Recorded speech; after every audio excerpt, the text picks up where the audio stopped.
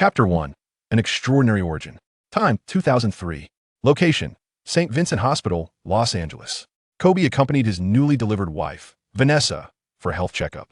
The head nurse, a Caucasian woman named Ruth, who happened to be Kobe's high school classmate, suggested that he undergo a comprehensive examination. After a moment of contemplation, Kobe agreed. Ruth entered the room and whispered with a tall woman, another of Kobe's former classmates, named Jenny. The two conspired to devise a plan involving Kobe. A month later, Jenny discovered she was pregnant. She resigned from her job and, with her meager savings, rented a dilapidated house in the Jordan Downs neighborhood. 9 months later, she gave birth to a charming baby boy, whom she named Shawn, with the affectionate nickname BJ. Jenny, raising her child alone, refrained from seeking employment until Shawn turned 3, when necessity compelled her to take a part-time job at a fried chicken restaurant. On a particular day, as Jenny was preparing to leave work with Shawn in her arms, a scruffy African-American man in his 20s stood at the entrance, scrutinizing her. His tattered clothes hung loosely on him as he leaned against the iron railing, arms crossed and eyes narrowed, wearing a melancholic expression. The man was destitute, recently evicted by his landlord, and in desperate need of shelter to avoid spending the night on the streets. Suddenly, he mimed a basketball shot with empty hands, then shoved his hands into his pockets. Jenny glanced at him, her face adorned with an incredulous expression. "Hello, beautiful lady. I sometimes engage in these whimsical gestures. If I have captivated you, I beg for God's forgiveness. I am at a loss for where to channel this wretched charm of mine," the man declared with an air of unwarranted confidence. "Perhaps into your torn pockets, which are clearly letting the wind through," Jenny retorted, rolling her eyes and walking past him without hesitation. The man's ears turned crimson with embarrassment. Aware of his current plight, he mustered the courage to follow her. "I am Gus Bryant, a former shooting guard on the school team. Would you be interested in getting to know me? I would be honored to treat you to dinner tonight." Upon hearing the term shooting guard and the surname Bryant, Jenny halted abruptly. Shawn had no one to teach him basketball, and she was juggling work while caring for her child. If such a person existed, perhaps circumstances could change. Gus, towering at over 6 feet, with long limbs that suggested athletic prowess, seemed to embody the essence of a basketball player. "Do you truly understand basketball?" Jenny inquired. "Absolutely. Had my life taken a different turn, I will be playing for the Lakers now," Gus replied confidently. "My name is Jenny. I am unmarried, and this is my child. I am open to getting to know you." "What do you mean, your child?" "He will be our son from now on." In 2014, 10-year-old Shawn was training fervently on the basketball court, surrounded by several African-American boys, all of whom he thoroughly outperformed. "Good shot, son. You should be heading to school soon." Gus approached him with encouragement. Shawn nodded. "Dad, I just need to practice 10 more three-pointers." Gus replied, "All right, give it your all, though we may not match the intellect of our Asian and Caucasian counterparts, but sports remain our sole path to success." That a child, perplexed, asked Uncle Gus, "Must we, as African Americans, only pursue sports? Isn't President Obama also African-American?" "Come now, Ward," Gus replied with a wave of his hand. "It's not quite the same. He belongs to the upper echelons of society, while we, the lower class, cannot compare." Another child sighed, "Uncle, I lack BJ's athletic talent and am rather indolent. What other paths are available to me?" Gus chuckled. "If you possess a special skill, consider acting. As for what kind of actor you comprehend, I don't understand. Then go home and inquire with your parents. BJ, let's go. We'll drive you to school." "Okay." Upon reaching the school entrance, Gus handed several dollars to Shawn, instructing him to keep them in his pocket for safety. Shawn declined, saying, "Dad, I'm just a kid. I don't need to spend money." Gus waved his hand dismissively. No, son. It's wise to have some cash on hand for safety." "All right, go on in." "Okay." Once in class, Shawn took a seat in the most secluded corner. In a public elementary school in America, with over 20 students, Shawn was the tallest in the class. As the school day drew to a close, a student shouted, "Miss Susie, something peculiar just happened." Miss Susie, intrigued, asked, "Oh, what is it?" Chapter 2. Heart disease. "You were just writing an answer, and before you even completed it, I knew what you were going to write." Strangely, I didn't even know the answer, yet I was right. Shawn suddenly recalled something and chimed in, "Miss Susie, not long ago, while practicing my shooting, I knew right as I released the ball that it would go in. I even anticipated that my dad would say good shot, and he did." "The situation was identical. Why is that?" "Is a form of precognition." Miss Susie smiled. "I cannot explain. It's likely what researchers refer to as DJVU.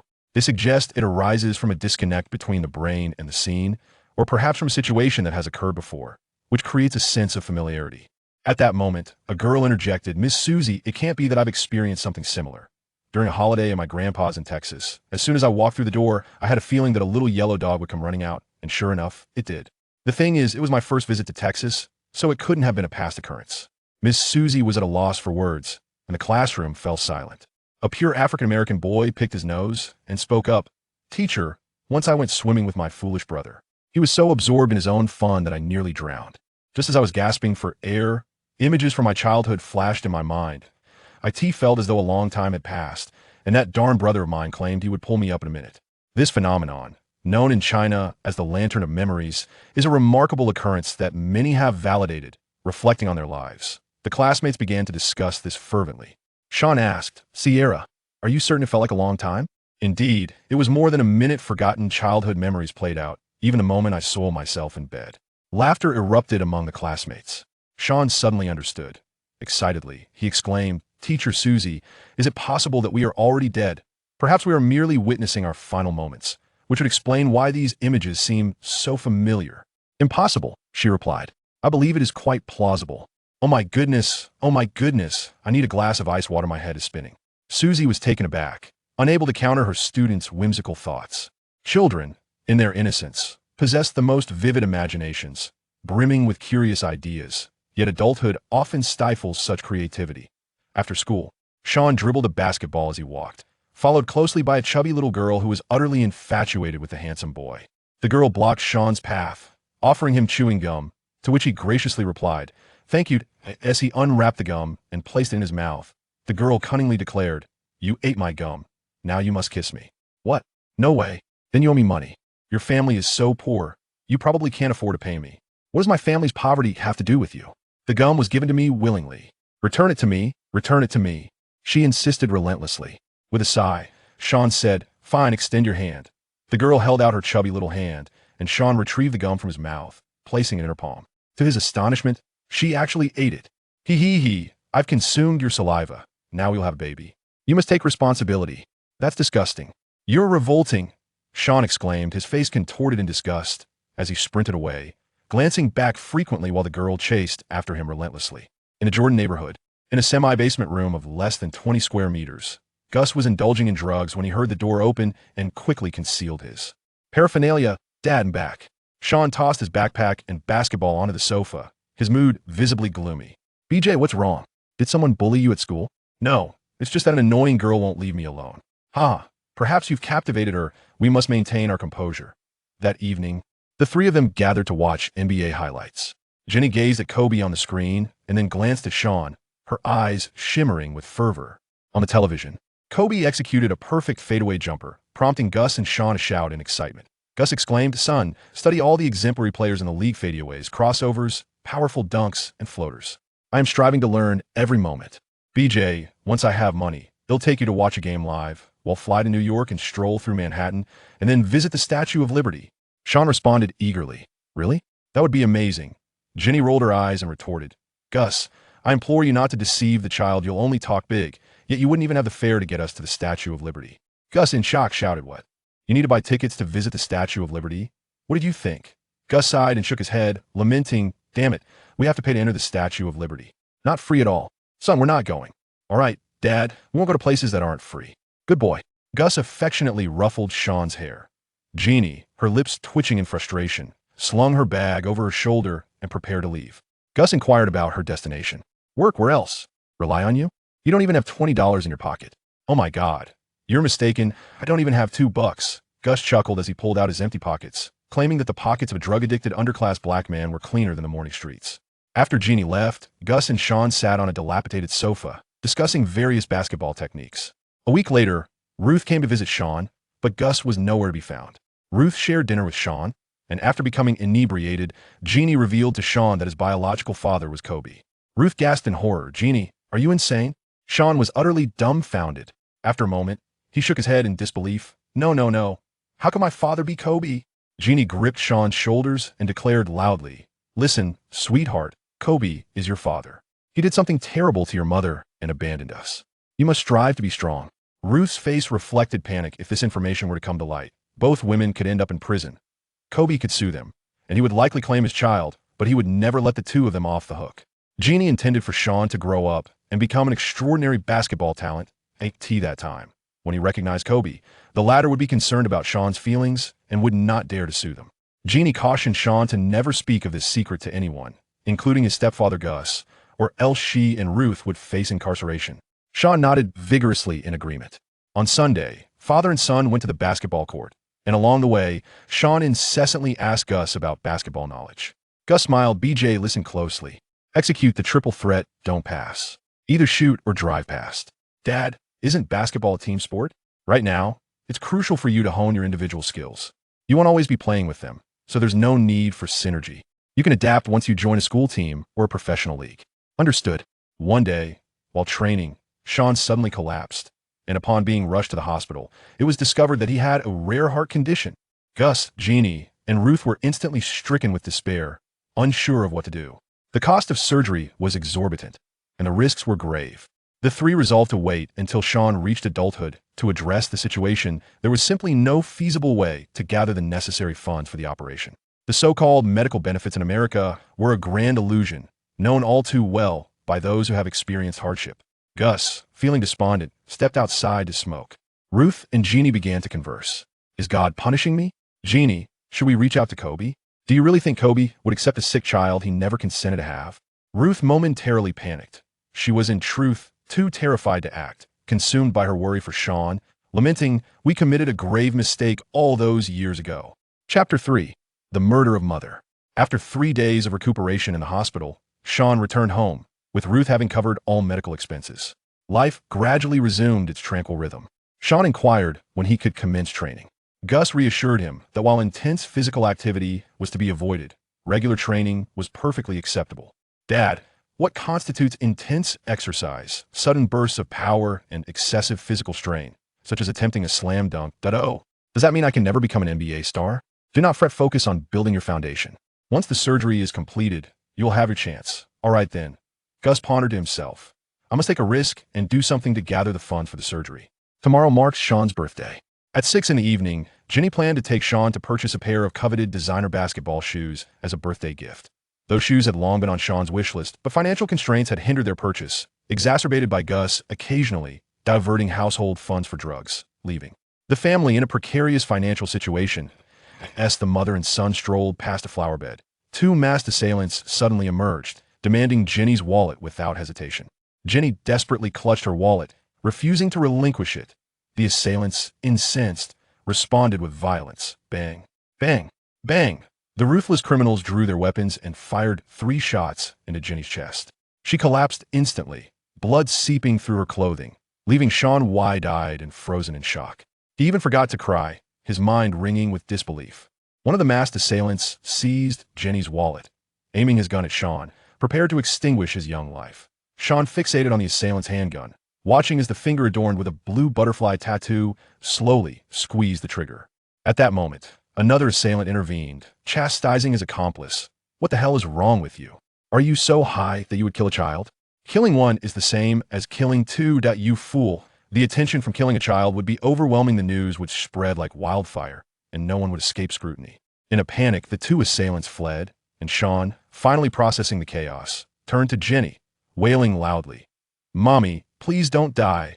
Tears streaming down her face, Jenny reached out to touch Shawn's cheek, her words faltering. Son, Mommy is sorry. Practice hard and make it to the NBA. Listen to Dad. And Ruth. Her voice trailed off abruptly, her pupils dilating as she slipped away from this world. Mommy, please wake up. Shawn, overwhelmed with grief, fainted atop Jenny's lifeless body. Nearby bystanders, upon discovering the tragedy, grabbed Jenny's phone to contact Ruth and Gus, some opting to call the authorities. 20 minutes later, Gus arrived, rushing to embrace Jenny's body, tears cascading down his face as he repeatedly uttered her name. Which bastard did this? I will kill him. Gus roared skyward. The police and ambulance arrived, but tragically, Jenny had long since lost her vital signs. Ruth arrived with the hospital vehicle, stepping back a few paces upon seeing Jenny's lifeless body. Overcome with grief, she collapsed to the ground, covering her mouth as she wept uncontrollably. Oh God, why has this happened? Gus cradled Shawn in his arms and accompanied Ruth to the police station to file a report. As Shawn regained consciousness, he appeared disoriented, instinctively searching for his mother. He inquired of Gus and Ruth whether his mother had perished. With tears streaming down their faces, Ruth and Gus sorrowfully informed Shawn of his mother's demise, knowing that the long days ahead could not be concealed. Shawn's gaze turned vacant, silent tears cascading down his cheeks. Upon returning home, Shawn continued to sob relentlessly. Gus held him close, offering words of comfort and probing about the circumstances surrounding the tragedy. Shawn described two masked assailants, one of whom bore a blue butterfly tattoo on his palm, the very hand that had taken his mother's life. Gus entrusted Shawn to Ruth, his face etched with a fierce determination. "Ruth, I implore you to care for the child moving forward." In a state of panic, Ruth exclaimed, "What are you planning to do? Do not act rashly. I must do this otherwise. I am unworthy of the title of husband and father. My life is already forfeit. I am prepared to risk everything. I shall secure the funds for my son's surgery and avenge my wife's murder. These two tasks I shall fulfill." With that, Gus stormed out, disregarding Ruth's urgent pleas.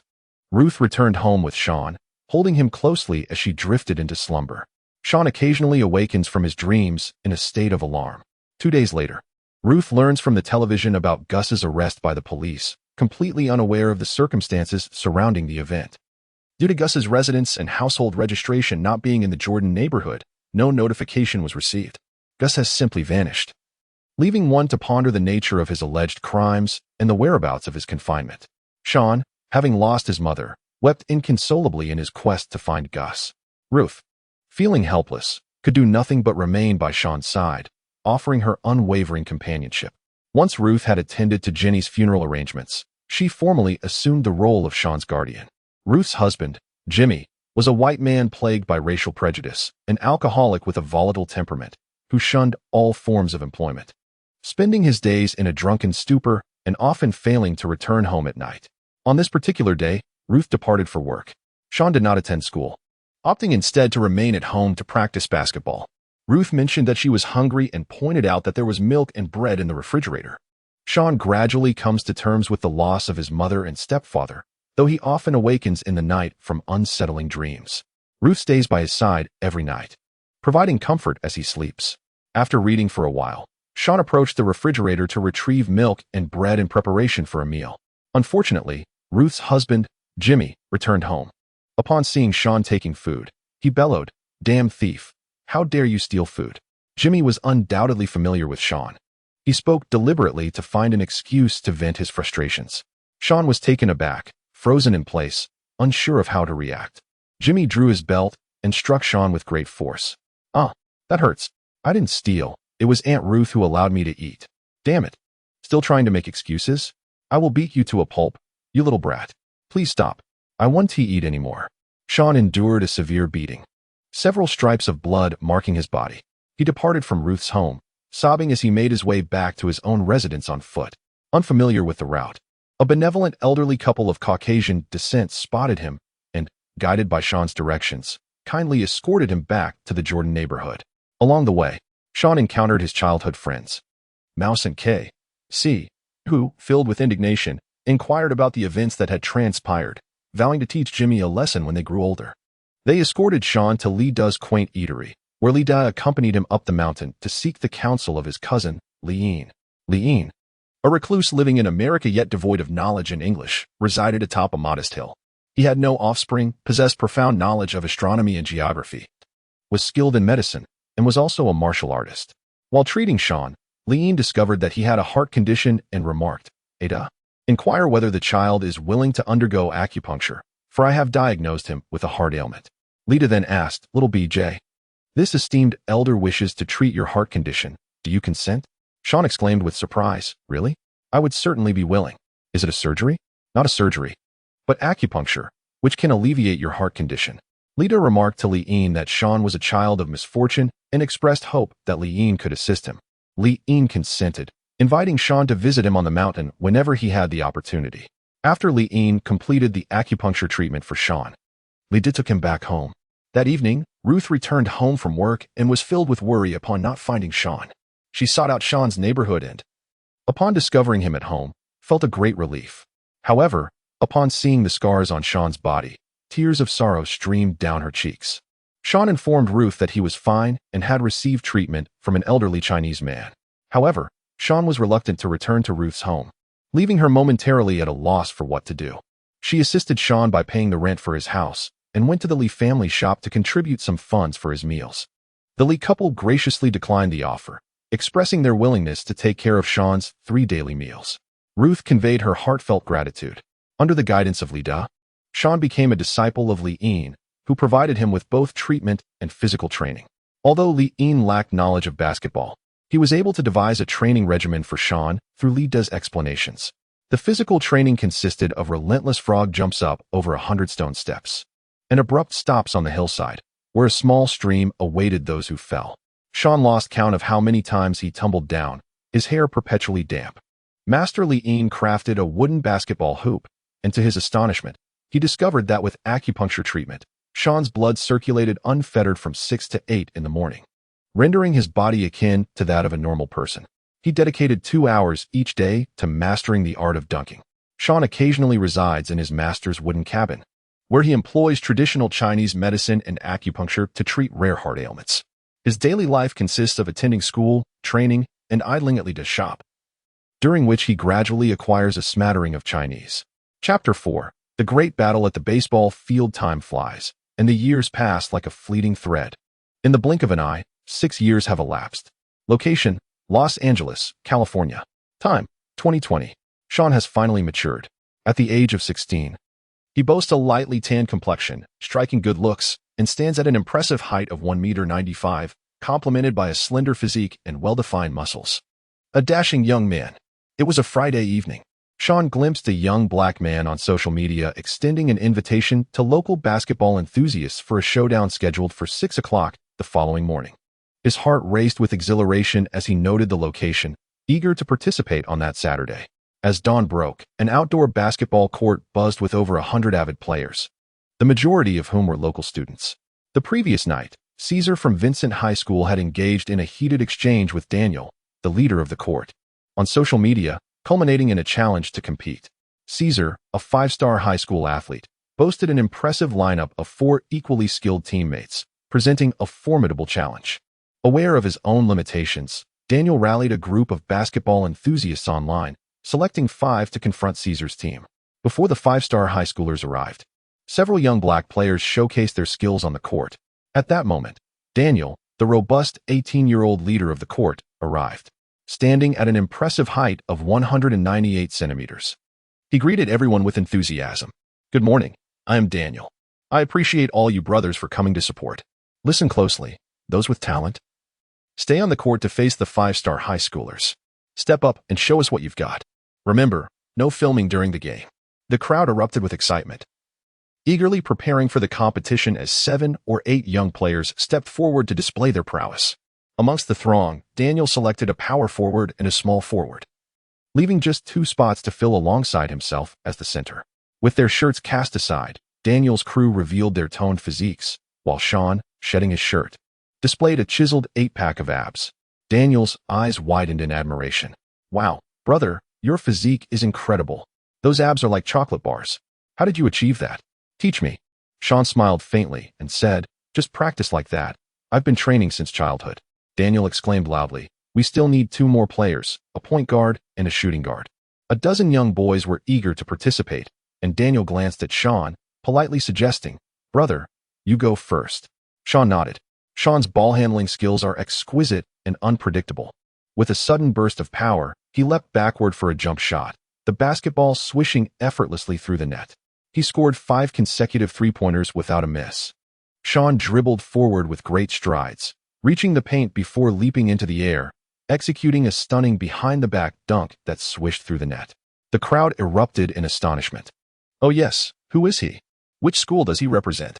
Strangely, neither Sierra Canyon nor Vincent Junior High has ever mentioned such a talent. This level of skill cannot be attributed to an unknown player. Though many attempt the behind-the-back dunk, each individual exhibits a distinct flair. Some possess strength, elegance, and effortless finesse, revealing their profound training with a single move. Daniel mused to himself, "Impressive. Is he a top-tier 5-star recruit?" All aspiring shooting guards instinctively stepped back, none daring to voice their ambitions as Shawn's prowess silenced them. Daniel was filled with excitement. Shawn's presence bolstered his own confidence. "My friend, from which school do you hail as a 5-star high school athlete?" Shawn offered a resigned smile, harboring unspoken burdens as he revealed the name of his modest school. Daniel, unsurprisingly, was unfamiliar with it, and found it perplexing that such talent had not attracted the attention of prestigious universities. "Brother, what is your name?" "Shawn Bryant. But you may call me BJ. BJ. A pleasure to meet you." Likewise. For the final slot, Daniel chose a white point guard named Hart. At 7 in the morning, the 5-star high school students from Vincent High arrived, 3 African American and 2 white. They strode in with an air of arrogance, particularly Caesar, who looked down his nose at everyone around him.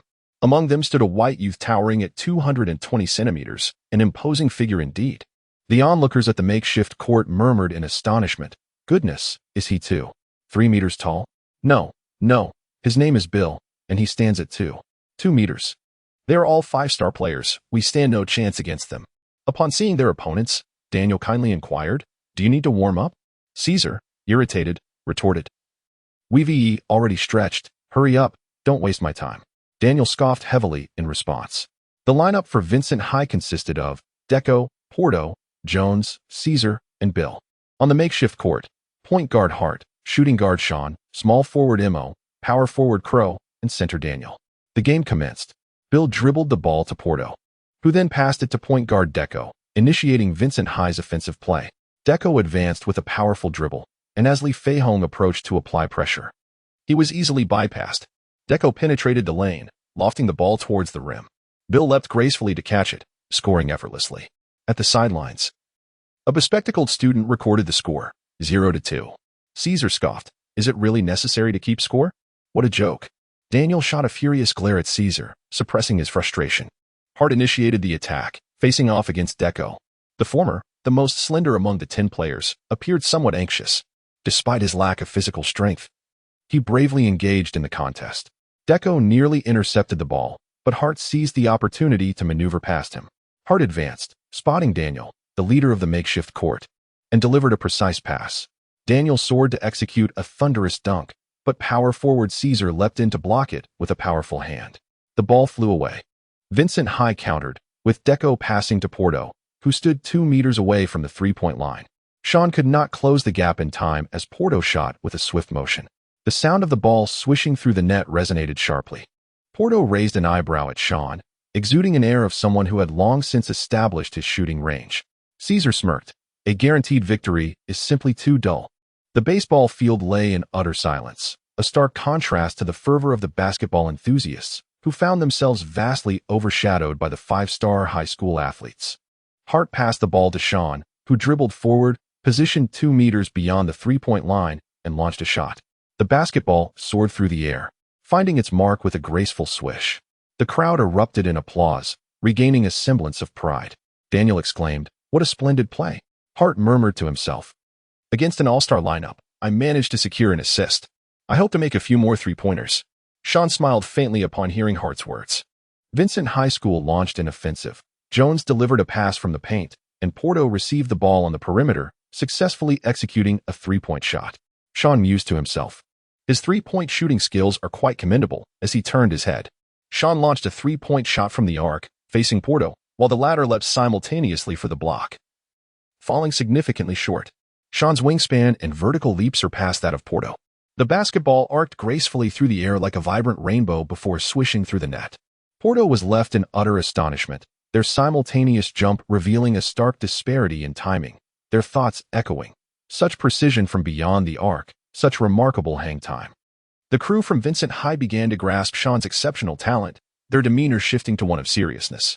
Jones inquired about the school Shawn attended, to which Shawn, with a hint of exasperation, provided the name once more, a name unfamiliar to the group, leaving them perplexed. Subsequently, Vincent High launched a fierce offensive. Caesar executed a thunderous dunk, while Bill showcased his prowess in the paint, complemented by Deco, Jones, and Porto's seamless coordination from the perimeter, employing screens and picks, along with defensive rotations. Waves of relentless attacks widened the gap to over 10 points. During this stretch, Shawn netted 4 points with 2 mid-range jump shots. At 12:28, Vincent High initiated another assault on the outdoor court. Hart passed the ball to Shawn, who charged towards the paint at full speed. Faced with Porto's defense, he deftly sidestepped without losing momentum. Inside, Caesar and Jones converged to double-team him, but Shawn feigned a move and passed the ball to Daniel. Chapter 5, The Stunning Dunk. Daniel caught Shawn's pass and scored with a layup, patting his chest in celebration and exchanging high-fives with Shawn. Caesar interjected. What's the big deal about a simple layup celebration? What do you want from me, you fool? Just wait until you get schooled.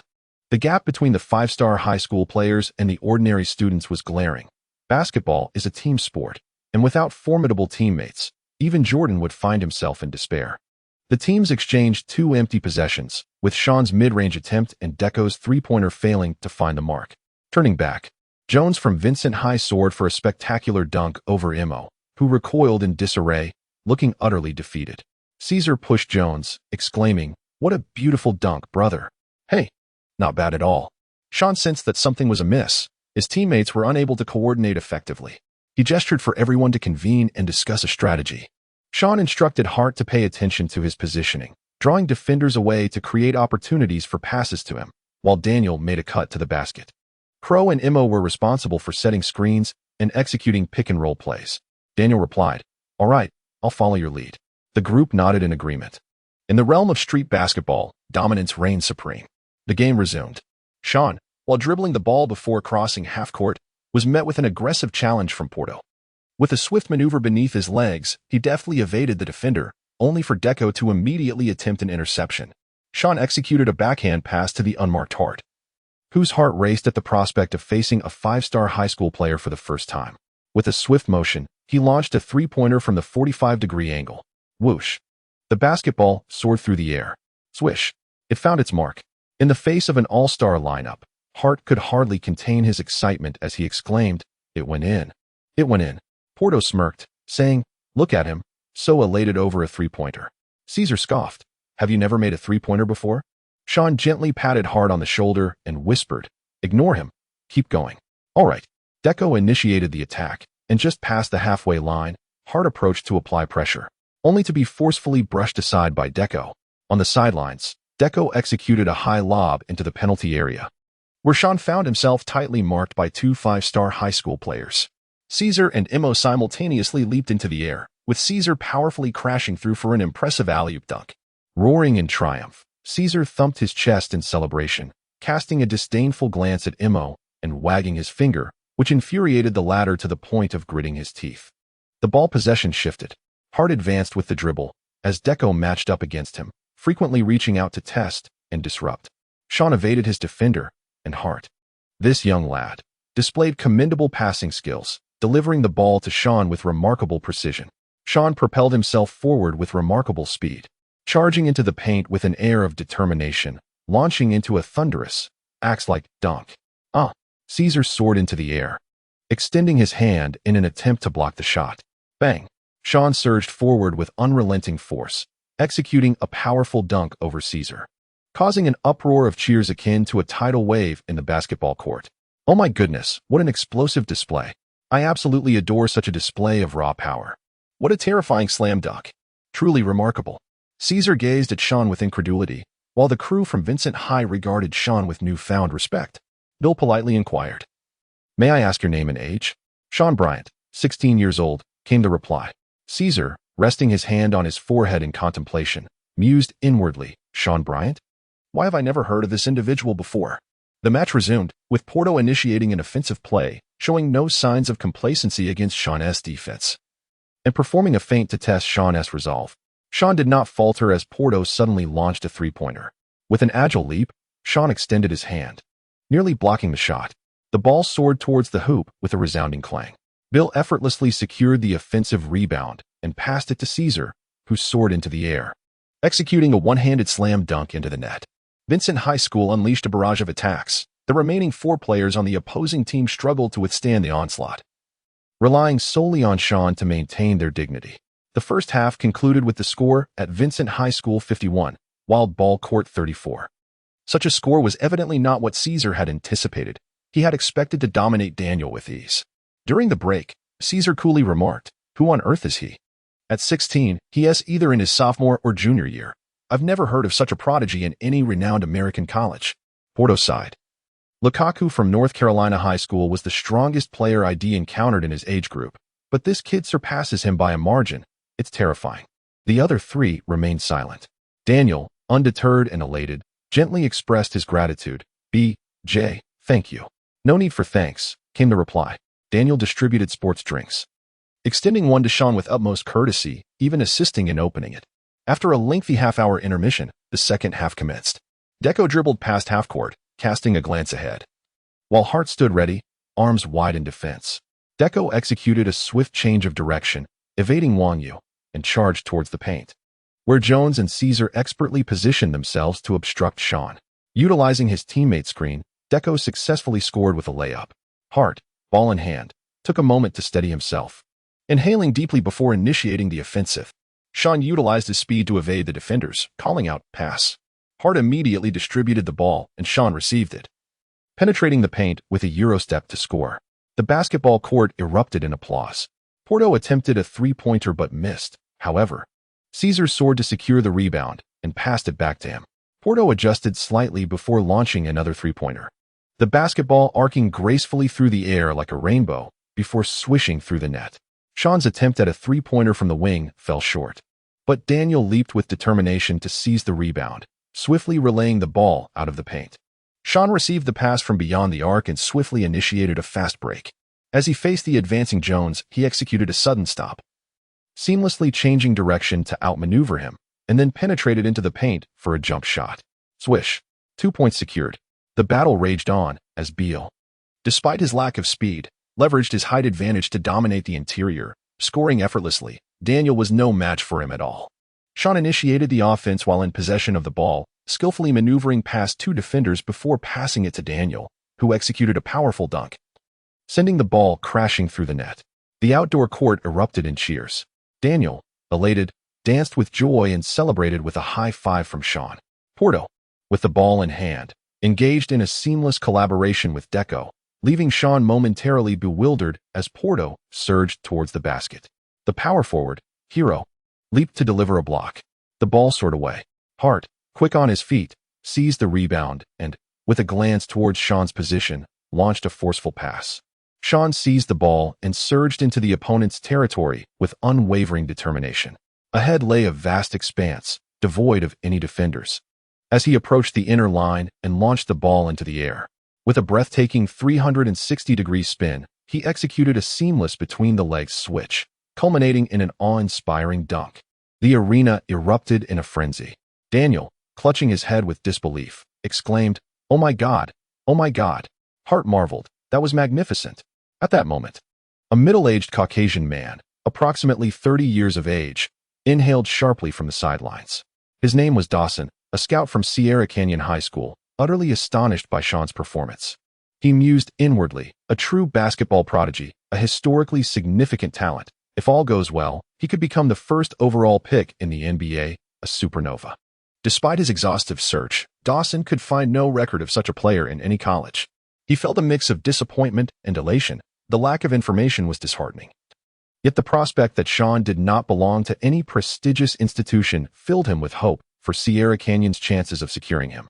Shawn unleashed a swift fast break, his foot barely touching the paint before he soared into the air, executing a thunderous windmill dunk, while Beal foolishly attempted to impede his path. Shawn surged forward like a tempest, exuding an aura of lethal intent as he executed a stunning dunk over the towering Bill, who stood at 2 meters and 2 centimeters. The basketball enthusiasts at the park erupted in fervent cheers, rallying behind Shawn with exuberant shouts. The score stood at 80-99 in favor of Vincent High School. Despite their roster being inferior to that of their adversaries, Shawn's remarkable three-pointer rendered the star-studded high school athletes momentarily speechless. Hilo's dribbling misstep led to a steal by Deco, allowing Vincent High School to launch a counterattack, culminating in Caesar delivering a breathtaking two-handed dunk. At that moment, an unexpected turn of events occurred. Hart launched a three-pointer that clanged off the rim, and as Shawn leaped high in preparation to secure the rebound, a sudden, sharp pain pierced through his heart. Shawn landed, clutching his chest, a look of dread etched upon his face as he murmured to himself, "Oh no, the time has come."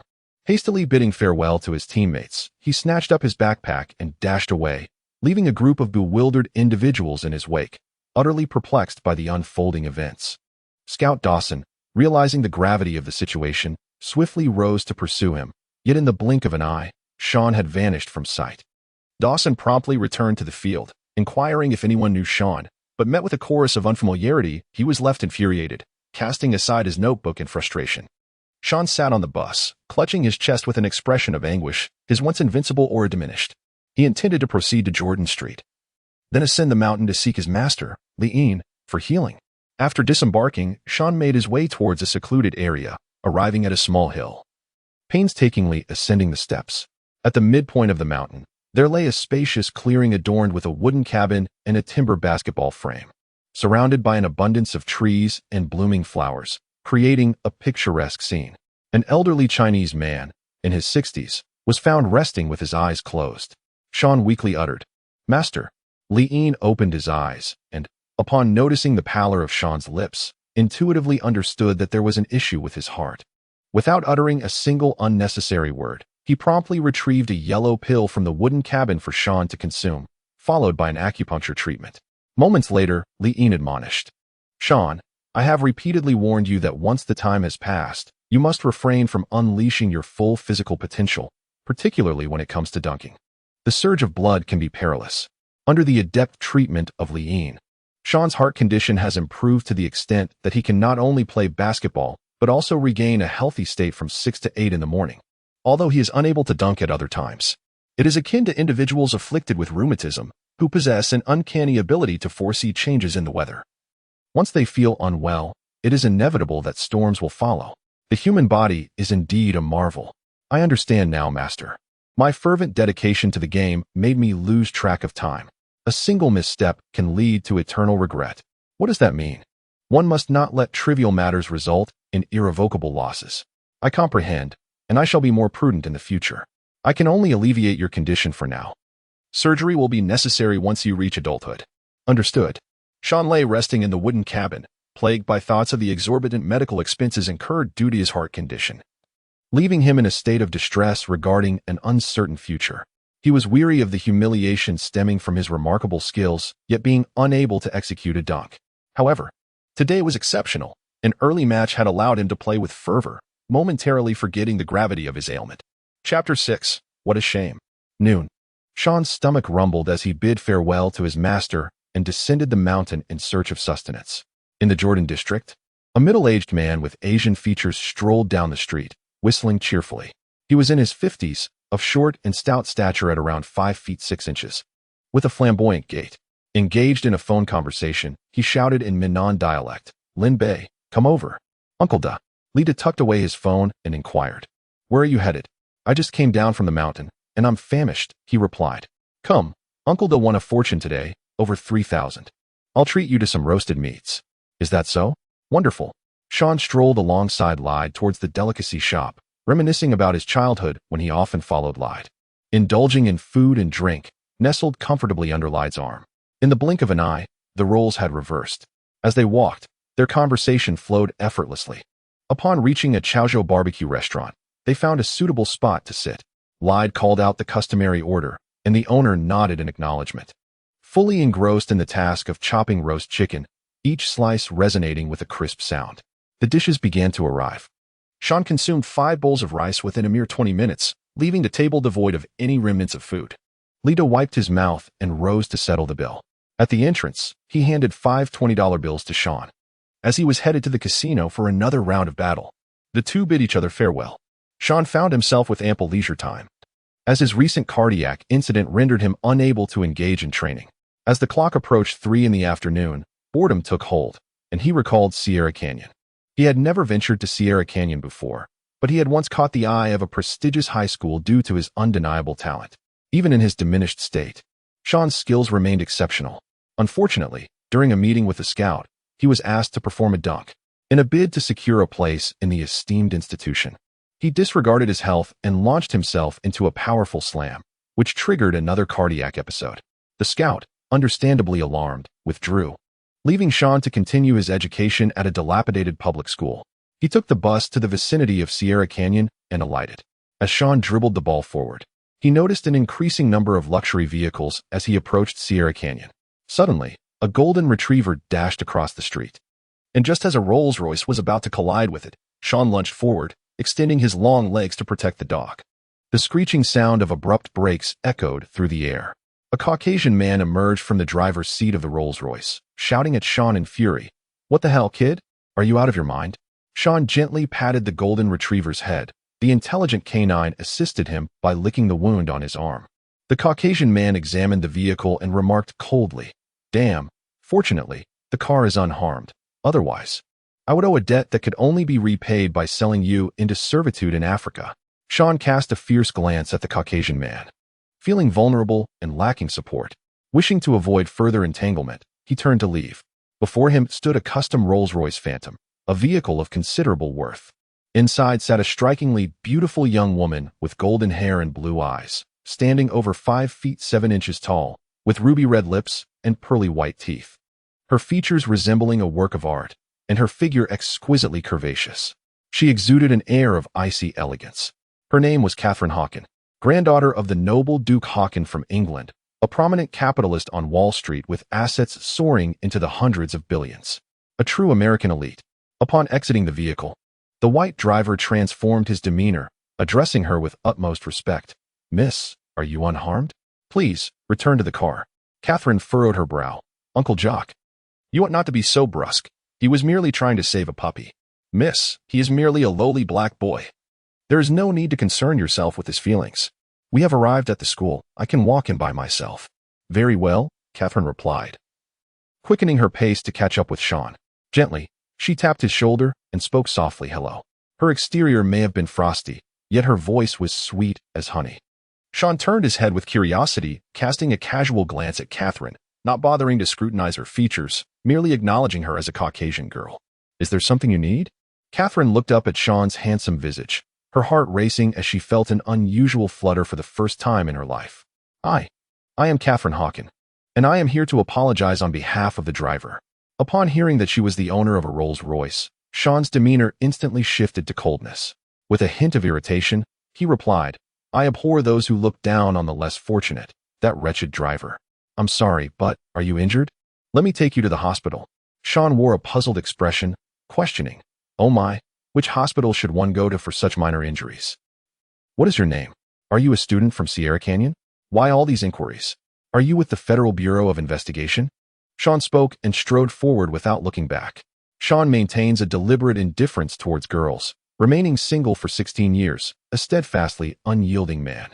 Hailing from humble beginnings, he devoted himself to rigorous basketball training from a young age, remaining oblivious to the world beyond, singularly focused on tormenting the basketball hoop.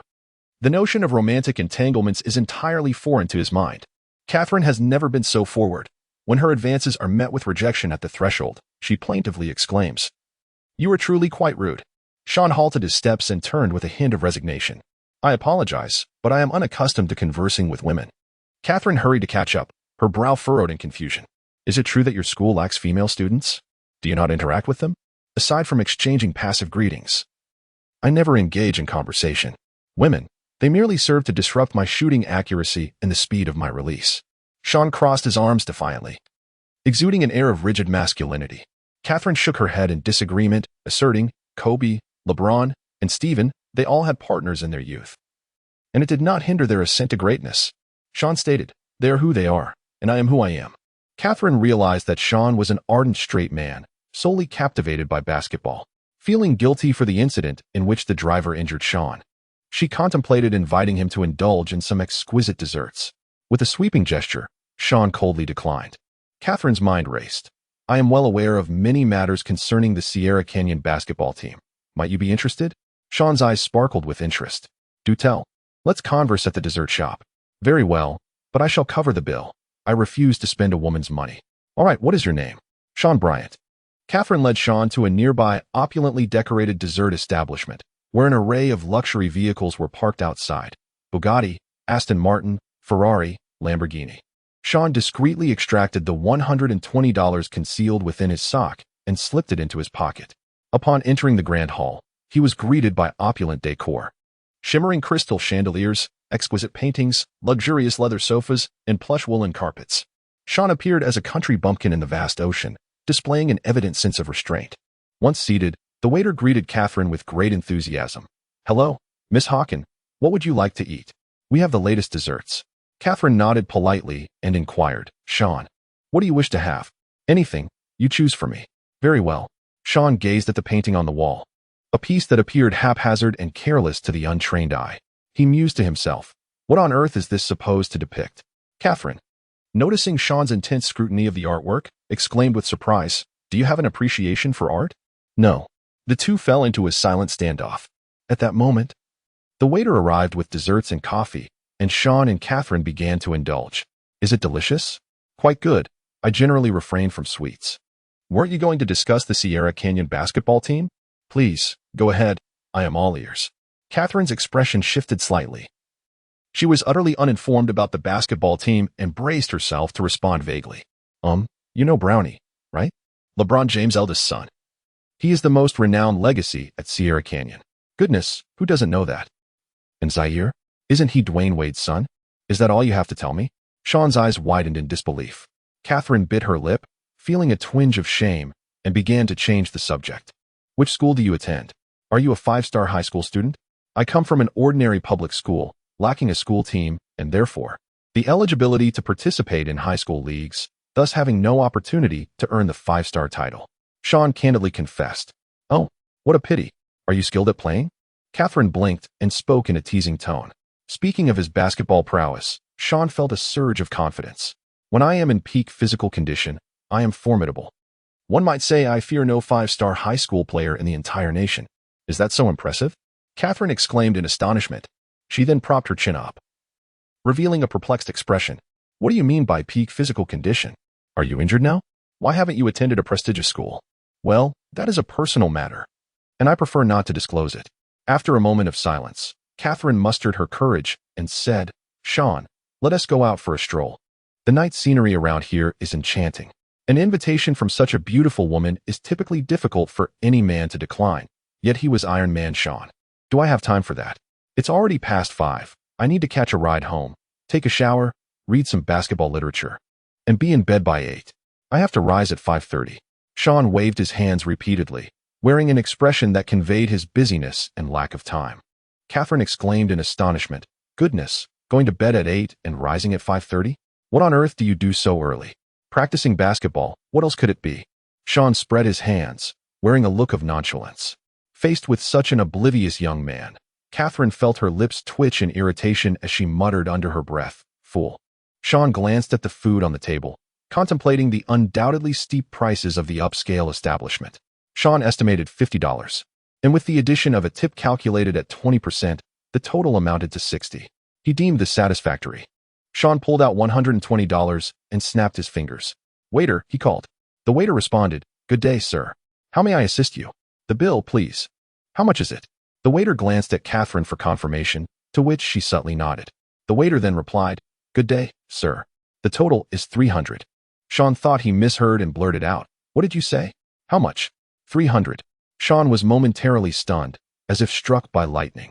His ears burned with embarrassment, leaving him feeling utterly humiliated, while the $120 in his hand appeared ludicrously insufficient. Compounding his distress was the absence of a credit card or any means of online payment. Fortunately, Catherine, discerning Shawn's awkward predicament, discreetly signaled to the waiter and swiftly resolved the situation with her signature. Shawn felt utterly humiliated in front of the girls. Regaining his composure, he chuckled at himself, remarking, I could never have imagined that a dessert could cost $300, even in my wildest dreams. Isn't that the usual price? Catherine inquired cautiously. Is that truly the standard price? Shawn couldn't help but curse. He usually splits a $10 pizza into 2 meals. Shawn could scarcely fathom the existence of the affluent heiress. Catherine, just as Catherine was unable to comprehend the struggles faced by those from the lower strata of society. She pressed her lips together and pondered, Is it not so? Shawn shook his head and sighed, lamenting, Capitalists pour milk into the rivers while the impoverished perish of thirst in the slums. The stench of wine and meat fills the halls of the wealthy, while frozen bones lie scattered on the streets. Shawn picked up his backpack and stood up, not wishing to linger for even a moment longer. Thank you for your hospitality. I shall take my leave now. Catherine hurriedly followed him outside. Where they stood at the entrance of the dessert shop, Shawn stood with one hand in his pocket. Gazing up at the vast sky, though we live beneath the same heavens, we seem to inhabit entirely different worlds. Farewell. Catherine watched as Shawn's figure faded into the distance. Her face etched with sorrow, perplexed by the missteps that led them here. Clutching her phone in her palm, She had hoped to obtain Shawn's contact information. Alas, the goddess's intentions were thwarted as the king remained oblivious to her dreams. Shawn strode away with no trace of longing. The setting sun elongated the silhouette of the youth, rendering him particularly desolate. At 9 o'clock in the evening, in the slums of Jordan Street, a half-basement lay within a dilapidated dwelling, where the air was damp and the odor unbearable. Shawn was reluctant to move to Aunt Ruth's house. This abode was imbued with memories left by his stepfather and mother. Shawn lay in bed, tossing and turning, unable to fall asleep, the echo of the words "hello, sir," a total of 300 reverberating in his ears. As Shawn recalled his embarrassing moments, a wave of frustration surged through him, prompting him to slap the bed frame vigorously. It was Sunday, and at 5:30 in the morning, Shawn completed his morning routine, indulged in a glass of milk, and savored a few slices of toast, seizing the opportunity while his body felt rejuvenated. He devoted 2 hours to perfecting his slam dunks. At noon, the clock struck 12. Shawn visited the Chinese restaurant in the neighborhood. Lita sat at the counter lost in thought, likely having squandered all his money. Lita's wife, Aunt Lon, engaged in conversation with Shawn while their nephew, Li Qian, busied himself in the kitchen. After finishing his meal, Shawn exited the restaurant and headed to the mobile phone store on the same street to meet up with his childhood friends. Author's note: I am aware that Garnett has no sons, that Duncan's son is of a certain age, and that Zaire is older than Bronny. My adaptations are meant to serve the narrative. I write the competition from the audience's perspective, which is simpler. I find complexity challenging to convey. Chapter 7. In a fit of anger, he dropped out. Chris, at the age of 18, is the proprietor of the mobile phone store, while the other 3 are orphans who left school early, all of them 16 like Shawn. 3 years prior, Chris's father was imprisoned for smuggling counterfeit phones. At the age of 15, Chris took over the business. Standing at 6 feet tall, he possesses an honest and shy demeanor with an attractive appearance, a rarity among African Americans. Mouse is the shortest and thinnest, while K.C. stands at 6 feet tall, clever and capable. Fat Tiger is of similar height, albeit considerably overweight, with a penchant for culinary delights and women. Both K.C. and Mouse have fallen into the throes of addiction. Mouse often runs errands for gang members to earn a bit of money, while K.C. maintains the best social connections. Chris presented Shawn with an iPhone 6. Replacing his old, worn-out phone, it was the finest device in Chris's store. Shawn did not seek employment, for meager earnings would prove ineffective. Instead, he devoted his time to honing his basketball skills, striving to enter the NBA to alter his destiny. Since the age of 10, he has relied on Ruth's generous support to survive, alongside the assistance of his brothers and the Lee family. At this moment, K.C.'s phone incessantly chimed. Shawn inquired, "Why are you not answering the phone?" K.C. replied with a wry smile, "It's a call from a gang brother." Chris, in a flurry, asked, "Is it about the battery replacement? Is there an issue?" Most of Chris's business came through K.C., and he was concerned there might be a post-service problem. K.C. reassured him, "It's not a significant issue." "Not significant? Is the battery overheating again?" Chris pressed. No. Chris, your skills are unparalleled. Even the technicians at NASA cannot match your expertise. After the repairs, it doesn't overheat at all." "Haha, that's a relief. I was worried about the battery overheating." "Overheating? Nonsense. It exploded, and it has since cooled down," K.C. retorted with raised voice. Laughter erupted among the group as they began to tease Chris. "Oh my goodness. A total write-off." "Ha." The rat exclaimed, "What utter nonsense, Chris. Even a homeless person could repair it better than you." Shawn clutched his forehead, laughing uncontrollably. Chris, engulfed in embarrassment, sighed. "I knew that cheap goods come with their own set of problems. I acquired a batch of inexpensive batteries, and that fellow assured me there were no quality issues." K.C. retorted angrily, "Damn you, you fool. Why do you take others' words at face value? Sooner or later, you'll blow yourself up." "Ha. Chris, do refrain from playing with fire. Quality matters," K.C. advised.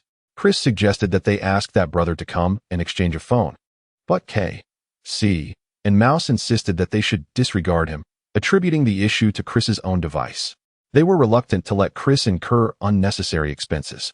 Chris insisted, "We cannot act this way. Honesty is paramount." K.C. impatiently interrupted, "Stop acting like a woman." Chris. Monday. Shawn ascended the mountain in search of his master, engaging in physical training and practicing his dunking skills, only to return to school tardy once again. Upon entering the classroom, he was met by a corpulent white woman delivering a lecture, who held a particular disdain for those of lower social standing, especially African Americans.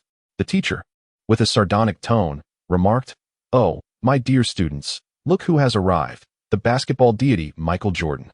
A murmur of whispers spread throughout the class. Shawn's ears burned with embarrassment as he clutched the basketball in one hand, making his way to a corner seat. Not all American teachers are benevolent saints. Some harbor the misconception that educators in the United States will unconditionally uplift their students under the guise of American education, to assert that all American teachers are exemplary, compassionate, and virtuous reveals a profound misunderstanding of human nature. Much like in China, the spectrum of teaching quality encompasses both outstanding and subpar educators in America. Shawn's academic performance relies heavily on rote memorization, often hovering around the passing mark. He forgets what he has read shortly after. Among the 4 grades, A, B, C, and D, he has never encountered an A. On either side of Shawn sat 2 black students, one named Poke and the other Joel, both of whom were his good friends. Poke was engrossed in watching a film on his phone, while Joel was peacefully asleep. Bored, Shawn picked up his own phone to watch basketball videos. At that moment, the teacher approached the back row, and Shawn and Poke remained oblivious to her presence. She glanced at their phones, her expression revealing disdain, and remarked with a sarcastic tone, "The federal government is currently constructing prisons. As the crime rate among marginalized black communities is on the rise, and the jails are nearing capacity." Shawn and Brock ceased their engagement with their phones, a slight discontent brewing within them as their teacher subtly mocked them. "Shawn, playing basketball will not alter your destiny. Countless high school students across the nation aspire to enter the NBA, yet how many truly succeed? Many 5-star recruits fail to make it to the NBA, let alone you." Brock interjected, "Hey, teacher, you have no idea how talented my brother is." "Oh, really?" The teacher retorted, unimpressed. "If he is indeed so exceptional, why haven't prestigious schools recruited him? Ha ha ha. Do not delude yourself into thinking you are Michael Jordan. Bearing the surname Bryant does not make you the next Kobe." The teacher sneered. Shawn could no longer endure the situation. In a fit of anger, he exclaimed, "Teacher, I have never claimed to be Michael Jordan or the second Kobe. It is you who has persistently mocked me." The teacher, rendered speechless and unable to retort, glanced at Joel, who was asleep, and hurled a book at him. Joel was tacitly acknowledged by the teacher as being asleep, having succumbed to substance abuse, drifting through each day in a daze. The rampant drug epidemic in America has deeply affected the youth. "What the hell, who hit me?" Joel bellowed as he sprang to his feet. "You worthless fool," the teacher scolded vehemently, as the effects of the drugs surged within him. Joel seized the teacher by the collar, threatening, "You old hag, a racist, I will end you." Just as Joel's fist was poised to strike, Shawn intervened, not out of concern for the teacher, but out of fear that Joel might provoke a serious incident. The teacher, in a fit of rage, unleashed a torrent of insults and curses. In a fit of fury, Joel overturned a desk, shouting, "Shut your mouth, you old fool. I'm done with this place. I'm joining a gang. BJ, Poke, let us go? Fine, I can't take it anymore. Damn it." The 3 of them, filled with determination, slung their backpacks over their shoulders and stormed out of the classroom. Just as they were about to leave the school grounds, Shawn suddenly felt a pang of regret. Clutching his head in despair, he lamented, "Oh my God, how am I going to explain this to Aunt Ruth? Hey B.J., it's better to leave this pathetic school behind and find one that suits you. Indeed, your basketball talent should not be squandered. It seems that that's the only way forward. I'm going home to sleep. Take care of yourselves, my good brothers. All right, I shall return home as well." Shawn intended to seek out his guardian, Ruth, feeling an overwhelming sense of frustration and uncertainty about how to explain his predicament to her. After walking a short distance from the school, a Caucasian man driving nearby suddenly spotted Shawn, his face lighting up with uncontainable joy as he promptly pulled over to the side of the road. A sudden rush of footsteps echoed behind Shawn. "Shawn Bryant," shouted a Caucasian man. Shawn turned in confusion, asking, "Who are you?" "God bless, I finally found you. My name is Dawson Johnson, a scout from Sierra Valley." Dawson spoke breathlessly. He had been inquiring about Shawn's school and was on his way to find him, not expecting to encounter him here. Upon hearing the names Sierra Canyon and Scout, Shawn's heart raced uncontrollably with excitement. What brings you to seek me out?" Shawn's tone conveyed a hint of anticipation. Dawson retorted, Why didn't you attend school? A bit of unfortunate business led to my withdrawal. Really? Nice. Good call on that. What? Chapter 8. Transferring to Sierra Canyon, the two found a place to sit, and Dawson recounted his experience of watching Shawn compete. He earnestly invited Shawn to attend Sierra Canyon High School. You are the most formidable high school athlete I have ever encountered. I cannot fathom why you remain in such a dismal school. Just unfortunate circumstances, I suppose. What are your height, weight, and wingspan? I stand at 195 centimeters, weigh 90 kilograms, and my wingspan is 214 centimeters. Oh my goodness, what is your time for the 100 meters? I clocked around 90 seconds, nearly 11 seconds. What about your vertical jump and running jump? I've seen you dunk. It must be impressive. 95 centimeters and 120 centimeters. Hold on. Those figures are from when I was healthy, so they cannot be considered definitive, and I cannot dunk. What do you mean? Dawson was left with a mind full of questions. Shawn was acutely aware that his physical condition was impossible to conceal, so he decided to disclose everything. He indicated that, aside from his inability to perform slam dunks, his combat prowess remained formidable, with no detriment to his shooting accuracy or dribbling skills. During his healthier periods, he could muster 80% of his fighting capacity. However, his speed and interior capabilities were somewhat diminished compared to his peak condition. Dawson furrowed his brow, silently pondering. No wonder he attended an ordinary high school, yet an 80% capability is still quite impressive. Why, then, was he overlooked by any schools? Shawn observed Dawson frowning, mistakenly believing he was faltering. In a bid to seize this rare opportunity, he implored, I can showcase my skills. Please, grant me a chance. Let's get in the car and find a court. Shawn expressed his joy as they traveled along the road. Unable to contain his curiosity, Dawson inquired, your 80% strength places you among the elite of high school students across America. Why has no one approached you? And why do you not seek them out? With a sigh, Shawn replied, there was once a time when I had opportunities, but during a fierce dunk, I suffered a heart condition that terrified the scouts. Since then, I have lost hope. My health issues deter me from actively seeking schools. Ah, I see, Dawson responded. Rest assured, if I were to perish on the court, it would be my own affair, and I could sign an agreement. Ha ha, there is no need for that. Sierra Canyon can certainly accommodate you. Do not worry. Thank you. Kind sir. Not at all. They arrived at the basketball court. Shawn displayed his dribbling skills, three-point shots, and mid-range jumpers, while Dawson seemed to admire him as if he were a rare treasure. He praised, it appears that destiny has led you to Sierra Canyon. I, Dawson, formally invite you to join our esteemed institution. Will you accept? Yes, I am willing. Excellent. I shall provide you with my number. Please inform your guardians to facilitate your enrollment at the school. I do not have parents. I see. What about a guardian? Yes, I do. The two exchanged contact information. Dawson reflected, at 16, in the second year of high school, well, Jordan was not as formidable as you are at your age. You flatter me. Well, Jordan, the youngest son of Michael Jordan, is 18 years old and a senior at a high school in North Carolina, recognized as the top student in the nation. Shawn bid farewell to Dawson, watching as he drove away. Turning around, he eagerly made his way to Ruth's home to share the delightful news and arrange for his transfer. Ruth's husband, Jimmy, was seated at the entrance, a man Shawn held in contempt. During his childhood, after the passing of his mother, he had stayed at Ruth's house, where hunger drove him to eat bread, only to be met with Jimmy's harsh reprimands. Upon seeing Shawn's cheerful expression, Jimmy entered the living room to offer him a taste of milk. Shawn was taken aback. He expressed his gratitude and took a sip. Was it delicious? Quite satisfactory. Suddenly, Jimmy's expression shifted. He jested, ha ha, today I fed a stray dog, and it found it delectable as well. That little rascal will inevitably end up in prison like your stepfather. Upon hearing these words, Shawn, filled with fury, hurled the milk to the ground, having just believed that Jimmy had changed. As Shawn turned to leave, Ruth hurriedly pursued him and grasped his arm. With gentle words, she implored, Shawn, do not stoop to the level of that madman. Divine justice will be served upon him. Ruth bestowed upon Shawn essential supplies, slipping a $100 bill into his pocket, urging him not to hesitate in spending it. At school, make sure to eat and drink as needed. Do not skimp. I will find a way to gather the funds for the surgery. Shawn felt a deep pang of sorrow, realizing that Aunt Ruth had been exceedingly frugal for his sake, even going so far as to sell her car.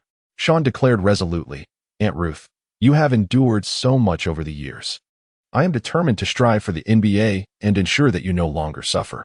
Ruth shook her head and replied, "It's not a burden for me. I have a duty to care for you." Jimmy shouted furiously, "What responsibility do you even have? Spending money on this fool. He will never make a name for himself in basketball." Shawn, trembling with anger, was quickly pulled back by Ruth. As they chatted on the side, Shawn shared the news of his transfer with her. Ruth was utterly thrilled, embracing Shawn with enthusiasm.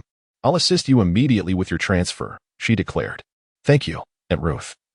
Shawn replied as they bid each other farewell. As Ruth gazed at Shawn's retreating figure, her heart whispered, "Child, you were meant to flourish in a prosperous family. Your mother and I have wronged you." 2 days later, Ruth completed the necessary procedures. Shawn gathered with a group of friends to celebrate his transition to Sierra Canyon. B.J., my brother, I am genuinely happy for you. Entering an elite school means you must strive even harder. Achieve excellent grades, gain admission to a prestigious university, and participate in the draft. "I will, thank you all," Shawn responded. Shawn took a ride to his new school. He alighted near Sierra Valley and walked a short distance to the entrance. Upon stepping through the gates, the wheels of fate began to turn. Here, Shawn would gradually evolve and reclaim all that rightfully belonged to him. The Sierra Valley boasted a picturesque environment, with recreational areas considerably more spacious than those at his former school. Elegantly dressed students gathered in small groups, while the campus itself resembled a painting, with lawns meticulously maintained like a football field. The greenery and facilities were of the highest standard, and the academic buildings exuded luxury and grandeur. Shawn felt a lingering unrest within, silently reflecting, "Truly, it is no wonder this esteemed institution stands unparalleled. It is indeed worlds apart from my own school." Upon entering the advanced secondary zone, I discovered that the American education system employs a rotating class structure. In this system, the educators and classrooms remain constant, while students select classes that align with their individual learning capabilities and interests. Shawn chose a class that he found somewhat appealing, and a group of students began to chatter about the new arrival. "Another athlete? Wow, look at him. He appears both cool and handsome. Isn't he tall? He must be a basketball player." No need for speculation. He undoubtedly entered Sierra Canyon on the merit of his athletic prowess, not in uniform, and judging by his attire. "It seems he hails from the less affluent neighborhood." Shawn pretended not to hear, feeling somewhat insecure upon arriving at the prestigious school. He quietly made his way to the last row and found a seat. After school, Shawn arrived at the basketball arena and called Dawson, who instructed him to wait at the entrance of the venue. Shawn strolled through the campus, his head bowed, feeling profoundly solitary as he had yet to make a single acquaintance. As he wandered, he realized he was lost. Sierra Canyon was indeed vast. He halted in place, surveying his surroundings. Chapter 9. Bestowing titles. A group of girls noticed Shawn and began to chatter excitedly. Catherine gasped in astonishment and exclaimed, "Oh my gosh, it's him. He transferred to our school." "Catherine, you actually know him?" her close friends remarked in surprise. For the typically reserved Catherine was recognized for her distance from those of lesser status. "Well, sort of. We had a minor unpleasant incident," Catherine admitted, her frustration evident. She longed to approach Shawn and greet him, but after a moment's contemplation, she decided against it. On one hand, she maintained an image of aloofness at school, unwilling to appear too forward in front of her peers. On the other, there was an emotional chasm between her and Shawn. "Catherine, you seem rather intrigued. I've never seen you like this before. Is spring finally upon you? You're not even glancing at Brownie and Zaire, yet you're interested in this nobody?" "Brownie and Zaire aren't my type. He is undeniably handsome. He must be an athlete, probably on the basketball team. With a height like that, it's certain." Shawn was entirely oblivious to Catherine. He had no interest in the girls' incessant chatter, let alone the inclination to inquire for directions. Suddenly, Shawn encountered a group of uniformly tall white students, reminiscent of basketball players. Recently transferred to Sierra Canyon, he wore an expression of bewilderment. Approaching a similarly athletic group of white students, he politely inquired, "Hello, fellow students. Could you please direct me to the basketball court?" The blonde student glanced at Shawn's attire, instantly discerning his humble background, and derisively replied, "Nonsense. There are no signs in the ghetto. Sierra Canyon is everywhere. Are you blind?" Shawn sensed the ill intentions of the other party, his expression tinged with displeasure as he quietly withdrew. A group of white students erupted in laughter, mockingly taunting him. "William, you are truly amusing. Ha ha ha. Goodness, this behavior is quite inappropriate. He is still rather polite. George, there is no need to be courteous to those beneath us." "Indeed. Humph. How naive to think one can rely on talent to achieve fame and lead a splendid life. Such dreams are fanciful.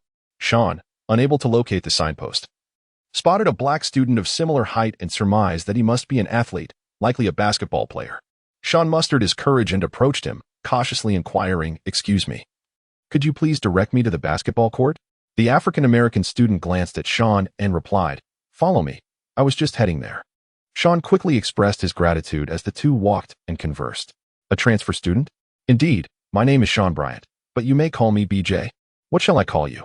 "BJ is a nickname derived from the combination of letters from my mother's name and my biological father's.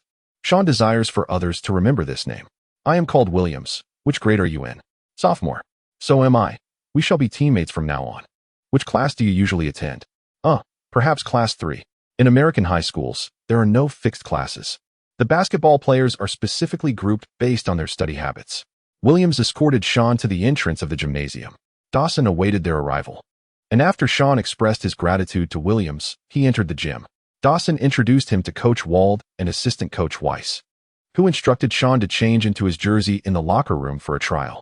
Inside the locker room, a blonde Caucasian student was taking selfies shirtless in front of the mirror, wearing an expression of sheer vanity. He was indeed quite handsome.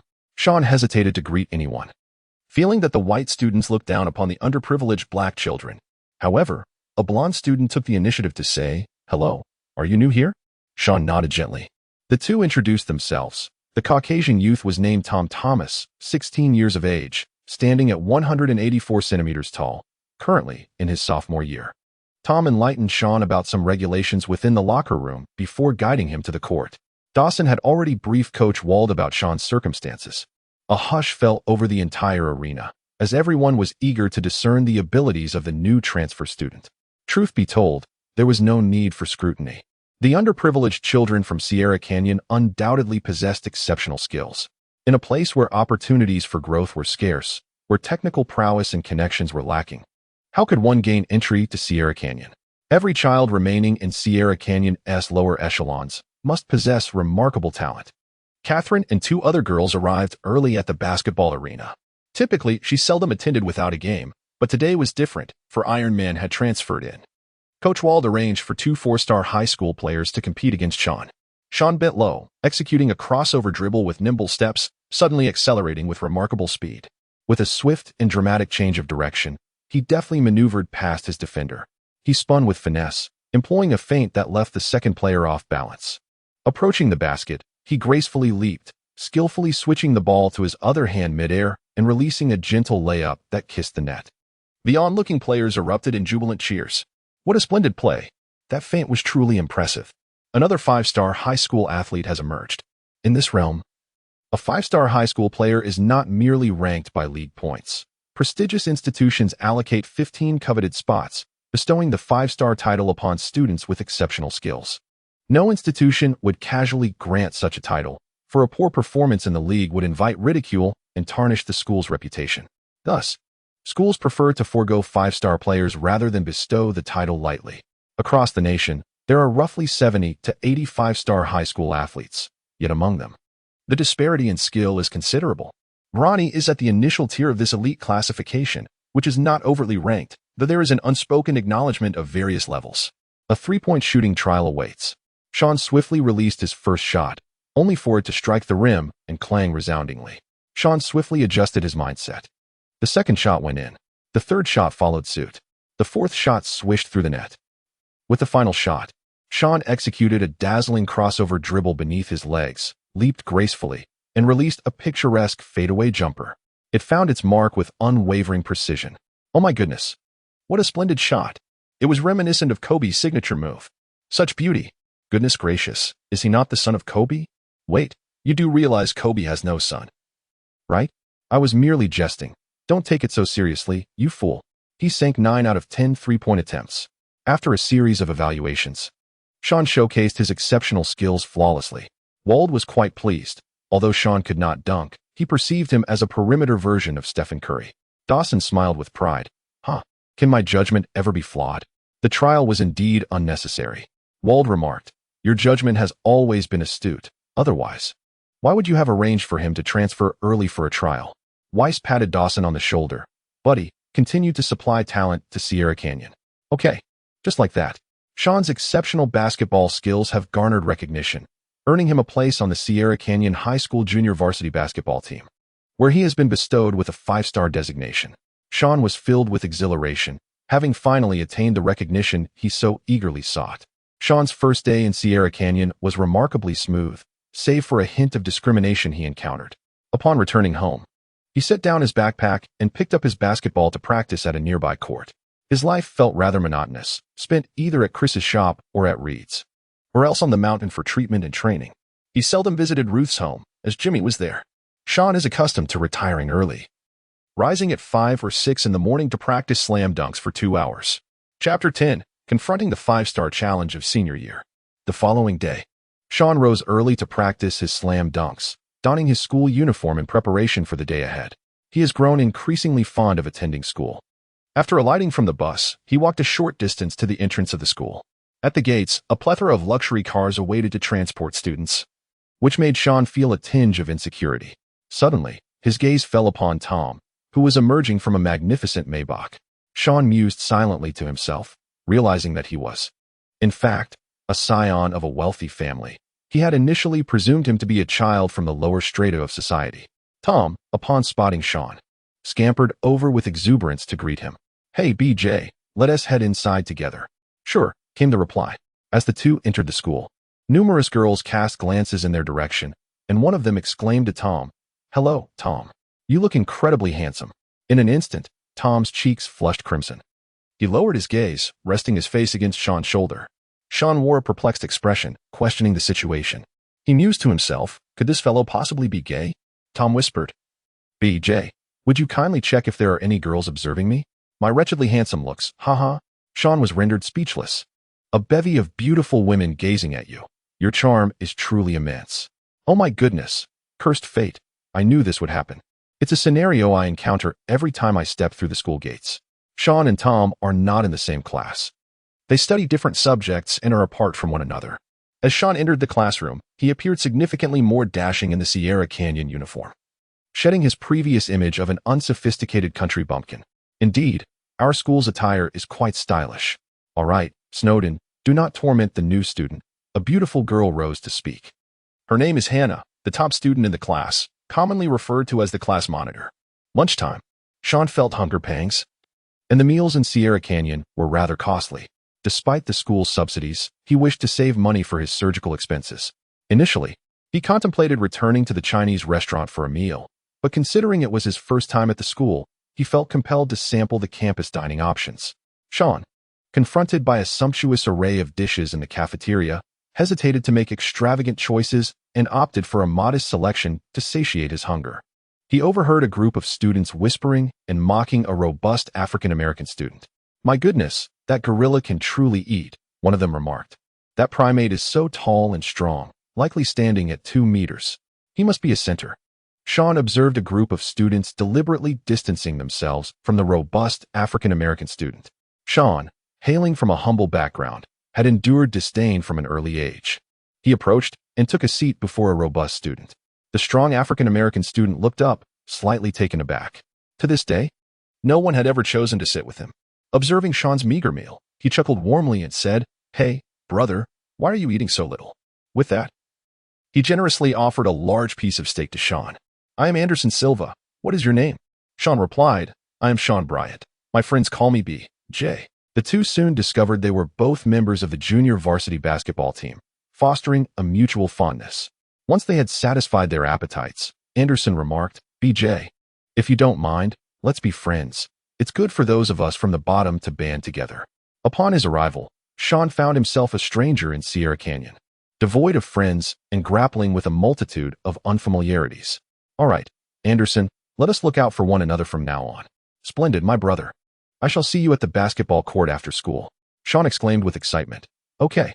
After school, Shawn arrived at the arena to find a throng of people, with a group of enchanting women fervently cheering and shouting for the players. Shawn observed Anderson being mocked by a Caucasian student on the sidelines. Upon closer inspection, it became evident that the ridicule stemmed from the absence of street signs in his impoverished neighborhood.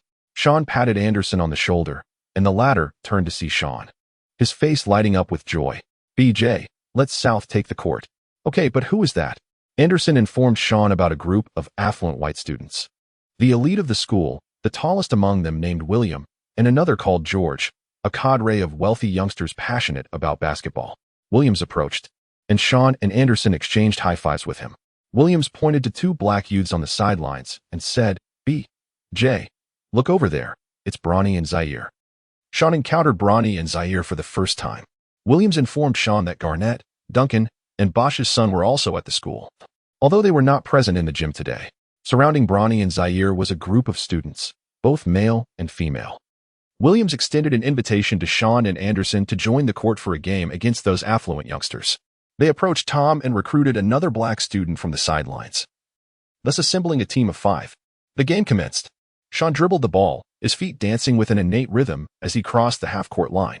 William approached, intent on applying pressure, but Shawn effortlessly slipped past him with a deft move reminiscent of a butterfly flitting through flowers.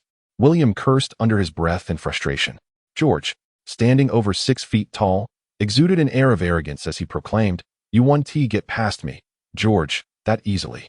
Shawn dribbled with a low stance, skillfully maneuvering the ball between his legs before executing a dramatic change of direction, leaving George utterly bewildered and sprawled on the ground.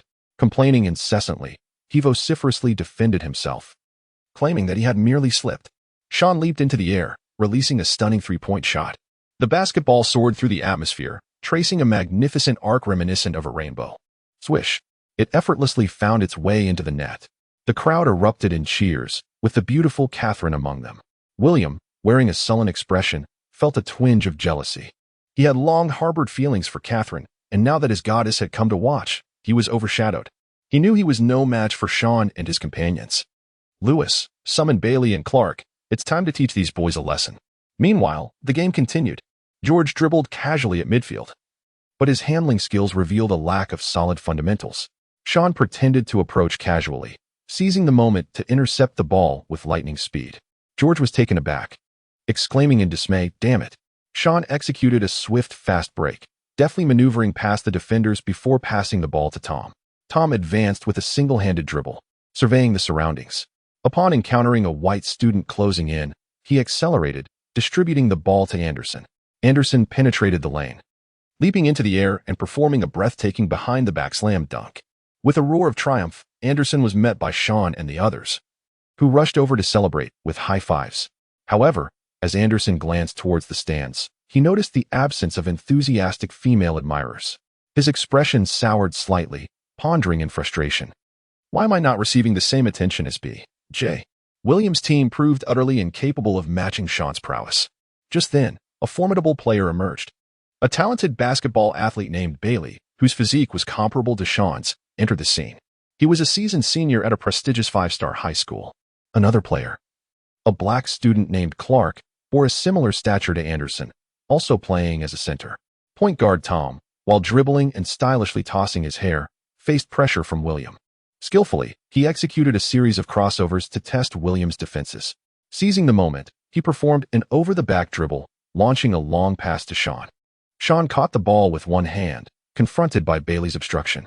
With a piercing gaze, Shawn remained motionless, suddenly taking a tentative step forward. Yet, Bailey did not fall for the feint. Shawn exhibited explosive speed, seamlessly transitioning his feints into rapid lateral movements to elude Bailey, advancing with the ball. Clark, displaying a fierce demeanor, relentlessly closed in, utilizing his robust physique to charge toward Shawn. Shawn engaged in a contest of strength, using his shoulder to fend off his opponent, before pivoting and passing the ball to Tom. In the midst of dribbling, Tom lost focus momentarily, allowing Bailey to intercept the ball. With a swift counterattack, he launched a 3-point shot from the arc. A trajectory soared through the air. It swished through the net. The students on the sidelines erupted in cheers. "Goodness. Bailey is the Steph Curry of Sierra Canyon," they exclaimed.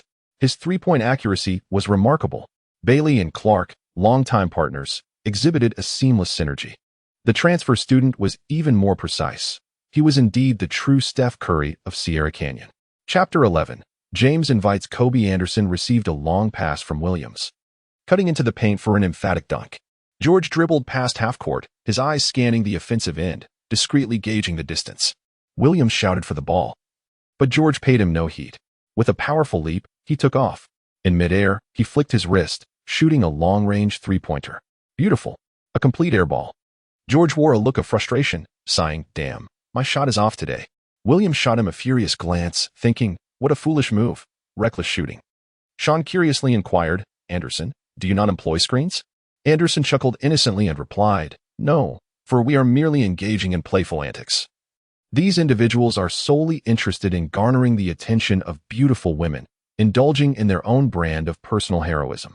Shawn tilted his head and smiled. The unwaveringly masculine man found it somewhat perplexing. Shawn dribbled forward with remarkable agility, his feet gliding effortlessly as he surged ahead. Without losing momentum, he executed a sweeping change of direction, leaving George momentarily bewildered, his expression one of utter confusion. Clark attempted to close in for a tight defense, but Anderson stepped in to set a screen for Shawn, resulting in a collision between the two centers, both letting out a muted grunt of surprise. Seizing the opportunity, Shawn launched a swift counterattack. Bailey, having learned the lesson, charged forward with ferocity as Shawn executed a ground pass to Williams. The latter penetrated the paint. In the affluent air, William leapt to block. Alas, he failed. Williams deftly employed a layup, the ball cascading through the net with precision. He refrained from celebrating, casting a glance at the beauties on the sidelines, silently pondering whether one of them had noticed him this time. At that moment, a confrontation erupted between Anderson and Clark, with both men colliding with their chests. The spectators hurriedly intervened. Anderson thought to himself, "Truly formidable," while Clark mused, "Damn, impressive physicality." The match concluded prematurely amidst the altercation. The gazes of three lovely ladies remained fixated on Shawn. "Catherine, have you had your fill? Let us head home." "All right, let us go, Jessica." Meanwhile, Brownie and Zaire, the offspring of stars, took to the court. Their synergy flowed seamlessly, eliciting waves of delighted shrieks from the onlookers. "Zaire, your playing style mirrors that of your father." "Brownie, I wish to marry you." "Hee, I want to marry his father, LeBron." Shawn bid farewell to Anderson. He gradually integrated into the basketball team at Sierra Canyon, albeit facing some teasing due to physical limitations. Fortunately, Anderson, Tom, and Williams were particularly kind to him. As time progressed, Shawn participated in 2 small competitions, earning recognition for his prowess. After school that day, Williams encountered Shawn and remarked, "B.J., do you know what tomorrow is? It's the match against Vincent Middle School, isn't it? Unfortunately, we are uncertain if we will have the opportunity to play, given the exhibition match created by the likes of LeBron and Dwayne for their sons. Nevertheless, it's not an official league game." Williams shook his head. "Even though it isn't a formal league match, the attention it garners is significant. You will see tomorrow." After bidding farewell to Williams, Shawn returned home. He had arranged to dine with Chris that evening, followed by a solitary 2-hour shooting practice. Recently, his mentor Lee-Ian had been in seclusion, and Shawn refrained from disturbing him. The next afternoon, the high school dismissed early, and Shawn planned to eat at Lida's restaurant before returning to school for the match. The venue, the James Mansion. Inside, James sat at home, making phone calls to contact his old friends. Today marked the showcase competition for the second-generation stars of Sierra Canyon. "Hey, Chris, my dear brother, you know my son Bronny is playing this afternoon, so be sure to come and cheer him on." James continued dialing. "Hello, Mello, old buddy. Are you awake? I'll see you at Sierra Canyon this afternoon." One by one, James reached out to various stars, many of whom readily agreed to show their support. This old chap James had a knack for rallying his crew. He opened his phone and dialed a number saved under Kobe. Stepping outside, he spoke for several minutes. His throat parched. After ending the call, he muttered, "Goodness, it's quite a task to get Kobe to come." He entered the living room and gulped down a glass of water, realizing he had spoken too much, leaving his throat dry.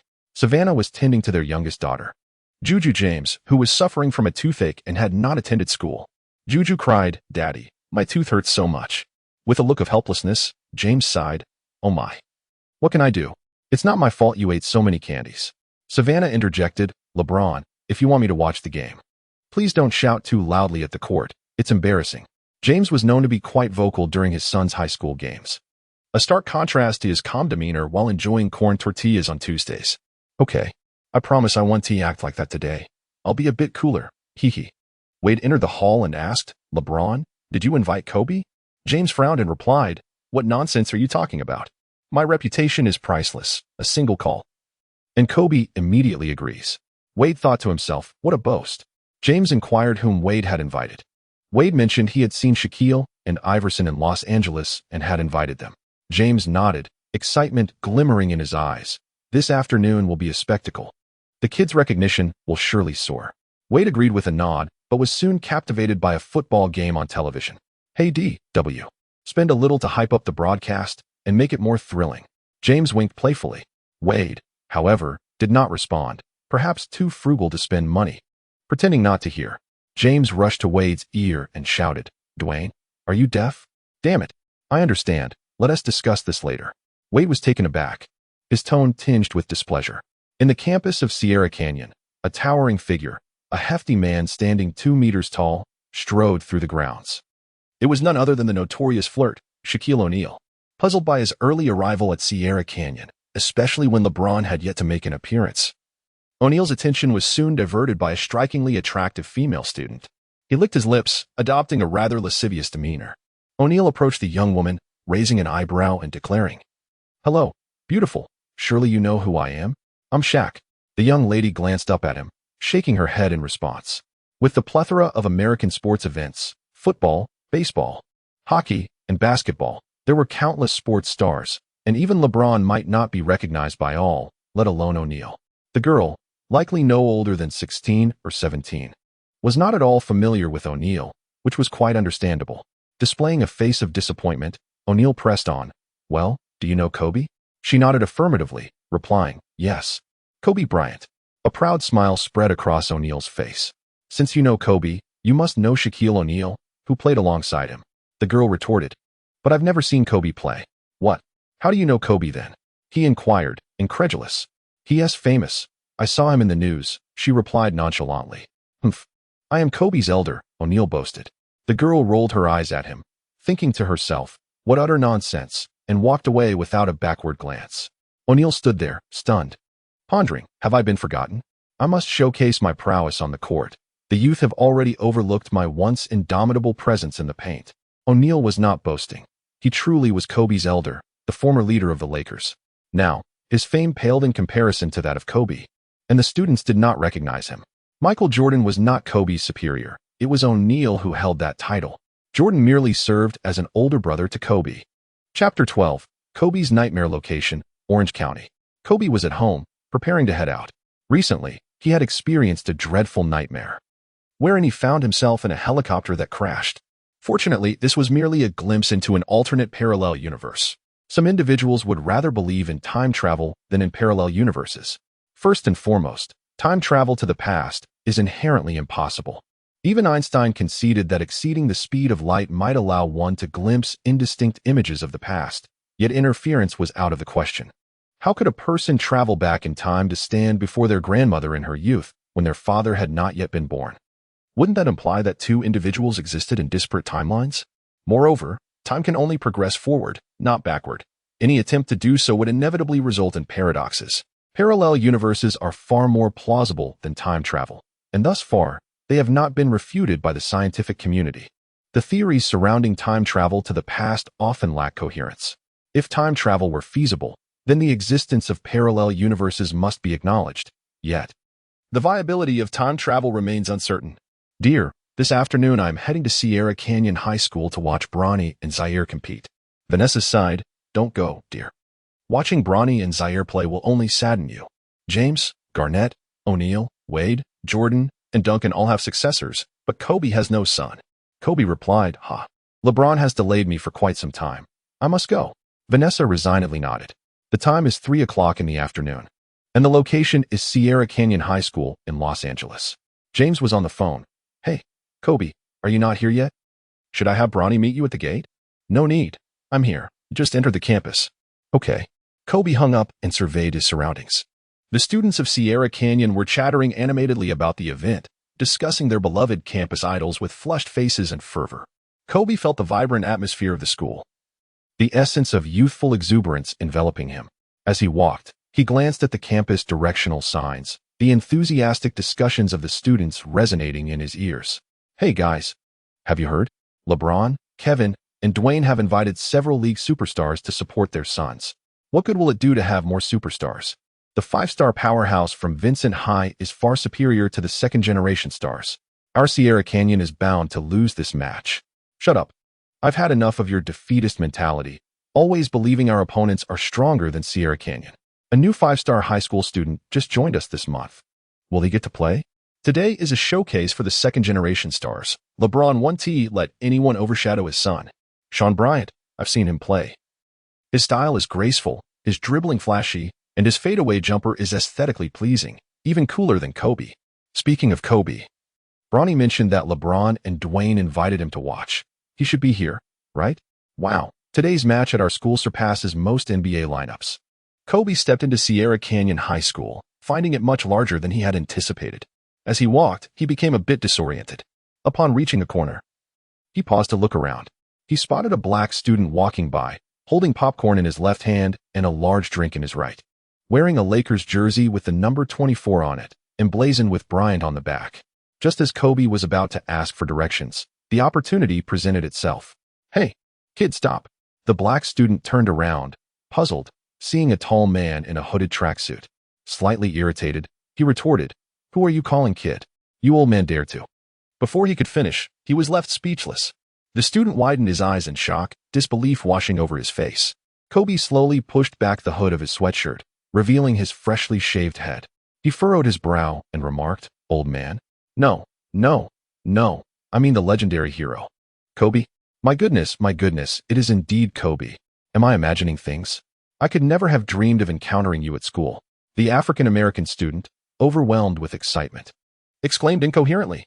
Kobe made a gesture for silence, gently patting him on the shoulder, saying, "Young brother, I am here to see Bronny play. I am unfamiliar with the route. Please guide me to the gym." "VS. SR.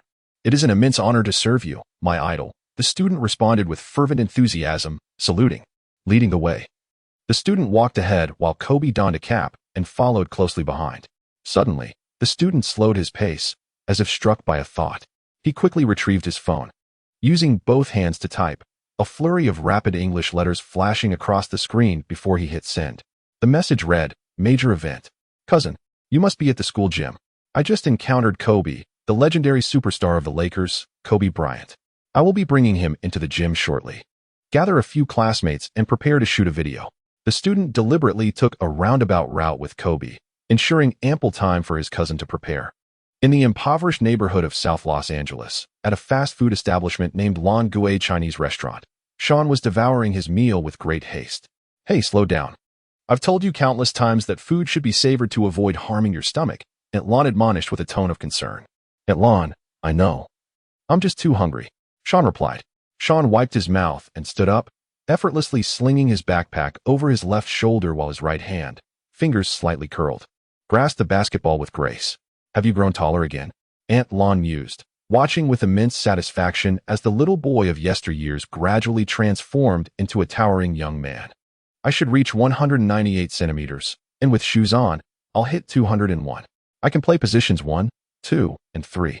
A small BJ, a versatile swingman." Lee Da, with a cigarette dangling from his lips, exuded a nonchalant demeanor. He seemed somewhat wayward, constantly darting about from place to place, whether at the racetrack or the basketball court. His passion for the games was matched only by his compulsion to place bets. In his youth, Shawn often accompanied him, navigating the bustling arenas. The duo would cheer wildly, one for money, the other for food.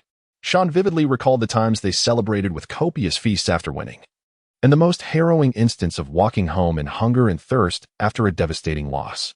According to Lee Da, without a few pieces of silver wagered, even the most electrifying superstars across America appeared less thrilling. His wife busied herself with tasks, while their nephew, Li Qian, managed the kitchen. Everything else fell to her to handle. Shawn shrugged and remarked, "What I aim to play are the shooting guard and small forward positions." Lee nodded in appreciation and patted Shawn on the shoulder, affirming, "Indeed, we must strive to achieve everything." Ouch, ouch, ouch. Shawn seized Lee's ear, twisting it with great force, causing Lee's face to contort in pain as he grimaced. Shawn pointed a finger at Lee's nose and scolded, "I won't tolerate your endless nonsense. You vanish from the store from dawn till dusk. You claim to understand this and that. Why don't you set up a fortune-telling stall in the city center?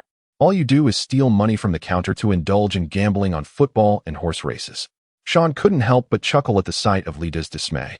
He had witnessed such scenes since childhood and had long grown accustomed to them. He never interjected. After all, Lidu was in dire need of a lesson.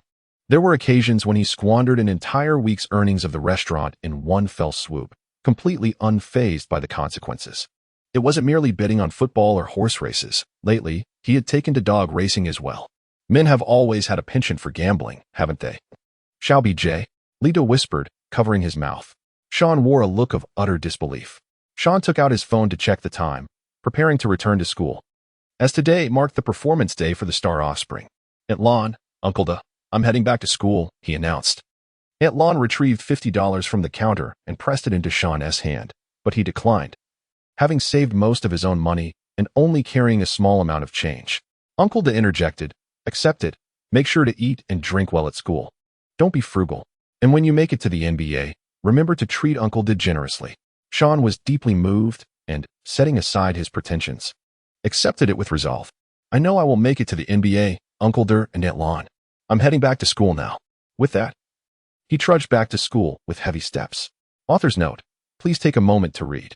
Chapter 13. The beautiful girl delivers drinks to Shawn. As Shawn hurried along, dribbling the basketball, a habit instilled in him by his mother since childhood, he had honed this skill to perfection over the years, allowing it to seamlessly coexist with his pace. Across the street, a towering building displayed an advertisement featuring the legendary NBA star Kobe Bryant. Gazing at the familiar yet distant visage, Shawn found himself lost in contemplation. Shawn's biological father is Kobe Bryant. Kobe was entirely unaware of having a son. And Shawn, influenced by his mother's assertions, mistakenly believed that Kobe had abandoned them both. Shawn's childhood was devoid of joy, with his earliest memories revolving around learning to play basketball. At the tender age of 5, his mother enforced rigorous training in dribbling, exhibiting an almost ruthless and harsh demeanor. Though at times she would show him affection, his mother, Jenny, incessantly instilled in Shawn a profound sense of hatred, urging him to seek vengeance for her sake. To prove himself, and to surpass both his father and the legendary Lakers superstar, the perceptive Shawn dedicated himself to relentless training, often pushing himself to the brink of exhaustion, nearly suffocating from the effort. The influence of his mother's words weighed heavily on him, leaving him with no room to doubt their veracity. Consequently, Shawn's resentment towards his father intensified, transforming into a driving force that compelled him to practice fervently and strengthen his physique. His thoughts swirled in a tumultuous dance. Shawn lingered at the traffic light, motionless for an extended period, as he had intended to catch a bus to the vicinity of the school at the next intersection. At that moment, a loud and boisterous voice broke the silence. Hey Jay, what are you daydreaming about? Is it some girl from school? Are you getting in, or what? With that shout, he instantly became the focal point of attention for those around. In the bed of an old pickup truck, a robust and muscular black student reclined, surrounded by an assortment of lumber, a few plants, and a large piece of wood intricately carved into the shape of a sofa. The imposing figure rested his head on his thick, powerful arm, lying sideways. Shawn turned his gaze upon hearing the sound, only to discover it was his comrade Anderson Silva from Sierra Canyon. Shawn, though having known him for a brief period, has developed a close bond with Anderson, one of the few genuine friends he has at school. Anderson has consistently treated the financially struggling Shawn to meals, for which Shawn is deeply appreciative. Despite Anderson's rugged exterior, which may initially strike one as somewhat intimidating, he possesses a heart of gold, embodying the innocence of a big boy, and he is of the same age as Shawn. Shawn was invited by Anderson, and with a cheerful nod, he tossed the basketball into the air. Anderson caught it effortlessly with one hand, while Shawn took a few light strides before leaping onto the pickup truck. At the moment Shawn tossed the ball and leaped onto the vehicle, Anderson displayed a delighted expression. Once aboard, the two exchanged a smile and executed a series of stylish greeting gestures. Cool, my brother, Anderson exclaimed with satisfaction. Within the realm of American basketball culture, each player shares a unique set of greeting gestures with their teammates, skillfully and precisely showcasing the camaraderie and familiarity that exists between them. Shawn believed that this was a brother worth engaging with. Anderson never looked down upon Shawn's humble circumstances. Each time they met, he always displayed an abundance of enthusiasm. Meanwhile, on the left side of the pickup truck, a Rolls-Royce was occupied by a man and 3 women. The 3 young ladies had just been startled by Anderson's booming voice. One of them clutched her chest and exclaimed, "My goodness," when I glanced over. I thought I was looking at a gorilla in clothes that had been left out of its cage. It scared me to death. The driver, Jock, recognized Shawn and thought to himself, How familiar. Is that the kid from last time? Catherine, upon spotting Shawn, suddenly felt a surge of interest and discreetly adjusted her hair. Jessica remarked, his name is Anderson. He attends the same school as us and is part of the basketball team. Everyone calls him the Ape. The Ape? Haha. Shawn and Anderson were oblivious to their classmates nearby. Catherine rolled down the car window, retrieved a bottle of juice from within, and mustered the courage to call out, Shawn. Catch. Without waiting for his response, she tossed it over, and it landed in a flower pot. She then exchanged a few words with the girl in the back seat, who, with a look of disdain, reluctantly threw a bottle to Anderson. Thank you. Shawn appeared somewhat uneasy the moment he laid eyes on Catherine. He was reminded of a recent embarrassment. Just as the saying goes, time seemed to stand still. As the red light turned green, the Rolls-Royce surged forward with a whoosh, closely followed by the pickup truck, which was a beat slower. Anderson's expression had been frozen since the instant the girl splashed water. Shawn was parched and eagerly opened the juice, taking generous gulps. How refreshing and sweet it was. Why are you staring blankly? Shawn bent down to retrieve the juice from beside Anderson's feet and handed it to him. Anderson blinked in surprise as he numbly accepted the juice, incredulous as he exclaimed, Oh my God, Jesus, Muhammad, did that girl just voluntarily give me a bottle of water? Is this a mirage? Am I dreaming? Shawn was momentarily speechless. He had thought Anderson was possessed. It turned out he had been struck by Cupid's arrow, enchanted with a dizzying spell. Anderson clutched the juice tightly, his heart racing wildly. Perhaps overwhelmed with excitement, his breath quickening, and his throat parched, craving refreshment. He snatched Shawn's juice and gulped it down voraciously, then stood up and roared with laughter, exclaiming, What a delight, ha ha ha. Shawn was taken aback. Anderson sensed that his actions were somewhat perplexing. He explained, It is the first time I have received a drink from a girl. I cannot bear to consume it. I wish to take it home and preserve it in the refrigerator as a permanent testament to my masculine allure. Shawn, clutching a beverage and whistling cheerfully, sang exuberantly as he strolled along, drawing glances from passing drivers. Chapter 14, showcasing an impressive three-point shot. Meanwhile, Kobe walked through the campus with a black student. Hey, little brother, how about taking me for a ride on the carousel? Kobe jested. His keen observational skills allowed him to immediately discern that the young man was leading him in circles. The black student chuckled awkwardly. Please forgive me, idol. I merely wish to spend a few moments with you. We shall arrive shortly. His phone rang, a cousin urging him to hurry. He respectfully said, Idol, please remove your hat. I have prepared a small initiation ceremony for you. Kobe smiled mysteriously, suspecting the young man's ulterior motives, but acquiescing to his request. The emotional intelligence displayed by the black student was remarkable. Emotional intelligence is far more intricate than mere IQ, encompassing myriad aspects that defy simple measurement. Succinctly encapsulated by the phrase navigating social interactions. The way the black student conducted himself, while Kobe remained blissfully unaware of his intentions, showcased high emotional intelligence. As he accepted the suggestion with pleasure despite understanding the underlying motives. What is your name, little brother? Peter Harrison. Peter felt slightly anxious. His idol's inquiry about his name signified a modicum of recognition and fondness. Kobe nodded and repeated the name. As they conversed, they arrived at the entrance of the gymnasium. Please, you go in first, idol. The grand doors slowly swung open, revealing blinding flashes and a throng of media alongside numerous students wielding their phones, all chanting in unison. Kobe, MV. The deafening welcome was a testament to the excitement surrounding Kobe's first visit to Sierra Canyon High School.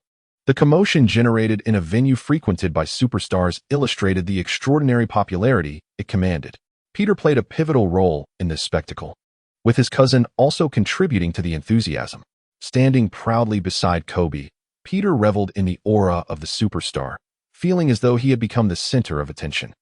This sensation was exhilarating. Peter draped an arm around Kobe's shoulders and boldly exclaimed, Hey, we can only shake hands. Signing is inconvenient. A bespectacled chubby boy shouted, Peter, is this your uncle? My goodness, I can't believe your uncle is Kobe. You are so understated. Upon hearing the boy's words, a wave of speculation swept through the crowd. Does Kobe have a nephew? He seems to be the only boy in his family. Does he only have a niece? Nonsense. Who told you it had to be a biological uncle? Who knows? This is the first time I've heard of it.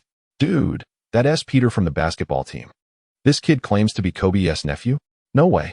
Could it be that this braggart is spreading wild rumors? Damn it. It's still the kind of thing that gets out on its own. Haha. Hee hee. It aligns perfectly with his character. Kobe remained unfazed, yet Peter's mind was buzzing. Uncle? Kobe? He cast an incredulous glance at the chubby boy, his heart unsettled for a long time. Hearing the crowd chant Kobe's name, James, Wade, and Garnett recognized their old friend had arrived, and they were thrilled that Kobe came to support their children. Peter Harrison guided Kobe through the throng, pointing to the left. James, Garnett, and Wade turned their attention to Kobe, beckoning him over. Hey, Idol, Shaq and LeBron are over there. You can head over on your own. I have some matters to attend to and one to intrude. Peter Harrison was astute enough to know not to cling to Kobe and found an excuse to depart. In truth, he had nothing pressing. He couldn't even play in Sierra Canyon and was merely a cheerleader, rallying for the offspring of stars like Shawn and Anderson. Kobe extended his hand for a high five with Peter. He then made his way toward James, who greeted him with his usual warmth. Old friend, we've been waiting for you. Wade, Anthony, Garnett, and others approached Kobe with their customary greeting. Shaquille wore a sullen expression, remaining seated and failing to acknowledge Kobe. Hey Kobe, our old buddy is going to showcase his skills against 2 five-star high schoolers, allowing these youngsters to witness how the legendary 0K duo played. Shaquille suddenly interjected. Garnett quickly retorted, Kobe, don't listen to Shaq. He just provoked a 5-star high schooler and got thoroughly schooled. Ha ha. Shaq is too heavy to even jump. Ha ha ha. Damn it. I'm embarrassed for him. During his prime, Shaquille was an indomitable force in the league. Infuriated, Shaquille scanned the surroundings as if searching for something. Suddenly, the arena's doors swung open, and an exceptionally tall young black man hurriedly rushed in. Shaquille sprang to his feet, shouting, Sharif, what the heck are you doing? Why are you so late? The young man was none other than Shaquille's son, Sharif O'Neal. Sharif hurried over, anxiously asking, What's wrong, Dad? What urgent matter made me rush over? Kobe, James, Iverson, and others silently chuckled, leaving Sharif bewildered. Dad just lost something incredibly important on the court. You need to find it for me, Shaquille lamented. Sharif, utterly confused, asked, Lost? Lost what? Why don't you look for it yourself? You old fool. Shaquille suddenly roared. Upon hearing this, laughter erupted around them. Ha ha. Ha ha. Ha ha. I'm laughing so hard my stomach hurts. Garnett and James were laughing so hard that tears streamed down their cheeks. Iverson briefed Sharif on the situation, to which the latter could only shake his head in resignation.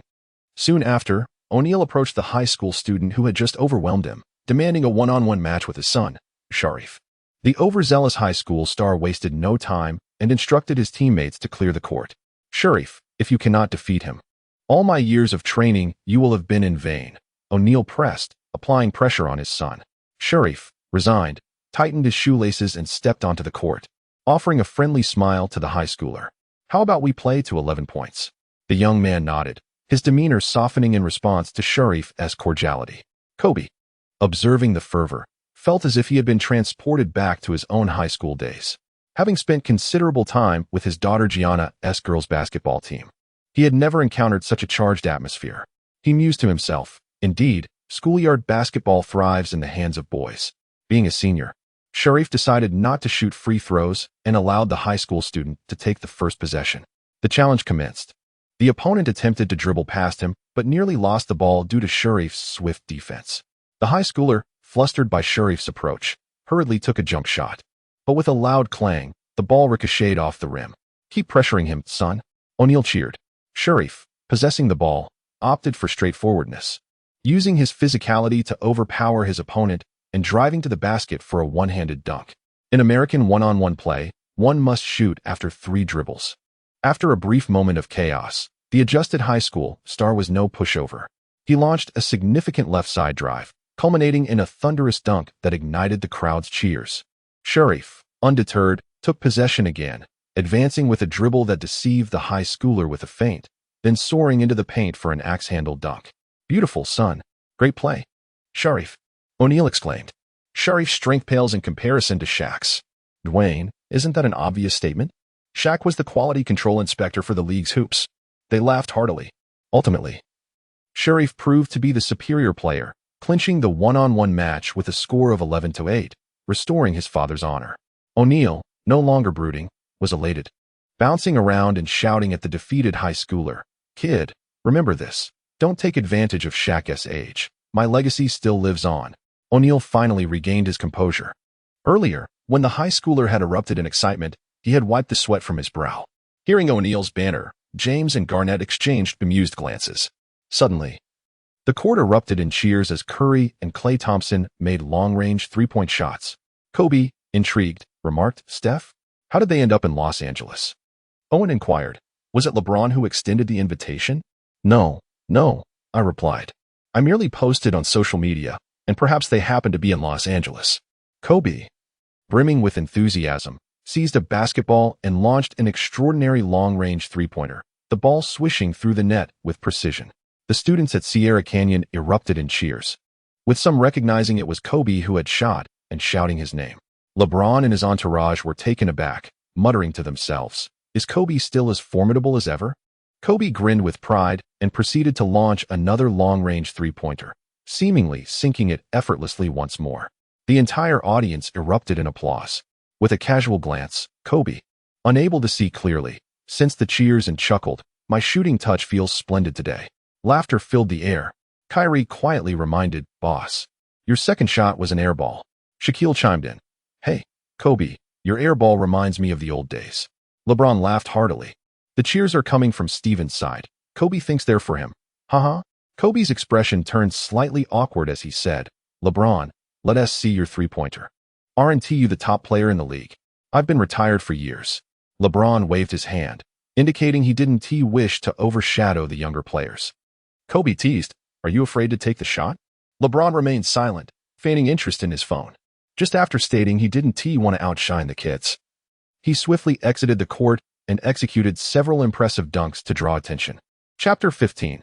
Humiliated by the girl of his dreams, the pickup truck carrying Shawn and Anderson came to a halt a short distance from Sierra Canyon. Shawn was somewhat perplexed as he cast a glance toward Anderson. Anderson patted Shawn's shoulder, signaling him to alight from the vehicle. Shawn shouldered his backpack as he alighted from the vehicle, and with a resounding thud, the door of the pickup truck was kicked open. A towering figure emerged, a black man, standing approximately 6 feet 3 inches tall, robust, and imposing.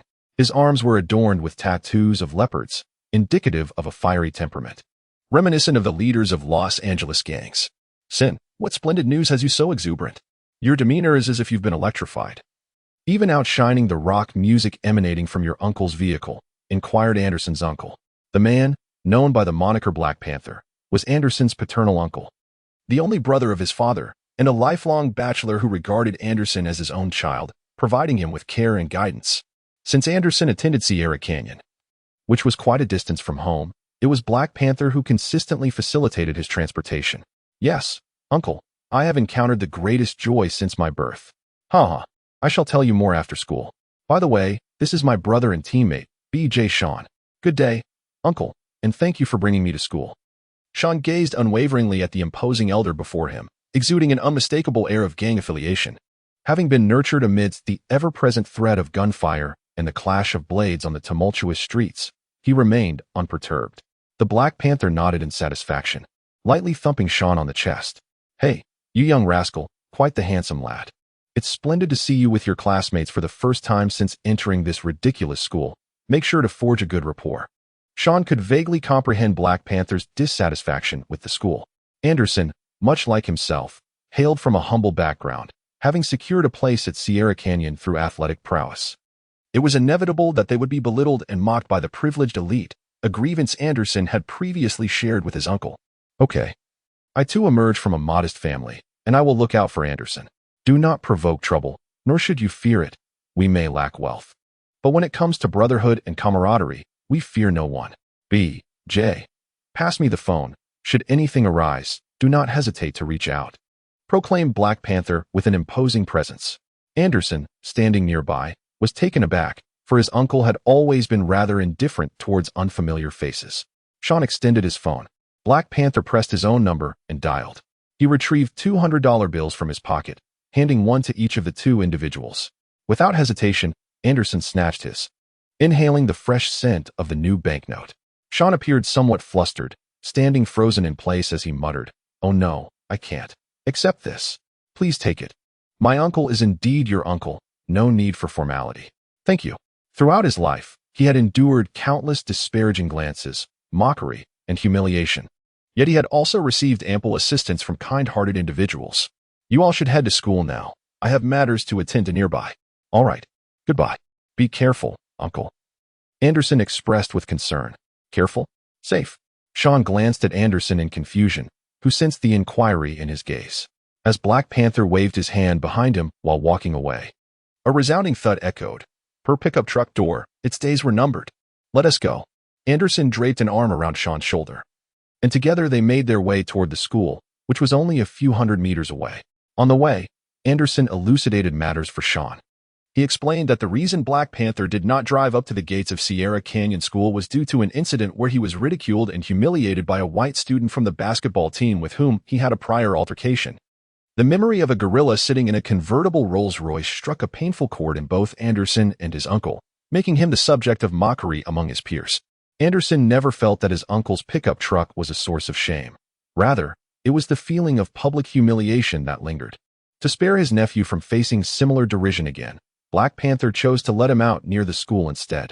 Had it not been for concerns regarding his nephew's future, that privileged white student would have met a grim fate. In North America, particularly in Latin America, it is as commonplace for students to engage in brawls after school as it is among their East Asian counterparts. Latin America can be described as the most tumultuous region. The United States is home to approximately 50 to 60 million Latinos, nearing 1/5 of the total population, with a significant presence of Latino gangs. The chaos is indeed palpable, especially in countries like Colombia, Mexico, and Brazil, where violent confrontations unfold daily. Colombian drug lords, once on the run, can swiftly find themselves riddled with bullets the very next day. However, it is often the officials who issue the bounties that meet their demise, as drug lords retaliate with rewards far exceeding the original bounties, leading to the officials' untimely deaths. Upon reaching the school gates, the once bustling entrance was now left with only 3 or 4 students hurriedly making their way in. The leisurely pace of the two was not without reason. Today's grand event was reserved for the offspring of stars. Wherever humanity exists, so too does inequality, particularly when one has an NBA superstar for a father. Anderson, known as Little O'Neal, was a formidable force in the paint. As they exchanged basketball insights, they walked toward the basketball department. Outside the school's gymnasium, a few girls huddled together, engaged in discussion. Catherine, why did I have to bring water to that gorilla? It's as if they think I have a crush on him, one girl lamented. Mickey, can you please stop obsessing over it? They are friends. If I were to present just a bottle, it would come across as quite impolite. Shawn would feel awkward, and his friend would be embarrassed, Catherine explained. You might as well take 2 bottles. Why should I have to interact with that gorilla? Catherine confessed, aside from Shawn. I have no desire to gift anything to any other man. Ah, the gorilla has arrived. Mickey's startled exclamation interrupted Catherine's words. She was overthinking it. The moment she laid eyes on Anderson, her nerves spiraled out of control, and after her outburst, she quickly covered her mouth. Shawn and Anderson heard everything clearly. Upon hearing the term gorilla, Anderson's fury ignited. It was uttered from the lips of a flirtatious female classmate, intensifying his rage to an unbearable level. He charged forward. 100-meter sprint, towering over the 3 girls at 2 meters tall and weighing 110 kilograms, his physique a testament to sheer muscle. The shadow he cast under the blazing sun loomed ominously over the 3 slender figures, resembling a dark overlord from a comic book. Who dares to call me a gorilla? Anderson growled, suppressing his anger, each word measured and deliberate. Shawn rushed over in haste, fearing that Anderson might lose his composure and resort to violence against the girl, which would be absolutely unacceptable. Even if the school chose not to expel him, he would no longer be able to remain there. A moment of impulsiveness could lead to the destruction of his future. The heart condition is a plot device, intended to be resolved so he can participate in high school competitions. Chapter 16, The First Encounter with His Father. Anderson had not lost his sanity. He merely cast a furious glare at Mickey. As Shawn rushed forward, he collided with Catherine, causing her to tumble to the ground. He hurriedly helped her up. I apologize. Are you all right? I'm fine, Catherine murmured softly. Meanwhile, Mickey was engulfed by Anderson's imposing shadow, nearly frightened out of her wits. Her mind raced at 100 miles an hour. Wait, oh my goodness. It turns out you look quite dashing up close. I'm sorry, I'm severely nearsighted. And those fools misled me into calling you by that nickname. Anderson, filled with ire, was taken aback, completely unprepared for such a response. He deflated like a punctured balloon, losing all semblance of menace, leaving only a foolish grin.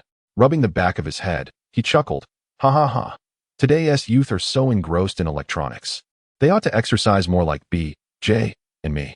I've heard some people can't even distinguish between cats and dogs from 5 meters away." Mickey could hardly believe how easily Anderson was fooled. "I'm one of those who can't tell cats from dogs from 5 meters away, huh? I'm actually saving up for vision correction surgery." Those with even a modicum of deductive reasoning would discern the flaws in Mickey's statement. How could someone so severely nearsighted not be wearing glasses? How could she recognize Anderson at a glance and shout out gorilla? Anderson cryptically added, "Let me whisper a secret. If I shed a few pounds, I'd be nearly as handsome as BJ, the most striking figure in the basketball realm. Akin to Hollywood's most dapper leading man. BJ is like Leonardo DiCaprio, and I'm Tom Cruise." Uffed. Jessica, who had remained silent throughout, could no longer contain her laughter. Anderson took Mickey's words to heart and exchanged greetings with Shawn, following closely behind Mickey. Mickey found herself ensnared, her face a portrait of regret and despair. Shawn understood his brother's feelings and quietly stepped away, allowing him the opportunity to reflect. Shawn possesses a profound understanding of the reality, yet he finds it impossible to articulate this to Anderson, fearing it may wound his brother's heart. The arena is filled to capacity, a sea of humanity. The offspring of stars are warming up. Some display their three-point prowess, others demonstrate their ferocity on the rim, while a few engage in a contest of layup artistry.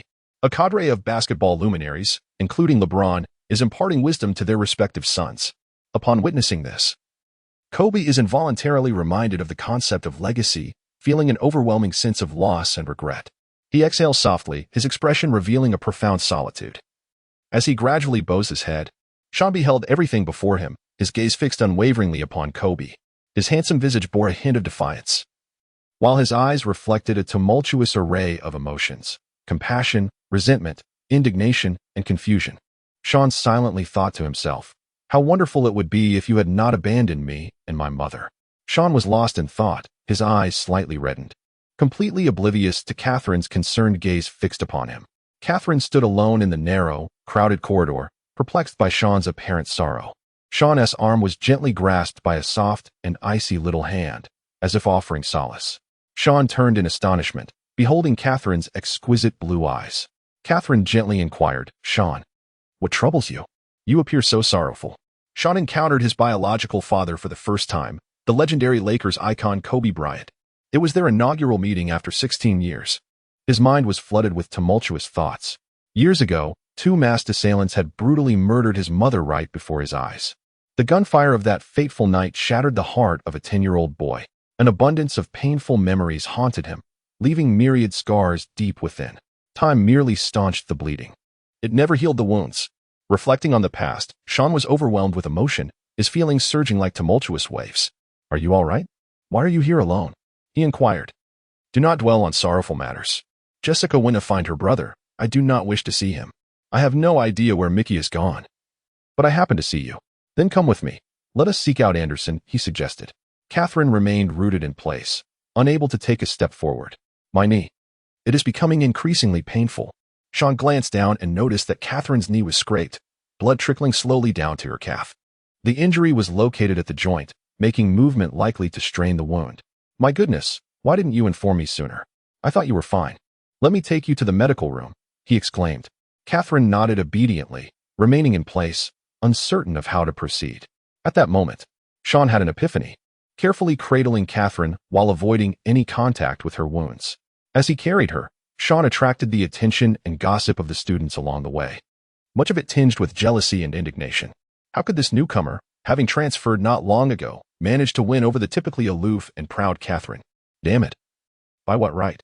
While Catherine may appear cold, I recall a moment when I helped her move tables upstairs. She softly uttered a thank you in a voice so alluringly gentle that it rendered me momentarily forgetful of my own identity.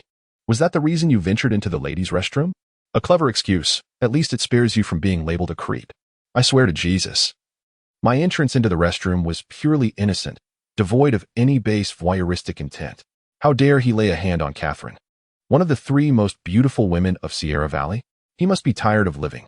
Just wait until he gets what's coming to him. "Are you blind?" Can't you see Catherine's knee is injured and bleeding, and that she needs assistance? This is ridiculous.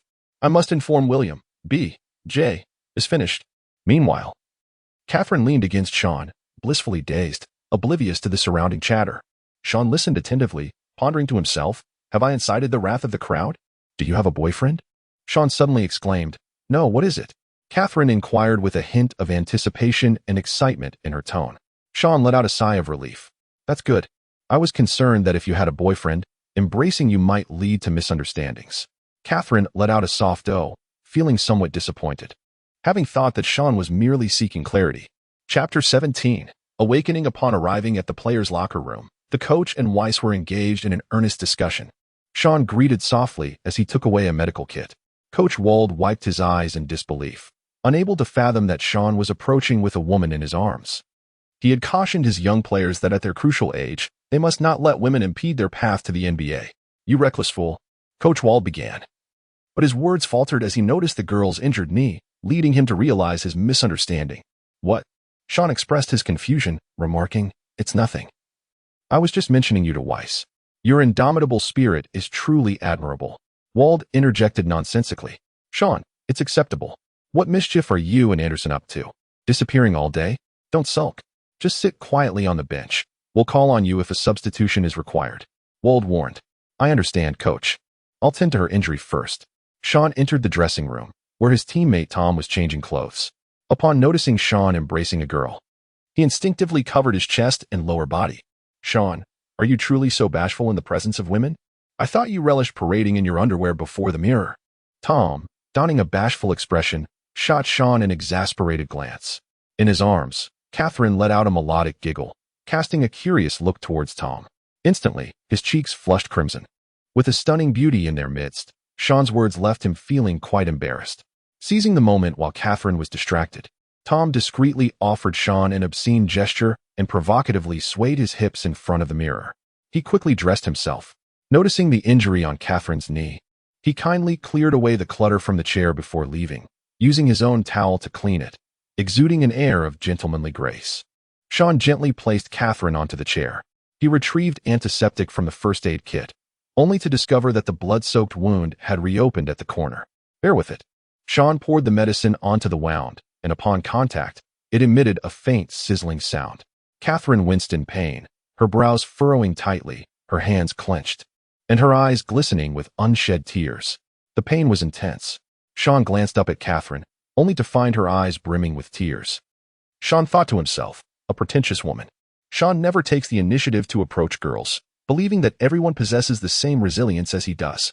Since childhood, he has been determined to hone his basketball skills, aspiring to secure a place in a prestigious institution through sheer talent, earn a scholarship, participate in the draft, and ultimately enter the league. He is resolute in fulfilling the promise he made to his mother, striving to surpass the father who abandoned him. After applying the medication, Shawn scrutinized Catherine intently, and suddenly, a spark of realization illuminated his mind. He thought to himself, how captivatingly beautiful she is. How did I not notice this before? Having devoted himself to basketball from a young age, he had become so engrossed in his training that he began to perceive every woman as merely a ball. Shawn gently reassured, it will be all right soon. The pain will fade in a moment. After speaking, he softly blew on the wound and tenderly used a tissue to wipe away Catherine's tears. His gentle actions caused Catherine's heart to flutter with a mix of emotions. Shawn allowed Catherine to sit in the locker room for a while, as he needed to speak with the coach. If you have something to attend to, go ahead. Don't worry about me. The pain has subsided after applying the medication. In the locker room, Anderson spoke up. Hey coach, it's a big event today. My girlfriend is here. I accept that I won't start, considering she has a superstar father, but I must get on the court later. Girlfriend? Didn't I warn you about such nonsense? The coach retorted. No, coach, I misspoke. It's a female friend, a sisterly figure who has been very supportive of me and is here to watch my game. Anderson, feeling a chill of fear, quickly interrupted the coach's impending reprimand. Today is the showcase for the children of stars. I've communicated with LeBron.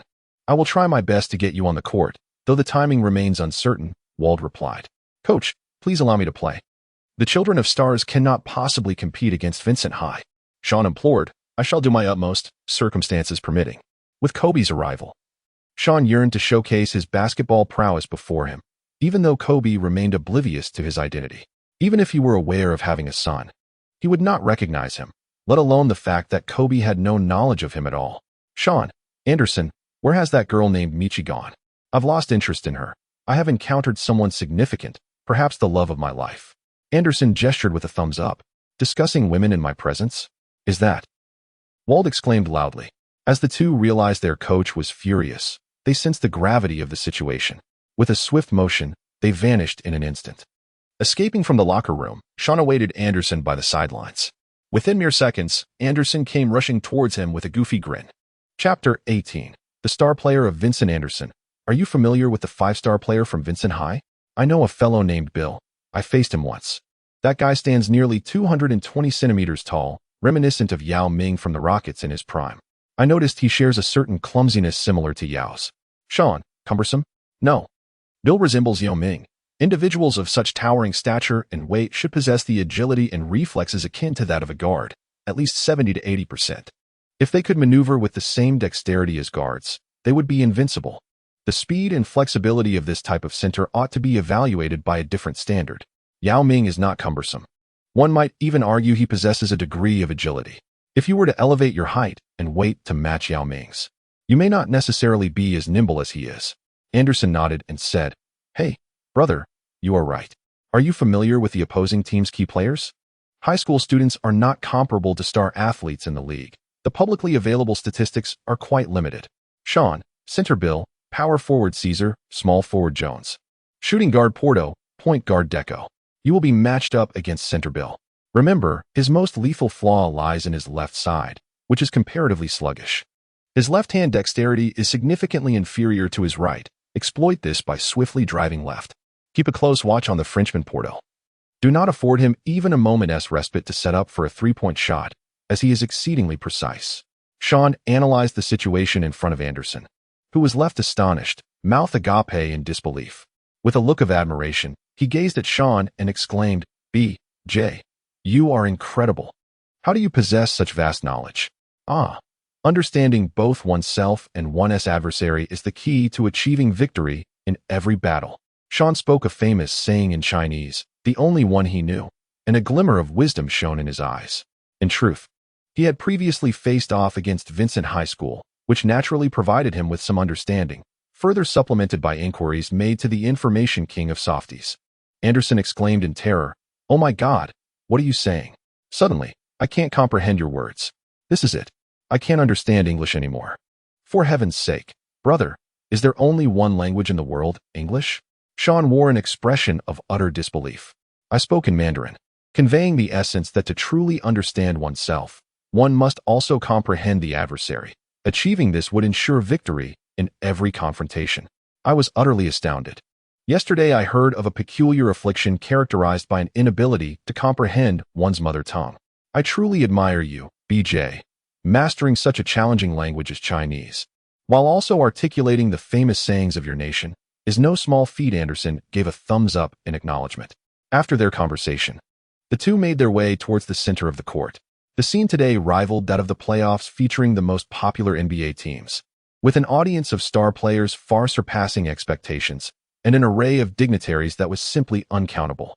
Kobe, LeBron, Shaquille, Allen Iverson, Kyrie, Carmelo, Dwayne, Kevin Garnett, Stephen Klay Thompson, Andrew Wiggins. Anderson gazed at the sidelines where the offspring of legends were being guided, murmuring their names under his breath.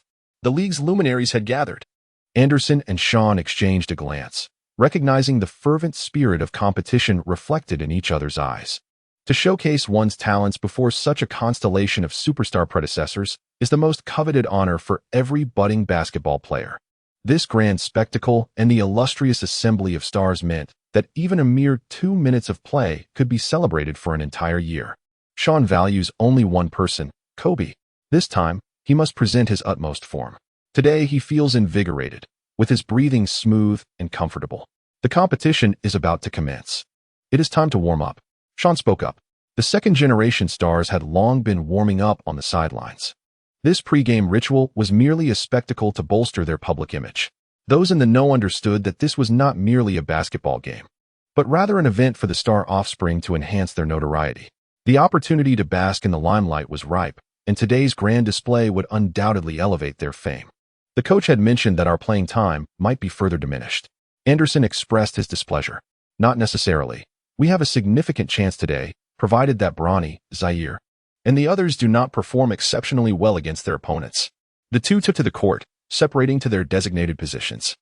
The true stalwarts of the Sierra Canyon High School basketball team were they, and as Shawn stepped onto the court, it elicited a chorus of cheers from the female spectators. The confidence of Caesar and his teammates from Vincent High School was palpable, convinced they would undoubtedly dominate the second-generation stars. Suddenly, Bill caught sight of Shawn and was taken aback. His teammates noticed Shawn's presence and instantly panicked, causing Caesar to drop the basketball from his hands. It's him. He is a student from Sierra Canyon? This is bad. He can't be playing, right? No way. LeBron wouldn't allow that to happen. Today is Brawny's showcase. Let us hope so. Anderson approached Garnett's son, Horry. Today, this kid has kept Anderson on the bench. An idea struck Anderson, and he decided to put on a show. Cough. Horry, how well do you know the players from Vincent High? Do you know who you'll be facing? Let us discuss your thoughts. Anderson deliberately raised his voice, ensuring that many on the sidelines could hear. Not very familiar. This is the first time I've seen their main players. The one I'm up against is named Bill. I heard he is 7 feet 2 inches. I just observed him. And he doesn't seem very agile. Not agile? No, Bill is quite reminiscent of Yao Ming. Someone of that height and weight should possess the speed and reflexes akin to a guard's 70 or 80%. If they were as agile as a guard, they would be invincible. The speed and agility of tall centers must be measured by a different, lower standard. Yao Ming's height and weight cannot be deemed cumbersome. One could even argue he is fairly nimble. Now, if we were to elevate your height and weight to match Yao Ming's, you might not be any more agile than he is, Anderson remarked thoughtfully, his finger tracing his nose, exuding an air of sophistication. Indeed, you make a compelling point. I have yet to compete against these players, so I am unaware of their strengths and weaknesses. I will focus intently once the game begins, Horry replied courteously to Anderson. Anderson was pleased with Horry's respectful demeanor. As an exceptionally talented 5-star high school player, he found Horry's earnest nature endearing. Clearing his throat loudly a few times to regain the attention of those around him, he continued, Horry, listen closely. Center Bill, power forward Caesar, small forward Jones. Shooting guard Porto, and point guard Deco. You are positioned as a center, Bill. Anderson echoed Shawn's words verbatim. I understand. Thank you. Anderson, you are remarkably astute. Far surpassing both the coach and Westbrook in knowledge. Anderson's statement elicited a profound respect from Kevin Garnett, who thought to himself, indeed, he is the cornerstone of the team. Possessing not only strength, but also exceptional observational and analytical skills. Anderson nonsensically recited a spell he could scarcely repeat. What language is this? Anderson, I can only comprehend English, Horry inquired anxiously. I am speaking a language from an ancient nation, specifically Chinese. Its essence conveys that understanding oneself is imperative. Yet comprehending the enemy is equally vital to secure victory. Anderson attempted to adopt an air of a sage, yet faltered at the end. Well said, young man. It appears my son has much to learn from you, not only in terms of skills, but in all aspects related to basketball, applauded Kevin Garnett. Father, this is my teammate in the same position. He has imparted numerous helpful insights, Horry praised.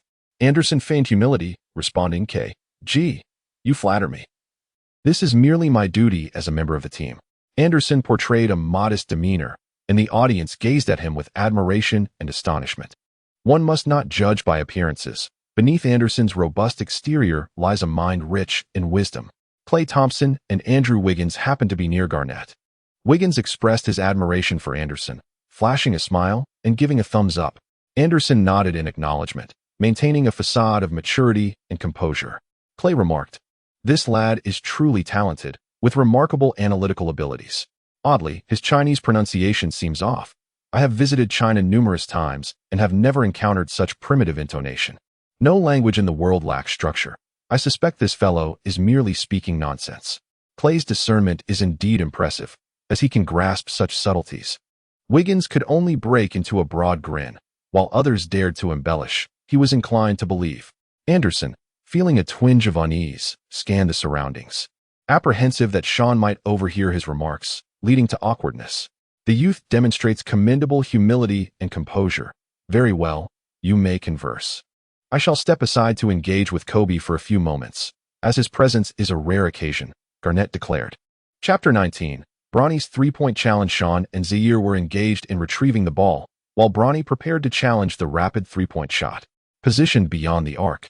The challenger must shoot from every angle along the semicircular line while in motion. Should one fail to make a shot from a specific position, they must remain stationary. Only those who can successfully complete all positions with a high shooting percentage are deemed skilled three-point shooters. Zaire moved swiftly, dribbling with remarkable finesse. After executing a series of movements, he feigned a pass to Bronny. Unbeknownst to Bronny, it was merely a ruse. Zaire dribbled behind his back and took another shot. The initial deception nearly caught Bronny off guard, and he awkwardly managed to catch the ball. This was merely a light-hearted jest, harmless in nature. Zaire then ceased his playful antics and earnestly assisted Bronny in finding his shooting rhythm as the rapid three-point challenge was about to commence. Prominent stars from the league gathered around, eager to witness the current caliber of LeBron James' eldest son. Shawn encountered his father, who appeared as a stranger once more. How swiftly time passes. Upon seeing Kobe, he was reminded of the emotions he experienced during their initial meeting, which in turn evoked memories of that gentle, comforting touch of small hands that had once offered solace. Shawn suddenly realized he had forgotten something important and thought to himself, "Oh my goodness, how could I have forgotten this?" Shawn, disregarding everything, dashed to the locker room in a frenzy. He was filled with concern, recalling an incident from his high school days when a girl had been assaulted in the locker room. However, upon entering and seeing Catherine, he was instantly calmed. To his surprise, she had fallen asleep. Shawn approached Catherine stealthily, moving with quiet grace. She sat at the table, her hands clasped together like a schoolgirl, her profile resting against her arm. Her long lashes framed her eyes, and her brow was slightly furrowed. A lustrous strand of golden hair cascaded over the surface of the table. Shawn gently shook Catherine's arm, attempting to rouse her from slumber. Startled by the sudden awareness of another's presence, Catherine's eyes flew open, and she instinctively placed a hand over her heart, her ample bosom rising and falling with the rhythm of her startled breath. "Shawn, I apologize, I completely forgot." Catherine leaped up with joy. "Shawn, you have finally arrived. I have been waiting for you for such a long time. Be careful, be careful. It's all right, it doesn't hurt anymore. Has the game commenced? Let us hurry outside." "Okay, I will step onto the court to assist Bronny in throwing the ball." Go. What am I supposed to cheer for as a ball thrower?" "Cheer for becoming the finest ball thrower." The referee signals the spectators at the sidelines to step back a bit. The first warning goes to O'Neal, who seems eager to test the quality of the hoop. The hefty fellow is intent on a slam dunk. The referee swiftly admonishes him. Campus referees show no favoritism to any superstar. Bronny is preparing to take on the rapid three-point challenge, appearing exceptionally anxious. Shawn stood beside Bronny, both being sons of superstars in the league. One grew up under the spotlight, residing in a $1 million mansion, indulging in a life of luxury. The other, raised in a tumultuous neighborhood, endured physical and mental hardships, living in abject poverty. The three-point challenge commenced. "Bronny, relax and don't let the pressure get to you. Don't allow the ball to disrupt your rhythm." Kobe offered a few words of guidance from the sidelines. LeBron approached and embraced Kobe's shoulders. "Listen to Kobe, you got this, Bronny." Bronny nodded and exhaled deeply. The challenge began. With a loud shout from the referee, the assistant referee signaled to Zaire. The first shot was launched. Bronny received the ball and shot, but it ricocheted off the rim. For the second shot, Shawn tossed the ball. Bronny caught it and shot again, but it missed once more. LeBron felt his palms sweating with anxiety. Kobe glanced at him, thinking, is this old guy's expression more pained than when he lost in the finals? Bronny's mother, Savannah, wore a concerned look. The third shot missed again. A girl from the sidelines shouted, "Come on, Bronny," as Bronny continued to miss consecutive three-pointers. The crowd fell into an eerie silence on the third attempt. The players from Vincent High whispered among themselves, criticizing Bronny's performance, perhaps inspired by the encouragement of admirers. Bronny regained his shooting touch. The fourth shot swished through the net. The fifth shot scored, followed by the sixth. He made 10 consecutive three-pointers. The crowd erupted in applause. A group of superstars cheered him on. Stephen Curry and Klay Thompson, both sharpshooters, nodded in approval. It is not easy for a 16 or 17-year-old high school student to regain composure under such circumstances. "Yes, that is how it's done, Bronny." The frown on LeBron's face dissipated, and Savannah felt a wave of relief. The high school league isn't entirely based on actual events. It's quite complex. Some settings are for convenience. Please understand. Chapter 20. The super rich second generation. Meanwhile, Catherine shouted, "Go Shawn! Go Shawn!" This was her first time expressing such enthusiasm on a stage under the public eye, something she had never dared to imagine before. She even found it hard to comprehend the mindset of the girls cheering from the sidelines. Behind Catherine sat a chubby white boy who reminded her, classmate, that's Bronny. LeBron James' eldest son, not Shawn. The boy, wearing a Vincent High jersey, was clearly a supporter from another school. Of course I know. I'm cheering for that tall, handsome guy throwing the ball. Catherine pointed at Shawn, who was tossing the ball in the corner. What is so special about a guy who just throws the ball? The chubby boy wrinkled his nose. Catherine, unfazed, turned to him with a smile. Why can't I cheer for him? He is Shawn. The chubby boy beheld a stunning visage, felt the tenderness in her voice, and heard the sweetness of her words. Instantly, he became entranced, clutching his chest as he trembled slightly. Oh my goodness, how beautiful! With his hand pressed against his heart. The chubby boy unsteadily rose from his seat and approached the entrance of the court, dialing a number. A middle-aged woman's voice resonated on the other end. Hello, Harry. Is something the matter? Oh, Mama, my heart has been struck by an arrow. What? Struck in the heart by an arrow? Harry, are you still at Sierra Canyon? Is anyone with you? Is it serious? I will come right away. Have you called for an ambulance? God protect Harry. The sound of a woman weeping emerged from the phone. No, Mama. I have been pierced by Cupid's arrow from a girl at Sierra Canyon. I am in love, Mama. You scare me to death, Harry. Mama, I want to transfer to Sierra Canyon High School immediately. Silly child, transferring isn't that simple. There are procedures to follow. I don't care. I want to do it. I must be at Sierra Canyon tomorrow, or I swear I will die. All right. Mama will have the secretary handle it as quickly as possible. I love you, Mama. I'm off to watch the game. Mama loves you too. Harry hung up the phone, discarded his Vincent Middle School jersey, leaving only a white short-sleeve shirt. He noticed a boy from Sierra Canyon, of similar height, and stopped him, saying, classmate, give me your jersey. I'll buy it for $500. He then produced 5 bills featuring Benjamin Franklin. $500 for a mere jersey? What a lavish price to pay. The chubby boy must be a super rich heir. Who do you think you are? Just because you have money? The bespectacled boy retorted, irritated. At Sierra Canyon High School, students were either exceptionally wealthy or privileged, with over 90% being scions of affluent families, star offspring, or political heirs. A scant few, like Shawn, managed to enter through athletic prowess.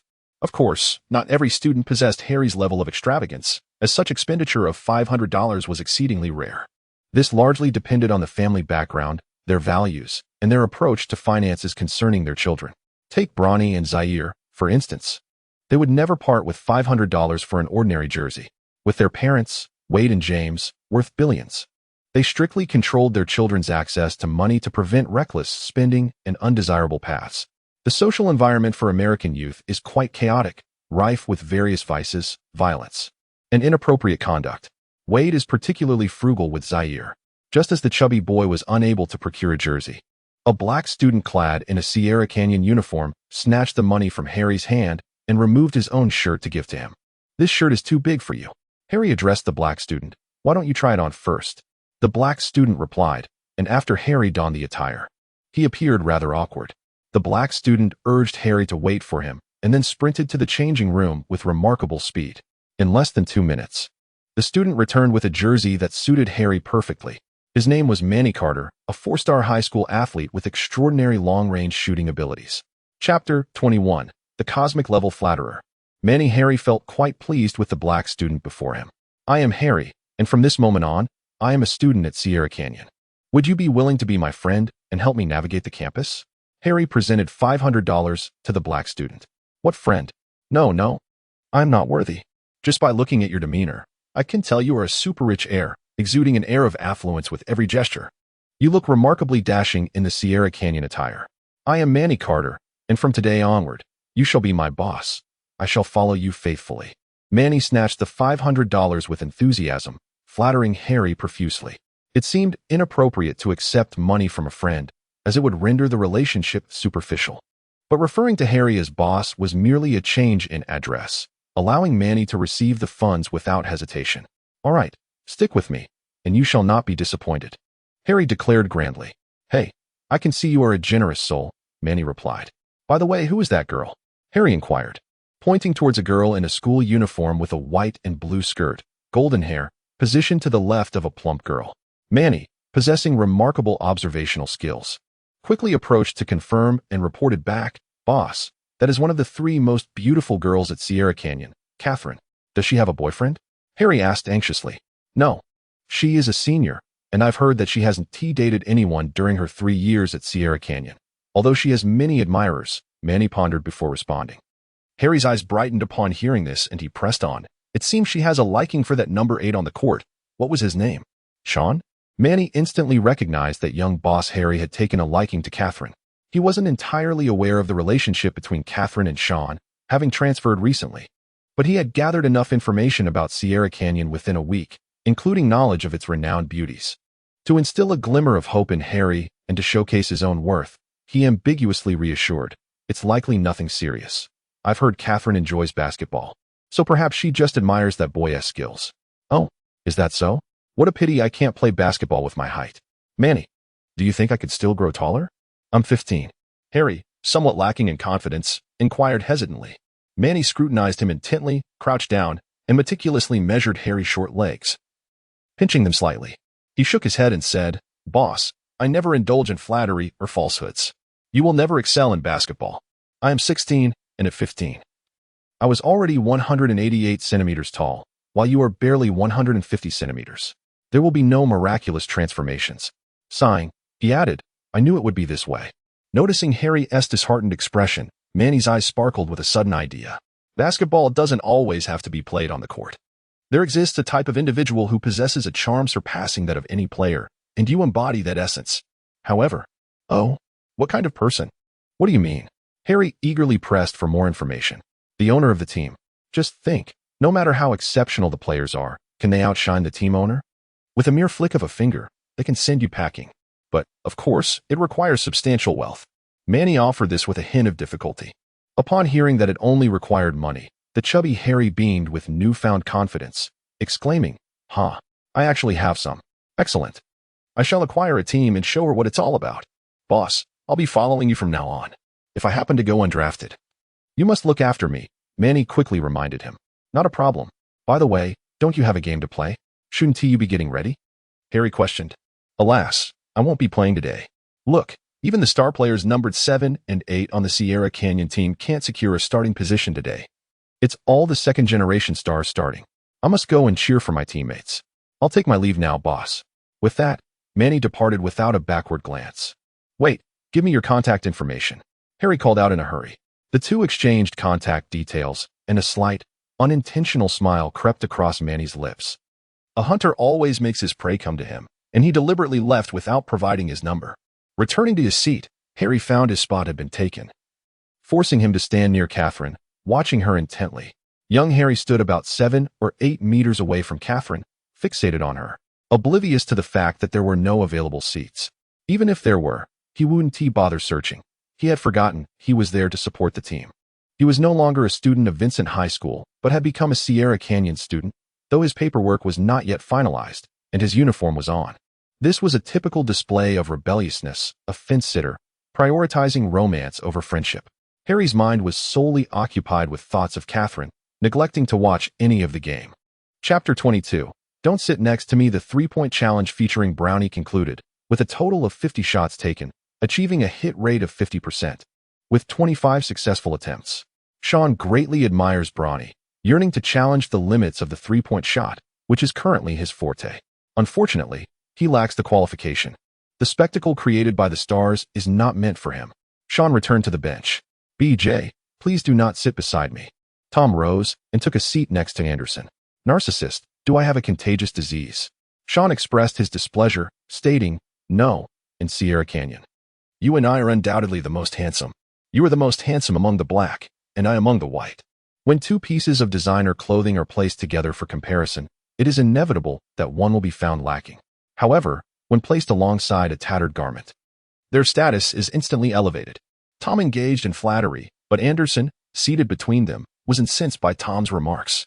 He seized Tom by the collar and exclaimed, "Are you implying that I am akin to a ragged garment?" No. It was merely a metaphor. It has nothing to do with you, Tom hastily clarified. At that moment, Wald and Weiss approached, informing the group that Tim Duncan and his son were on their way. It was anticipated that Shawn would take to the court shortly. Anderson and Tom immediately high-fived Shawn in celebration, sharing a camaraderie that ensured their joy regardless of who played. Unfortunately, their elation was short-lived, as Duncan arrived in haste with his son, and along with Bosch's son, who had just finished icing his thigh. The number of starters was sufficient. Shawn and his companions sat on the bench, engaged in conversation. B.J. Anderson, do you see those girls in the front row across from us? The one in the middle with the bow in her hair is Effie, one of the 3 most beautiful girls in Sierra Canyon. It seems she has been gazing at me all along, with my irresistibly charming looks. They must be utterly disappointed that I'm not starting, Tom said, narcissistically adjusting his hair. Tom, your eyesight is remarkable. I can hardly make out their faces. And I don't even have poor vision. What about you, BJ? Anderson exclaimed in astonishment. Shawn replied, I can only discern that it's a girl. But her face is not clear. Tom, did you truly see a bow tie? And you, Williams? Williams squinted and examined closely. I can barely make out a silhouette, let alone determine what she looks like. You must have the eyesight of an eagle. I have a vision of 5. 3. Monty approached Bronny, feigning a hoarse voice. Hey Bronny, your 3-pointers were impressive.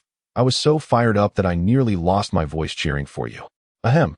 Initially indifferent to strangers, Bronny's demeanor softened. And he replied nonchalantly, it was all right, 50% accuracy. What? What did you say? Please repeat that. Monty pretended not to hear and leaned closer to Bronny. Hey buddy, are you hard of hearing? This brief lapse in my hearing is all your fault, Bronny. Monty exclaimed with a tone of mock reproach. What does that have to do with me? Bronny responded with a perplexed expression. You hit 10 3-pointers. Well, the girls behind me went wild. My ears are still ringing.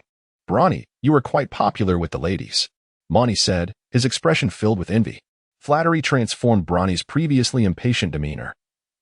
The corners of his mouth twitched as he struggled to suppress a smile. Oh, is that so? You just transferred here? What's your name? Bronny inquired, taking the initiative to ask Monty's name. In Sierra Canyon, there were many eager to befriend James' son, and Bronny's inquiry indicated a willingness to cultivate a relationship. I'm Monty Carter. I've just transferred. I've only heard of your reputation, Bronny James. They say you're the strongest 2nd-generation star at Sierra Canyon. So I shamelessly came over to get to know you. Chapter 23, Bronny takes the initiative. By the way, Monty, during the challenge earlier, I missed 3 consecutive shots, and the entire arena fell silent. Do you know which girl was cheering for me? Bronny asked somewhat shyly. He was curious about the girl whose voice had inexplicably encouraged him. It felt inappropriate to directly ask, so meeting Monty, a newly acquainted individual, prompted him to inquire. I'm not sure. I didn't hear. I think I overheard someone mentioning it was one of the 3 beauties, but I can't be certain. Just take it with a grain of salt. Monty responded vaguely. Oh, was it Ife?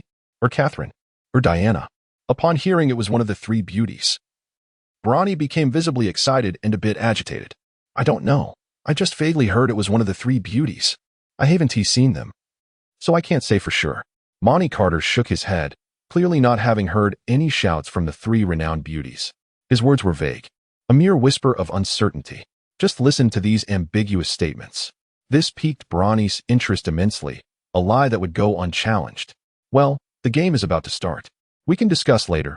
Feel free to ask me anything you don't understand about the team, Bronny said amicably. All right, if you have any questions. Consulting the strongest 2nd-generation star from Sierra Canyon is never a mistake. I'll head to the bench now. I'm going to cover my ears. I'm afraid your female fans might render me deaf in my right ear as well, Monty exclaimed dramatically. He hesitated to call himself the strongest 2nd-generation star, as that seemed far-fetched. The reputation of Michael Jordan's youngest son, Marcus Jordan, was far too formidable. Bronny flashed a slight smile, and as Monty turned, Bronny gave him a friendly pat on the back, signaling camaraderie. Monty Carter was indeed a social genius. Many students at Sierra Canyon had spent a year or 2 without ever speaking to Bronny. Yet this young man had earned Bronny's respect and interest in friendship within mere minutes, even inviting him to ask questions if he had any uncertainties. At that moment, Coach Wald and assistant coach Weiss had arrived on the court, summoning the 2nd-generation stars for a brief exchange. The arena DJ dimmed the lights and began playing an energetic school anthem as the MC started the player introductions. First up, the starting players from Vincent High School. Sierra Canyon MC, presenting Bill Portud and Caesar Jones from Vincent High School. A profound silence enveloped the crowd. The introduction was nothing short of abysmal. It was delivered with such lethargy, the names indistinguishable. The Vincent High School cheering section began to murmur. What kind of MC is this? Is this kindergarten level? This is a far cry from our Vincent High School MC. I could do 100 times better. I thought Sierra Canyon had everything going for it. After hearing this pathetic MC, I have no desire to transfer here. It was just the students from Vincent High who expressed their discontent. Even those from Sierra Canyon were bewildered, engaging in fervent discussions. Oh my God, did our school gym SMC change? What kind of nonsense is this? No. It's still that familiar voice, I can tell. Perhaps they were pressed for time. The game has been slightly delayed. I heard he is ill. Maybe the school is replacing him. What a shame, he used to announce with such passion. Meanwhile, the starting players from Vincent High School were left dumbfounded by the introduction. They had never encountered such a ludicrous MC. What a ridiculous MC. Introducing our Vincent High players was akin to announcing stray dogs. This imbecile can be an MC? A dog would perform better. Never mind. Deco, perhaps this is the caliber of the MCs in Sierra Canyon. I am seething with rage, ready to explode. I had intended to make a grand entrance when my name was called, captivating the three stunning beauties of Sierra Canyon and showcasing the allure of my persona, Caesar. Yet, this has devolved into a farce. Damn it, the foolish MC of Sierra Canyon. Who among the players of Vincent High School does not share this sentiment? In the picturesque Sierra Canyon, where beauty abounds, even star students from rival schools yearn to impress them. What was anticipated to be a moment of glory has turned into a jest, leaving everyone with pent-up frustration. Hey, lads, focus on playing well. Don't let your emotions and mindset be swayed. Defeating them is the best way to vent your anger. The head coach of Vincent High School encouraged. The players of Vincent High School took to the court, their 5 starters glum and despondent. High school basketball lacks the rigid positional structure of the NBA. Brownie and Zaire are of similar height and can interchangeably play 3 positions, while Anderson can play the 3, 4, or 5 spots, and Shawn can cover the 1, 2, or 3 positions. If Shawn did not have heart issues, he would be just like James. James, 1, 2, 3, 4, 5, ascends the mountain to confront the tiger. This young lad can occupy any position without much fuss. A high school student like Bill, reaching a height of 220 centimeters, is an exceptionally rare occurrence. Throughout the game, apart from Anderson and Horry, everyone else is a head shorter than him. In basketball, height does not always equate to superiority. Icons like Michael Jordan and Kobe Bryant stand below 2 meters, both measuring at 198 centimeters. LeBron James is 206 centimeters tall. All of these individuals are superstars. Kobe's height of 198 centimeters is in shoes. His bare height is 195 centimeters, as stated by Vanessa herself. To discern LeBron's true height, one merely needs to compare the visual difference when he stands alongside Kobe. It becomes evident whether this young man has exaggerated his height. Many within the league misreport their heights. The official statistics are often inaccurate, with some reporting lower and others higher. Next, the starting players of Sierra Canyon are introduced. Featuring the offspring of stars, the MC begins the introductions. Sierra Canyon MC. Now entering is Gary Duncan, son of the legendary Spurs player, Tim Duncan. Gary Duncan enters, waving and walking to the side with pursed lips. Sierra Canyon High School MC, presenting the eldest son of the fierce Dragon King, Chris Bosch, a 4-star high school talent. Little Bosch. Little Bosch makes a round of gestures before returning to Gary Duncan's side. Sierra Canyon MC. Please welcome the son of the Timberwolves legend and the league's toughest man, Kevin Garnett, the 5-star high school player, Horry Garnett. Chapter 24. LeBron James wins over DJ. The shy son of the Wolf King, Horry Garnett, enters with his head bowed. The crowd is immense today. It is the first gathering of the 3 most beautiful girls on campus at the basketball arena, causing him to feel bashful. Next, the renowned Heat player, who led the team to a championship and is the recipient of the FMVP award, Dwayne Wade's son. A 5-star high school player resembling his father in style, Zaire Wade, is introduced. Zaire dashes into the arena, running and raising his hands in response to the cheers. Forming a stark contrast to Horry, Sierra Canyon MC proclaims, "Attention, everyone. Please rise." Presenting the chosen one from Ohio, a student at St. Vincent St. Mary High School. Selected first overall by the Cleveland Cavaliers in 2003, a 3-time champion and 3-time FMVP, LeBron James' eldest son, the newly minted five-star high school player. The most prominent star offspring of Sierra Canyon, Bronny James. Upon hearing this introduction, Bronny feels a bit awkward. It seems overly extravagant, almost as if his father had paid for the accolades. Nevertheless, the introduction is undeniably cool and grand. Amidst the cheers and screams, Bronny waves to all the stands. The audience is left in awe. Various voices echo throughout the arena, while the starting players from Vincent High School curse in frustration, nearly driven to madness. Caesar, enraged, slams his electrolyte drink onto the ground. Kobe and the others gazed at LeBron in astonishment, pondering the extravagant sum he must have spent. Beside LeBron stood Wade, who, covering his mouth, quietly remarked, "That foolish DJ, I didn't instruct him to be so exaggerated. I merely suggested a bit more enthusiasm and sophistication." Wade, exasperated, continued, "Damn it. Why did you allow him to introduce the players from Vincent High School in such a manner?" LeBron clarified, "I did not. That kid took it upon himself. Now, everyone knows about my expenditures. It will probably make headlines tomorrow." Wade shrugged, "Who knows? Luckily, I am more frugal than you, LeBron, and prefer to maintain a lower profile. I hope I am not mentioned in the news." LeBron retorted, "We all contributed. Why should I be the sole focus? If I make the news, you and Kevin cannot escape it either." Wade replied. Shawn and his companions sat on the bench, and upon hearing the introduction, they erupted with excitement. My goodness, the enthusiasm was so exaggerated. Did they indulge in something today? Nonsense. One could easily discern that a sum of money was spent, though the exact amount remains unknown. From the content of the introduction, it was evident that Tim Duncan did not invest any money, whereas LeBron certainly spared no expense. Shawn humorously remarked, "Ha ha ha, you've made me laugh to the point of tears. Brownie's father is truly remarkable. I believe Gary Duncan's father is even more extraordinary. Never willing to part with a single penny. Do not say that. He is quite generous towards his son. Perhaps he was caught in traffic and was unable to provide the funds in time." Huh? I actually think the amount Kevin Garnett spends is only surpassed by LeBron. That title of the toughest man in the league was likely a self-bestowed honor. The toughest man in the league? I quite like that phrase, ha. I laughed so hard I nearly fell off my seat. Shawn, Anderson, and other bench players began to jest about the seasoned superstars of the league from their seats. Shawn and Anderson, after indulging in their jovial banter, could hardly contain their laughter. Once they settled down, a chorus of chuckles erupted behind them, interspersed with a peculiar, almost sinister cackle. Ha. Shawn and his companions turned to glance. They beheld Kawhi Leonard, Stephen Curry of the Warriors, Klay Thompson, and Andrew Wiggins, who were all in fits of laughter. It transpired that they had overheard Shawn and his friends jesting at the expense of James and his crew. Even Leonard, who was typically inscrutable in his mirth, was chuckling heartily. Andrew's smile stretched, so wide it seemed to reach behind his ears, while Stephen Curry wore his signature lopsided grin, embodying pure delight.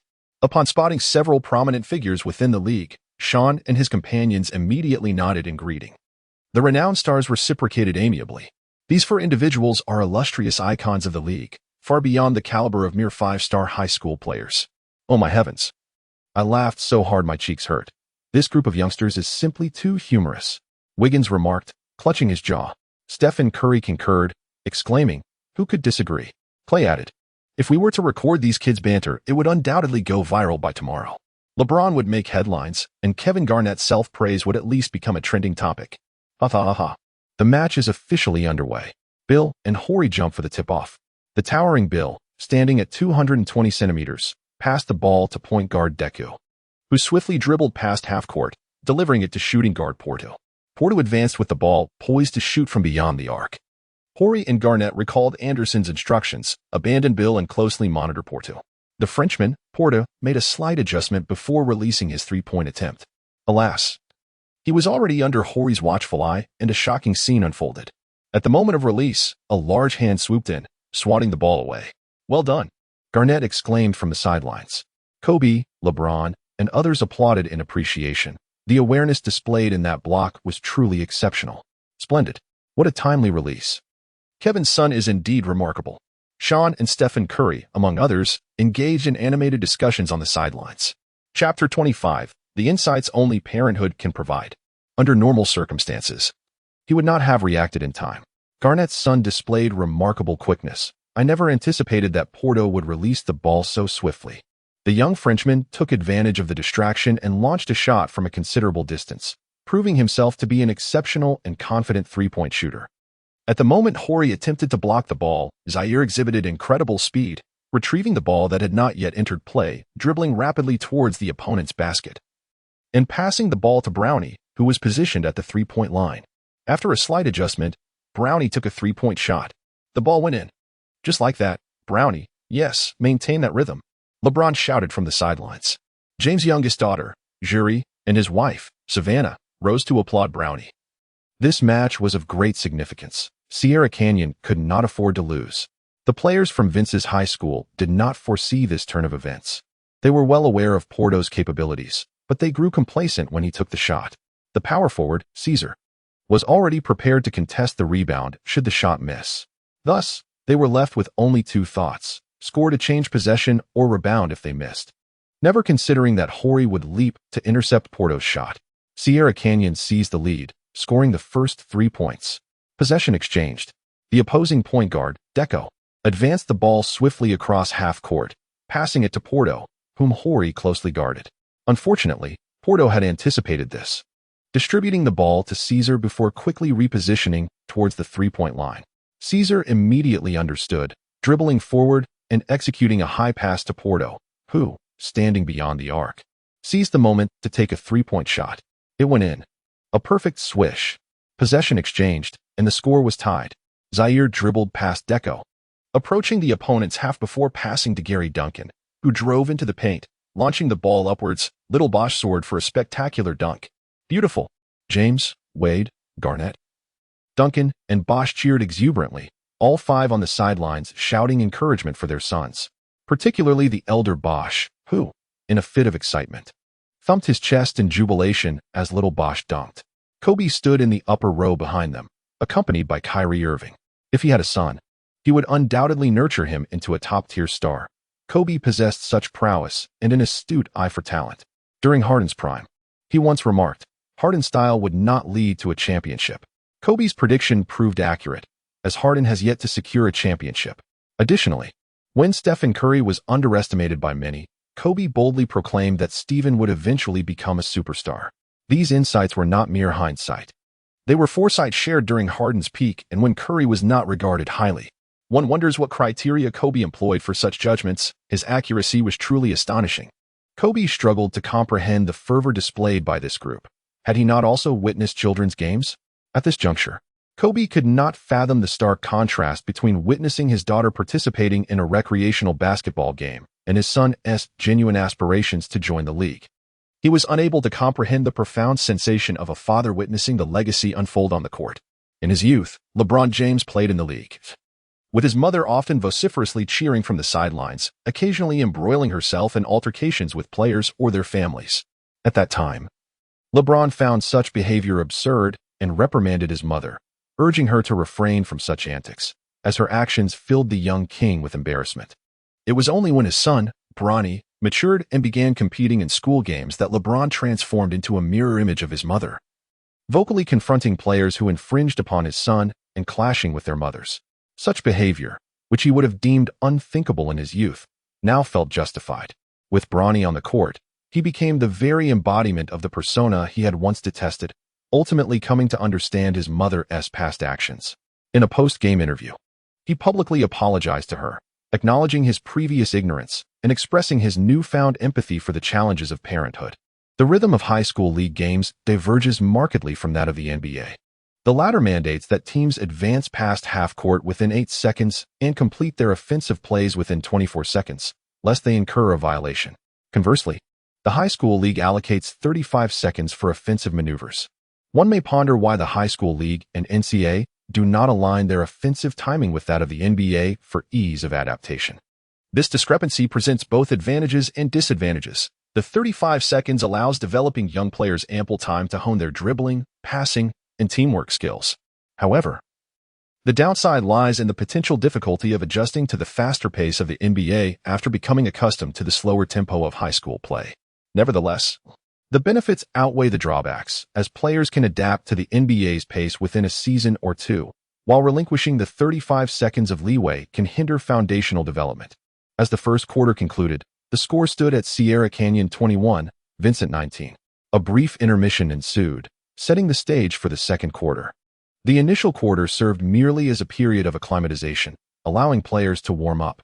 Many teams typically deploy their starting players for 7 or 8 minutes to get accustomed to the rhythm before substituting them out, only to reintroduce them shortly thereafter. Rarely do elite players compete for the entirety of the game, as it is imprudent to exhaust oneself for a single match, unless, of course, it is a pivotal championship clash or a decisive Game 7, where endurance and effort become paramount. The rationale behind player rotations is straightforward. Even for someone as formidable as LeBron James, playing for over 30 minutes will inevitably lead to fatigue. At this juncture, substituting in a fully energized player, even if less skilled, can leverage their vigor to outmaneuver the tired opponent. Chapter 26. Courtship. The teams in the league advise their star players against excessive physical exertion, though exceptions do exist. The prodigious talent of Derrick Rose from the Bulls ultimately succumbed to such overexertion. Young Harry remained transfixed, gazing at Catherine, utterly captivated. He noticed Catherine fixating on the Mexican wrap of the student seated in front of her, swallowing slightly. The plump Harry observed keenly, and a spark of inspiration struck him as he picked up his phone and dialed.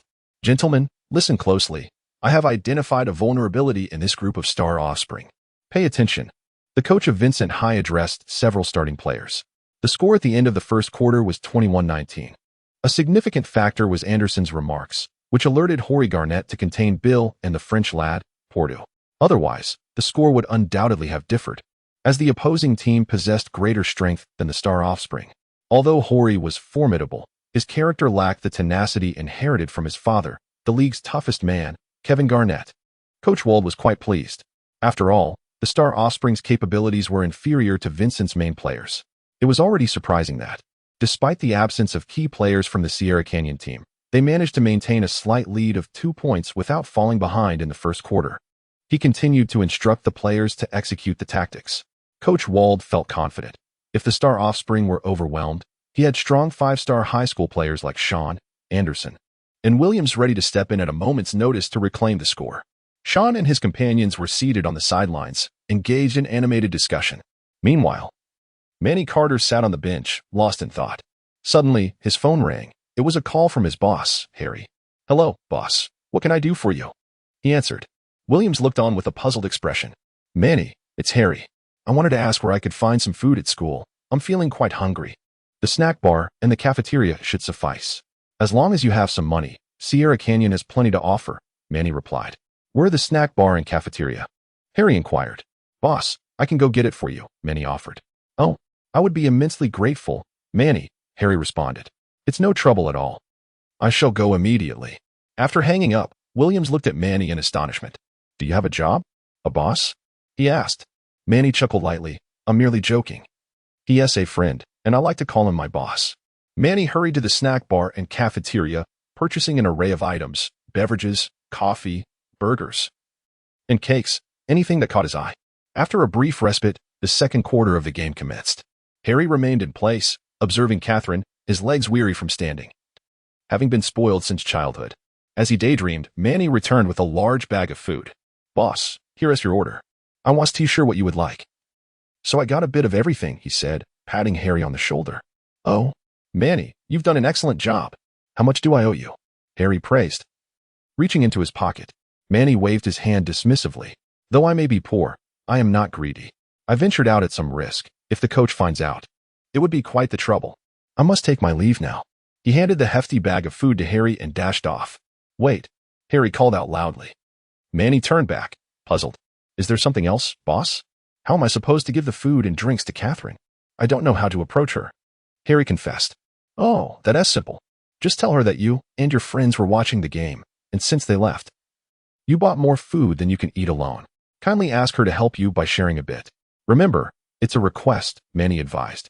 "All right, I understand now. Thank you, Manny. If you need anything, just call me, boss." "I'm off," Manny replied. Harry was left with a newfound admiration for Manny, thinking to himself, "Manny is truly a remarkable person. He is capable and eloquent." Harry approached Catherine, feeling bashful. "Catherine, I I came to watch the game with some classmates and bought a lot of food. They have gone back, and I can't finish it all by myself. Would you mind sharing a bit with me? I don't want to waste food.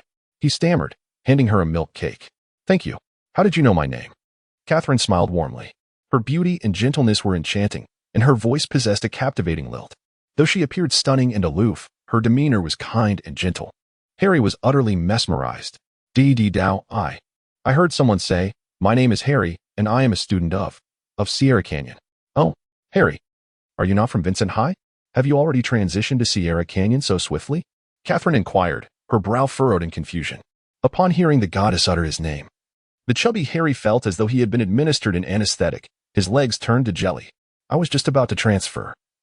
Tomorrow I will officially be a student at Sierra Canyon. Is that so? Welcome to Sierra Canyon, then. Catherine smiled warmly. Harry nodded vigorously, anticipation radiating from his expression. In Chapter 27, James' frenzied run, Harry felt a twinge of soreness in his feet and patted them with his hands. Observing this, Catherine shifted slightly, creating a small space. Please sit, Harry. There's no room on the court.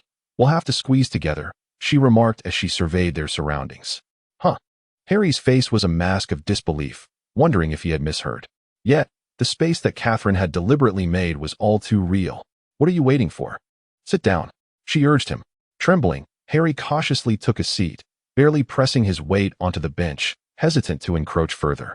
Catherine gently pulled him closer, ensuring he was comfortable. In Harry's mind, he considered himself a man, and Catherine a woman. This felt rather inappropriate. To Catherine, however, Harry was merely an adorable younger brother. A kind-hearted child who brought her snacks when she felt hungry, and she could not bear to see him standing. At 17, Catherine was only 2 years Harry's senior, yet towered over him by a head. The early bloom of girlhood had rendered her a striking beauty, and anyone who saw them together would think nothing amiss. Harry was acutely aware of the contact between his thigh and Catherine's elegant leg. This tangible sensation filled him with exhilaration, causing him to tremble slightly. His hand instinctively reached for his phone in his pocket, only to suddenly realize that such behavior was unbecoming of a man. In his excitement, he nearly called his mother. Catherine's gaze was fixed on Shawn, and though she could only see his back, it brought her endless delight. Harry wore a blissful expression, marveling at the beauty of life itself.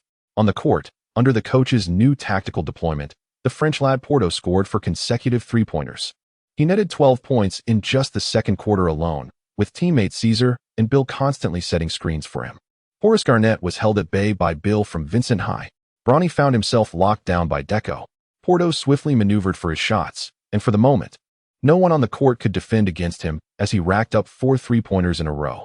Gary Duncan and Zaire retaliated with 2 three-pointers and 2 dunks. Stephen Curry and Andrew Wiggins immediately began to engage in lively discussion. Clay, Andrew, Vincent High has rolled out the elevator door strategy. We don't even need to watch this quarter to know the score gap will widen. Wiggins remarked, the elevator door tactic? An antiquated strategy, wouldn't you agree, Clay? Are tactics categorized into new and old? If all that is new is deemed superior, why is it that, despite the plethora of current stars, none have surpassed Michael? I cannot argue with you. Your analytical prowess is unmatched. The elevator door tactic is well known to Stephen Curry, as it is crafted specifically for sharpshooters. Much like the starburst tactic, its name conveys its essence. The starburst tactic involves players clustering together. The moment the ball is tossed, they disperse simultaneously, leaving the opponent momentarily unprepared. The elevator door tactic, as the shooter approaches the opponent's three-point line, if a defender closes in, the shooter's teammates will set screens. Much like elevator doors closing in to shield the shooter, allowing him to seize the opportunity to take a shot. A true elite three-point shooter adjusts rapidly, receiving the ball and immediately releasing a three-pointer. This is the essence of a genuine three-point assassin. The sharpshooting prowess of Stephen Curry exemplifies this, as his shooting accuracy in the absence of defense is nothing short of astonishing, far surpassing that of high school player Borto. Of course, Klay Thompson is formidable as well. To this day, he holds the record for the most three-pointers in a single game. The elevator door tactic employed by his high school team was remarkably effective. The score had escalated to 41-32, with Sierra Canyon trailing by nearly 10 points. Fortunately, Zaire began to assert himself. He executed a series of impressive dribbles, launching the ball high as he penetrated the opponent's paint, then flauntingly extended his arms and sprinted forward, with Bronny following up with a thunderous dunk. The crowd erupted in astonishment. Wow, the LeBron-Wade connection too. Zero has emerged. Bronny's dribbling is absolutely exquisite. It is a classic signature offensive maneuver reminiscent of the iconic moments shared by Dwayne Wade and LeBron James during their time with the Heat. Now, their sons have replicated that very same offensive style. Well done, Zaire. Wade cheered enthusiastically from the sidelines. He turned to glance at LeBron's reaction, only to find that LeBron had vanished, exuberantly sprinting along the sidelines in celebration. He resembled a lively monkey. His wife Savannah covered her face, mortified by his antics. Kyrie whispered, "Oh my, LeBron is being quite theatrical, isn't he?" Kobe shook his head, saying, "I could never bring myself to do something like that. It's merely a high school game, not the NBA Finals." Kyrie inquired, "Boss, how do you think these high school players are performing?" Kobe chuckled. "Have you not noticed that these youngsters hardly set any screens? They seem solely focused on individual offense, with almost no teamwork in sight." Kyrie speculated, "Perhaps since it's not a formal match, they are prioritizing personal showcases." Kobe continued, "The pace of the offense is far too sluggish." Kyrie, rendered speechless, remarked to his coach, "Boss, comparing a high school league to the NBA is rather futile, don't you think? Their offensive time exceeds by over 10 seconds. Kobe chuckled softly, choosing not to respond to Kyrie's words. He rarely attended high school games, accustomed as he was to the rhythm of the NBA, which naturally resulted in a different experience. The MC at Sierra Canyon announced, "Apologies, everyone. The sound system faltered, and my voice was absent. I trust you found it quite unusual. Let the excitement commence." As the MC regained his voice, the French player, Porto, dribbled past half-court. Zaire leaped in a moment of brilliance to block the shot. Porto passed to Deco, who penetrated the paint, evaded Gary Duncan, and lofted the ball high. Power forward Caesar soared for a thunderous dunk, magnificent. "A stunning display," the MC at Sierra Canyon exclaimed. "A commendable attempt." He succeeded by a stroke of luck. The crowd fell into an astonished silence. Zaire dribbled across half-court, passing to Little Bosch, who cut into the lane, tossing the ball upwards as Gary Duncan prepared for a dunk. Chapter 28. The MC, seemingly devoid of intellect, returned. At that moment, a pair of large hands came in for a block. Bill took his shot, his fifth block, boasting a significant height advantage. The MC at Sierra Canyon noted, "Bill's height certainly gives him an edge, but that was a commendable block." The substitutes from Vincent's high school erupted in a chorus of indignation. This foolish MC, basking in his height advantage. "Alas, my friend, he is being paid to perform." Laughter ensued. "I find him quite genuine, even amidst the crowd's jeers. He strives to fulfill his duty, a man of integrity." With that, one could argue LeBron had chosen well. Point guard Deco initiated the offense, dribbling past half-court, intending to pass to Porto. Suddenly, Horace Garnett executed a steal, swiftly passing to Gary Duncan. Vincent's high school responded quickly on defense. Bronny Zaire sprinted into position as Gary Duncan deftly maneuvered past Jones and Porto. "Son, that was a beautiful steal," Garnett exclaimed. "Drive, Gary," Tim Duncan shouted. Hearing his father's call, Gary Duncan prepared to thwart Bill. With cleverness, he faked a layup, calling out to Bronny, lofting the ball. Bronny arrived just in time, soaring for an alley-oop over Bill. Bill, not leaping with full force, left the opportunity open. Otherwise, Bronny would not have succeeded in his dunk. The MC at Sierra Canyon, brimming with excitement, shouted, "Everyone rise, pay your respects." The chosen one, LeBron James's eldest son, the newly minted five-star high school sensation, Sierra Canyon's most prominent star, Bronny James, has just completed a dunk over the 220 centimeters tall Bill. Laughter erupted throughout the arena. It was originally a stunning clasp. Yet MC's remarks evoked memories of LeBron James's expenditure to secure MC's favor. James, Wade, Duncan, Garnett, and Bosch gathered on the sidelines, engaging in hushed discussions. The laughter from the crowd made James feel embarrassed. He ruffled his hair and said, "The situation with MC has escalated. Everyone is aware of my spending. And by morning the entire nation will know. I must contemplate how to explain this debacle." Tim Duncan chuckled heartily, remarking, "It seems like a hen overexerting herself, resulting in broken eggs instead of chicks. Bryce, go upstairs and inform the foolish MC that my father wishes for him to remain silent, as no money has exchanged hands. Also, tell him to cease his shouting," James instructed. The mention of MC ignited LeBron's irritation, leading to unintended consequences. "All right, Dad, I'm on it," Bryce replied, feeling somewhat awkward. He was attending school in Sierra Canyon, and when his classmates laughed, he pretended to be engrossed in his phone. And me, Bryce? Tell him Uncle Wade feels the same way, Dwayne Wade added. Okay. Bryce eagerly dashed upstairs to halt MC's antics. Meanwhile, the game continued to be spirited. Zaire controlled the ball, crossing half-court to pass to Bronny, who subsequently relayed it to young Duncan, followed by young Bosch. This was the strategy devised by Wald. Bosch dribbled outside the three-point line, searching for an opportunity, and called out to Horry, who immediately leapt into action, preparing for a dunk. At that moment, the opposing Jones anticipated Horry's intent, springing into action to intercept.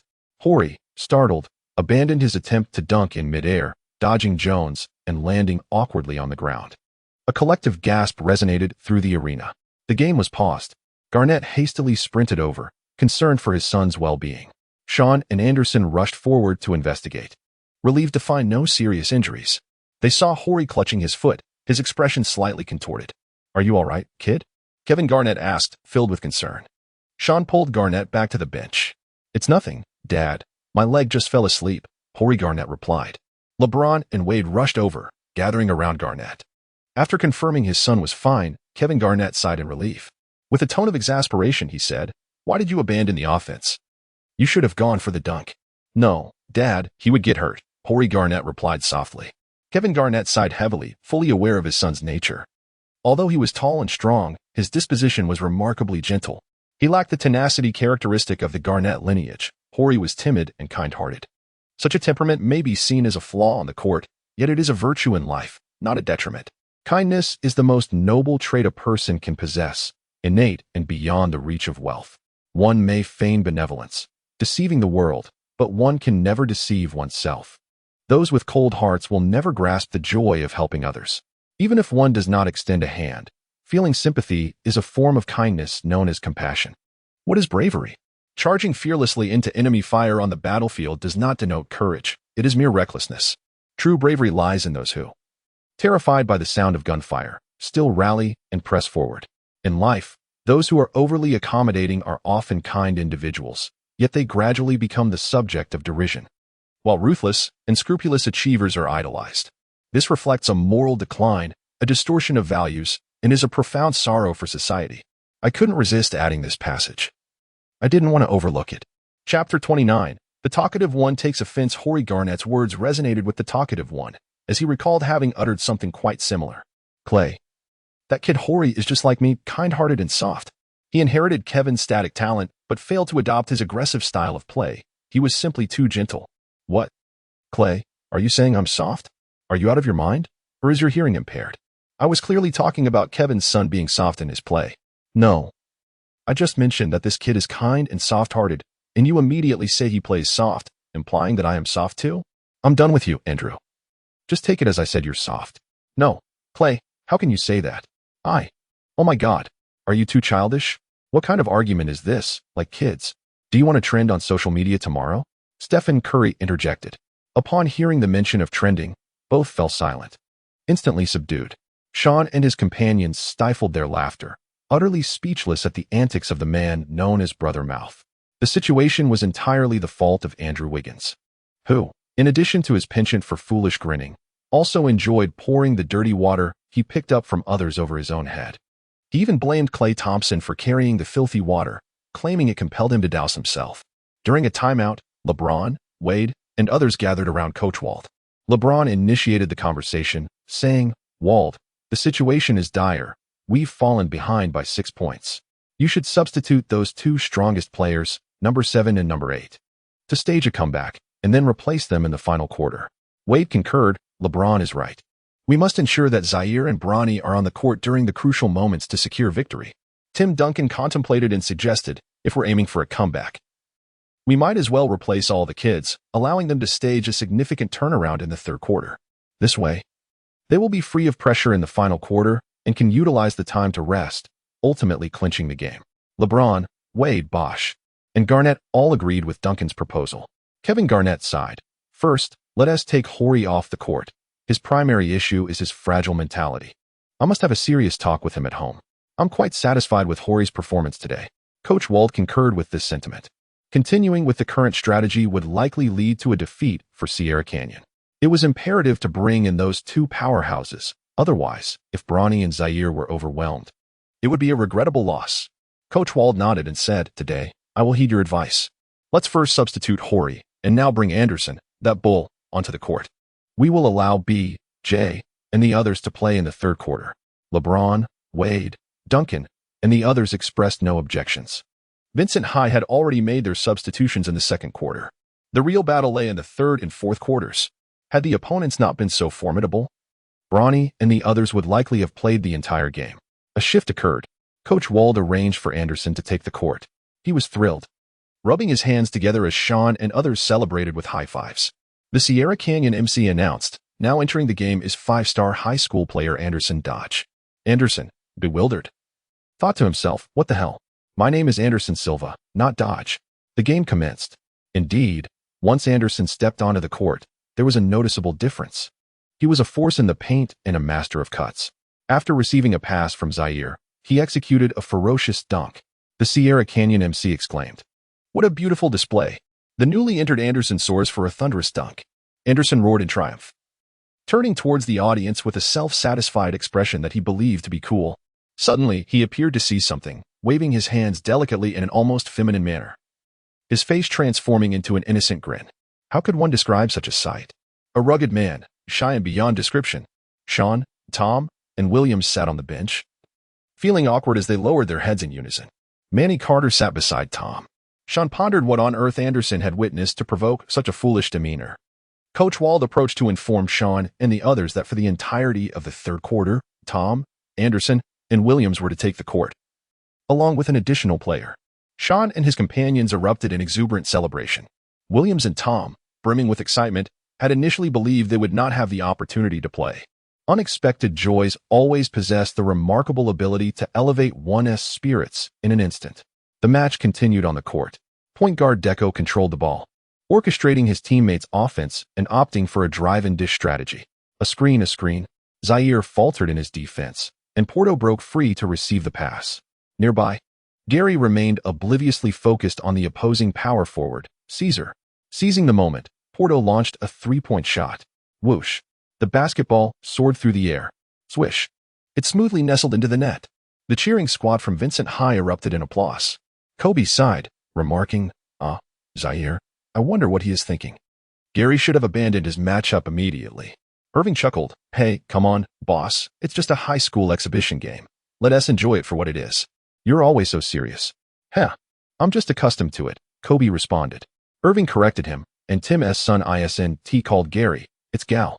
Kobe turned to Irving, a look of confusion crossing his face. "SNT at Gary Duncan?" No, it's Gal Duncan. That is correct." Kobe nodded, acknowledging he may have been mistaken. Goodness. Irving had Kobe questioning his own memory. The truth was that the player was indeed named Gary Duncan. Yet Irving had muddled the names and led Kobe astray. Once Irving has made up his mind about something, it's nearly impossible to sway him. He could staunchly believe in flat earth theories, dismissing any compelling evidence. For words encapsulate the enigmatic Irving, a miraculous little fellow. He and the quirky Durant are dubbed the double oddities of the Nets. The quirky Durant, a quintessential homebody, rarely ventures outside. The halftime interval arrived. Anderson's on-court performance had been highly positive, directly equalizing the score. Sierra Canyon High 49 Vincent High. Brawny tossed a bottle of electrolyte drink to Manny Carter. Shawn and Tom gazed at Monty, pondering his remarkable social prowess. In merely a week's time, having scarcely encountered Brownie, he had managed to have Brownie fetch him water, a scenario that had never before transpired. Shawn, unlike the exceptionally skilled five-star high school athletes, is experiencing a rather unique situation. Presently, both he and Brawny share occasional laughter, yet there remains an underlying unfamiliarity between them. It's not customary for the offspring of superstars to initiate a greeting. Individuals like Anderson, Shawn, and Tom possess a certain pride, reluctant to lower themselves to initiate contact. Tom exclaimed, "Wow, I heard you possess remarkable social skills, but I did not anticipate they were this formidable. To have Brawny, upon first meeting, willingly offer you water. Monty, you truly have a talent." Monty Carter humbly replied, "Oh, it's nothing. It's simply that Brawny is quite down to earth." Suddenly, Tom had a brilliant idea. He boldly suggested, "Given your prowess in this regard, why not procure a contact for me? If you succeed, I shall reward you with $1,000. "Really?" Just for a contact? How simple. What kind of contact do you desire? Twitter? Phone number? Monty Carter responded incredulously. Acquiring a contact is a trivial task for Monty. Chapter 30. Monty successfully secures Diana's contact. Why do so many NBA stars emerge from impoverished backgrounds? It is not true that every underprivileged young black individual is exceptionally driven. In the United States, a significant portion of the lower-income populace consists of black and Latino individuals, with the former often exhibiting remarkable athletic abilities and having fewer recreational activities during their upbringing. Most players initially aspire to enter the NBA to secure a contract and elevate their living conditions, while a portion genuinely harbors a passion for basketball. The demographic of lower-income black individuals is substantial. Ultimately, only a select few manage to filter through to the NBA. The vast majority of underprivileged black youth merely drift through life, unnoticed by society. Do you truly believe I would part with $1,000 for you to casually ask for a contact? What I seek is the contact information of Diana, one of the three beauties of Sierra Canyon. Tom wore an expression that implied Monty would surely fail. Yet, Monty Carter, filled with confidence, declared, "No problem. I'll go right now. Hand over the money first." Tom had initially intended to challenge him, fully aware that it was an impossible task. He had previously sent someone else to inquire, only to return empty-handed. Tom himself lacked the courage to approach, excessively narcissistic and overly concerned about his image. Unable to be at ease in the presence of women, he only spoke freely in front of his brothers, adopting a rather foolish demeanor. Tom was unaware of Monty's capabilities. He was an artistically gifted individual. His flattery could traverse the English Channel to reach London, or soar over Mount Everest to arrive in China. Just hand over the money. And I shall go immediately. Monty extended his hand, insisting. Are you truly willing to go? All right, $1,000 is nothing. Securing Diana's contact is worth $100,000. Tom mused passionately. He rummaged through his pocket, counted the cash, and frowned slightly. I didn't bring enough today, only $600. Do any of you have spare cash to lend me? Williams replied, 80. Shawn, 163. Tom, you all are a bunch of poor souls. Tom hails from a more affluent background, while Shawn currently possesses more money than Williams, which would typically be an awkward revelation. This sum of over $100 includes $50 given by Aunt Lon and $100 from Uncle Anderson. He has only a few $10 bills on his person. Fearing the loss of this substantial amount, he has tucked it into his sock. No need. I have it. You take my $400 for now. What do you mean? You're lending me $400? Indeed, it is my cash being lent to you, not a shortfall for a transaction. Nonsense. What difference does it make? Just take it and combine it for me.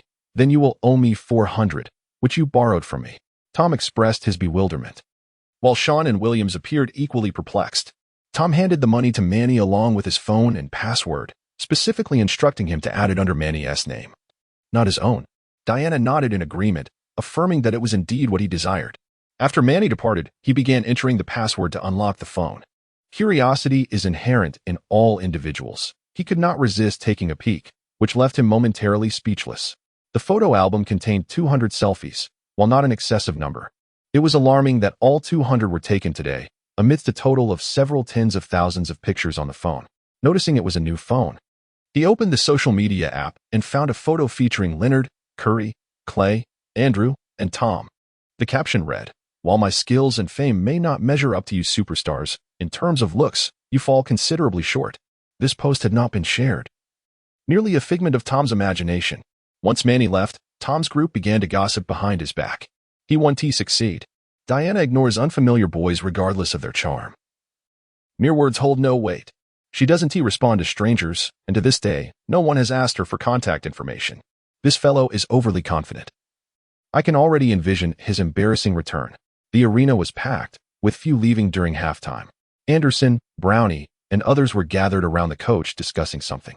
Following Tom's directions, Manny approached Diana's seat, only to find it empty. After inquiring with the person beside her seat, he learned she had gone to the restroom.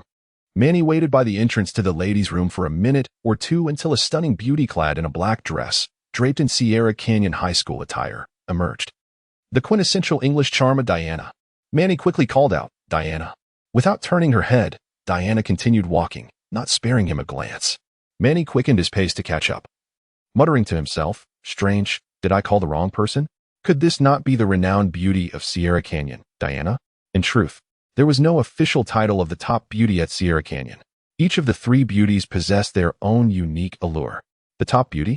Diana could not help but interject. Indeed, a woman's foremost concern is invariably her appearance.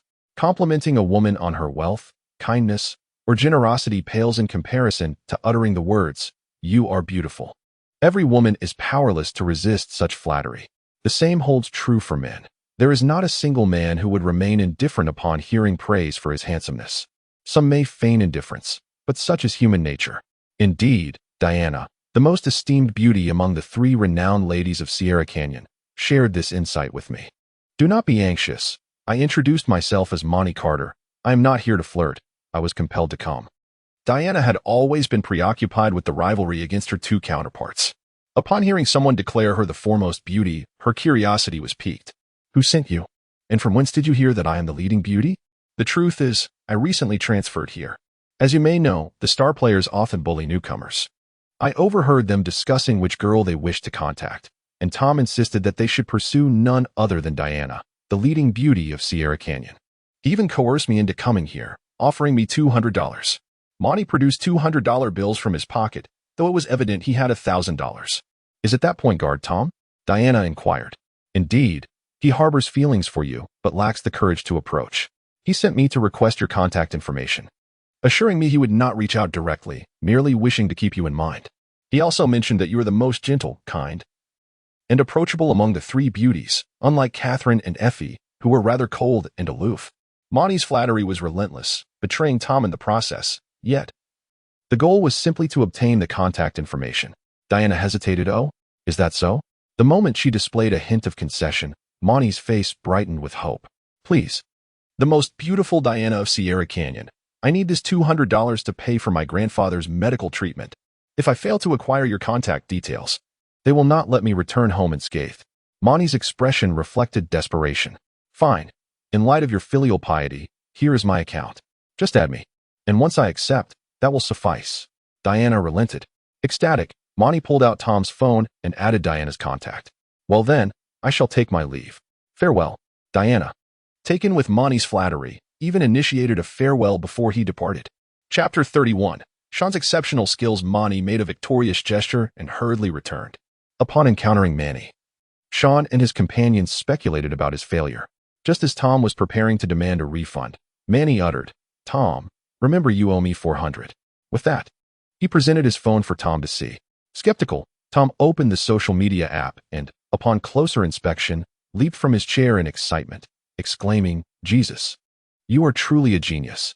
The group stared at Manny in disbelief, while he maintained a modest demeanor as if it was merely a trivial matter. As the third quarter commenced, the coach opted to field the sophomore players, leaving the seniors on the bench. The lineup for Sierra Canyon consisted of point guard Tom, shooting guard Shawn, small forward Manny, power forward Williams, and center Anderson. Manny was astonished to be on the court, unaware that it was Bronny who had advocated for him. The four players made a dazzling entrance, as the arena reverberated with fervor. Stepping onto the court was Sierra Canyon's star player, Shawn Bryant, number 8, the shooting guard. "Yes, Shawn is on the floor," Catherine exclaimed, bouncing with the enthusiasm of a child. Upon the announcement of the number 8 and the Bryant surname, Irvin cast a glance at Kobe. The surrounding crowd turned their eyes toward Kobe, as the same jersey number and surname evoked subconscious thoughts of the legendary player. The five-star high schoolers from Vincent were faced with formidable opposition. The formidable Shawn had entered the game. Tom dribbled past half-court, deftly sidestepping to Kobe before passing to Shawn. Shawn received the ball and initiated an attack, executing a double feint to evade Porto.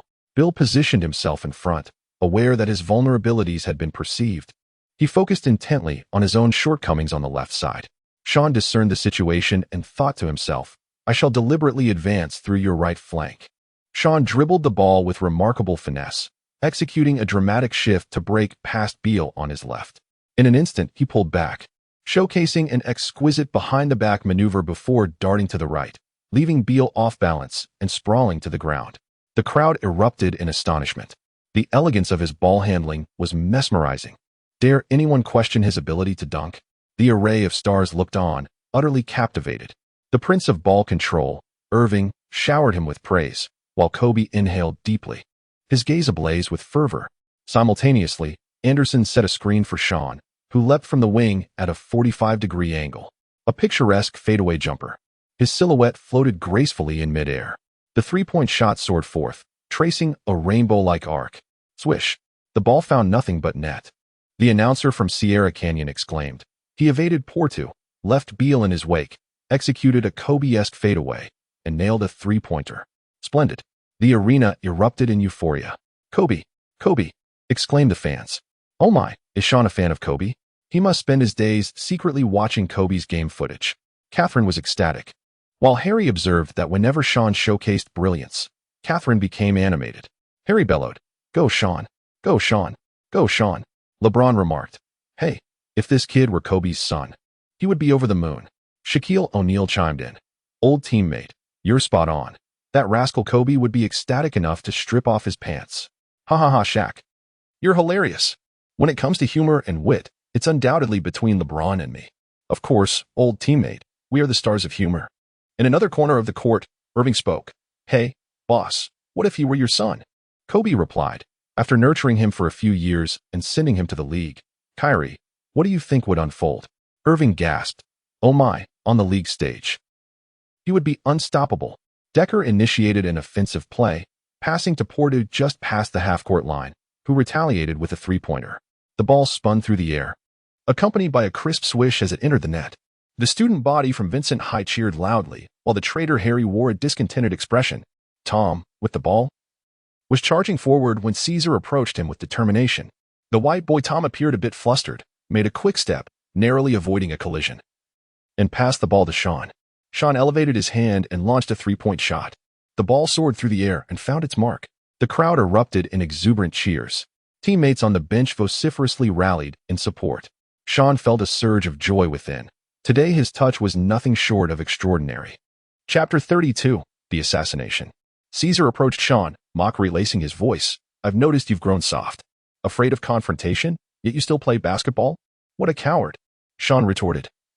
Passing by you is akin to traversing an uninhabited street. There is no need for confrontation. Caesar huffed and turned away. Shawn felt a sense of helplessness. It was not due to poor physical fitness that hindered his willingness to engage in confrontation. His physique was well-trained and robust. Yet he harbored concerns about the impact on his heart. As Shawn and his companions made their entrance, they surged through Sierra Canyon with unstoppable momentum. Their skills on the court surpassed those of Vincent High School, and their vigor was invigorated by their recent entry into the game. Just as Deco initiated his offensive play, a figure darted forward, and Williams seized the opportunity to intercept the ball, swiftly delivering a long pass to Shawn. As Shawn sprinted forward, he shouted to his teammates to launch a fast break. Anderson raced ahead with unmatched speed, resembling two Ferraris racing side by side into enemy territory. Jones and Beal, unable to keep pace, watched as Shawn dribbled into the paint and tossed the ball behind him. A massive gorilla soared through the air, executing a two-handed alley-oop dunk into the net. Anderson thumped his chest and roared in triumph, while Shawn and his companions rushed forward to celebrate with fervor. O'Neal exclaimed, Whoa! Whoa! Whoa! Oh my goodness, is that little Shaq? LeBron jested, Haha, Shaq? Could he possibly be your son? Damn it, if I had a son like that, I'd have claimed him long ago. The game continued. Deco advanced past half-court, maneuvering around Jones as Manny closed in for the steal. Jones passed to Porto, who attempted another three-pointer. It clanked off the rim. Williams secured the rebound and passed it to Tom, who quickly sprang into action. The counterattack was on again. Beal aimed to thwart Tom, but it was too late. Tom made a precise long pass to find Shawn. Shawn executed a stunning three-pointer from the arc. The basketball traced a magnificent trajectory. The ball swooshed through the net. The arena erupted in a cacophony of applause. Kobe and Irving clapped enthusiastically. Wade sighed, remarking, These young lads are indeed far superior to the offspring of stars. LeBron chuckled. Who could argue with that? Yet today is a celebration for the children. They are the protagonists. Garnett added, Typically, they have their time on the court, but simply being able to play today is a blessing. The reality is indeed that this match belonged exclusively to the offspring of stars. Caesar initiated an offensive play, dribbling while scanning for teammates. Jones evaded his defender, signaling for the ball.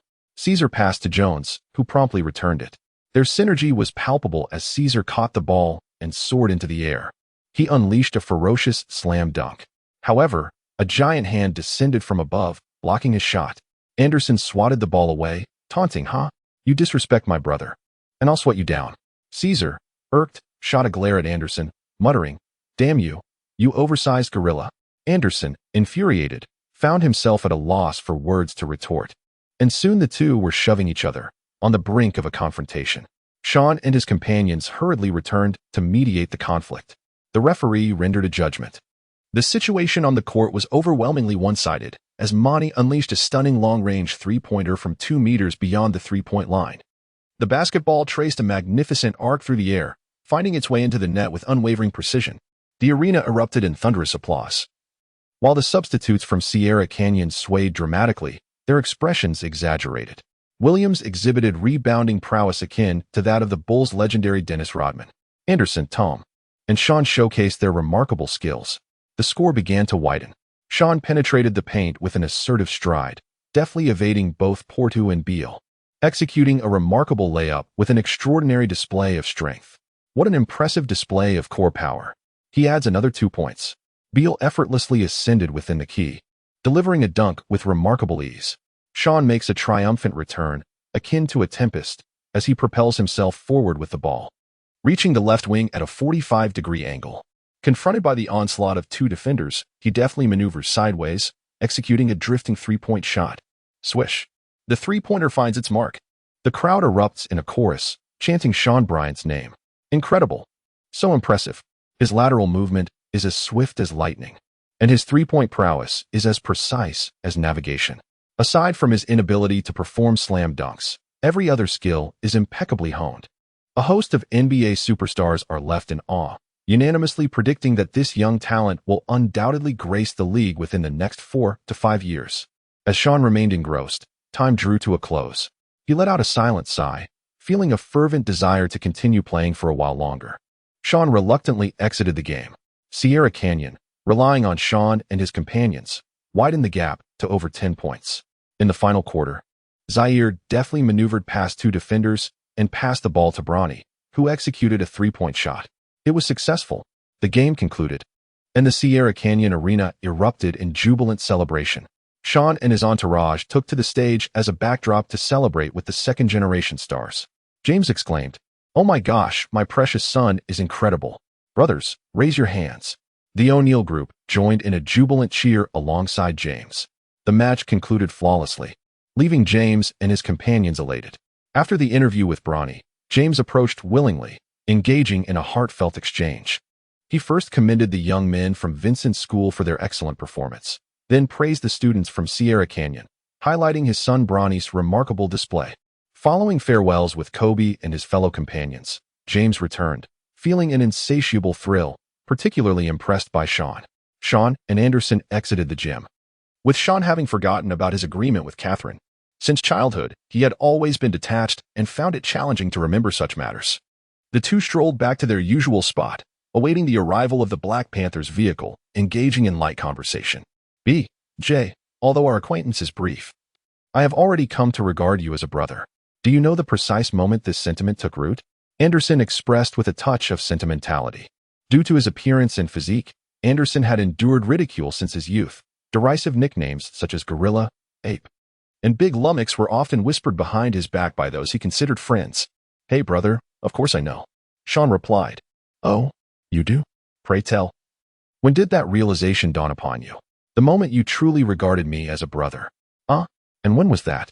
"Haha, just at that instant. It hit me all of a sudden." Anderson laughed heartily, exclaiming, I just grasped it." Shawn earnestly remarked, "The moment you implored me to accompany you for a meal. I had already regarded you as my brother." Anderson joyfully patted Shawn on the shoulder. The two continued to converse about their campus life. Shawn and Anderson awaited the arrival of his uncle's car. Anderson remarked, "B.J., it is peculiar how my uncle remains indifferent towards any of my friends. Yet he treats you with such warmth." Shawn nodded, feeling that it was indeed the case. Giving out his number and money upon their first meeting was quite surprising. With curiosity, he inquired, "Is your uncle involved with a gang?" After a moment of contemplation, he began to recount his uncle's tale. All right. According to Anderson, his uncle, Black Panther, was a pivotal member of a criminal gang in his youth. He joined the gang as a teenager, and through his audacious and fearless demeanor, he gradually earned significant recognition. During a confrontation with a rival gang, he single-handedly rescued the son of the gang leader. However, this act led to retaliation. His fiancée, he was tragically shot while sitting in the passenger seat. In seeking vengeance, Black Panther spent over a decade in prison. The gang leader eventually paid for his release, after which Black Panther vowed never to allow anyone in his family to sit in the passenger seat again. Shawn sighed. Anderson, hey, brother, why do you go by BJ? It's not an abbreviation of your name, is it?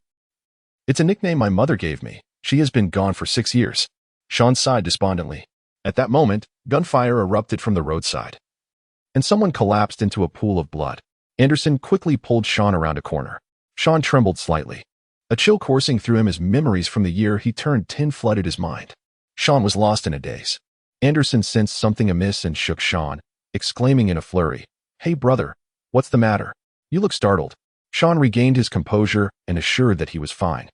Taking a deep breath, the two departed from the scene of the shooting, reflecting on the alarming prevalence of gun-related incidents in America. Anderson reminded Shawn to inform him if he ever found himself short on funds for meals, urging him not to hesitate. Shawn was restless and nodded slightly. Ruth had always provided financial support to Shawn, yet he was quite frugal, reluctant to spend lavishly. Every penny saved counted. Chapter 33. What do you think of my appearance? Anderson picked up his phone, engrossed in replying to messages, his head bowed, a shy smile gracing his face. Shawn recalled the expression Anderson displayed towards the audience after executing a thunderous dunk. He mused, has this young man truly encountered his golden moment? Anderson, chuckling as he typed, wore a grin reminiscent of Andrew Wiggins. The dialogue on his phone screen unfolded. Anderson, Jessica, I am preparing to head home. Waiting for my uncle at the corner with my brother B. J. Jessica, I just saw, but I can't find Catherine at the court. And she hasn't replied to my message. I'm waiting for a ride at the school gate. Anderson, please be careful, Jessica. How did I perform today? Jessica, quite well. Although you should pay attention to your facial expressions while on the court, your gestures and facial expressions appeared rather foolish. Anderson, oh, why don't you ever call me by my name? Jessica, it feels awkward. It's the same as my uncle's name. Do you have a nickname or an abbreviation? Anderson, no, I am simply Anderson. Nicknames or monikers are out of the question. Jessica, oh, fine, let us discuss this later. Someone has arrived on my end. Anderson, okay. Anderson's face was etched with frustration as he pondered why he lacked a cooler name. He mused to himself, Anderson? Andy? Shawn could not help but inquire, Anderson, who were you just conversing with? You seem quite bashful. Anderson sighed and replied, a girl from school. I wish to adopt a name for myself, a simple and pleasant nickname, much like yours, B. J. Shawn gazed at the distressed Anderson, pondering idly, and decided to assist him in brainstorming names. Suddenly, in a sudden burst of inspiration, Shawn posed a question. What do you think of the name Asen? Upon hearing this name, Anderson's eyes widened in astonishment. He found the name exceedingly cool. Asen. Ha, it's fantastic, BJ. From now on, I shall be known as Asen. Anderson joyfully dashed to a nearby tree, embracing it with one arm as he circled it several times in excitement. The name Asen, conjured by the two youthful companions, would one day resonate throughout the league alongside B.J.'s name. Anderson eagerly sent his new name, Asen, to Jessica. With hopeful eyes, he turned to Shawn and softly said, BJ, call me by my new name, Asen. Shawn wore a puzzled expression, reminiscent of a questioning gaze. Instantly, goosebumps prickled across his entire body. The sensation was strikingly akin to when a girl requests you to call her wife. It felt utterly strange. An inexplicable discomfort that rendered the words unutterable.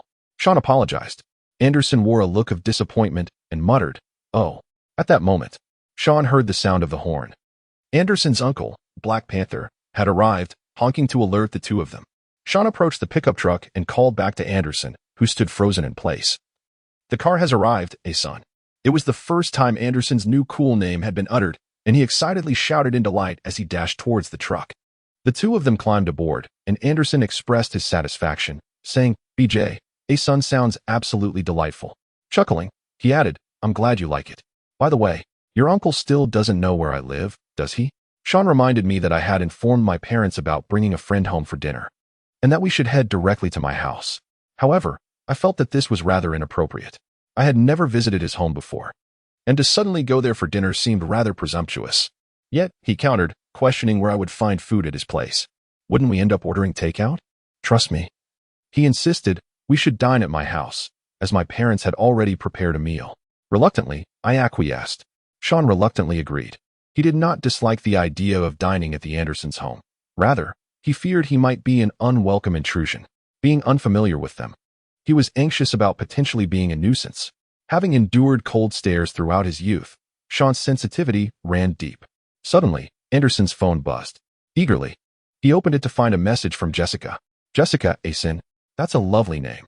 Did you come up with it yourself? Anderson, of course. I just thought of a cool name. Jessica, how do you think I look? Jessica, don't you have any self-awareness? The spirit is paramount. Appearance is merely a superficial shell. Anderson wore a perplexed expression. He glanced at Shawn beside him and, feeling embarrassed, asked, B.J., could you help me decipher this message? I don't quite understand and am unsure how to respond. Shawn suddenly became intrigued. He had always been curious about whom Anderson was conversing with. Shawn replied with enthusiasm. No problem, let me take a look. Anderson cautiously shielded the screen with his hand, revealing only the final line of text for Shawn to see. Shawn chuckled softly. Jessica's words striking a humorous chord within him. What is so amusing? She inquired. Shawn remarked that it was of no consequence. He elaborated, stating that what she meant was that physical appearance holds little significance. Rather, it is one's character that she finds appealing. Really? That cannot be mistaken. Anderson immediately felt a surge of excitement. At last, there was a woman who did not concern herself with his looks. He felt a profound sense of relief. Suddenly, Shawn realized something. Anderson's conversation with the girl reminded him of Catherine. Shawn forgot about her, lightly tapping his forehead and letting out a sigh. He didn't even have Catherine's contact information. Observing Anderson engrossed in conversation with the girls made him feel utterly defeated. The pickup truck came to a halt in front of a self-built house in the suburbs. The Black Panther cautioned, Son, B.J., when my brother asks about you, just say I went to watch your match, understood? Okay, no problem. Yes, uncle. Author's note. Must read. Chapter 34. The talking gorilla. Anderson's home was situated in a remote suburban area, close to the forest, and his father, old Anderson, was a seasoned lumberjack. The Black Panther led the way, with Anderson and Shawn following closely behind. It was Shawn's first visit to Anderson's residence. As they entered the yard, they spotted a middle-aged man, bare-chested, chopping wood. His appearance bore an uncanny resemblance to that of a gorilla. Upon seeing the man, the Black Panther hesitantly called out, Brother, where have you been? I warned you repeatedly. It's hard enough to pull yourself out of the mire. Don't fall back in. Old Anderson's voice was grave and resonant, akin to a more robust version of Anderson himself. Since leaving the gang, the Black Panther had been working with his brother in lumberjack duties. After dropping Anderson off at school, he had not returned, which explained old Anderson's admonition. The Black Panther and old Anderson were half-brothers. Anderson's grandfather had a child out of wedlock, and after the elder's passing, the 8-year-old Black Panther was entrusted to old Anderson. Despite their different mothers, old Anderson cared deeply for his younger brother, raising him as if he were his own son, while Anderson's mother was equally concerned. The Black Panther, having mingled with gangs, was decisive in his actions, yet held great respect for his brother and sister-in-law, fearing old Anderson above all else. I went to watch Sen's match at school. You can ask them if you don't believe me, he said hurriedly as he stepped into the hall and entered a room. Yes, Dad, Uncle went to cheer for me, Anderson fibbed. Old Anderson glanced up at Shawn, who felt somewhat uneasy and politely introduced himself. Hello, Uncle, I am Shawn Bryant. Come in and take a seat, old Anderson replied, his tone neither warm nor cold. Although he appeared stern, he was secretly pleased that his son had a classmate visiting for the first time. My dad is like this. He is quite serious. So don't take it personally, B.J., Anderson whispered. The lack of enthusiasm from his father made Anderson feel a bit awkward. Anyone bringing friends home is naturally concerned about their feelings, fearing that family members might appear indifferent, which could lead to an uncomfortable situation for both themselves and their guests. Shawn shook his head and chuckled, saying, How could that be? I am not the petty sort. Anderson underestimated Shawn. Such an attitude was already quite warm for someone like him, who had endured disdain from an early age. Furthermore, it was not that old Anderson disliked Shawn. Rather, it was a matter of temperament. At that moment, Anderson's mother emerged, warmly exclaiming, You must be Shawn. Anderson speaks of you often. Welcome, dear child. Please come in and have a seat in the hall. Shawn was somewhat astonished. The beautiful and slender African-American woman before him was Anderson's mother? Shawn found it somewhat incredulous that the rugged Mr. Anderson could marry such a gentle and beautiful woman. Yes, hello, Auntie, Shawn responded politely. Mrs. Anderson smiled and nodded, handing something to Mr. Anderson. Let us head inside. I have a film for you to watch. It's absolutely thrilling, Mr. Anderson said, wrapping his arm around Shawn's shoulder. Okay, Shawn replied. As the two prepared to enter the hall, an unusual sound emanated from the large tree in the Anderson yard, resembling the calls of a gorilla. Shawn lifted his gaze upon hearing the sound, and there he beheld a small gorilla, entirely enveloped in dark fur, swiftly ascending the tree while emitting a series of exuberant calls. Shawn exclaimed, Anderson, look quickly. There's a little gorilla in your yard's tree.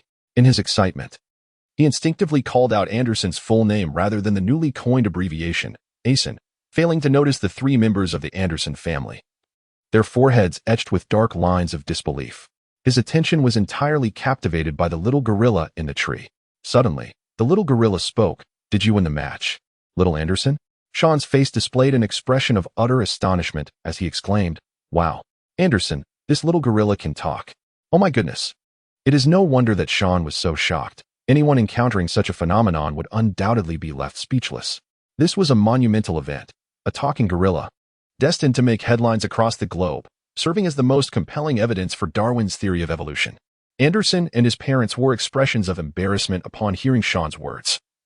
Even his usually stern father revealed a hint of awkwardness. The little gorilla descended from the tree and, bouncing with enthusiasm, approached Mr. Anderson, inquiring in a youthful voice, Mr. Anderson, is my stick, Caesar's staff, ready yet? Mr. Anderson shook his head in resignation, handing the young gorilla an exquisitely crafted small wooden stick, before chastising Anderson, You rascal. Constantly watching inappropriate films and dragging your brother along with you. Anderson retorted defensively, What does that have to do with me? I wasn't watching anything unsuitable for children.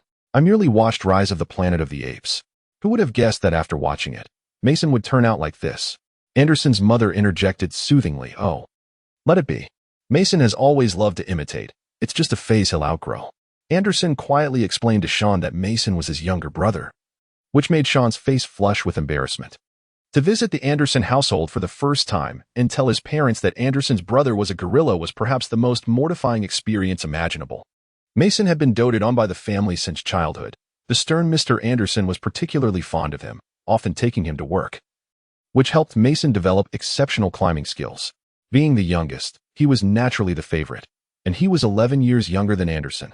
One day, after school, Anderson, feeling bored, decided to revisit the classic film, Rise of the Planet of the Apes, which portrays a chimpanzee infused with a new drug that enhances its intelligence and leads its kind in conquering human cities. Anderson found it relatable, unaware that his brother Mason had become utterly captivated, seemingly possessed by the film's protagonist, Caesar. Chapter 35, The Superstar Versus. The great ape Shawn entered the living room, surveying his surroundings. The house, though aged, was well-equipped. It possessed all the essentials, far superior to his modest abode. Anderson invited Shawn to make himself comfortable. As Anderson approached the refrigerator to retrieve a beverage, Shawn leaned against the sofa, his hand pressing against a plush toy, which he discovered to be a gorilla. However, its fur had been entirely plucked away. Shawn laughed, instantly recognizing the handiwork of Anderson's younger brother. He felt a pang of envy for the Anderson family, its warm abode, responsible parents, affectionate uncle, and the amusingly quirky younger sibling. It was the very family Shawn had always yearned for. He never allowed himself to dwell on thoughts of his own father, fully aware that he was a child cast aside, with dignity restraining him from contemplating anything about that family or indulging in any fantasies. BJ, shall we watch a movie? What genre do you prefer? Anderson inquired, handing Shawn a bottle of beverage. I'm not sure. What films do you have? Shawn replied. Just a moment, Anderson said as he retrieved a box from beneath the television, filled with cherished vintage DVDs, and placed it before Shawn for his selection. Shawn opened the box in search of something and discovered a copy of Rise of the Planet of the Apes. However, upon opening it, he realized the box was empty. The disc was thrown away by my father, Anderson lamented. During that time, my younger brother watched it 4 or 5 times a day until he became utterly obsessed. Shawn laughed heartily. He rummaged through the collection but could not find the film he desired. Anderson-esque discs were predominantly about gorillas, ferocious beasts, and dinosaurs. Noticing Shawn's struggle to find an engaging film, Anderson suggested he would retrieve one from his uncle upstairs. Without hesitation, he dashed up the stairs. "Uncle, open the door. I'm fetching your disc." Black Panther, engrossed in a contract, rose to answer the call. "Let us take it together. Remember to return it after watching. And don't let Misen damage it." "I understand, Uncle. Where are you off to today?" "Just some affairs related to the gang. Don't let slip anything while you're down there." "Rest assured, I'll go down, and I'll call you when it's time for dinner." "No need. I already had my meal with the gang. I'll just close my eyes for a bit. Call me when your brother is heading back." "All right," Anderson replied before stepping outside. Suddenly, he seemed to recall something and turned back, curiosity piqued. "Uncle, why do you hold BJ in such high regard?" Black Panther's eyes widened, filled with a resolute glimmer, and he straightened his posture. "Listen, Anderson, remember this. Follow him closely. That lad possesses the aura of a superstar. His future is boundless." "Oh, you can discern that?" Anderson remarked. "Yet, BJ is indeed formidable. We each have our strengths. Trust me, you won't go wrong by heeding my words. I've encountered countless individuals and have honed my judgment," Black Panther asserted confidently. Evaluating a person isn't merely about their facial features. Triangular eyes, hooked noses, or large mouths do not determine one's worth. Such judgments are superficial, unprofessional, and lack rigor. That is mere appearance-based assessment. True discernment transcends physical attributes. It is an instinctive sensation.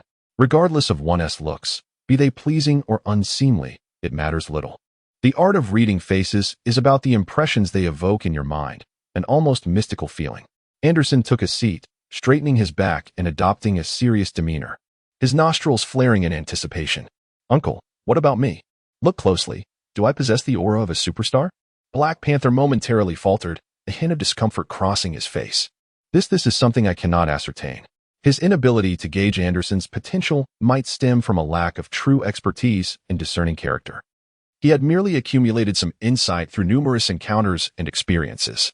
He was not one to offer false comfort or deceit to his nephew. Such was his nature, honest and straightforward. Anderson let out a soft "oh," a hint of disappointment evident, before adding, "Well then, I shall head down, Uncle." After Anderson departed downstairs, Black Panther sighed. Reflecting inwardly, his nephew possessed remarkable skills, yet regrettably fell short in appearance. Lacking the star-like visage, he bore a resemblance more akin to a gorilla, which could be a disadvantage in the commercial realm of the NBA. In Hollywood, Leonardo, with nothing but his visage, secured the role of the male lead in the film Titanic, at a time when he was merely an obscure figure. The aura of a superstar is embodied by Kobe Bryant, who, along with Tim Duncan, has clinched 5 championships and led his team as its principal figure. Also being a recipient of the FMVP award, Tim Duncan was the first overall pick in the 1997 NBA draft. However, Duncan's fame and popularity pale in comparison to Kobe's, particularly in China. It is noteworthy that Duncan possesses a commendable appearance as well. This highlights the inherent differences among individuals. While one's looks undoubtedly play a significant role, the essence, inner qualities, and charisma of a person profoundly influence their future. Anderson, holding a DVD, encouraged Shawn to make a selection, and Shawn gravitated towards the classic film The Butterfly Effect. The two enjoyed beverages while indulging in the cinematic experience as Anderson's mother busied herself in the kitchen, preparing dinner. At this juncture, the narrative may seem mundane as daily life unfolds. It is suggested to skip to the father-son recognition segment, as the essence of the characters and plot remains intact. The trivialities of life have been filtered out to focus on the more compelling elements. Chapter 36. Julius Caesar. Shawn and Anderson were engrossed in a film, yet the latter grew increasingly perplexed. "BJ, what is happening? How is it possible to traverse the past and return to a world so altered? What exactly is the butterfly effect?" The butterfly effect posits that a butterfly flapping its wings in South America can instigate a tornado thousands of miles away. It illustrates how minute changes can yield monumental consequences. Shawn pondered for a moment, recalling a book he had once read, which contained a remarkably apt metaphor. The butterfly effect suggests that even a humble blacksmith in the countryside can influence the rise and fall of a kingdom. How could a blacksmith possibly affect the fate of a kingdom? It seems implausible, Anderson declared with conviction. Why not? The arrogant and insolent general, accompanied by a warhorse, approached the blacksmith to have a saddle and horseshoes fitted. Offended by the general's disdainful demeanor, The blacksmith deliberately secured the saddle loosely and failed to fasten the horseshoes properly. Consequently, during battle, the horseshoes came off, the warhorse was injured, the saddle slipped, and the general was thrown to the ground. The general was slain. Leaving the army without leadership, morale plummeted, and defeat ensued. The enemy breached the city, the king was murdered, and the kingdom fell. This is the butterfly effect. Oh, so that is how it is. I seem to understand all of a sudden, Anderson realized. The film concluded. Anderson's mother called for him and Shawn to come for dinner. Once everyone was seated, old Anderson remarked, "Tell your uncle to come down for dinner. Uncle has already eaten." "Already eaten? He drove you to school?" "Returned after the game. Where did he dine?" Shawn noticed that Anderson was taken aback. "Uncle, Black Panther uncle dined at our school. We have everything here, restaurants, cafeterias, and a variety of snacks." Indeed. He went to eat during the intermission," Anderson added appreciatively, casting a glance at Shawn. Old Anderson said nothing further. "Go ahead and eat, dear child. Do not hold back or feel reserved," Anderson's mother gently encouraged. "All right, Auntie." Anderson pushed the meat towards Shawn, signaling him not to be shy. "Is the little brother not going to eat?" Shawn inquired. Anderson's mother chuckled. "Mason hasn't dined at the table for over 2 weeks. He has his own place to eat." Shawn was engulfed in a sea of doubt. At that moment, the young gorilla, Misenwo, dashed forward, brandishing a wooden stick with fervor and striking it against old Anderson's back. With a youthful voice filled with indignation, he exclaimed, "Old Anderson, you are felling the trees, depriving us apes of our very habitat." Shawn added, and the glimmer in Mason's eyes sparked as he exclaimed, "All right, let us start afresh." Mason dashed around the hall, and once again, he struck old Anderson on the back. "Old Anderson, you have felled the trees, depriving us apes of our habitat. Tell me, do you not bear guilt?" Old Anderson, with a resigned expression, shook his head and replied, "Humph, you little rascal. If I hadn't cut down trees to provide for our family, would you have grown up at all? You'd have starved." Mason retorted, "You speak nonsense. I have returned to the forest and no longer need your sustenance. You little scamp, be silent." Anderson reprimanded his younger brother, but was swiftly admonished by his father. Clearly, old Anderson was rather indulgent towards his younger son. Mason scurried off again, bounding out of the hall and straight towards the yard. He truly intended to venture into the forest. Anderson's mother, noticing her younger son frolicking out, suddenly recalled something and exclaimed, "I forgot to prepare food for Mason. I've been so busy tonight." She stood up to head to the kitchen to pack food, but Anderson stopped her. "Mom, Dad, if you continue to indulge him like this, Mason will truly become an ape. Let him go hungry for a meal. He will naturally return to eat." Upon hearing this, Anderson's mother sat down. Even his father remained silent, recognizing the wisdom in Anderson's words. He turned to Shawn to share the situation regarding his brother, and Shawn burst into laughter, finding it utterly amusing. It turned out that ever since Mason had watched Rise of the Planet of the Apes, he refused to eat at the dining table and insisted on foraging for food in nature.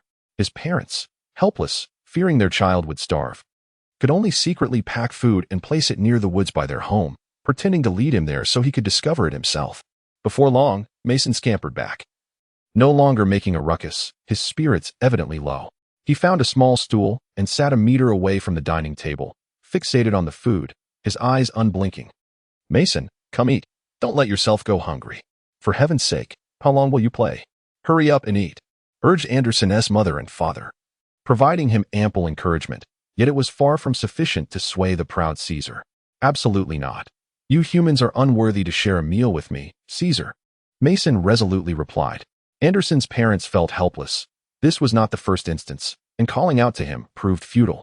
As the family continued their dinner, they paid no further attention to young Mason. Shawn's eyes darted about, seemingly lost in thought. "Gurgle, gurgle, gurgle." Mason's stomach protested, his expression slightly embarrassed, though hungry. He couldn't relinquish the dignity of an emperor. Upon hearing the sound of the cooing, Shawn could not help but chuckle as he knelt before Mason with a gesture of respect. "Esteemed Emperor Caesar, I extend to you an invitation to join me for dinner. Might I inquire if you are inclined to accept?"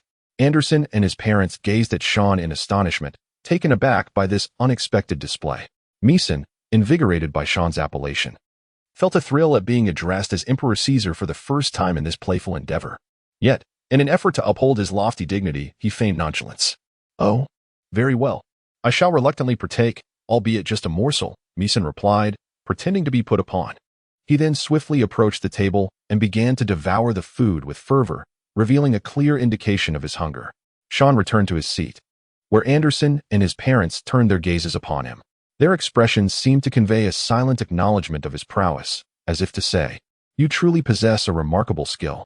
At home, no one could persuade the little tyrant, Mason. Chapter 37. Do you wish to witness my slam dunk? Shawn was dining with the Anderson family when Mason, after devouring his meal, wiped the remnants from his lips and turned to Shawn, inquiring, "What did you say your name was?" Mason seemed to have taken a liking to Shawn. His initial silence had transformed into a proactive curiosity about his name. Perhaps it was due to the mention of Julius Caesar or the gracious invitation that allowed him to join the table. "My name is Shawn Bryant, but you may also call me B.J., Shawn replied with a smile. "All right, B.J. When the time comes, I shall lead my brethren into an assault on your school. Just tell me what kind of girl you fancy, and I shall make arrangements with my Caesar," Mason proclaimed, adopting the demeanor of a grand general. "That's unnecessary. But Caesar, if you happen to encounter a girl named Catherine, please ensure she is spared," Shawn jested, stifling a laugh. "Ah, Catherine, is it? What does she look like?" Mason asked. "Blonde hair, blue eyes, quite beautiful," Shawn replied. "Very well. I, Caesar, shall remember that." "Thank you, esteemed Caesar. I shall act as your inside man and open the gates of Sierra Canyon for you." Shawn continued to play along with Mason, seeing the boys engrossed in their banter. Mr. and Mrs. Anderson exchanged amused glances. After hearing Shawn's words, Mason nodded vigorously, his expression suggesting that Shawn had a promising future. He then turned to Anderson. "Little Anderson, what about you? Do you have a crush on any girls? I can arrange something." Anderson scoffed, shaking his head. He had never indulged his brother's antics and replied impatiently, "Arrange what? You, at your tender age, speaking such adult terms." Mason, feeling insulted, threatened, "Very well, little Anderson, if you do not show respect to my Caesar, I shall lead my brethren to attack your school and hang your beloved girl in her birthday suit at the school gate. You little rascal, dare you?" Anderson suddenly slammed his hand on the table, shouting in anger. Shawn and the elderly Anderson couple gazed at Anderson in astonishment, each pondering whether he had lost his mind. This was evidently the ramblings of a child. What on earth was he thinking? How could he take such nonsense seriously? Anderson, realizing the absurdity of his thoughts, quietly mused. How could I have been so impulsive as to believe this lad could indeed lead an army of apes to invade the school and abduct Jessica? Such is the nature of concern. When one becomes overly invested in a matter, rational judgment often eludes them, leading to confusion and erroneous decisions. This is also the plight of those embroiled in their own dilemmas. Feeling a bit sheepish, Anderson chuckled awkwardly and lowered his gaze to his meal. After dinner, Anderson escorted Shawn to the backyard, his training ground, where they engaged in a friendly basketball contest. However, Anderson's shooting accuracy left much to be desired. Anderson, you ought to practice mid-range and three-point shots," Shawn suggested earnestly. "As a center, my primary focus is on penetrating the paint and executing layups and dunks," Anderson retorted defensively. It is not entirely unjustifiable for Anderson to harbor such thoughts. After all, one's energy is inherently finite, making it impossible to excel in every aspect. Take Shaquille O'Neal, for instance, a center who struggled with free throws yet partnered with Kobe to forge a Lakers dynasty. O'Neal led the Lakers to 3 consecutive championships and was awarded the Finals MVP thrice. This serves as compelling evidence that most centers need not possess an outside shooting ability, which is the predominant reason for prioritizing interior skills over perimeter proficiency. It is not that centers do not require outside shooting. Rather, few endeavor to cultivate this skill. Consider the advantage of being a center with a reliable long-range shot. It complicates matters for defenders, as they cannot ascertain whether you will shoot from distance or drive to the basket.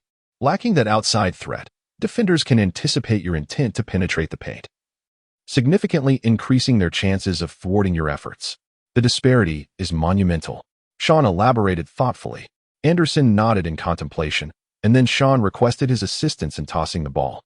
Demonstrating a three-point shot, Shawn effortlessly sank one basket after another, netting an impressive 21 consecutive shots. Anderson's jaw dropped in disbelief. "BJ, your three-point shooting is remarkably accurate. It's far superior to what we see at school," Anderson exclaimed, perplexed by how such rapid improvement could occur in merely a day's time. Shawn glanced at Anderson and explained, "This is a level of play without defense. where the absence of pressure does not affect my heart rate.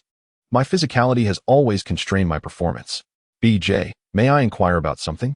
Anderson hesitated suddenly. Of course, there's nothing we brothers cannot discuss. I shall certainly share what I can, Shawn replied readily. You've never dunked. Has it been an issue with your jumping ability?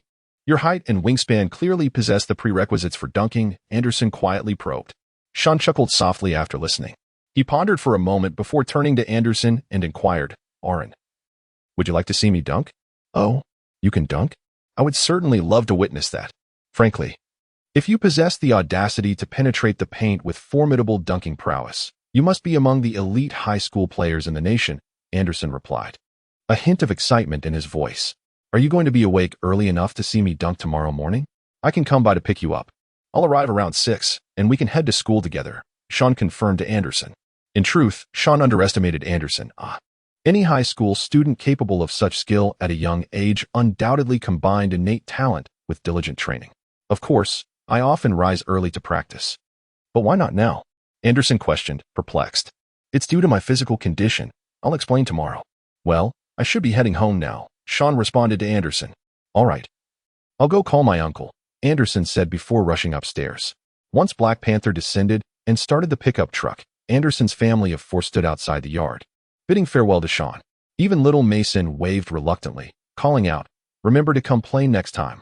Shawn clutched the basketball as he leapt into the pickup truck, waving farewell to the Anderson family. Lying in the back of the truck, he gazed at the gradually darkening night sky, lost in thought. Memories of Catherine flooded his mind, the girl who had first ignited his heart. At least the Andersons enjoyed a blissful family life, emboldening them to pursue their affections, while he, B.J., Shawn, possessed nothing. His living conditions were dismal at best. Despite his exceptional basketball skills, a significant heart condition loomed over him, casting a shadow of uncertainty over his future. It was not that Shawn lacked initiative. Rather, he found himself empty-handed, hesitant to burden a lovely girl with his troubles. Such was his nature. Some matters could only be contemplated within the confines of his own mind. As the pickup truck sped along, Black Panther returned Shawn to the very road from which he had first picked him up, uncertain of Shawn's home location. When asked, Shawn instructed Black Panther to drop him off on that same road from the afternoon. Chapter 38. Savannah's disdain for James. The pickup halted at the traffic light intersection where Shawn had been collected earlier. Upon disembarking, Shawn expressed his gratitude to Black Panther and turned to leave. Wait, Black Panther called out, hesitating as he contemplated something he wished to convey to Shawn. Shawn turned around in confusion and asked the Black Panther, Uncle, is there something you need? The Black Panther stepped forward, gazing intently at Shawn for a moment, as if seeking further confirmation within himself. He then solemnly addressed Shawn, saying, BJ, I hope you can look after son in the future. I have lived my life unmarried, without children of my own, and have regarded my elder brother's 2 children as if they were my own. Can you promise me this? Shawn was utterly perplexed by the words of the Black Panther, pondering whether there had been some misunderstanding, as if the Black Panther believed him to be some privileged heir. Could it be due to his surname? Speaking of surnames, it was indeed a deliberate choice by Shawn's mother, who had married a man sharing the same surname, Bryant. His adoptive father. Unfortunately, his adoptive father has been incarcerated since 3 days after his mother's passing for legal transgressions. Uncle, I believe you might be mistaken. I hail from a modest background and lack the means to care for A. Anderson. In truth, it has been Anderson who has been looking after me. Shawn swiftly elucidated. Black Panther had heard about Shawn from Anderson, so he naturally held no misconceptions. What he valued was Shawn's future. Of course, Shawn was oblivious to this and was filled with confusion. Black Panther waved his hand and remarked, I certainly understand. What I mean is that one day, when you succeed and become an NBA superstar, do not forget to take care of son. Shawn found himself engulfed in uncertainty regarding his future, leaving him to ponder the possibility of achieving success or soaring to great heights. If only his heart issues could be resolved, he would possess the confidence he currently lacks. After a moment of reflection, he made a promise. Uncle, I cannot predict what my future holds. But if I ever attain success and rise to become a superstar in the league, I will surely take care of Anderson. This assurance need not be articulated by Black Panther. With Shawn's character, once he achieves greatness and reaps the rewards of fame and fortune, he will undoubtedly be the kind of person who looks after his friends. A rare smile graced Black Panther's face as he patted Shawn's shoulder in reassurance, saying, Very well. I believe in you. Shawn bid farewell to the Black Panther, who turned and climbed into the pickup truck. Shawn then ventured into the alley, his customary route home. In the alley, he dribbled the basketball while mimicking defensive maneuvers, a habit he had nurtured since childhood, always accompanied by the sport he cherished. The match in Sierra Canyon concluded splendidly, achieving the aspirations of the star offspring and leaving everyone in high spirits. LeBron James, Tim Duncan, Chris Bosh, and 3 other basketball luminaries gathered to celebrate with the children, with the Wolf King, Kevin Garnett, graciously footing the bill. After dinner, Bosh took the children to Duncan's friend's car dealership, while Wade and Garnett visited James' residence. In the living room, James, Wade, and Garnett sipped coffee while enjoying footage of their sons' matches on the large screen.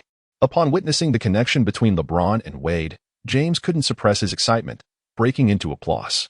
Savannah shot James a disapproving glance and remarked, "I must ask, could you refrain from your incessant hollering on the court?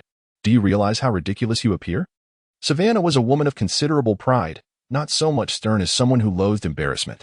Throughout their marriage, she had seldom indulged James' playful antics and often expressed her disdain, particularly when he exuberantly shouted for tacos on Tuesdays. James, puzzled, turned to his wife and inquired, "Like what?" "Like a monkey who just received a banana, utterly embarrassing. The whole crowd is laughing behind your back, you know?" Savannah showed no mercy in her critique. Laughter erupted in the room. "Haha, well, I am accustomed to my enthusiastic cheers." The usually reserved Horace Garnett couldn't help but chuckle quietly. "I relish it. I revel in my role as the little emperor, LeBron. What storms have I not weathered?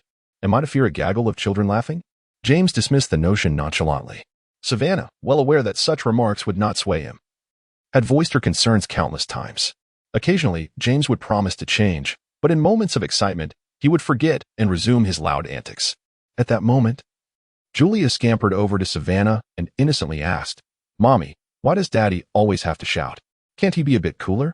Savannah affectionately patted Julia's head, about to respond when James interjected, "Hey, my sweet daughter, your father was once a very cool man."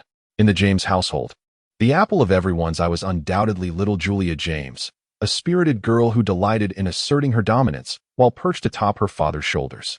Wade chimed in, "I can attest to that. Your dad truly was quite the cool guy back in the day." Kevin Garnett nodded in agreement, affirming Wade's statement. Upon hearing his friend's accolades, James wore a mysteriously confident expression. Savannah remarked, "As he ages, he becomes increasingly unrestrained, evolving into this ridiculous persona. Had he possessed such a character back then, I doubt I would have married him." The room erupted in laughter. "Hee, Savannah, has marrying my little Emperor LeBron been a hardship for you?" James quipped with a confident grin. Savannah shot James a glance, too indifferent to engage with him. Without uttering a word, James wandered into the kitchen, retrieving some fruit and cake from the refrigerator. Chapter 39. The stingy Wade and James. The children performed admirably today, Garnett suddenly exclaimed. James wore a proud expression, saying, "I just told Bronny in the car that he did well today. Starting this month, his allowance will increase by 100, making it 800. After boasting, he cast a self-satisfied glance at Bronny, anticipating his son's excited reaction. "Huh, you're giving too much. I won't even use it all." Bronny responded with a hint of sarcasm. James, oblivious to his son's dissatisfaction, failed to grasp the underlying message, while Savannah, however, understood perfectly. She smiled at Bronny and shook her head, thinking, "If only you were truly that obedient. You've already taken 10,000 from me this month. Oh my goodness, LeBron, you've given too much. I just added 100 for Zaire, totaling 700, right?" Wade looked forward to Zaire's delighted reaction. Those familiar with Wade knew he was notoriously frugal when it came to his studying son, yet he would provide what was necessary in life, except for any discretionary spending of cash. "Thank you, cheeky." Zaire replied with an expression of disillusionment, subtly adding Wade's nickname. "What did you call me?" Wade asked, bewildered, thinking he must have misheard. "I said thank you, Dad. I'm well provided for," Zaire reiterated, placing emphasis on the word well. Wade nodded contentedly, closing his eyes and affirming his belief that he, like James, was a generous father, taking pride in that notion. Both James and Wade, having emerged from impoverished backgrounds, considered it a luxury to have enough to eat during their childhood. In their eyes, Bronny and Zaire's current lives were nothing short of paradise. James and Wade shared a similar approach to parenting, particularly regarding financial allowances. However, Kevin Garnett, overhearing their conversation, was left utterly dumbfounded. "You only give 600 or 700 a month. Kevin Garnett exclaimed in shock. What do you mean, only 600 or 700? Wade inquired. Suspecting Garnett thought it was insufficient. James regarded Garnett with a haughty expression, as if to say, there's no way you give more than us. Garnett was utterly perplexed, thinking to himself, why are you making such a fuss over a few $100s? I simply place 10,000 in the cabinet each month. Horry can take whatever he needs. As soon as those words escaped his lips, the room erupted in astonishment. Zair's eyes widened in disbelief as he exclaimed, 10,000 a month? Wade waved his hand dismissively, declaring, no, no, no, that's absolutely impossible.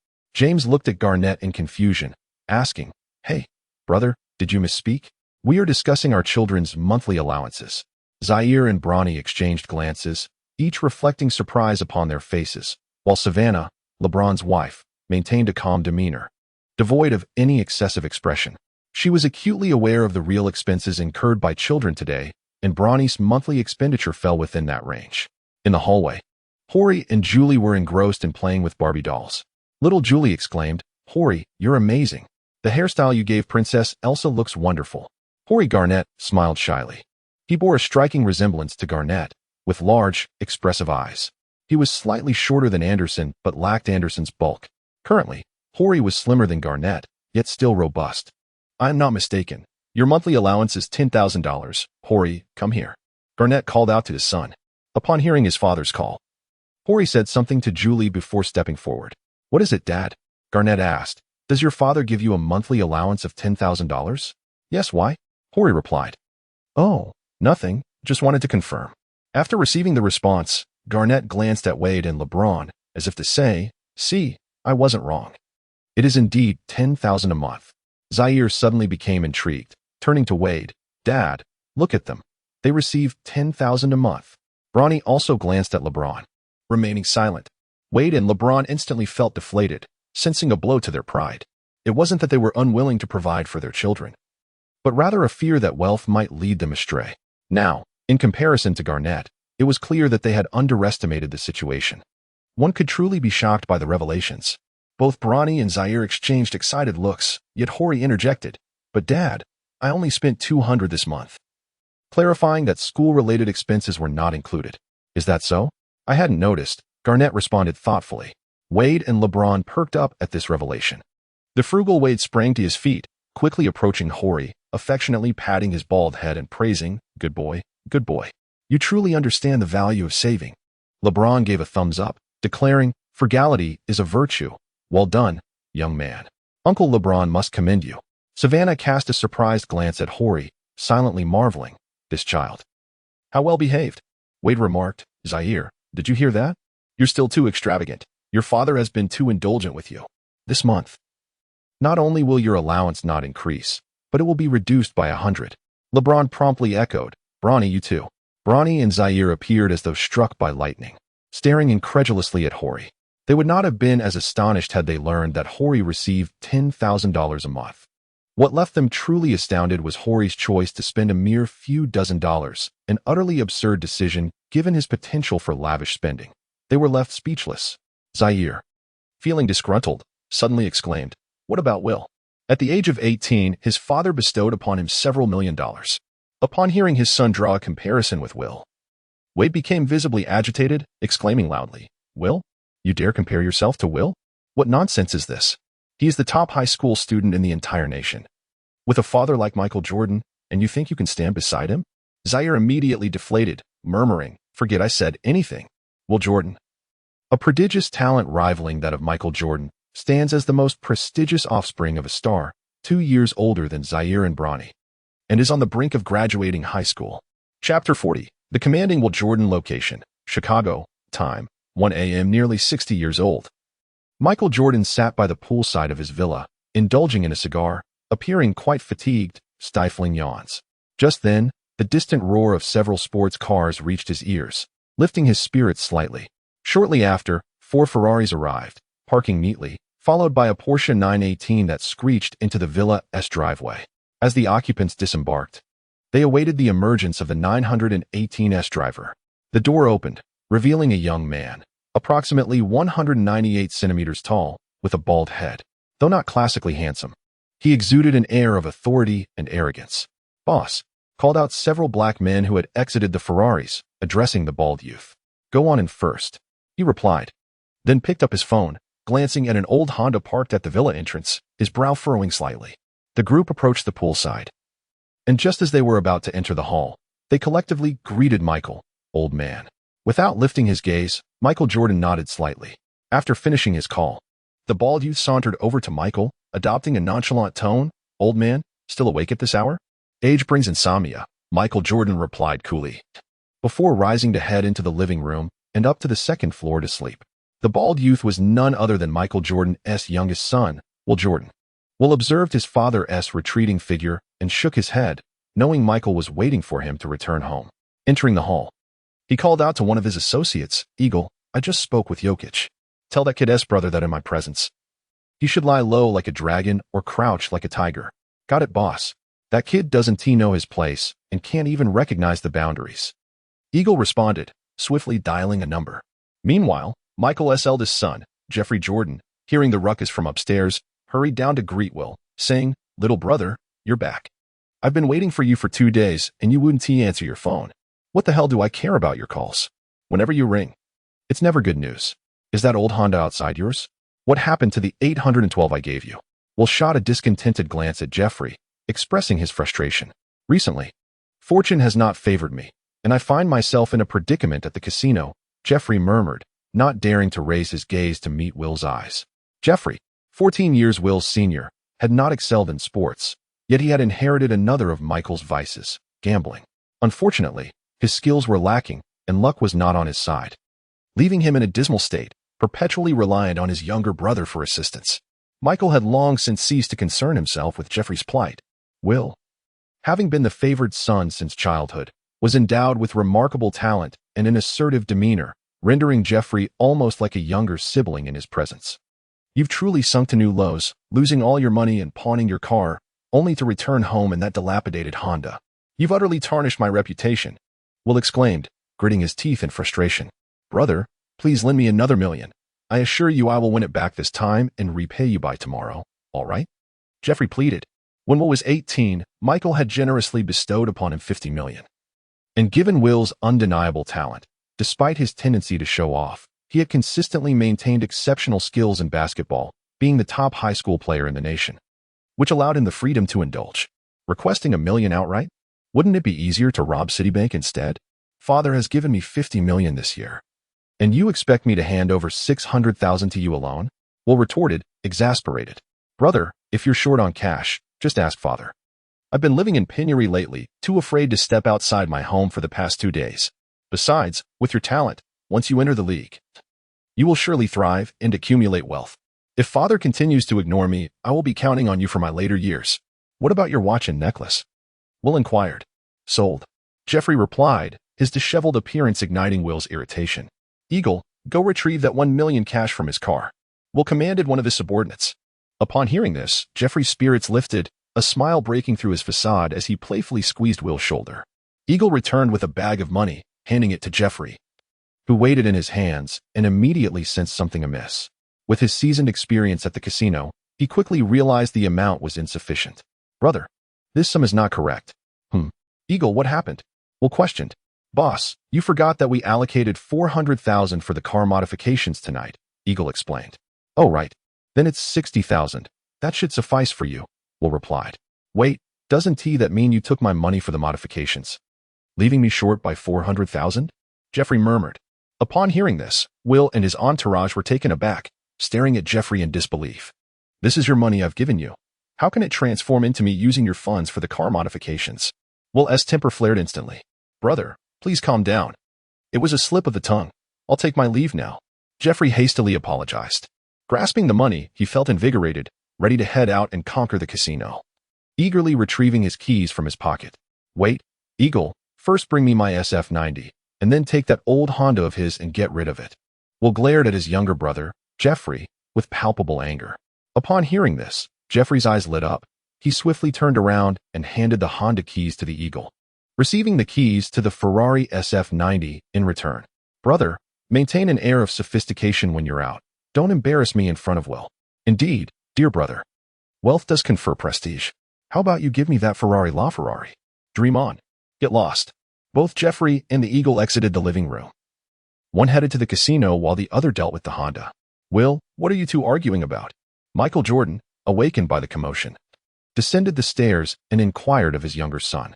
Will cast a glance at Michael Jordan, and pointing his cigar toward Jeffrey's receding figure, he exclaimed, "Dad, if you don't intervene, this kid will soon tarnish the Jordan family name. I have already made it clear to all the major casinos that I am not responsible for Jeffrey's gambling debts." Michael Jordan replied with a calm demeanor. In truth, it was not that Michael was indifferent to his elder son, Jeffrey. He had already settled countless debts for him and could no longer indulge him. Otherwise, no matter how vast their fortune, Jeffrey would squander it all. This year alone, Will had already given his brother $660,000. Although he openly looked down upon Jeffrey, Will valued brotherly bonds greatly, and Jeffrey had always treated him well growing up. It was just his gambling addiction that was off-putting. Will, which university do you plan to attend? Duke or Syracuse? I believe Duke has a more prestigious reputation, Michael Jordan inquired. It doesn't matter. Wherever I, Will Jordan, choose to attend will instantly elevate that university's status. Will declared with pride. Chapter 41. Brother from China gives Shawn a ride at 6 in the morning. The alarm clock rang. Shawn opened his eyes and, after lying in bed with his eyes closed for 2 minutes, quickly got up. The hours from 6 to 8 are when he feels his body in its best condition throughout the day. Shawn utilized these 2 hours to practice his slam dunks. If it weren't for his commitment with Anderson today, he would not have squandered a single moment. Shawn entered the bathroom to brush his teeth and wash his face. This was a one-bedroom apartment, spanning merely a dozen square meters. Apart from a bed and a dilapidated bookshelf brimming with tomes on basketball, the only other feature was a small restroom. It could aptly be described as a place devoid of any adornment. Even a thief would leave behind a couple of dollars as a token of pity. At the head of the bed rested several picture frames, showcasing photographs of 5-year-old Shawn alongside his mother and stepfather. The air within the room was stagnant, damp, and dim, with scarcely any signal to be found. As Shawn stepped onto the street, the crisp morning air greeted him, and he inhaled deeply, expelling the stale breath within him. He thought to himself, what a delightful feeling. Suddenly, the blaring of a horn interrupted his reverie. It was an old van, driven by Uncle Da's nephew, Li Qian, who had ventured to the market early to procure fresh ingredients. Last night, Shawn called him, requesting assistance in delivering something to the Anderson residence. 6 o'clock was too early, as there were no early buses from the impoverished neighborhood to the Andersons' home. Get in the car, BJ. I knew you hadn't left yet. I made several calls, but none went through, Li Qian said, leaning out to address Shawn. Shawn glanced at his phone, which had just begun to display a signal. He hurriedly got into the car and fastened his seatbelt, saying, I appreciate your help, Qian. Shawn grew up on this street. After turning 10, he frequently visited the Lida shop. His Mandarin is quite fluent, albeit with a slight accent that in no way hinders communication.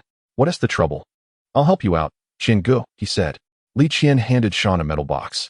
Shawn inquired, what is this? Li Qian, with a mysterious smile, replied, it is a breakfast creation of mine. Please sample it first, and then share your thoughts. Li Qian's culinary skills were honed under the tutelage of Uncle Da, and he had long surpassed his mentor, excelling in the art of cooking. This was attributed not only to his passion for exploration and hands-on practice, but also to his inherent talent. Shawn opened the iron box. Upon it lay a bun, 2 dumplings, and 2 steamed buns. Lifting the upper section of the box revealed a layer of soybean milk beneath. Shawn took a bite of the steamed bun, and immediately, a rich aroma of meat enveloped him. He devoured it hungrily, and within a mere 2 minutes, it was entirely consumed, leaving not a drop of soy milk behind. Shawn praised, delicious, far superior to milk bread. You are bound to succeed with this. Upon hearing Shawn's compliment, Li Qian felt a surge of confidence. Although Li Qian possessed remarkable culinary skills, he was constrained by the ingredients available to him. His establishment primarily catered to a fast food clientele, which did not allow him to showcase his true potential. Li Qian lacked substantial capital. He had discussed his aspirations with his aunt, intending to save money to upgrade to a larger venue. Unfortunately, his uncle frequently squandered the funds on gambling. BJ, it's not just idle talk. With my skills, remaining in that small shop is a waste of time. Are you planning to venture on your own? No longer working for Uncle Da? How could that be? I was merely expressing a thought. I plan to start a breakfast venture. Breakfast at the shop? Li Qian nodded affirmatively. Yes, I've spoken with my aunt about it. We're going to try it out next month. Then I wish you all the best, Qian. Shawn offered his early congratulations. Since childhood, Li Qian had always been kind to Shawn, often sharing excess ingredients with him. Li Qian nodded in acknowledgement and glanced at Shawn with a sense of reflection, saying, "As for the cost of your heart surgery, I will do what I can to assist, even if it's not much." "Thank you, Qian. But that time has yet to come." Li Qian felt deep sympathy for Shawn, who spent his days confined to the kitchen, with few friends, finding companionship in Shawn. The amiable African-American. Chapter 42. Anderson's duel with Shawn. Li Qian drove Shawn to the street sign marking Anderson's neighborhood. Shawn alighted from the vehicle, dribbling swiftly as he advanced. He spotted a sizable hole in the wall by the roadside, pivoted, and executed a backward jump shot. "Oh my goodness!" Shawn clasped his hands atop his head, a visage marred by frustration. It turned out that the basketball had lodged itself. With no support on the wall to facilitate his ascent, Shawn let out a resigned sigh, privately resolving to seek Anderson's assistance in removing it next time. Shawn walked down the road and spotted Anderson waiting at the entrance not far away. Anderson waved at Shawn and gestured towards his toothbrush before stepping inside. Shawn noticed a tent in the front yard, from which emanated the sound of snoring, a blend of deep and high-pitched tones. He speculated that it was none other than Julius Caesar, refusing to return home for the night, accompanied by old Anderson. Shawn chuckled as he stepped into the backyard, where Anderson was enjoying his breakfast. "BJ, come in and have some breakfast," Anderson called out. "I've already eaten," Shawn replied. "I mentioned to my mom last night that you would be coming over this morning, so she prepared a meal. It would be a shame to let it go to waste." With that, Anderson insisted on pulling Shawn to the dining table. Shawn did not have a hearty breakfast that morning, and the two indulged in their meal with great fervor. After finishing breakfast, they made their way to the backyard, where Anderson inquired, "BJ, are you feeling well now?" Shawn replied, "I am in my prime between 6 and 8 in the morning." Anderson inquired, "All right. Shall we engage in a one-on-one? I am curious to see the extent of your strength."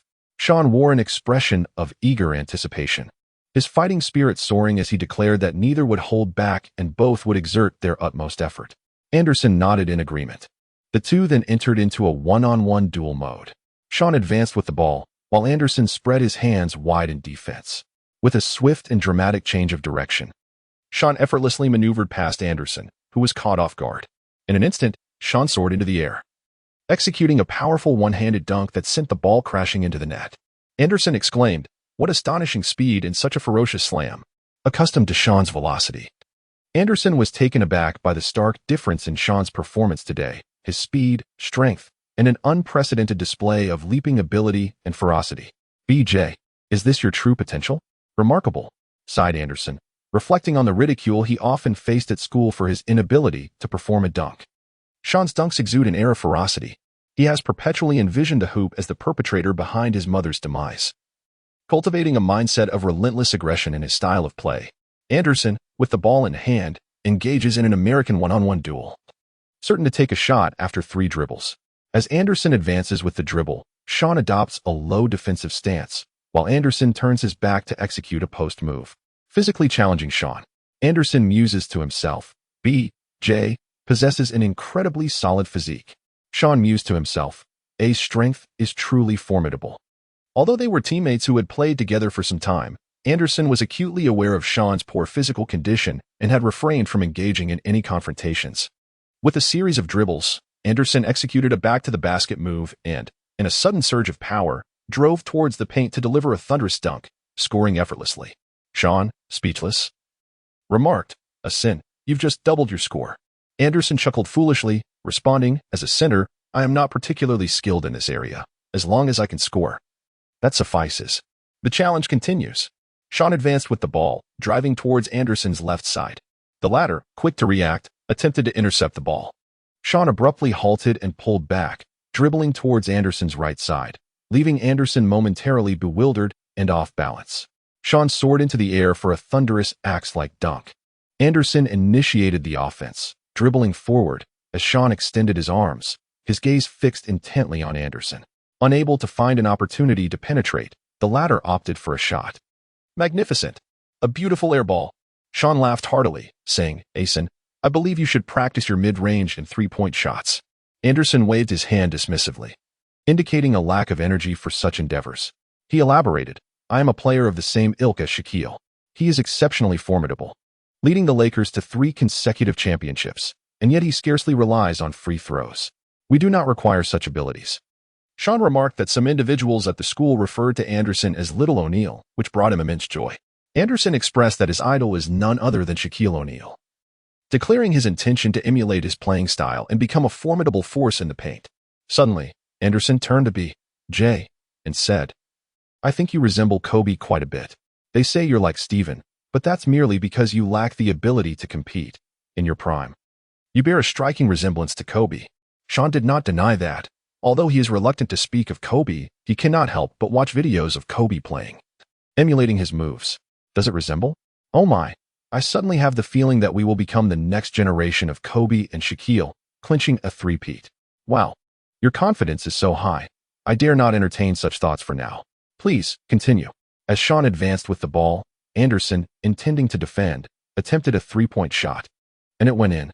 Anderson promptly declared that he was no longer interested in one-on-one play, finding it utterly tedious. Shawn nodded and asked Anderson to throw the ball. As Shawn took off running, Anderson tossed the ball, and Shawn leaped into the air, executing an impressive under-the-leg dunk that swished through the net. Anderson marveled inwardly at Shawn's remarkable jumping ability and impressive hang time. Previously, he had considered Shawn to be proficient only in three-point shooting and dribbling, believing his own skills in the paint to be superior. However, today he was completely convinced otherwise. The two engaged in a fruitful exchange of experiences while training together. After Black Panther finished freshening up, he called out, and Shawn and Anderson shouldered their backpacks, heading outside to await Black Panther's pickup truck. Once aboard, Anderson remarked, "B.J. do you realize that if you don't mind riding in my somewhat embarrassing vehicle to school, it signifies that you truly accept me from the depths of your heart?" Shawn jested about his situation, saying, "Do you know that I don't even possess such a car? What right do I have to feel embarrassed?"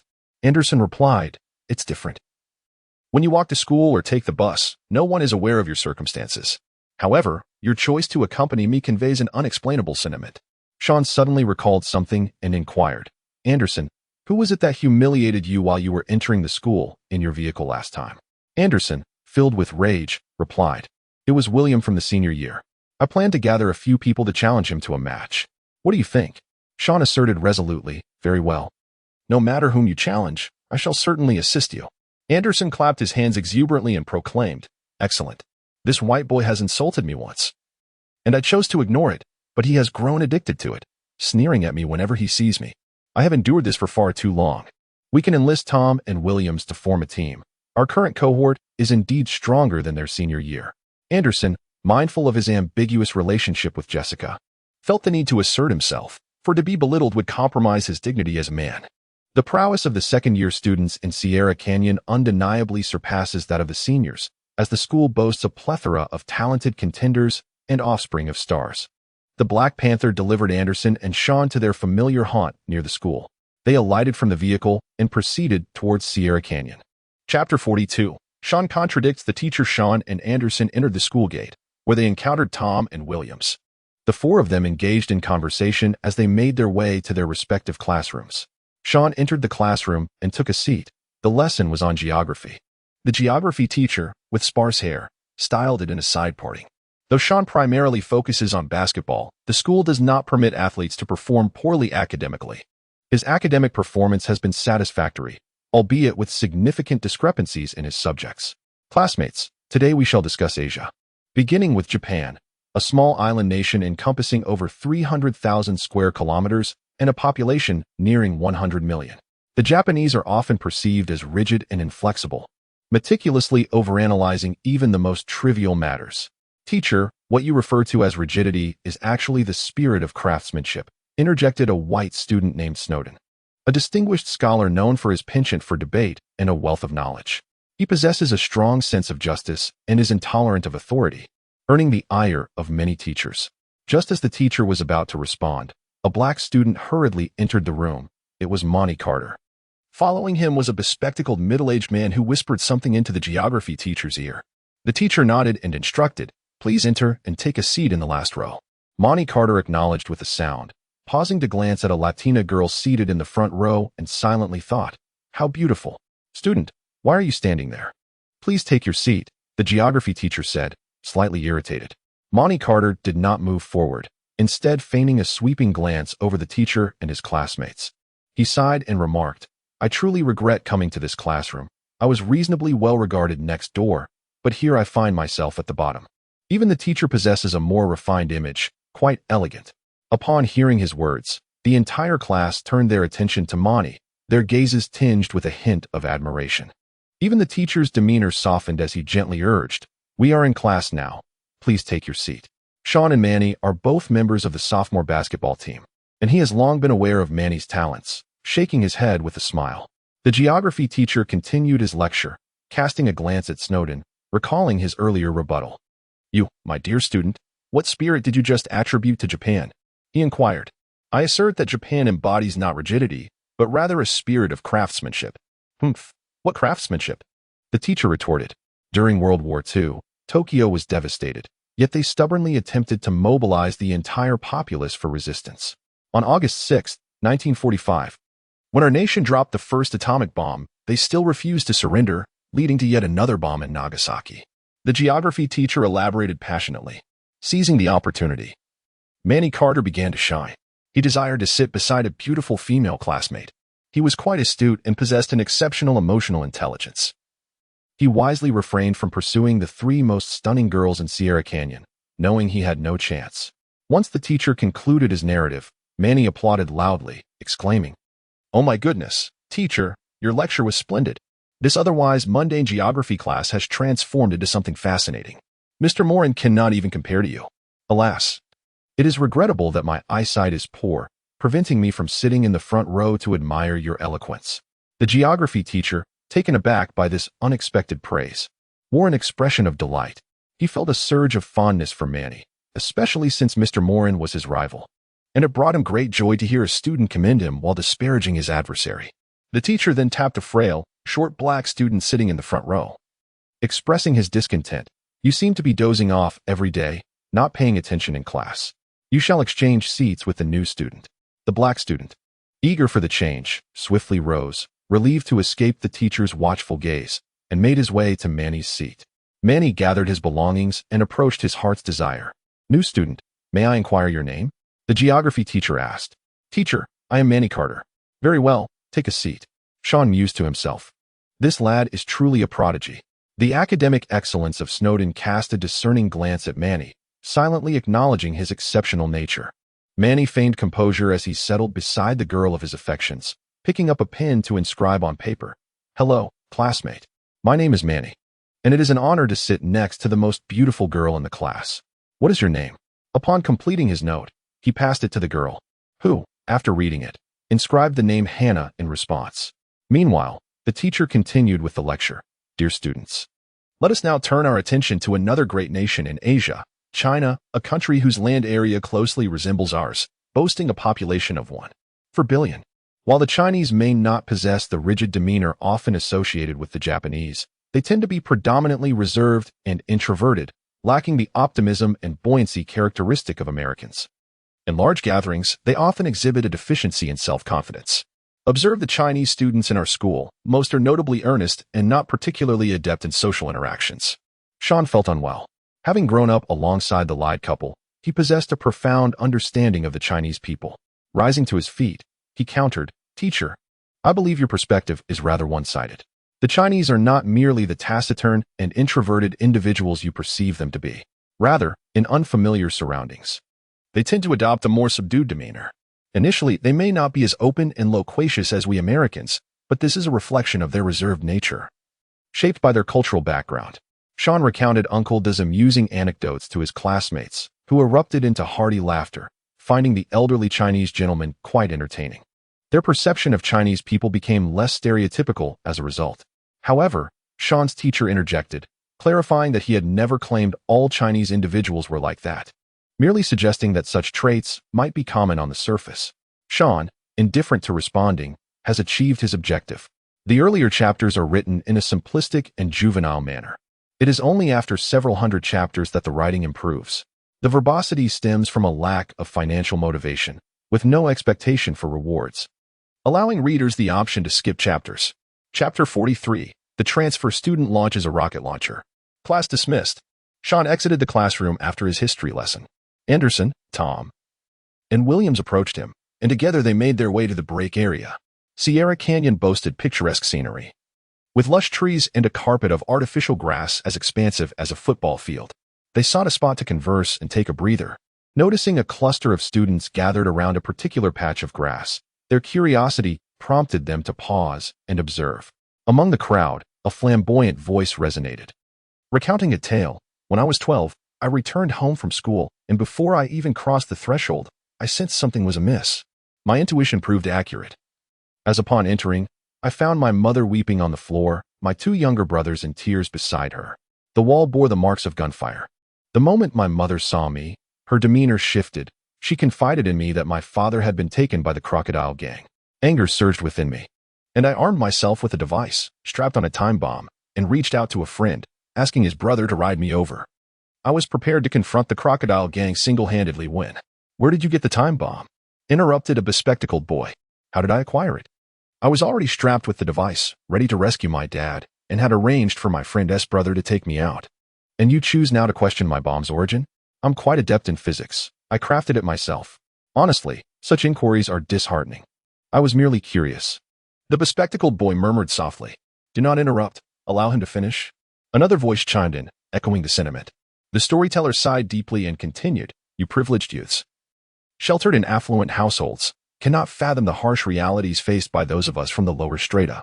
The conditions are exceedingly dire, let alone bombs. I have even fired a rocket launcher. The tale of this time bomb is entwined with my encounter with a Middle Eastern terrorist. I saved him, and in gratitude, he gifted me the device. I'll share that story with you another time. I just transferred here and mustn't be late. Please don't leave. You must finish your story next time," came the chorus of voices, eager for more. Enough interruptions, 4 eyes. The sheltered group was profoundly captivated by the brave narratives of the transfer student. Athletes hailing from humble beginnings carried their own burdens of hardship, their experiences richer than those of their wealthy counterparts. They held unwavering trust in the words of their black classmate. For the chaos depicted in the news concerning American inner-city neighborhoods was indeed palpable. The storyteller rose, parting the crowd to emerge. He stood out among the students, towering at nearly 6 feet 3 inches, with a distinctively robust appearance. Shawn and Anderson, along with others, found themselves stifling laughter, shaking their heads in disbelief. They lamented the fact that the transfer student was a master of exaggeration. Such tales might deceive the sheltered blossoms of the greenhouse, but those who, like Shawn, had grown up in the gritty streets of the impoverished neighborhoods were naturally skeptical. While the streets were indeed chaotic, the students' accounts seemed fantastically exaggerated. Incidents of gunfire and robbery occasionally occurred, but the notion of timed explosives and rocket launchers was utterly absurd, though one could not entirely dismiss the possibility. Shawn and his companions had never encountered such extremes, suggesting their rarity. Even Tom, hailing from a wealthy background, found the claims hard to believe. Unlike the sheltered flowers, he often mingled with the street children and possessed a keen understanding of their realities. Shawn and his companions turned towards a patch of grass, preparing to relax and engage in casual conversation. As they turned to leave, the transfer student with the sausage-like lips spotted Shawn and his friends' uniforms, which indicated they were in the second year of high school. Judging by their height, he quickly deduced that they were members of the basketball team. He called out to their retreating figures, "Members of the basketball team, halt." Shawn and his group turned to look at the student with the sausage-shaped lips. "I am Roy, a recent transfer student and a fellow basketball player. I wish to join your ranks," Roy introduced himself. He had gathered information about Sierra Canyon's sophomore class, which was predominantly composed of either star offspring or students from humble beginnings. As someone who hailed from a similar background, Roy understood the truth of the adage that like attracts like. It was evident that he desired to align himself with Shawn's crew, for he found it impossible to integrate with the likes of Bronny. Shawn inquired, "What is your skill level in basketball?" Upon hearing the mention of basketball, Roy was instantly filled with confidence. He replied boastfully, "I cannot truly describe my skills, but I can recount how I made my entrance into Sierra Canyon. At that time, several scouts from Sierra Canyon were observing a game at our school's basketball court.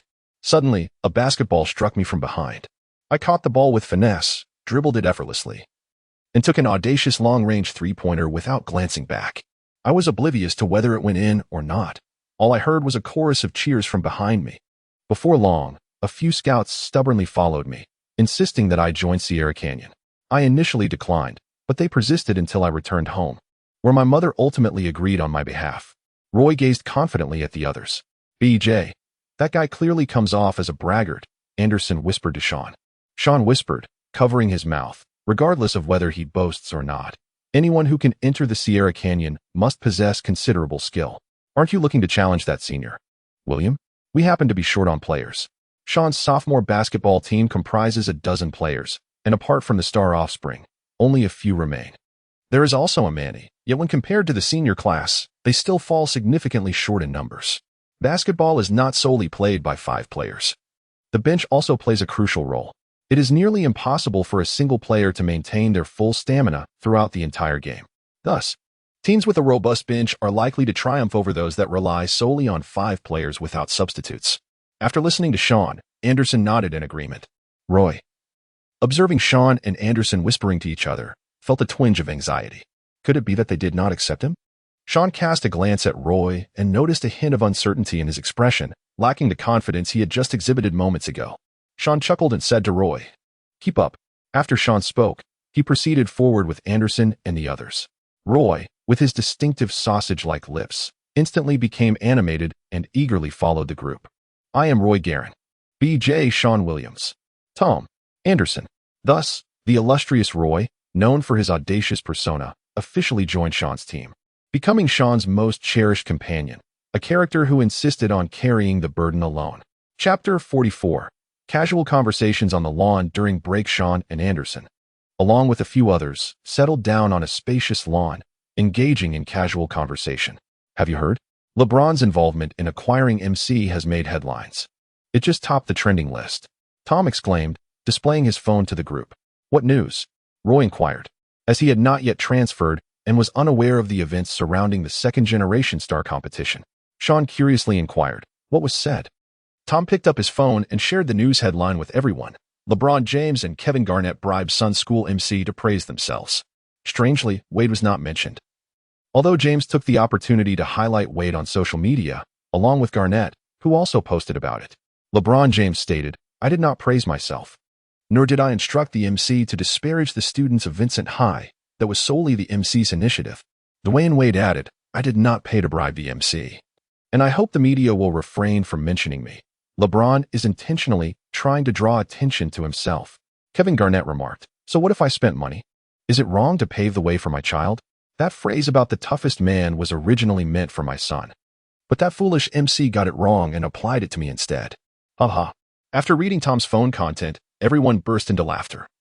Especially since the articles included screenshots of posts from James, Wade, and Garnett. Anderson suddenly exclaimed, that foolish MC, always acting like he has lost his mind. The other day, he mispronounced my name and changed my surname from Silva to Dodger. You have no idea, Vincent High even lodged a complaint with our Sierra Canyon Board of Education. Williams interjected, after losing to Vincent. Not only were the players furious, but the coach was also infuriated, as that MC was utterly despicable. Upon returning to Vincent High, he immediately reported to the principal and the board, demanding the dismissal of that MC from Sierra Canyon. Otherwise, the two schools would cease all interactions. Interestingly, despite the MC's outrageous behavior, he had not been dismissed. Typically, no one would dare to act so recklessly in a school or arena MC role. Even if they were being paid, they would merely elevate their tone or create a lively atmosphere. But they would never stoop to such blatant and vulgar disparagement of opposing players. Has that MC been dismissed? Roy asked, logically. He should have faced consequences for such reckless behavior. Perhaps he has been dismissed, but I actually find him quite amusing, Shawn chuckled. Tom shook his finger and replied, you won't believe this, but that guy not only hasn't he been dismissed, he is quite pleased with himself. He posted on social media boasting that he created a major headline. What? That is impossible. Does he have connections? Tom laughed heartily. You guessed right, Williams. That kid indeed has connections. He is the nephew of one of the founders of Sierra Canyon S Board, and his father is also one of the founders. Furthermore, the board member is childless, which means that everything will eventually belong to this kid. Sierra Canyon is a private school, and most of the prestigious institutions in America are private, as public schools are generally inferior in teaching environment and faculty qualifications compared to private ones. Anderson added, no wonder that kid acts so foolishly. My father maintains connections with his family. And I heard him mention last night that the lad did not receive money from LeBron to act that way. He even intentionally misled LeBron. Kevin Garnett's words were also deliberately altered for amusement. Tom reminisced about his father's comments regarding MC and explained to everyone. So, are you saying that the boy intentionally mispronounced my surname? Anderson questioned skeptically. This seems unnecessary. The lad is simply reckless and did not pay attention to the script. Came the reply. Wow, Diana is approaching. At that moment, Tom's keen eyes spotted Diana making her way towards them, and he immediately straightened up. Adopting the demeanor of a quintessential British gentleman, everyone was aware of his sharp vision. Although none present could discern Diana, they all trusted Tom's observation. Roy looked utterly bewildered, having seen nothing, while Williams informed him of Tom's exceptional eyesight. Indeed, within mere seconds, Diana arrived with several girls, casting a glance at Tom and Anderson. Tom nodded subtly, exuding a certain elegance. After Diana departed, Tom hastily seized a mirror, cursing, "Damn, the wind today has tousled my hair." The group was left speechless. Tom, in his extreme narcissism, always carried a mirror, a comb, and a small pair of scissors for trimming split ends. Tom, did you hone your eyesight from peeping at women bathing in the adjacent building? Roy teased. Nonsense, it's natural. I always thought everyone had the same vision. Tom defended himself. He then used his sharp eyes to inform his friends about the distant happenings, noting that Effie and a few girls were conversing with the high school basketball team, while Catherine and two girls seemed to be preparing to approach.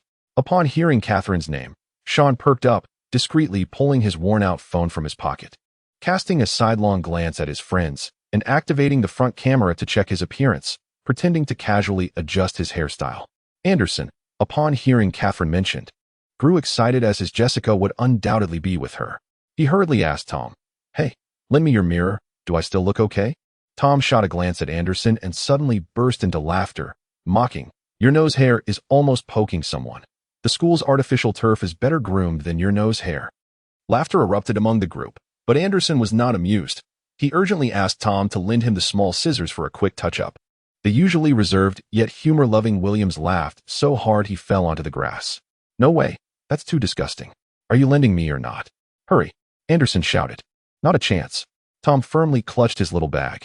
"I beg you, Tom, this is a crucial moment in my life." Anderson seldom seeks assistance, yet seeing Tom genuinely anxious, he refrained from teasing him and reluctantly lent his cherished small scissors to Anderson, enabling him to trim his nasal hair. Once Anderson completed the task, he returned the scissors to Tom, who disdainfully tossed them aside. Suddenly, Anderson recalled Tom's classic metaphor regarding two designer garments juxtaposed with a tattered one. He glanced back at Shawn and Tom, silently acknowledging, "Clearly, these are two exquisite pieces of attire, and Williams possesses a more appealing appearance than I do."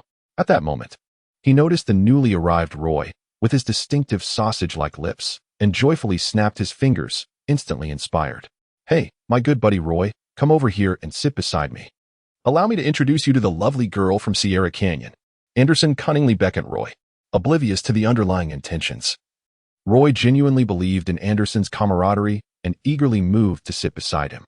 The two sausage-like lips were particularly striking, much to Anderson's satisfaction, as he deliberately positioned his sizable frame to shield Shawn and adjusted Roy to obstruct Tom's view. Chapter 45. Different identities need not be forcibly merged. Shawn found himself obstructed by Anderson, so he rose to his feet and feigned a languid stretch. Meanwhile, Anderson embraced the sausage-lipped Roy. The trio of girls, Catherine, Jessica, and Mickey, approached. As they passed, Anderson adopted a nonchalant demeanor, though his nostrils involuntarily flared. Catherine, smiling with her eyes narrowed, waved at Shawn. She noticed the multitude of Shawn's companions and hesitated to approach. Had Shawn been alone, she would likely have ventured closer without hesitation. Shawn fixed his gaze upon Catherine without so much as a blink, while Mickey walked away without looking back. Jessica exchanged a brief smile with Anderson, and as the girls drifted further away, a flurry of chatter ensued among the group. "Kiki," Jessica smiled at me. "She's absolutely stunning." "Wow, that blonde girl has quite a figure, and the redhead is no slouch either," Roy remarked with a lascivious grin.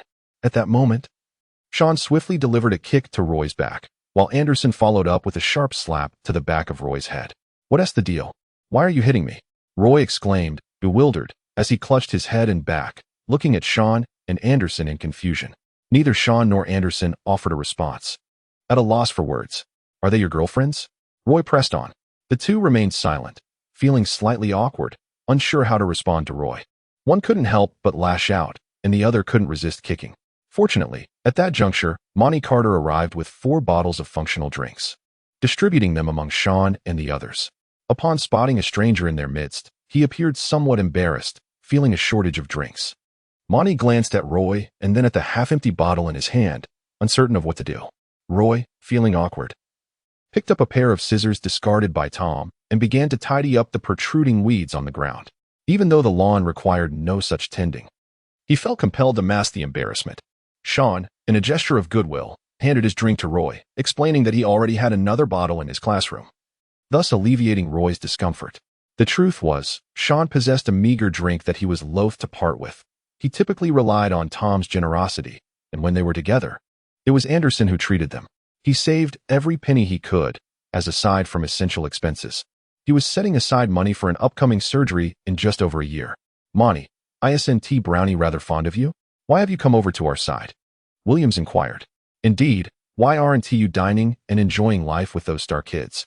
Anderson added. Monty raked his fingers through his hair and replied. Brownie has been quite nice to me. He even treated me to a meal the last time, along with Zaire and Gary Duncan. The school's sophomore basketball team was divided into factions, one comprised of the star offspring, another of Shawn and his friends, and yet another group of students who rarely played, serving as substitutes.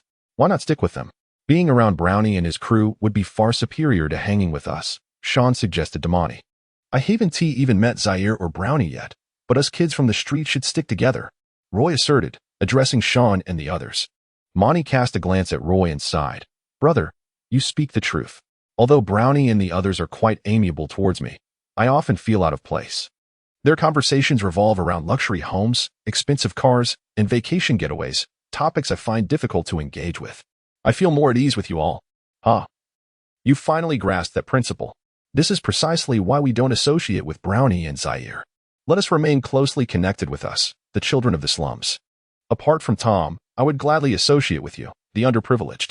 As the saying goes, one's identity may differ, and there is no need to force a union. If you are a scale, then adorn the body of a dragon, soaring through the skies and relishing the exhilaration of flight. If you are a feather, then nestle upon the wild fowl, experiencing the joy of running through the woods. Such delight knows no hierarchy.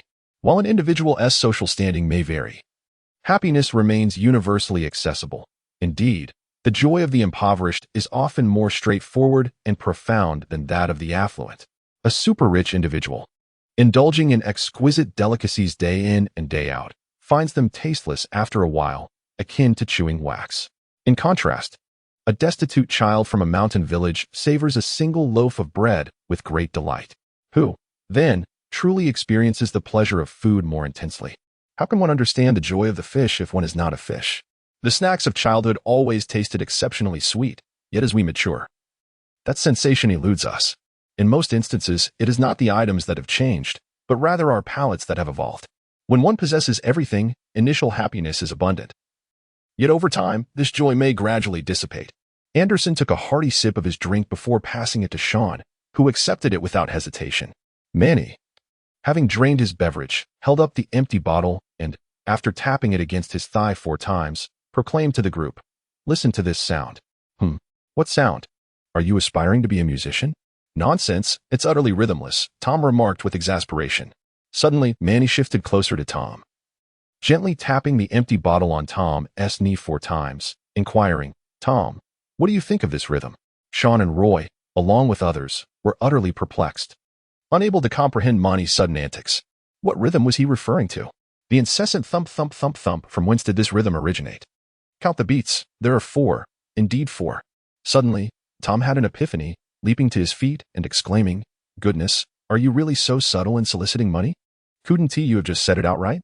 It was at that moment the group realized that Tom had previously asked Monty to acquire Diana's contact information, promising him $1,000, of which $400 remained unpaid. While Roy appeared utterly bewildered, the others regarded Monty with a newfound respect, acknowledging his remarkable finesse in financial negotiations. Feeling a bit embarrassed, Monty ran his fingers through his hair and confessed, I felt too shy to bring it up, and Tom, you seem to have forgotten to repay me. Tom's expression turned awkward as he reached into his pocket, retrieving the last $600 he had. from which he extracted 400 to hand over to Monty. He then turned to Shawn and the others, stating, "This month, my father has imposed a spending limit on me due to my excessive expenditures, capping it at $6,000. Shawn, Anderson, and William's feigned ignorance as several impoverished souls gazed skyward, at a loss for words. This group had always relied on Tom to foot the bill. Manny, seizing the money, joyfully flicked a finger against the crisp bills and boisterously declared, "What shall we feast on after school today, my brothers? It's on me." Though Manny Carter had a penchant for wealth, he was remarkably generous. Had it not been for his challenging upbringing, he likely would not have requested that $400 from Tom. Anderson, with a jovial pat on Manny's shoulder, remarked, "You rascal, despite your love for money, you exhibit great generosity. I, Anderson, admire you, huh?" Shawn and Williams cast their generous gazes upon Manny. Tom stole a glance at Manny, while Roy, feeling awkward, pretended to tend to the lawn, uncertain whether he was among those invited by Manny, as he was still unfamiliar with the surroundings. Chapter 46. Shawn received a punch from William. As Shawn and his companions were about to rise and return to the classroom, they had traversed halfway when Anderson halted in his tracks. He nudged Shawn with his elbow and whispered, "William from the senior year has brought his entourage." Shawn beheld a strikingly handsome student, approximately 190 centimeters tall, with flowing blonde hair and an air of superiority, as he approached alongside a group of uniformly Caucasian peers. Shawn reminisced about his first arrival at Sierra Canyon, a moment he often teased himself about. Anderson sensed an impending discomfort, surmising that William had likely come to humiliate him. As William and his entourage approached Anderson, he cast a disdainful glance in his direction. Suddenly, he swung his fist with great force, striking Shawn squarely in the face. Shawn was caught completely off guard. He had not wronged William, and thus could not fathom that he would strike him. In a moment of utter surprise, he was left reeling from the blow, his vision clouded. "How dare you?" Upon witnessing his dear friend Shawn being assaulted, Anderson was instantly consumed by fury, raising his fist in retaliation. However, Shawn grasped Anderson's arm just as he began to react. Meanwhile, Tom and the rest of William's gang rushed forth to confront William's faction. "Touch my brother? How dare you?" Roy charged forward without hesitation, intent on confronting William. It was Shawn who had welcomed him to the school and offered him a drink to ease his discomfort. Though Roy often boasted, he was inherently loyal and principled. "Manila, disperse everyone. Enough. Do not act impulsively." Shawn loudly intervened, unwilling to instigate trouble that could jeopardize his brother's futures. He was acutely aware that if a fight broke out, these privileged white students would likely face nothing more than a stern reprimand, while they themselves could be expelled. William contemptuously addressed Shawn, "You little black boy, what are you? Do you think you stand a chance with Catherine? Keep your distance, or you'll be beaten daily." A white man beside William added, "B.J. You best not lay a hand on my sister. I, George, will not allow someone of your ilk to become my brother-in-law." Shawn released Anderson's hand, and Anderson, seething with anger, fixed a fierce gaze upon William, having nearly lost control moments before. Shawn gently touched his slightly swollen cheek and coldly addressed William, "We are students, not members of a Los Angeles gang. You have quite the nerve. How about a match on the court? Are you bold enough to accept the challenge?" William quickly pondered in his mind, reflecting, these youngsters possess remarkable skills. Each of them is a 5-star player. However, my extensive network allows me to summon all the basketball talents from the senior class. It would indeed be a surprise if I were to lose to them. Very well. I accept your challenge. Should you lose, you shall conscientiously keep your distance from Catherine, like a dog knowing its place. Shawn murmured, "Time. For both myself and Anderson. This game must be played, and we must emerge victorious." William pondered the logistics of arranging personnel and replied, "I will manage the timing and notify you all. Furthermore, I will not permit the star offspring to interfere. The rest are inconsequential. How many of you seniors can gather? It reflects your social standing. Very well. We shall await you. Those who dare not confront us are mere cowards." Anderson retorted sharply on Shawn's behalf, regardless of whether William faced Shawn today or not. Anderson held significant grievances against him. He had previously informed Shawn of his desire to confront William, and now past grievances would be reckoned alongside new ones. William did not fear the skills of Bronny and Zaire, the offspring of stars. He was acutely aware that Shawn and his companions possessed greater prowess. There were numerous reasons for barring the star progeny from involvement. They wished to avoid antagonizing them, for their fathers were prominent figures within the league. Should William and his peers ever have the opportunity to enter the league, They did not wish to create unnecessary conflicts. The number of capable players in the senior class was limited. Excluding the star offspring, Shawn had few substitutes at his disposal. After delivering his ultimatum, William turned to leave but paused momentarily to address Tom. As the son of a prominent lawyer, it is disgraceful that you associate with these individuals. Tom retorted, "What business is it of yours? My father does not work for your family. I will associate with whomever I please." With a scoff, he added, "You are a child with no future," and defiantly raised his middle finger at William and his entourage as they departed. Shawn and his companions fell into a contemplative silence following William's disturbance as they made their way back to the classroom. Monty lingered behind, remaining when the others departed, and picked up the phone to make a call. Roy exclaimed with irritation, "B.J., if you need assistance, just say the word, and I'll bring them over after school." "To hell with it. No need for that, Roy," Monty replied. "There's no necessity to involve our friends over such trivial matters." Shawn felt a bit downcast. As the break came to an end, students gradually returned to the classroom.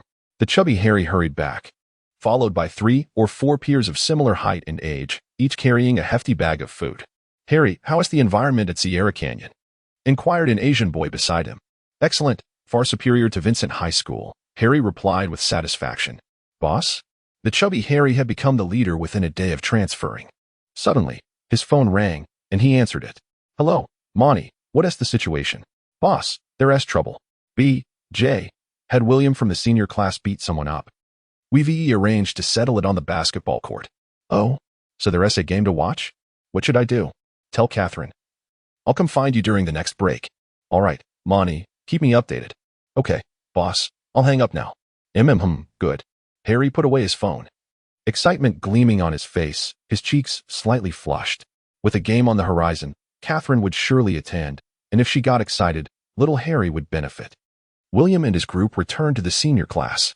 He turned to a white student beside him and said, "Lewis, go fetch Bailey and inform him of the situation. Tell him to bring along the top-tier 5-star student, Clark." "No problem," Lewis replied. "That bunch from sophomore year is no match. They can't even find decent substitutes. We'll annihilate them in a war of attrition." George asked, "William, this time I want to play point guard. I must be on the court." William glanced at George, contemplating. While George's ball handling and offensive organization were commendable, his playing style lacked toughness. He was easily disrupted from the perimeter and struggled to penetrate the defense. "George, to be frank, your offensive organization is commendable, but please refrain from taking reckless shots. Focus on initiating the offense and passing the ball. Can you manage that?" William confirmed. George, dissatisfied, retorted, "When have I taken reckless shots? I only shoot when I feel the rhythm." The white students around William chuckled quietly. William thought to himself, "What rhythm? You throw up wild shots under pressure." However, after careful consideration, William gently advised, "This game concerns your sister's honor. I hope you can remain composed and prioritize passing to us. Those kids are formidable. We must win this challenge, understand?" "All right, I'll pass more this time. But only this once. If I find my rhythm later, I'll shoot," George emphasized. William could only nod in resignation as he and George returned to their respective classes. Once all students were back in the classroom, Roy, with his sausage-like lips, attempted to chat with Shawn, but ended up running into trouble with William, delaying his visit to the guidance office. Under the direction of a middle-aged man, he carried desks and chairs toward the sophomore classroom. Chapter 47. Who is the most handsome in the school? Roy wandered through the second-year classroom with his backpack slung over his shoulder. A middle-aged man entered class 3 of the second year to exchange a few words with the teacher preparing for class. Turning back, he addressed Roy. "You may go in now." "Good day, teacher. I am Roy Galen, a new transfer student." "A new transfer student? Why have you only arrived now?" "Teacher, many students have transferred to Sierra Valley today, mostly girls or frail boys. They saw my tall and robust stature and, being amiable, requested my assistance in moving desks and chairs. I transitioned directly from middle school to high." "Stop. You're making too much noise. You talk excessively. Go to the last row and find a corner to sit in." Laughter erupted from the classmates. The mathematics teacher, a short, stout woman in her 50s, waved her hand impatiently at Roy. Displeased, Roy muttered to himself, "You old hag." As he moved the desks and chairs inside, he caught Monty's nod. Suddenly, he spotted Shawn and quickened his pace. Shawn, initially downcast, managed a strained smile upon seeing Roy. Anyone would feel fortunate to share a class with their brother. Classmates, regarding calculus, you must. The tedious mathematics lesson proved challenging for Shawn and Roy, who struggled to endure it until the bell rang. As the bell sounded, Shawn and Roy instinctively walked together out of the classroom. Monty exchanged a few words with Hannah before hastily exiting. He sought out Harry from the first year, and the two agreed to find Catherine from the third year to inform her about Shawn's altercation. Catherine, engaged in a discussion about clothes and bags with her classmates, turned crimson upon hearing that Shawn had been attacked by William. Infuriated, she dashed off to confront William, with Harry and Monty closely trailing behind. William and George were engaged in conversation when they were joined by Lewis, Bailey, and Clark, who had not yet arrived. They agreed it was time to teach those boys a lesson, as they had long awaited an opportunity. Oh, that is splendid. As William's group conversed, Catherine found them. The basketball team was easily recognizable, with William surrounded by tall, white students. Upon spotting William, Catherine rushed in front of him, raising her small fist to strike his chest. Why did you hit Shawn? Why did you hit Shawn? Dear sister, you cannot. George interjected, but William raised his hand to silence him. He seemed to relish the sensation of being struck by the goddess, wearing a lewd expression of enjoyment. To William, Catherine's petite punches were hardly painful. They felt more like a massage. After venting her anger for Shawn, Catherine hurried away, eager to check on his well-being, with young Harry closely following. However, Monty stayed behind. After being hit by Catherine, William, rather than feeling anger, seized the fabric of her uniform where she had touched him, inhaling its scent with a lecherous grin. He thought to himself, how delightful. William's inadvertent demeanor was clearly observed by George. With a face full of disdain, George furrowed his brow in thought. I have never realized how despicable this fellow is. My cousin cannot be with B.J., and I certainly cannot facilitate a match with William. Standing nearby, Monty, who was among William's entourage, noticed him and scolded. What are you doing here, you dark-skinned boy? Are you trying to gauge the situation? William and George's group turned to look at Monty. With decisive strides, Monty approached William and said, I believe there is no need for you to deliberately target B.J. because of Senior Catherine. He has done nothing wrong. To my knowledge, B.J.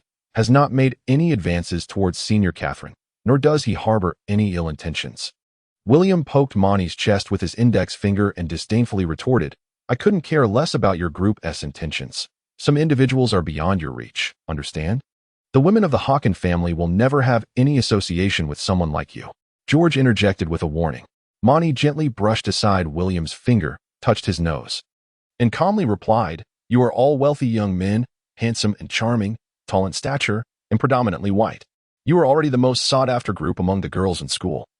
Especially you, William, who is exceptionally outstanding.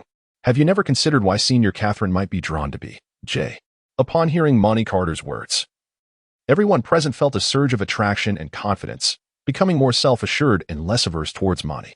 Especially William, who had always despised the lower-class black students, suddenly found his attitude towards Monty transformed. He said kindly, this question has puzzled me as well. Logically speaking, I, William, am tall and strong. The most handsome man in the school, skilled in sports, with an excellent family background. There should be no reason for Catherine not to like me but to prefer that black boy. What could be the reason? Hearing William boast of being the most handsome in the school, George shot him an irritated glance, his expression one of derision as he adjusted his hairstyle. William was rather conceited, but the reality did align with his claims, except for the assertion of being the most handsome. Monty gradually elucidated, it is the allure of novelty. Consider this. For us, children from impoverished families, encountering a wealthy second-generation classmate would certainly be a cause for boasting. Senior Catherine, having grown up in affluence, is encountering someone like B.J., a poor boy, for the first time, which brings a unique freshness. While you, William, are indeed well-born and handsome, you lack the novelty and curiosity that might intrigue her. After hearing this, William smacked his thigh and exclaimed, so that's it. How could I not have realized? I thought it impossible for Catherine to like that black boy, abandoning the most handsome white student, William, for mere novelty. Now, I finally understand.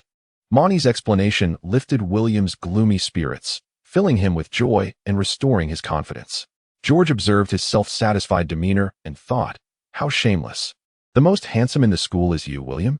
It is undoubtedly me, George. I simply lack the audacity to voice such sentiments.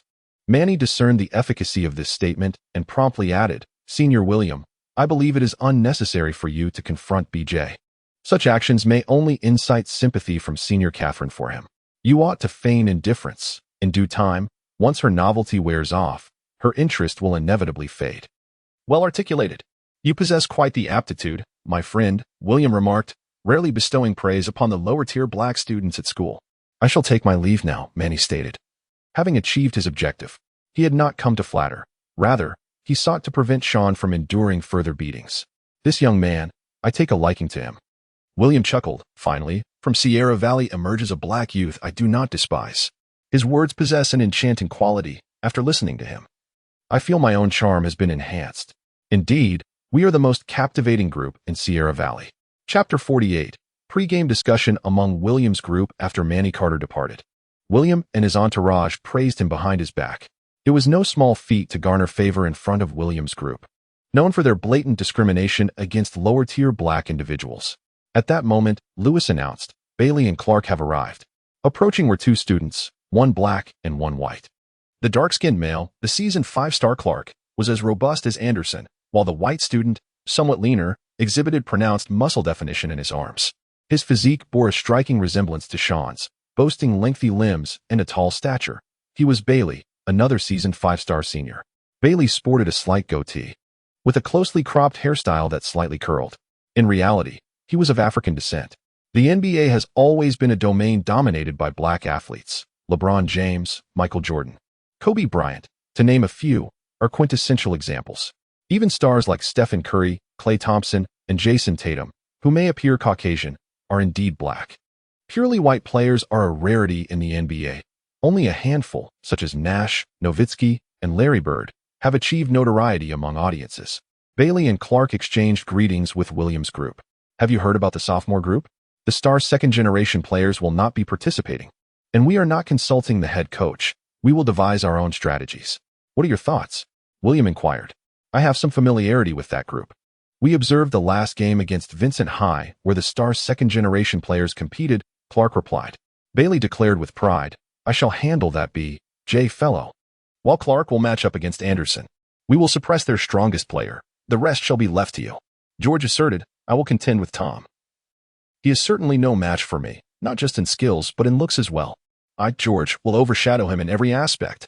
The others exchanged glances of disbelief at George. Had it not been for his esteemed status, William and Bailey would have berated him on the spot. We 5 shall take the court first. William, along with George, Bailey, Clark, and Lewis. The others will adapt to the situation as it unfolds. A group of individuals nodded in agreement. Clark inquired, who are our opponents? Aside from B.J., Anderson, Tom, and one Williams. Are there any others you are familiar with? Let us hope no dark horses emerge, Bailey interjected. Having observed Shawn and other skills, Bailey remained silent, harboring no absolute confidence. A white student remarked, there are 2 newcomers. I'm uncertain of their skills. That black kid who chatted with us earlier is one of them. He played for about 7 or 8 minutes, and I recall he made a long 3-pointer. Another white student responded. William frowned slightly. What can you deduce from a single 3-pointer? Go and consult the informant, Softy, to gather detailed information about those 2 sophomores who transferred in. Understood. Softy, the most timid student of Sierra Canyon, was known for his assertion that the collaboration of Middle Eastern countries could defeat the superpower of the United States, always elevating opponents while underestimating his own side. Nonetheless, he was well informed about various matters, frequently attending games across schools and gathering diverse news. His information was more accurate than that of the coach. George suggested, William, should we create some hype? Indeed. It would be best to attract all the beauties of Sierra Canyon. Lewis chuckled lewdly. Clark could not help but voice, is there a chance that Effie might come? I perform extraordinarily well with her presence. Bailey remained silent, maintaining a cool demeanor, though his expression noticeably shifted at the mention of beauty. In campus life, which young man or woman does not harbor romantic feelings? Aside from feelings of inadequacy or fear of expression, no one in the exuberance of youth can ignore the stirrings of burgeoning hormones. Everyone harbors insecurities, regardless of outward appearances or prestigious positions. Each individual possesses hidden flaws and insecurities that remain unknown to others. You witness Hollywood actresses gracing the red carpet in glamorous fashion, yet you do not see them waking up the next day, disheveled and barefaced. Allen Iverson may feel self-conscious about being too short in the league. Just as Yao Ming might feel awkward for being too tall, like a giant among men. One must learn to overlook their flaws, discover their own brilliance, and magnify it, cultivating confidence and excellence within oneself. How could we neglect to promote? I shall take a page from LeBron's book and stir excitement. Lewis, rally some people to promote the basketball showdown in the high school, and include the middle school as well, informing those kids that the true contest will unfold on the court after school today.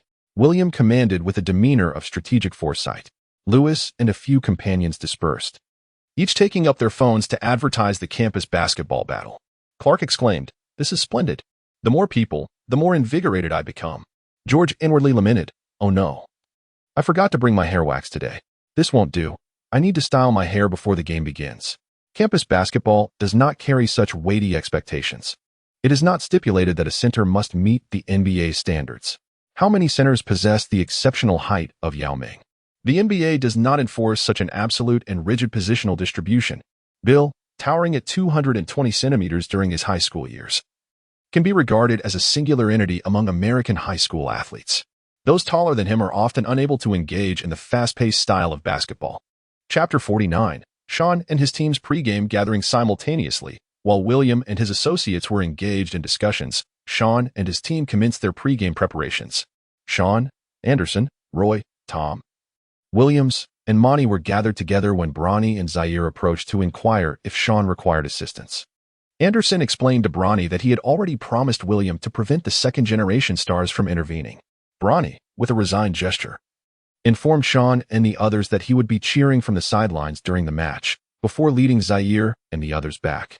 Catherine arrived with two girls and little Harry in tow, carrying a bag of supplies as she made her way directly to Shawn. She called out to him, "Shawn, come here for a moment." Upon hearing Catherine's call, Shawn's group concluded their discussion. Anderson spotted Jessica, his hands uncertainly placed, unable to contain his silly grin. Another girl accompanying Catherine was unfamiliar to Shawn's group. Shawn approached Catherine, and the two young women, understanding the unspoken cue, refrained from following. Little Harry, eager to join, was abruptly pulled back by Roy. Confused, Harry inquired, "Why did you pull me? What business does a little kid like you have in following?" Roy retorted, "I am no longer a little kid," little Harry protested, muttering something softly to Roy. "Really? Even a little kid like you would wake up like that? How firm is it?" "As hard as a steel plate, though a bit small, but still firm." "Is that normal?" "Ha ha ha, small but firm? That's quite a phrase." "Is that normal? Are you a man now?" "Well, it varies from person to person. I never would have guessed you're still a little cannon. Huh?" Meanwhile, Catherine and Shawn settled on a secluded patch of grass, approximately 30 meters away from Anderson and his group. After Shawn took a seat, Catherine retrieved an ointment from her bag and inquired, "Does it hurt, Shawn? Allow me to apply some anti-inflammatory ointment for you." Shawn felt a tinge of embarrassment at the thought of the girl he admired learning that he had been struck by someone. It was hardly a matter of glory. He lowered his head and murmured, "It's nothing, just a minor issue. I stood up for you and gave William quite a beating." Shawn chuckled, "Is that so? That fellow is likely left battered by your hand. You have avenged me." Shawn was acutely aware that a girl's fist was akin to a marshmallow for an athlete, yet he felt a profound gratitude for Catherine's concern. Catherine remained silent, understanding that revenge was merely an alluring notion. She took out some ointment and gently applied it to Shawn's injured cheek. The picturesque scenery of Sierra Canyon's campus, accompanied by the melodious love songs broadcasted, stirred the youthful hearts of the boys and girls, igniting a flurry of romantic thoughts. In such an enchanting atmosphere, even the gentle breeze carried a hint of sweetness in the air. Shawn and Catherine gazed deeply into each other's eyes, their hearts racing as they heard the rhythmic beat of one another's hearts. While Catherine tended to Shawn's wounds, Anderson, Williams, and others were preoccupied with their own affairs. Tom inquired, "Monty, is this message acceptable? Will Diana respond?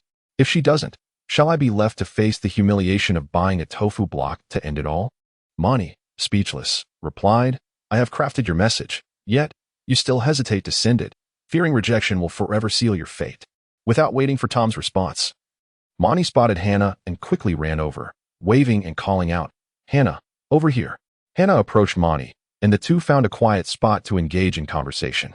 Tom reflected on Monty's words, gathering his resolve, and with eyes closed, pressed send. Meanwhile, Williams had already secured a legitimate girlfriend, and the two were passionately exchanging kisses in a secluded corner.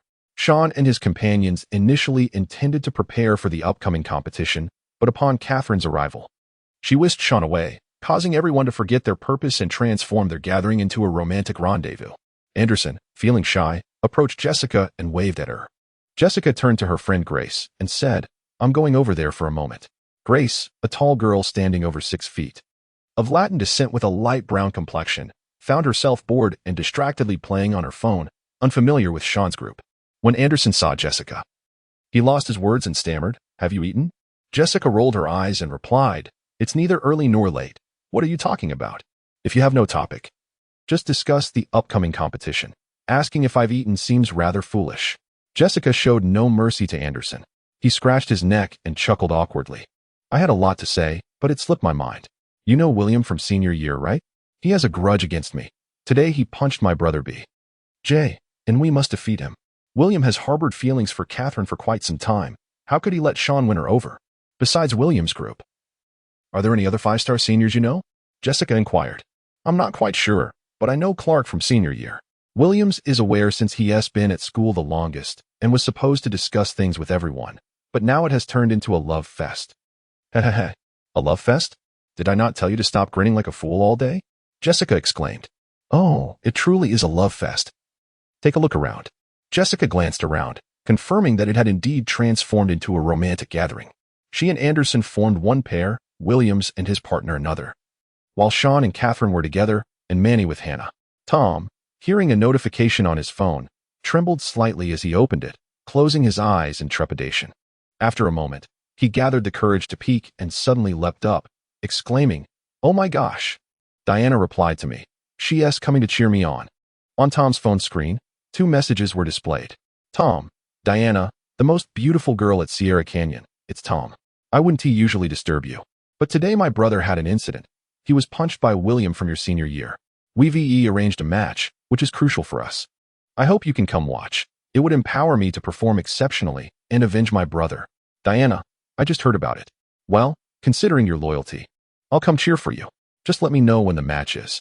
Those who appreciate you will always find excuses to be near you, while those who do not care will not even attend your funeral." Little Harry observed the couples around him, filled with envy, and picked up his phone to call his mother. "Hello, Harry, is something the matter? Are you getting used to studying at Sierra Canyon?" Yes, Mom. "Is there any medicine I can take to grow taller quickly?" "Child, do not recklessly consume medication. Your mother will take you to a reputable hospital for examination. We shall address any deficiencies appropriately, but do refrain from indiscriminate drug use. Do you understand?" "Understood, Mother. I shall hang up now." Chapter 50. Teasing women. Roy regarded the couples around him with a twinge of discomfort. While his brothers each had partners, he found himself akin to a foolish fawn. His gaze fell upon Gliss, and he mused to himself, "With such height and figure, should she bear me a little Roy?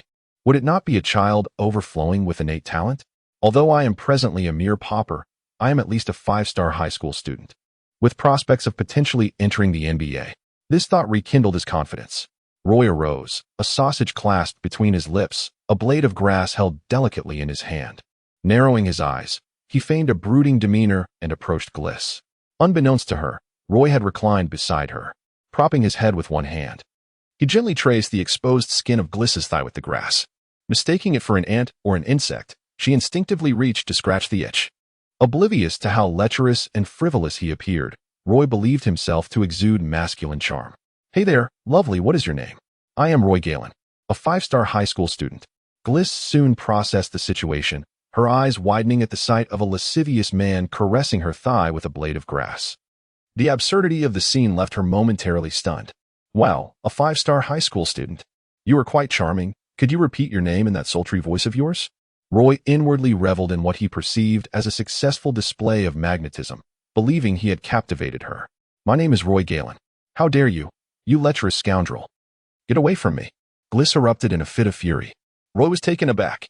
The sting of her words shattered his previously brooding facade. Enraged and humiliated, he retorted, "You little wench. How dare you insult me, you perverted bastard." Gliss chased after Roy, who hastily fled. In her anger, she hurled her phone at his back. "You better stop right there. Roy, never lay a hand on women," Roy shouted as he turned to face her. Shawn approached with Catherine and called out, "Brothers, gather round to strategize." The group congregated. Roy hesitated to draw near, while Grace, seething with anger, directed her complaints about Roy towards Catherine and Jessica. "Roy, come here," Williams commanded. Reluctantly, Roy complied, his former carefree demeanor replaced by a newfound reticence. Williams, familiar with the senior players, remarked, "I need not speculate on who William will mention. It must be Bailey and Clark. What are their capabilities?" Manny inquired. Aside from Manny and Roy, the others possessed a modicum of knowledge about Bailey and Clark. Both were formidable players. One excelled in both perimeter and post play, while the other was a pure interior presence, regarded as a top-tier talent in Sierra Canyon. Shawn elucidated that indeed, "We are currently tasked with selecting our starting lineup as well as our substitutes." Williams proposed that regardless, I must be a starter. "Diana has even mentioned her intention to attend my match." Tom whispered, "Manny, Roy, why don't you share your preferred positions and skills?" Shawn was unfamiliar with the two brothers who had recently transferred. He had a slight understanding of Manny's basketball skills, while Roy's prowess was merely based on his own boastful claims. Anderson cast a glance at Roy and cautioned him, stating that honesty was paramount, and this was no trivial matter. It concerned their dignity. Manny, being forthright, confessed to the group that he was not adept in the paint, but rather excelled at long-range three-pointers, which were either swishes or complete misses. The others were left speechless, contemplating the extremes of his talent, either a miraculous comeback or an immediate failure. As the conversation turned to basketball, Roy shed his previous reticence. Eager to reclaim some pride in front of Grace, he proclaimed, "When I was 13, during a middle school match, I had to take a brief respite due to severe stomach pains, and our team fell behind by 20 points. As for my performance upon returning, let us skip the details and focus on the stats. I achieved a quadruple double, 31 points, 10 rebounds, 11 steals, and 10 blocks." The principal was so astonished that he rushed out from his office, declaring that I should be nurtured as a key talent. On the court, I was versatile, capable of both offensive and defensive maneuvers. I could rebound and intercept the ball, and occasionally he was abruptly interrupted by Grace, who remarked without hesitation, "You're just bragging." The group fell silent, taken aback. "Chet, you think I'm exaggerating? These events can be verified at my middle school," Roy retorted. Grace merely scoffed, choosing not to engage further. Anderson interjected, attempting to mediate, "Roy, this is a matter of our brotherhood's honor. Could you please take it more seriously?" Roy, now earnest, replied, "Asen, how can you say that? I truly possess the ability to both attack and defend. Why would I deceive you? Would I jest about my brotherhood and my own reputation? Just wait until we hit the court. I'll show you my skills. My manner of speaking may seem exaggerated, but it does not equate to falsehood." Chapter 51. Shawn arranges the starting lineup. Roy, unusually sincere in his demeanor, spoke with an unembellished tone, easing everyone's concerns. Shawn remarked, "All right, here's the lineup. Tom at point guard. I shall take the shooting guard position. Roy will be the small forward, Williams as the power forward, and Asen at center. Manny, you may substitute depending on the situation. Is that acceptable? Feel free to voice any objections." Tom clapped his hands in agreement, already envisioning Diana admiring his prowess. Anderson and Manny also expressed their approval. "J, trust me, I am absolutely right. If I perform poorly, you can immediately have Manny replace me," Roy proclaimed with unwavering confidence. Anderson glanced at Shawn, his concern palpable. "J, are you sure your body can handle it? If any issues arise, promptly substitute with Manny." Upon hearing Anderson's words, Catherine interjected, "Indeed, Shawn, you must not overexert yourself. If you tire, we shall take a proper break." Shawn nodded and explained, "I am not so fragile. Otherwise, how could I possibly practice basketball regularly? On one or two occasions, I experienced discomfort due to intense physical activity, which led the coach to mistakenly restrict my playing time. However, I have no issue playing the full game from the perimeter." The primary reason Shawn refrains from penetrating the paint is his fear of impacting his heart, rather than a reluctance to engage in physical confrontation. His physique, honed from a young age under the rigorous training of his mentor, is as resilient as steel, akin to the refreshed Harry upon waking each morning. Shawn's assurance brought a sense of calm to everyone. Suddenly, Grace shuddered. Jessica, concerned, inquired, "Grace, why are you trembling? Are you feeling unwell?" "I'm fine," Grace replied. "It's just that the mere thought of that revolting creature with its self-important melancholic visage sends chills down my spine. I shall need to take a cold shower for an hour when I return home." Grace gestured disdainfully at Roy. "Ha ha, Roy, you truly are something else. Unable to contain himself, Roy retorted, "Enough already, you drama queen. I, Roy, only tolerate you because of your modest charm. If you don't appreciate it, then so be it." "I don't wish to hear such words again." Grace rolled her eyes in response. At that moment, the school bell rang, and after bidding farewell to one another, everyone returned to the classroom. When the afternoon dismissal bell rang, the gates of Sierra Valley opened. The security personnel waited for 10 minutes, but saw no throngs of students rushing out. Unbeknownst to the guards, William's promotional skills were quite effective. The students had already made their way to the convenience store to purchase snacks and beverages, gathering at the basketball court in anticipation of the game. As Shawn and his companions gathered after school, they made their way to the basketball court. "BJ, has the swelling in your face subsided after applying the ointment?" They jested. "Haha, Catherine truly cares for you," they continued, eliciting laughter. Roy, with a tone of disdain, remarked, "The stench of love is nauseating." The group halted. Turning to him in unison, "You, the single one." "Stop. Brothers, I was mistaken. Let us keep that last word to ourselves." "Speak softly. There are too many people on campus. Spare me some dignity," Roy hurriedly interjected. Meanwhile, Brownie, Zaire, Gary Duncan, and Chris Bosch were traversing the campus towards the basketball arena. Zaire spotted a young Caucasian man donning a cap and engrossed in a Chinese martial arts novel. He called out to Brownie and the others, "Look, it's MC. That rascal. Earlier today at the school gate, Brownie and I noticed a Bugatti. After some discussion, we discovered he was the owner. When he saw us, he jogged over and playfully kicked me in the rear and smacked Brownie on the back of his head."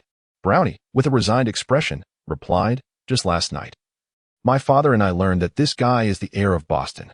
No wonder he acts so brazenly." Boston, the sole descendant of the founder of Sierra Canyon, was known for being the most audacious student since the school's inception. He was reckless, passionate about basketball commentary, and fluent in multiple languages. Boston had a penchant for Chinese martial arts novels and practiced Brazilian jiu-jitsu.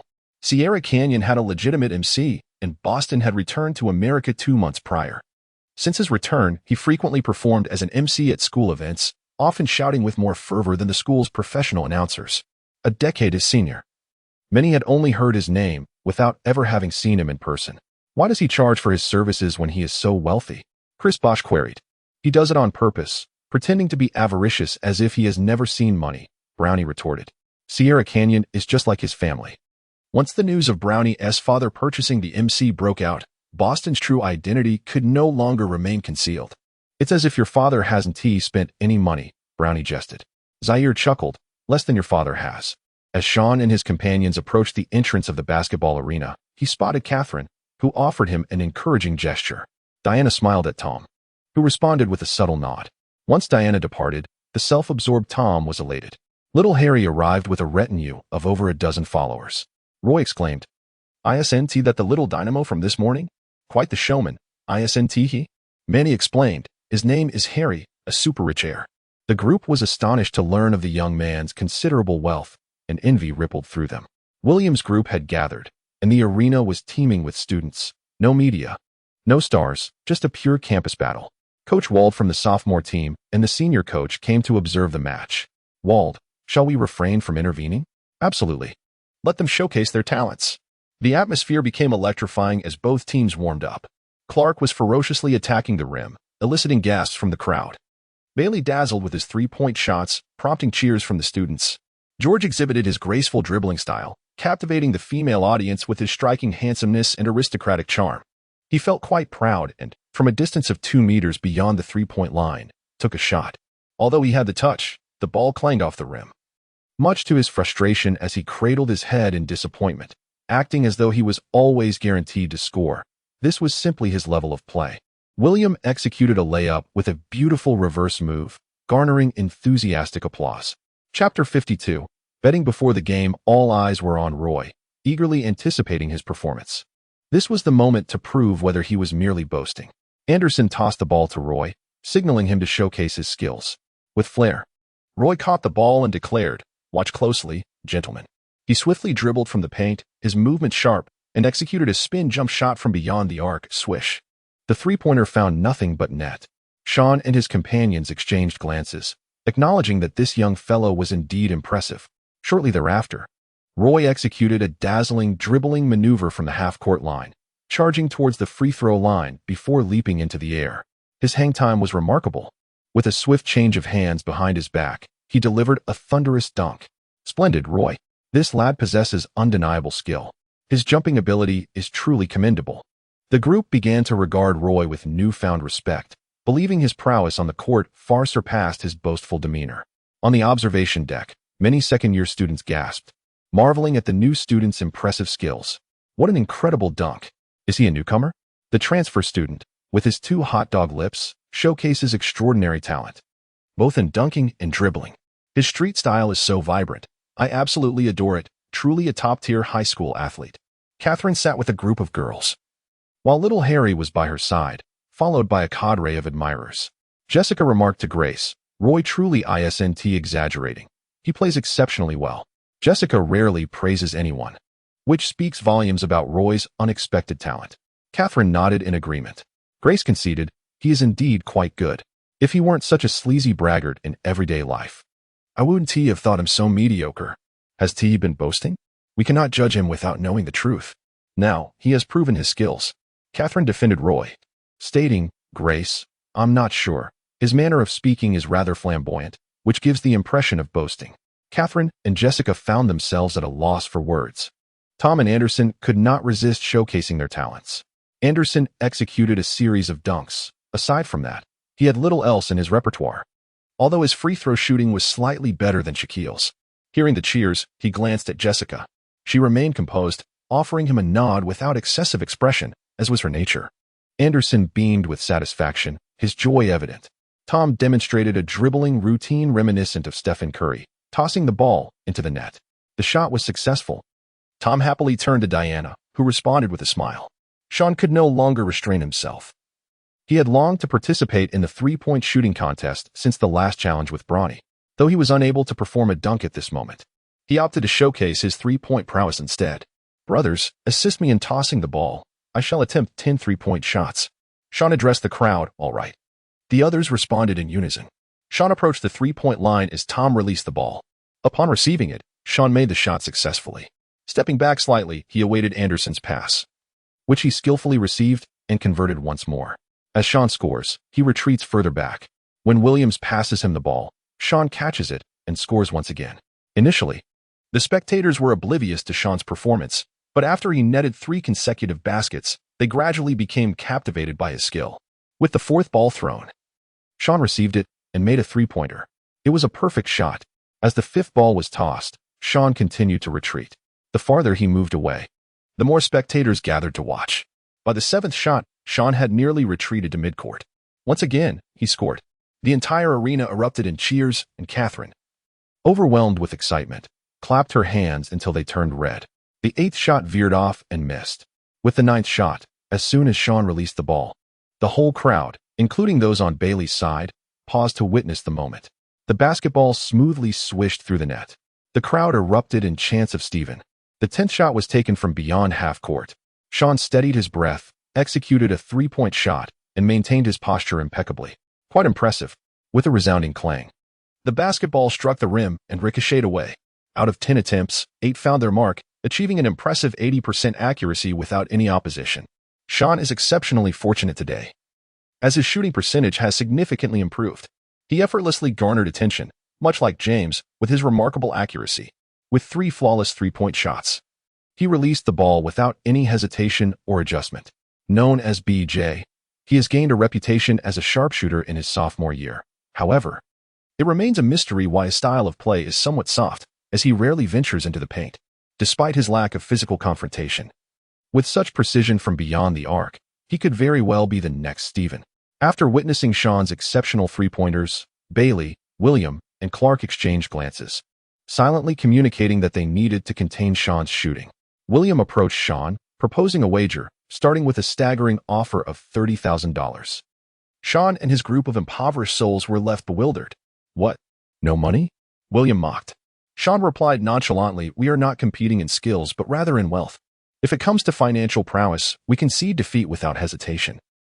B.J., you possess a modicum of self-awareness. Pray tell, how much do you have? Reveal your total. George interjected. Bet what you can afford, gather all your funds. Let us see you impoverished wretches lose everything and find yourselves in even greater straits. Ha ha. Lewis chuckled heartily. The group erupted in laughter, eagerly anticipating a dual defeat of both skill and finances for their adversaries. This band of affluent youths was not lacking in wealth. Their sole intent was to amuse themselves at the expense of Shawn and his companions. Shawn and his companions gathered together for a discussion. "Brothers, how much money has everyone brought?" One inquired. "I have only $17, came the response. "I initially had 600, but now I am down to 200. "I possess 130, another chimed in. 80, said another. 20. "And this is only because my mother generously gave me extra on the first day of school. 1,600. Upon hearing the final tally, the group turned to Monty in astonishment. Monty then reached into his pocket and handed over the money to Shawn. Shawn inquired, "Monty, how is it that you possess such a substantial amount of money? Are you certain about placing a bet?" "One cannot allow the brethren to be looked down upon by those individuals. This money is not urgently required. It is merely a reward for services rendered." "Who entrusted you with such a sum?" "Do not pry. Suffice it to say that someone has commissioned me for a task." Shawn, brimming with confidence, declared, "All right, Manny. My brothers will ensure that your money is not lost in vain. We shall exert ourselves to the utmost." The group echoed in unison. "We shall exert ourselves to the utmost." Shawn gathered $2,000 and approached William, declaring his wager. William, with a sneer, accepted the bet. Both teams were poised. The competition on the brink of commencement. The star-studded entourage of Brawny remained on the sidelines, cheering for their teammates. At that moment, Kevin Garnett entered, gathering his focus. Suddenly, a young man, adorned with a hat and clutching a Chinese martial arts novel in one hand while holding a cigarette in the other, strolled into the arena. He muttered to himself, "Humph, you little rascals, squabbling among yourselves on the court. Today, I shall present you with a stand-up routine to punish your mischief." Chapter 53. William made a mess. The players had completed their warm-ups, and the match was about to begin. Boston approached Brawny and Zaire, causing both to instinctively shrink back. Boston made no move against them. As he passed the bench, he affectionately patted Garnett's bald head. Garnett, engrossed in his phone watching anime, looked up in mild confusion only to see Boston's silhouette fading away. Zaire, wearing a mischievous grin, remarked, "That annoying rascal passed by. And I caught a whiff of something pungent. He must have indulged." Brawny scoffed, "A little puff and he gets all chatty. Good thing we're not on the court, or we become his targets for ridicule." Little Bosch added, "I saw him clutching a joint."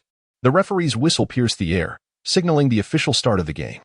Anderson and Clark leaped for the jump ball, with Clark gaining the upper hand, directing the ball toward George. George swiftly orchestrated the offense, dribbling past half-court before passing to William, who then relayed it to Lewis. Lewis pressed forward, closely guarded by Roy. Unable to penetrate, Lewis opted to pass to Bailey. Upon receiving the ball, Bailey charged into the paint, dribbling once before executing a three-step layup, with Williams leaping to block. Bailey faked him out, lofting the ball, which swished through the net. The high school players erupted in cheers, the majority still divided in allegiance. Tom dribbled past half-court, passing to Roy, who broke through but was met by Williams' defense. Anderson shouted for him to pass the ball. Ignoring the plea, he feigned and maneuvered past William, charging into the restricted area for a powerful dunk. Clark soared, preparing to block Roy. In midair, Roy switched hands for a spectacular slam. The crowd erupted as the ball fell through the hoop, applause echoing throughout the arena. Brawny clapped enthusiastically, while Little Bosch roared in support. Zaire noted, "This kid has a sharp playing style. Clearly not one to pass the ball." George, with the ball, initiated an attack, passing to Bailey before swiftly repositioning. Calling for the ball, Bailey faked out Shawn with a precise long pass. George caught it. He penetrated the lane, executing a graceful three-step layup, only for Anderson to swat the ball away.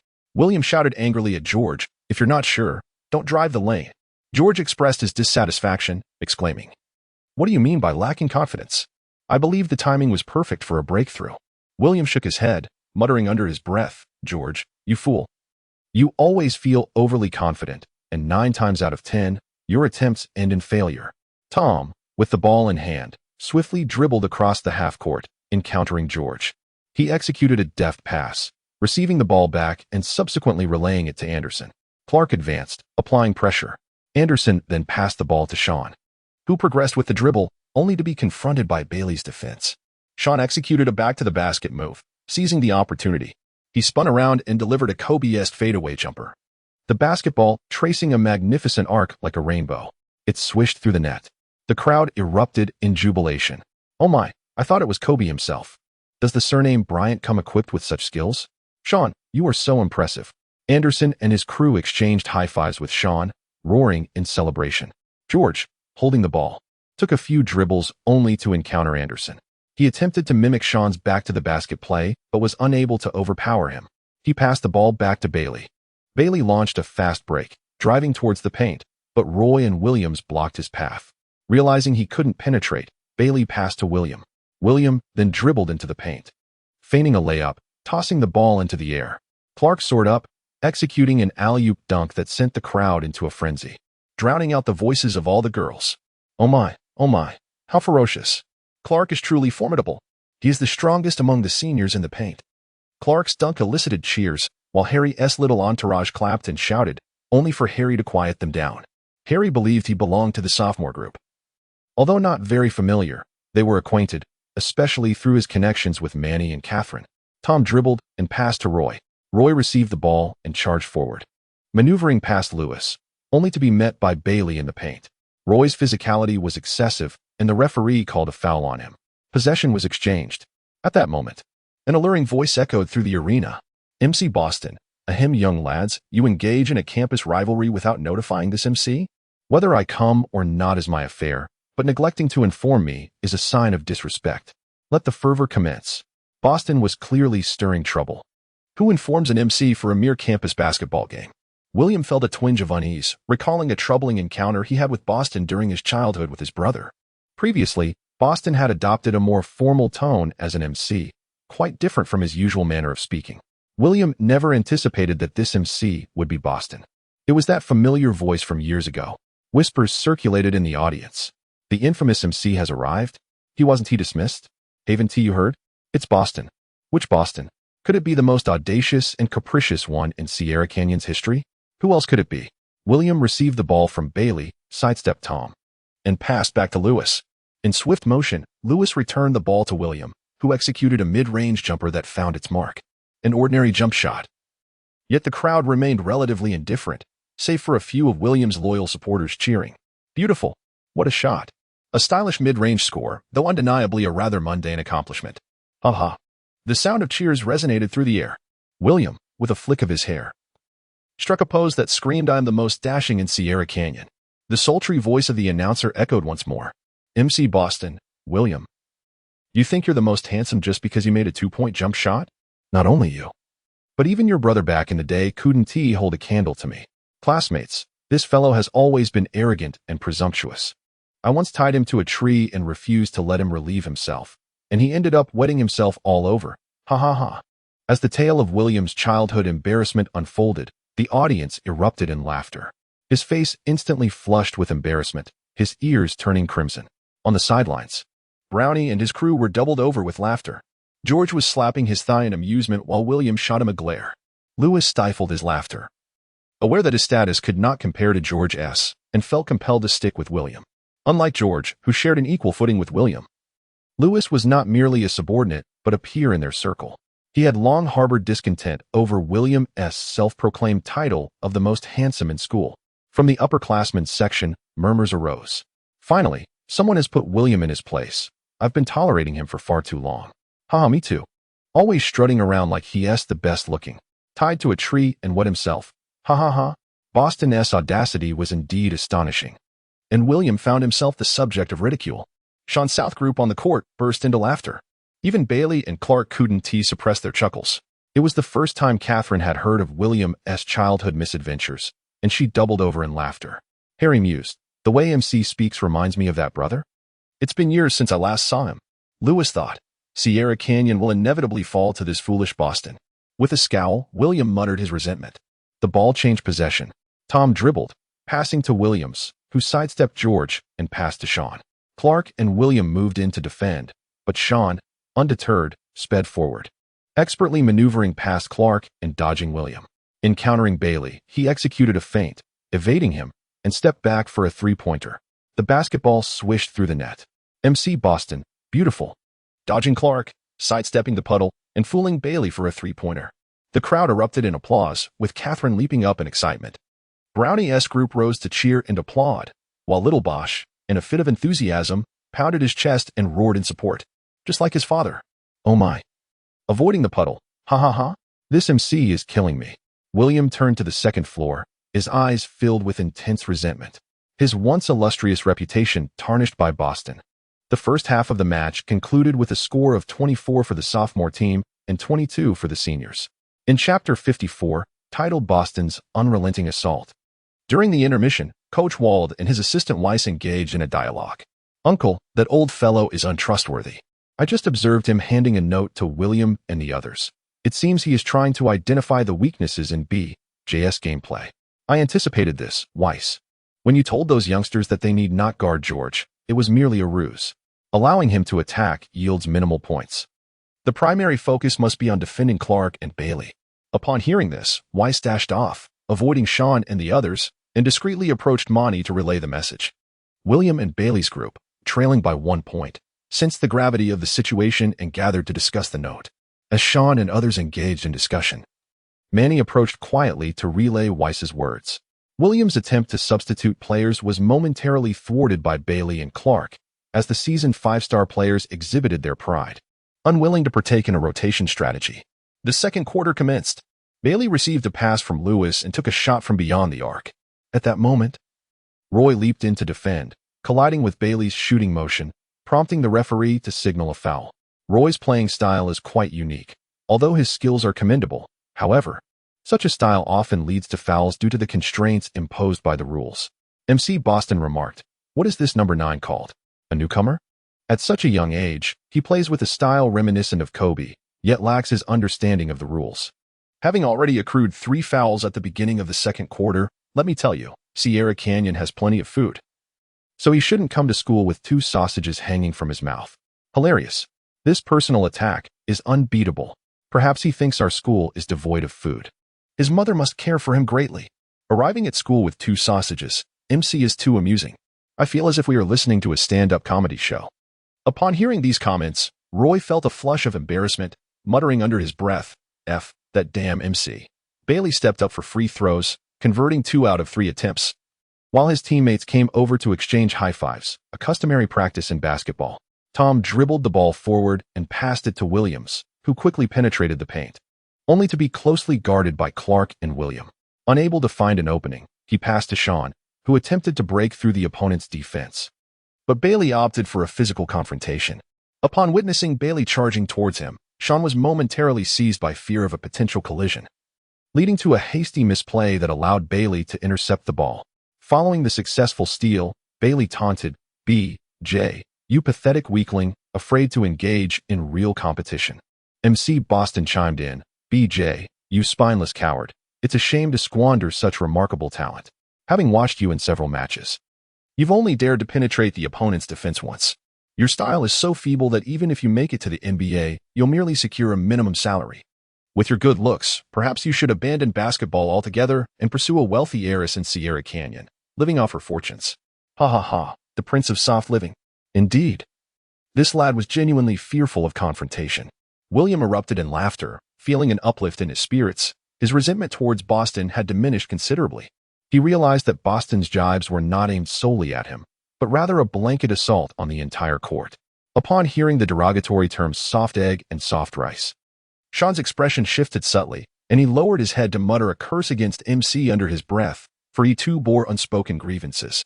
George and Lewis approached, mocking Shawn, while Anderson, aware of Shawn's predicament, came over to pat him on the shoulder and offered words of comfort, paying no mind to the foolish remarks of that imbecile MC.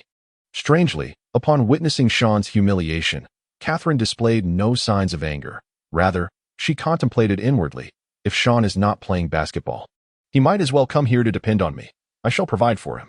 If Shawn were aware of Catherine's thoughts, he would surely be driven to madness.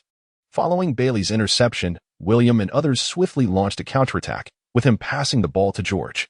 George, positioned beyond the 3-point line, related to Clark, who soared into the air, preparing for a thunderous dunk. Anderson and Williams instantly followed suit, leaping to block, only to be outwitted by Clark's backward pass, allowing Bailey to leap and execute a ferocious slam dunk. The execution of this play was exquisite, prompting most of the audience to rise in applause. Particularly the middle school students, who, devoid of factional loyalties, cheered for any impressive play. After scoring, Bailey cast a disdainful glance at Shawn and erupted in a triumphant roar. How magnificent, Bailey! Such synergy between the duo is a testament to their long-standing partnership. Bailey and Clark have been playing together since middle school, having known each other for several years after both transferred to Sierra Canyon, developing an undeniable rapport that surpasses that of Anderson, Shawn, and others. MC Boston quipped, "Bailey, you loudmouth, is dunking your only claim to fame? You strut around as if you are the unrivaled star of Sierra Canyon, sporting headphones while playing. As if you're not invested in the game. Everyone knows you're just putting on a show, for those headphones are merely for looks with no sound. Keep up the charade, and I might just slap you so hard your earwax flies out." While wearing a stylish new pair of headphones, Bailey heard this remark, lowered his head, and narrowed his eyes with a fierce expression. However, he dared not retaliate against Boston, fully aware that the latter would not hesitate to back up his words with action. The senior students, upon hearing Bailey's reprimand, began to murmur amongst themselves. They relished the moment, expressing their disdain for Bailey, who always carried himself with an air of arrogance. I greeted Bailey twice, and he completely ignored me. Such haughtiness. Haha. Finally someone is putting him in his place. He is even more odious than William. Last time I practiced on the court, he told me my skills were suited for elementary school, that I shouldn't occupy the court. How infuriating. Brownie and Zaire exchanged nervous glances. Grateful they were not on the court, knowing Boston's madness would target anyone in his vicinity for ridicule. The game continued. Anderson and Clark battled for a rebound beneath the basket, their bodies colliding heavily as they both leaped for the ball, crashing down with a thud. Both were the strongest players on their respective teams, and this confrontation was evenly matched. The forceful impact elicited gasps from the crowd, causing Jessica to rise in concern. MC Boston remarked, "Anderson and Clark, must you clash like this? Two great gorillas, your physiques and appearances are remarkably similar. Maybe you should check your DNA. For you may very well be half-brothers. Don't tear each other apart, haha." His words were undeniably sharp. Shawn and Williams helped Anderson to his feet, while Bailey and George assisted Clark. After Anderson and Clark stood up, they exchanged glances, both reflecting their disdain for the sharp-tongued MC. With the referee's whistle signaling the end of the second quarter, the score stood at 51-53 in favor of the seniors. During halftime, young Harry rushed up to the second floor, having just heard Boston's name from the audience, eagerly seeking to confirm the situation. Chapter 55. Harry meets Boston. Harry hastily ascended to the second floor and encountered a staff member, who inquired, "Young man, what brings you here?" I am looking for Brother Boston," young Harry replied, his voice wavering slightly.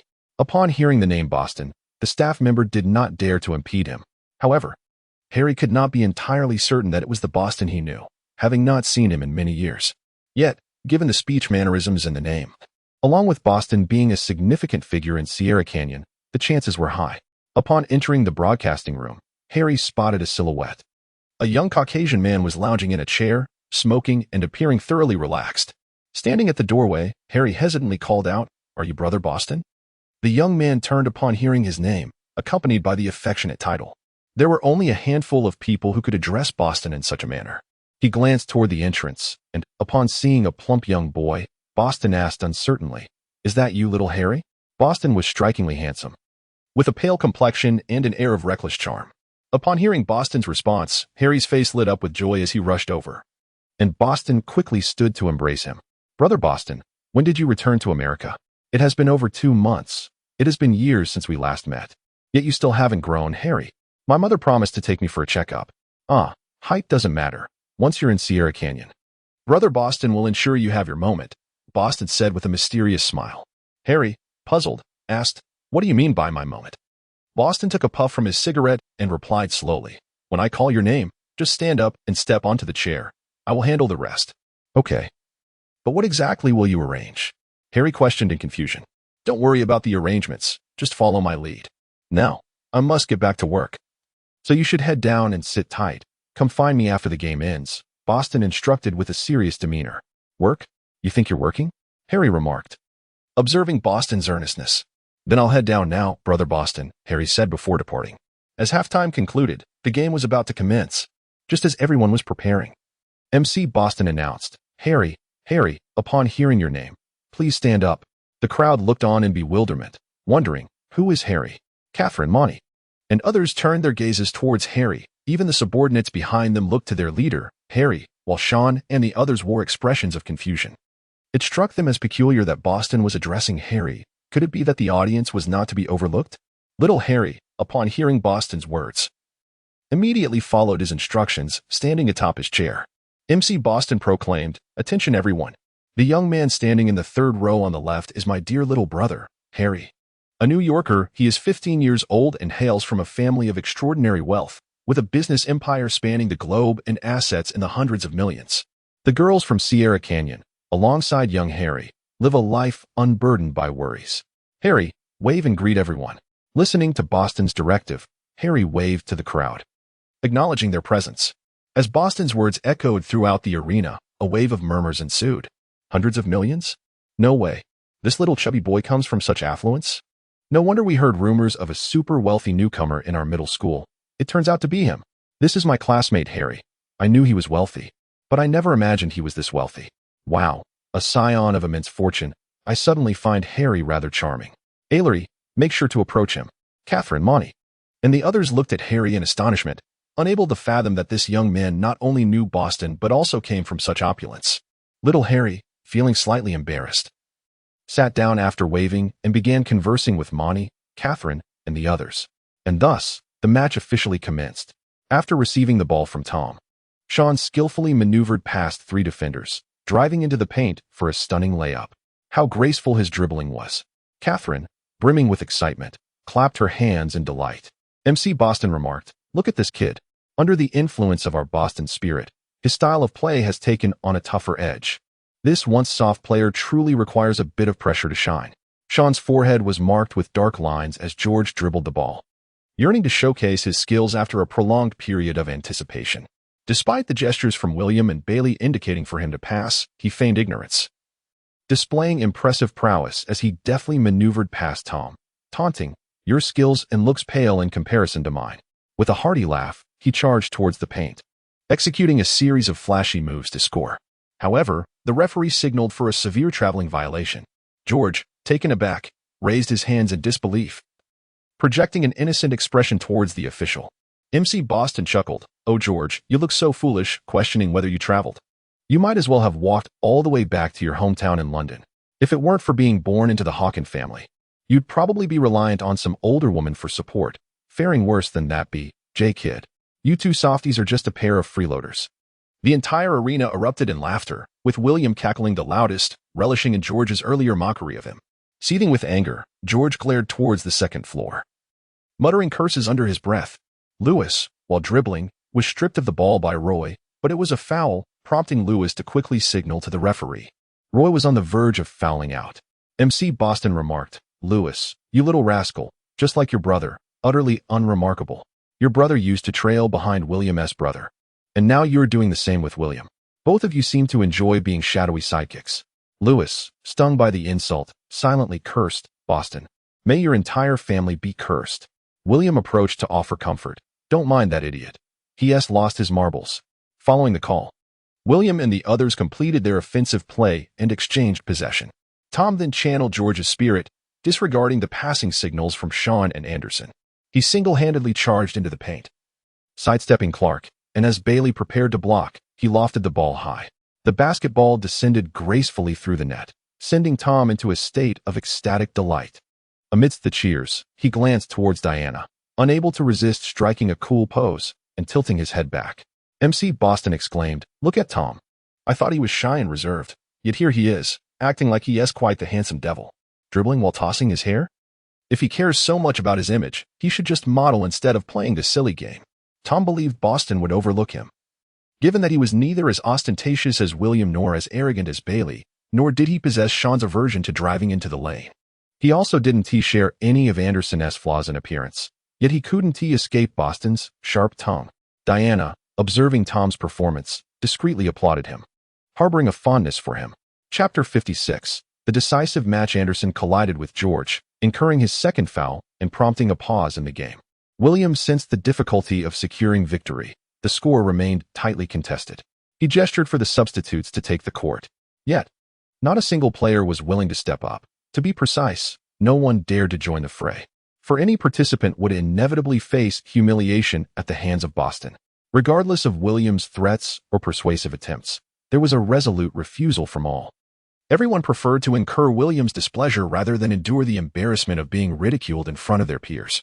The sentiment was simply too mortifying. Shawn substituted Manny for Roy, who had accumulated too many fouls and was forced to leave the court. Manny, usually confident, found himself hesitant in this moment, with Hannah by his side. He was apprehensive about being humiliated by the sharp-tongued MC Boston in front of the goddess. Although uncertain of the methods of attack that Boston might employ, it was evident that his biting wit would find a way. After a tumultuous internal struggle, Manny ultimately opted to allow Roy to continue playing. His reluctance stemmed not only from his fear but also from the realization that his skills did not match Roy's. He confessed to Shawn that he couldn't possibly take the court again, and Shawn concurred. Meanwhile, Wald and Weiss engaged in conversation. Weiss: I hear you've been spending some time with Boston lately. I've heard he dropped out of MIT after just a year and set off to travel the world. Is that true? Indeed, Uncle. Boston claims he learned everything in that year and felt that staying was a waste of time. Frankly, I admire his intellect. He is proficient in numerous languages and even understands various scripts. At just 26, I wonder where he found the time to acquire such knowledge. This kid, despite his reckless demeanor, excels in almost every aspect. Do you know why he returned to school? Surely he is not considering a career as an MC. He didn't elaborate. With so many family enterprises, he chose to be in Sierra Canyon. I suppose he longs for the nostalgia of campus life. The match continued. Now in the final quarter. Remarkably, all 5 starting players had not been substituted, a rare occurrence in Sierra Canyon. Tom dribbled the ball, crossing half court before passing to Shawn, who drove towards the basket as Bailey pressed him. At that moment, both Williams and Roy maneuvered into position, prompting Shawn to pass to Williams. Through the course of the game, Shawn had discerned that Roy was a complete lone wolf, never passing the ball. Upon receiving the pass, Williams cut into the paint, leaping high as an opposing figure also soared to block him. It was Bailey again, a player adept at both offense and defense. Williams bravely confronted Bailey and executed a powerful dunk. Great shot, Williams, Zaire shouted. Knock that kid over. Williams refrained from celebrating, fully aware that he was the only one not yet subjected to Boston's jests. He thought he had secured his position, but he was gravely mistaken. That seductive voice rang out once more. MC Boston declared, Williams, do you think your low profile means I can't touch you? Humph. You quiet, brooding fellow. Don't be fooled by his seemingly calm demeanor. He is actually quite the introverted show-off. He'll review this play dozens of times at home, basking in self-admiration while fantasizing about how many girls admire his prowess. That's just the kind of person he is. Laughter erupted. Has Boston studied psychology? My deskmate is just like that. Indeed, brooding introverts often behave this way, eliciting more laughter. This MC was unstoppable, able to ridicule anyone. Surprisingly, Williams did not feel anger, but rather shock. How could Boston perceive him so accurately? Because William truly embodies such a character. His girlfriend, seated at the sidelines, clasped her mouth in disbelief, her eyes wide as she gazed towards the broadcasting room on the second floor. She understood her boyfriend's personality better than anyone else, and Boston's remarks were astoundingly accurate. As the match progressed, it was peculiar that Boston ceased his playful banter, regardless of how William and Shawn performed. Even when William could not help but show off, Boston refrained from mocking him and instead commended his impressive goal. Initially, William was taken aback while celebrating, fearing ridicule. However, he was pleasantly surprised by Boston's earnest and spirited praise. This unexpected turn of events left not only William but the entire arena in a state of bewilderment. As the game approached its final moments, the score stood tied at 96-96. George dribbled the ball while William frantically gestured for him to pass. At that moment, George abandoned his stubbornness and delivered the ball to Bailey, the strongest outside shooter. After passing it back to William, Bailey repositioned himself, urging William to throw the ball to him, declaring his intent to clinch the game. Just as William prepared to receive the pass, Tom, in a moment of serendipity, made a daring attempt at a steal, which was originally Roy's responsibility. Tom leapt into the air, intercepting the ball just inches above William's head, and immediately directed it towards Anderson. Losing his balance, Tom fell to the ground, causing Diana to gasp in shock. Anderson swiftly dribbled forward, poised to penetrate the interior for a potential game-winning shot. The crowd erupted in fervor, chanting, "Go, Anderson!" for the win. The MC, Boston, announced, "Tom has intercepted the ball intended for William from Bailey. What a spectacular steal. Anderson is charging towards the opponent's paint. Whether he can seal the game rests on this shot." Catherine, Diana, Jessica, and the majority of the audience stood in anticipation, fixated on this pivotal moment. Clark and Lewis had already caught on, especially Clark, who prepared to collide with Anderson, determined to prevent him from entering the key. Anderson, noticing the defensive efforts of Lewis and Clark, saw Shawn also positioning himself at the three-point line. Shawn shouted, "Asen." Anderson immediately understood, abandoning his drive to the basket and passing the ball to Shawn. Bailey had already made his defensive position, and he surged towards Shawn with all his might, even if it meant committing a foul. For Shawn's three-pointer from this spot was exceedingly accurate. Upon seeing Bailey charging towards him, Shawn felt a twinge of panic, not from cowardice, but rather a psychological response stemming from his heart. In that moment, he resolutely stifled his anxiety, mentally preparing himself for the impending impact. This thought alleviated the weight of pressure upon him. Shawn executed a feint, followed by a retreating step to evade Bailey, and as the countdown reached its final 2 seconds, he launched a three-pointer. The entire arena rose to their feet. This shot could potentially seal the game. MC Boston remarked that Anderson chose not to drive in, instead entrusting the final opportunity to BJ. As Bailey surged forward, BJ sidestepped and released a three-pointer. This pivotal moment could determine the outcome of the match. The crowd stood in rapt attention. Catherine, overwhelmed with anxiety, gripped Harry's arm until it turned red. Bronny, Zaire, and all the senior players were on their feet. MC Boston shouted, "Shawn Bryant's three-pointer has clinched the game." In that instant, he seemed to channel the spirit of Kobe. The ball swished through the net, and Shawn had triumphed in a thrilling finish. BJ executed magnificently, sealing the match. Ha ha ha. We, the sophomores, have emerged victorious. Shawn and his companions embraced each other with excitement as Monty, Diana, and Catherine rushed onto the court, while Wald and Vish cheered and applauded. William's group, however, hung their heads in despair, yet none dared to voice their complaints. The ball, inadequately passed by Bailey and lacking sufficient force, was not swiftly intercepted by William, granting Tom the opportunity to execute a flying steal. The match had concluded. Chapter 57. The authoritative Boston William handed Louis $2,000 to give to Shawn. After receiving the money, Shawn crouched down, glancing around furtively before discreetly stashing it in his shoes. This was a habit he had cultivated since childhood, keeping large sums of money in the safest place possible. At that moment, the voice of Boston echoed through the loudspeakers, now imbued with an air of authority, devoid of its previous nonchalance. MC Boston, everyone quiet. I, Boston, am about to take control of Sierra Canyon. There are 2 matters I wish to announce in this setting, so please settle down. The declaration that Boston would take over Sierra Canyon sparked a flurry of discussions among the students. It was only after Boston signaled again that silence fell over the crowd. He addressed the multitude of students, forbidding any incidents of campus conflict, recalling how William and Lewis S. brother had instigated a plethora of campus violence in the past. He recounted the tragic tale of a lower-class black student from Sierra Canyon who faced humiliation and subsequently took his own life. Such occurrences would be utterly intolerable in the schools under his jurisdiction. He demanded that Shawn and William's factions reconcile, or face immediate expulsion. Upon hearing Boston's words, an eerie silence enveloped the arena. Indeed, many had suffered discrimination and humiliation on campus, whether due to poverty or appearance. This pronouncement reshaped the students' perception of Boston. He was no longer seen as a brash and foolish MC, but rather as a privileged young man with a sense of justice. Boston harbored a profound affection for basketball, particularly for the players of Sierra Canyon, whom he regarded as his own. He abhorred the detrimental infighting and violence that plagued his school. In his youth, Boston lacked the authority to intervene in the reforms initiated by his forebears and could not entirely prevent the actions of William S. brother. Although he often spoke flippantly, he had never resorted to violence nor inflicted psychological trauma upon any student, his remarks merely serving as lighthearted banter. His recent jests aimed at the players were intended to intimidate them, ensuring that such incidents would not recur on campus. Shawn and William, along with their peers, dared not to become complacent. They were well aware that Boston was a man of his word.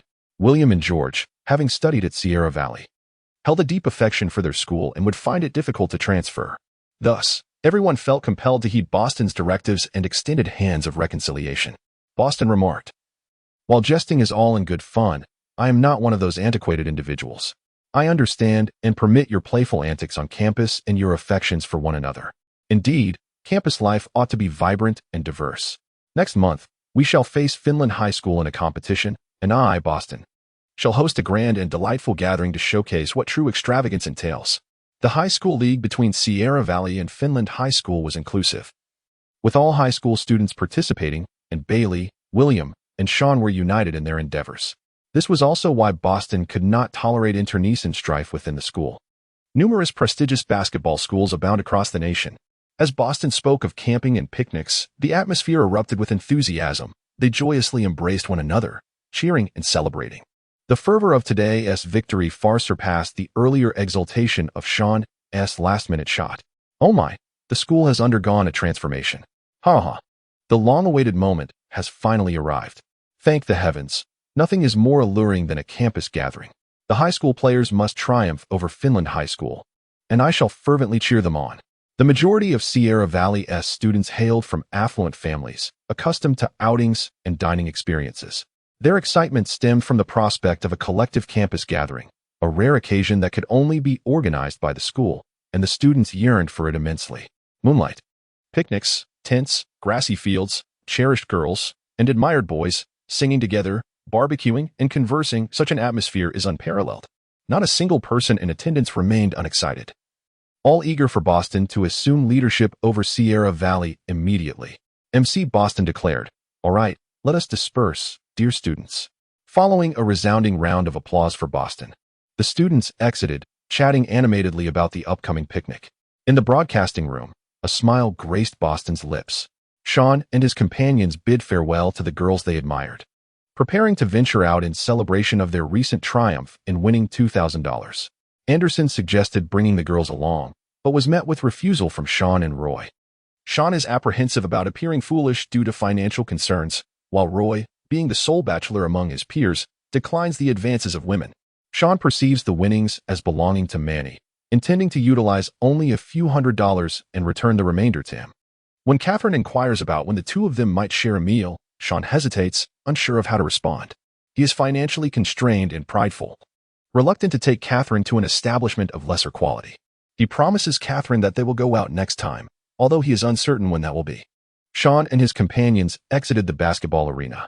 Shawn distributed the capital among his brothers, proportionately allocating the $2,001. Many declined, asserting that it was a collective achievement of all. Nevertheless, Shawn insisted that Manny accept the share. "Brothers, where shall we celebrate this victory?" "Let us find an upscale restaurant for a delightful meal," Manny declared generously, having intended to treat everyone since the morning. The recent winnings only reinforced the desire to indulge in a finer dining experience. Upon hearing Manny's generous offer, Shawn secretly mused, "Had I known, I would have invited Catherine and the others to join us. How about we head to the exhibition center for some steak?" suggested Tom. Apart from Tom, none of the others could provide any recommendations, for Manny had mentioned a higher-end venue that this group of unsophisticated folk had never frequented and were unfamiliar with. Chapter 58, A Brothers' Gathering in Celebration. Although Shawn is familiar with some upscale restaurants, he has never actually dined in any of them. In his childhood, however, Uncle Da often took him to indulge in delightful meals. Uncle Da had a penchant for charming little Chinese eateries, which were indeed quite delectable. Nevertheless, today the group expressed a desire to explore a more refined dining experience. Tom's suggestion was dismissed, as everyone yearned to sample something novel and unfamiliar. Shawn thought of Li Qian. Although Li Qian never deigned to dine at such establishments, having a profound appreciation solely for his own culinary creations, he was well acquainted with numerous locales. After a moment of contemplation, Shawn decided to call Li Qian. At that moment, Li Qian was bustling about in the restaurant when his phone suddenly rang. Upon seeing it was Shawn, he answered promptly. "Hello, B.J. What can I do for you?" "Qian, good. Do you know of any decent Chinese restaurants? Something a tad upscale." "Ah, B.J. None of those places can compare to the food I prepare. What do you wish to eat? I can make it for you. Actually, I just finished a competition and am out with my brothers for a gathering. There are quite a few of us, and I want to find a better place to celebrate." "I see. You should head to the Cantonese dim sum at 477 Chinatown. Their offerings are akin to what I whip up, only the decor is more lavish." They have the same dishes I served you last time. All right, Qian. What should I order? Could you jot it down and send it to me? Will you join us? Not a chance. I'm swamped here. Okay, thanks, Qian. I'll hang up. After Shawn hung up the phone, he informed his companions about their plan to dine on Chinese cuisine. Although none of them had ever tasted it before, they all expressed a desire to try. Anderson contacted his uncle to request the use of his pickup truck, and the group made their way to their usual meeting spot to wait. Shortly thereafter, Anderson's uncle arrived, and everyone greeted Black Panther warmly. Upon seeing his nephew Anderson accompanied by a group of friends, Black Panther was quite pleased, nodding and smiling with rare delight. Anderson informed his uncle that they were headed to 477 Cantonese dim sum in the Jordan district. Hey, your uncle looks quite cool. You two don't resemble each other at all. Is he really your uncle? Someone inquired. Of course he is. Monty, are you suggesting that I am unattractive? Anderson retorted. Your uncle has a certain charisma. He has quite a character, I can assure you, Roy chimed in. All right, everyone, let us get in the truck. My uncle is waiting, Anderson announced. As he prepared to board, it was not Anderson or Shawn who first leaped into the back of the truck, but rather Roy, who reclined on Anderson's designated seat, eyes closed and exuding contentment. Williams and Monty followed suit, climbing into the vehicle. Only Tom remained, hesitating as he said, Wait, are we really sitting in the back? What if Diana sees us? Hey, can I sit in the front? Anderson, vexed, replied, What? Are you too good for this? Either get in or don't, you show off. Fine, I'll get in, Tom conceded reluctantly.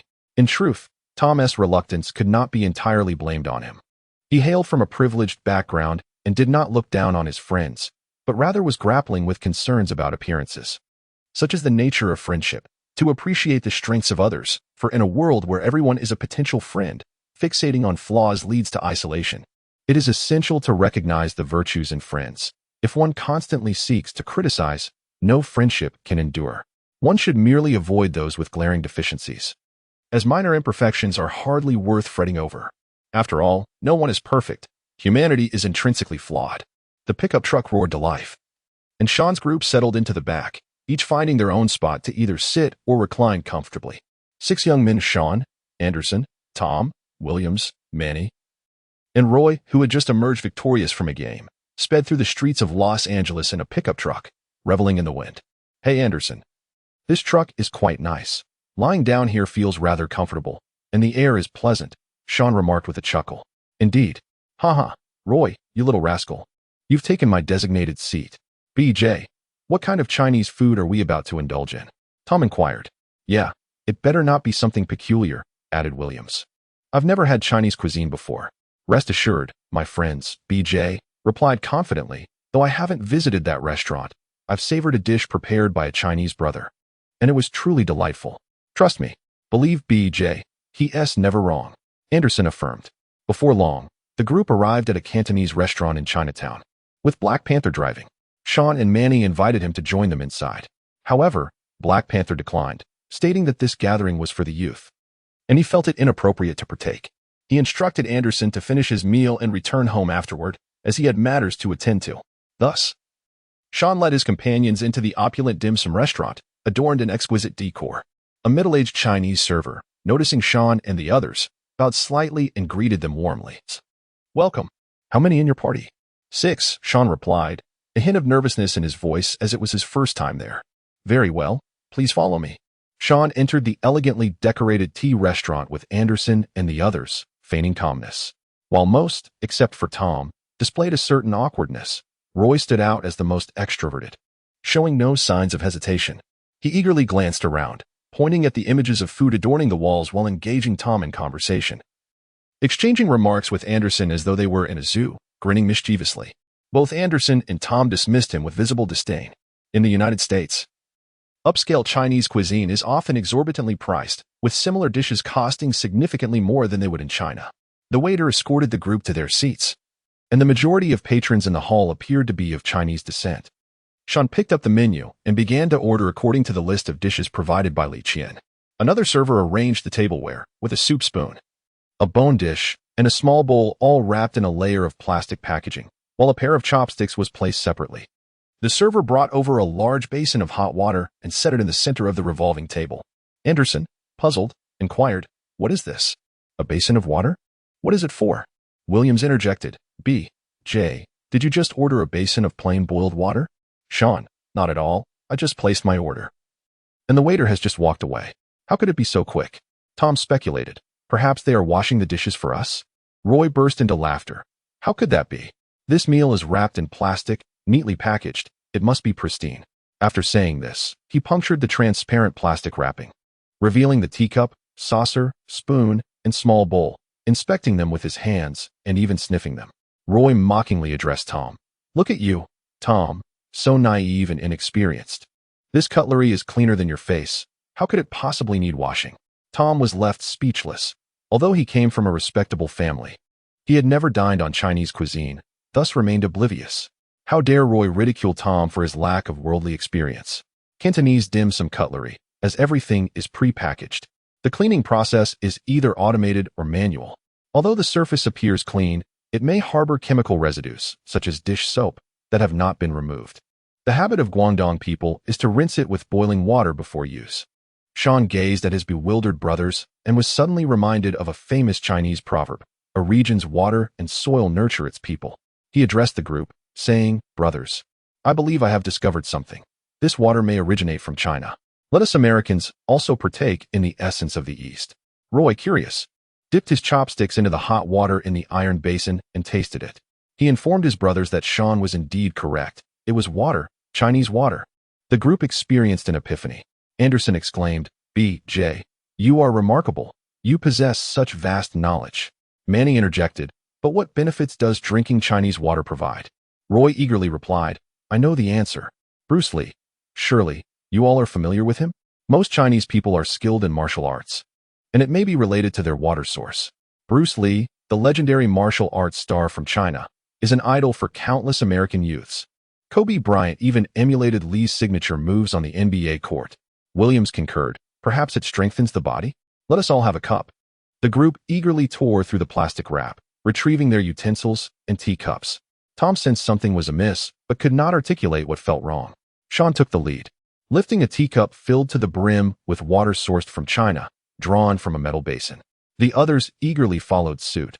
Anderson, Roy, Williams, and Manny all emulated Shawn, filling their teacups to the top, except for Tom, who, albeit with some confusion, only filled his cup partially. Shawn led the team to victory today, and coincidentally, it was also a gathering of brothers. They chose to visit the Chinese tea restaurant he recommended. Each brother displayed remarkable skills on the court, making their entry into the league seem imminent. Contemplating this, a sense of elation washed over him. Shawn rose with a sudden fervor, exclaiming with great enthusiasm, "Brothers, rise. Let us toast with this divine nectar from China, and may we foresee our future in the NBA as superstars of the league." His impassioned words instantly resonated with his companions, who promptly stood up, even Tom momentarily forgetting any lingering doubts. "Cheers," the crowd shouted, eagerly downing the cup filled with the elixir from the East. Their jubilant cries drew the attention of many in the hall. Roy, brimming with bravado, declared, "B.J., you speak wisely. We shall undoubtedly penetrate the league, and in that time, we will have both wealth and fame." The group nodded in consensus, their faces alight with ambition. At that moment, a young Chinese girl seated at the adjacent table turned to her mother, her brow furrowed with confusion as she inquired in Mandarin, "Mom, why are those African-American boys drinking what looks like dishwater and shouting?" The mother, a refined Chinese woman, responded, "I'm not certain, darling. Perhaps they are simply thirsty." In truth, she had overheard everything but chose to maintain decorum, sparing Shawn and the others any embarrassment by not revealing her understanding to her daughter. As a person from Guangdong, I can attest that such situations do occur. The act of consuming what resembles dishwater is indeed a reality I have encountered. I have adapted the narrative slightly, for not every individual from Guangdong comprehends the etiquette surrounding tea and snacks, just as not all can speak Cantonese. Chapter 59. Contemplating hanging with spaghetti. Not everyone possesses the same level of decorum as the girl's mother. Nearby, many Chinese individuals whispered in Mandarin, "Ha ha ha, these American boys just made me choke with laughter, mistaking dishwater for divine water from the East. Do they lack geographical awareness? Do they not realize the arduous task of transporting water from China to America? Not only is it laborious, but who would even consider such a futile endeavor?" And here they are, shouting cheers. It's utterly hilarious. It seemed these fellows were basketball players, each towering in stature, potentially future NBA stars. Yet, among the vast pool of high school talent across America, only a select few truly make it. Many five-star recruits fail to develop and never step foot in the NBA. Although Shawn could comprehend Chinese, the hushed conversations around him rendered him oblivious to the discourse. At that moment, a server loudly mocked, "Ha ha ha, Xiaoxian." I laughed so hard that my eyelashes fell out. This group of black students mistook the dishwashing water for Chinese water, and one even claimed it could bolster their health. Xiaoxian, covering her mouth, chuckled, "What a bunch of country bumpkins. They think Chinese people possess martial arts skills because of the water source. What a peculiar notion. Ha ha." Two servers unabashedly continued their mockery in Chinese, filling the hall with boisterous laughter. The crowd erupted into animated gossip in Chinese, ha ha ha. This cultural disparity has me grinning from ear to ear. Many Americans mistakenly believe that giant pandas are ubiquitous in China and assume that most Chinese people practice martial arts, showcasing a profound lack of understanding about the nation. Is this the first time the children have come to enjoy dim sum? A Chinese elder speculated, remaining uninvolved in the ridicule. I found it peculiar earlier when this group of boys shouted cheers. There wasn't even any tea on the table. Ha ha. Isn't tea the dishwashing water, the sacred water? Anderson and his companions gazed at the laughing Chinese patrons, feeling utterly perplexed, unaware of the situation's context. However, Shawn, who understood Chinese, was profoundly affected. He froze, mouth agape, eyes wide, gripping the dining table tightly. His toes felt as if they might burst through his worn sneakers from sheer embarrassment. The heat of shame surged through him, transforming his entire complexion. Anderson noticed Shawn's sudden change, hurriedly rising to support him, anxiously inquiring, "BJ, what's wrong? Is your heart bothering you?" The brothers collectively stood up, encircling Shawn. "I think I'll hang myself with spaghetti." Shawn's life is devoid of meaning. He contemplates ending it by crashing into a block of tofu or hanging himself with spaghetti, as inspired by the classic sayings of Lida. Shawn had come to learn, and Tom found it intriguing enough to join him. "Brother, what troubles you? Is your heart in such distress that you contemplate suicide as a means to alleviate your suffering?" Anderson's face was etched with concern. "Shall we not go to the hospital?" he urged. "Gentlemen, let us set aside our meal and take BJ to the hospital at once." "Very well, let us hurry." Though their acquaintance had been brief, their rapport had blossomed, and their bond was steadily deepening. At that moment, Shawn waved his hand and shook his head weakly, murmuring, I am fine. Do not be anxious, my brothers. Please take a seat." The crowd let out a sigh of relief and settled down comfortably. Shawn was reluctant to voice his thoughts, not wanting his friends to suffer the same embarrassment that had befallen him. Alas, fate had other plans. Just then, the elderly waitress, who had brought over the tea, placed the genuine beverage down and picked up the iron basin to return to the kitchen. As she lifted the basin, she noted its remarkable lightness. Upon glancing inside, she discovered it was empty. With a puzzled expression, she inquired, "Children, how did the water for washing the dishes run out? Did you drink it or dispose of it?" The notion of discarding the water after cleaning the dishes had never crossed anyone's mind, as it seemed unnecessary, akin to tidying up one's own mess after a meal. Tom, Williams, Anderson, Roy, and Monty were struck as if by lightning, their eyes widening in unison, resembling a group of perplexed individuals. Tom's ears flushed crimson with humiliation, feeling utterly ashamed. The rest, a cohort of young black men, were equally inscrutable, their faces betraying neither red nor black. Shawn, who understood Chinese, had long since grasped the weight of embarrassment. He bowed his head, unable to muster the courage to lift it. The five finally comprehended the jest the Chinese patrons had shared earlier. They realized that Shawn's earlier distress was not due to a cardiac episode, but rather a severe case of acute embarrassment. Just as the group found themselves at a loss for words, Monty bravely shattered the awkwardness, addressing the waitress, "Andy, the thing is, we saw you were working so hard. And since we are athletes, we thought we'd take the liberty of disposing of the water after washing the dishes." As the group wallowed in their collective humiliation, they echoed Monty's words in unison. Yes, that's right. They regarded Monty with expressions of admiration, acknowledging his deftness in handling the situation. Roy feigned concern as he stood and grasped the waitress's hand, stating, "Auntie, seeing you reminds me of my mother, who is also a waitress. I was the one who took out the dirty water just now." Williams gave Roy a thumbs up, exclaiming, "You have such a kind heart. Please refill the tea. The meal will be ready shortly. I'll head to the kitchen to urge them along. You are just like my mother, so warm and amiable. Ha ha ha."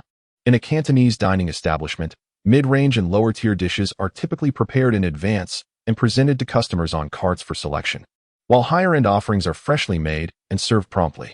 Once the waitress departed, the group erupted into hushed complaints. "Roy, you scoundrel.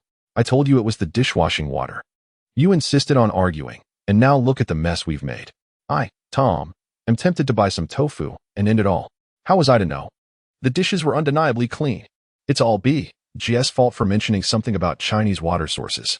Really? Just thinking about how we were shouting and carrying on makes me cringe for a week. BJ, didn't you claim it was divine water from the east? Well, it seems divine indeed, having consumed the water meant for washing dishes. Ah, my friends, it is my first time here as well. Alas, let us not dwell on these matters. It is far more important to satiate our hunger," Williams reassured. This reticent gentleman, Williams, only proves his reluctance to confront the issue by avoiding it, deliberately choosing to forget. I surmised that upon returning home, the mere thought of it would bring him immediate embarrassment, and it would take him no less than 3 months to recover. Shawn ordered an abundance of delicacies, while Monty assured that there was no need for restraint, for this group was quite voracious. 2 waiters arrived to serve an array of treats: shrimp dumplings, siu-mai, char siu buns, custard buns, taro ribs, and chicken feet, among others. Among them was a girl named Shawn, who was part of the group that was the subject of their mockery. As the dishes were presented, the servers whispered in Chinese, "Shawn, these rustic folks can certainly eat. Look at how much they've ordered. At their age and height, they must be athletes playing basketball. It's probably their first time here. I doubt they even wash their utensils. Haha, they must have gulped down the water." Shawn felt an overwhelming sense of embarrassment. Unable to restrain himself, he urged in Mandarin, "Ladies, could we perhaps refrain from discussing this? It is our first time here, and we are unfamiliar with these matters." To his astonishment, the waitress stood in shock, casting an incredulous glance at Shawn. With a startled exclamation, she hurried away. The 2 women had never anticipated that this young black man could speak Mandarin so fluently. The sensation of being caught in the act of speaking ill of someone, under the assumption that they were incomprehensible, was profoundly awkward. Chapter 60. Restoring dignity. Shawn spun the revolving table, pouring pu'er tea for everyone. Gesturing towards the meal, he exclaimed, "Dig in, brothers." The group nodded in agreement, devouring the food with great enthusiasm. Except for Shawn, none of them knew how to use chopsticks. Most relied on a single stick to poke at their food. Anderson and Roy, however, opted for a more direct approach. They simultaneously grabbed a stuffed bun and took a bite, only to wince at the scalding heat. "Damn, that is hot," Anderson yelped. "My lips are thick enough as it is. They're only going to swell more." "Ha. You're bound to set a Guinness World Record for those sausage lips." Roy chuckled. Ha. The thickest lips in America." Shawn observed his companions relishing their meal and inquired, "Hey, brothers, how does it taste?" "Personally, I find it quite delightful." Anderson, with a single chopstick skewering a shrimp dumpling, replied, "Indeed, it's delicious, especially this shrimp one, though the portion is rather scant." Tom, piercing a char siu bun with his chopsticks, praised, "I adore this bun filled with meat. It's exceptionally fragrant." Manny, holding a custard bun, remarked, "I find this egg-flavored bun delectable. I have a penchant for sweets." Williams and Roy, engrossed in their feast, had no time to respond to Shawn, devouring their food with fervor. These young players hailed from humble backgrounds, with the exception of Tom. The others consumed their meals with an intensity akin to ravenous dogs. In no time, the dishes on the table were completely cleared. Manny called out for the waiter to bring the bill. 2 waiters, who had been mocking Shawn, were caught off guard by his sudden use of Chinese, leaving them feeling somewhat embarrassed. They exchanged a few words with an older waitress, who nodded in acknowledgement. At that moment, Manny's phone rang. It was Hannah calling him. He answered, "Hello, Hannah, what's the matter?" "Manny, where are you? Is anyone with you? I have something to discuss." "I'm dining with the guys. Just a moment," Manny replied, informing his friends before stepping outside. The amiable waitress approached and inquired, "Have the children finished their meal already? So soon?" Shawn chuckled. "Andy, us youngsters eat quickly." Roy complimented, "Auntie, the food here is truly delightful. It's delicious. However, the soup-filled buns could use a warning, as my brother and I both burned ourselves." The waitress laughed heartily and remarked to Roy, "It's not just your American kids. Many Chinese people also scald themselves the first time they try soup dumplings." "Oh, is that so?" Haha. Anderson suddenly felt less out of place. "Well, children, the total is 280. Who will pay the bill? The waitress inquired, looking at the group. Upon hearing the mention of the bill, everyone fell silent. The winnings of 2,000 were with Monty. Initially, they had intended to split the cost, but without change, they hadn't managed to do so. The group planned to finish their meal and then discuss the expenses. Aside from Monty's 1,600, they only had 400 in total. Tom, the wealthiest among them, had merely 200 on him, and the 200 he had won had yet to be divided. They could gather the money now. But it would be inappropriate to collect it in front of everyone, right, children? The waitress reminded them. Tom's face flushed red with embarrassment. He truly could not compare to the uniformly dark-skinned boys. His reddened face would be hard to conceal, making it impossible to hide his awkwardness. Tom, Anderson, and Roy pretended not to hear, picking up their phones to play games, especially Williams, who rapidly pressed the volume button to the maximum. The embarrassing moment had barely passed, and now they were faced with this spectacle again. The group feigned interest in their phones, inwardly cursing Monty for being such a jerk. Why choose this moment to step away and take a call? Shawn was at a loss, awkwardly grasping his phone, yet it remained unresponsive to his attempts. The battery had died, intensifying his embarrassment. Child, do you need a power bank? The kind waitress inquired. Shawn averted his gaze, speaking softly. Ahem, no. It's all right. Thank you, Auntie. We are about to leave. He inwardly cursed Monty 100 times. Auntie, how much is it? Oh dear, it's on you. A total of 280 yuan. Fortunately, Monty entered, and Shawn breathed a sigh of relief, his entire demeanor relaxing. Anderson and Tom stowed away their phones, finally free from pretense. Williams lowered the volume. $280, which translates to over 1,900 yuan. Shawn and his companions had quite the appetite, with each person worth 2, especially Anderson, who was worth 3. This price might be considered steep in China, but it was not exorbitant in America. Monty handed the 280 yuan to the waitress, raising a 100 yuan tip above his head. He exclaimed, Annie, we are basketball student-athletes from Sierra Canyon, all 5-star high school students, visiting a Chinese restaurant for the first time. We are not very familiar with the customs, but the food is exquisite, and this 100 yuan tip is for you. All 5-star high school students? The group gazed at Monty with admiration. They straightened their backs, feeling a sense of pride, reflecting on how impressively this young man carried himself. A true master. The waitress quickly waved her hand, saying, Dear, you don't need to give so much. Tipping service staff is an unwritten custom in America, given according to proportion. Andy, please don't be modest, just accept it. Shawn spoke up. Manny exuberantly declared, Here you go, madam. I have plenty of money. The waitress, filled with joy, graciously accepted the generous tip.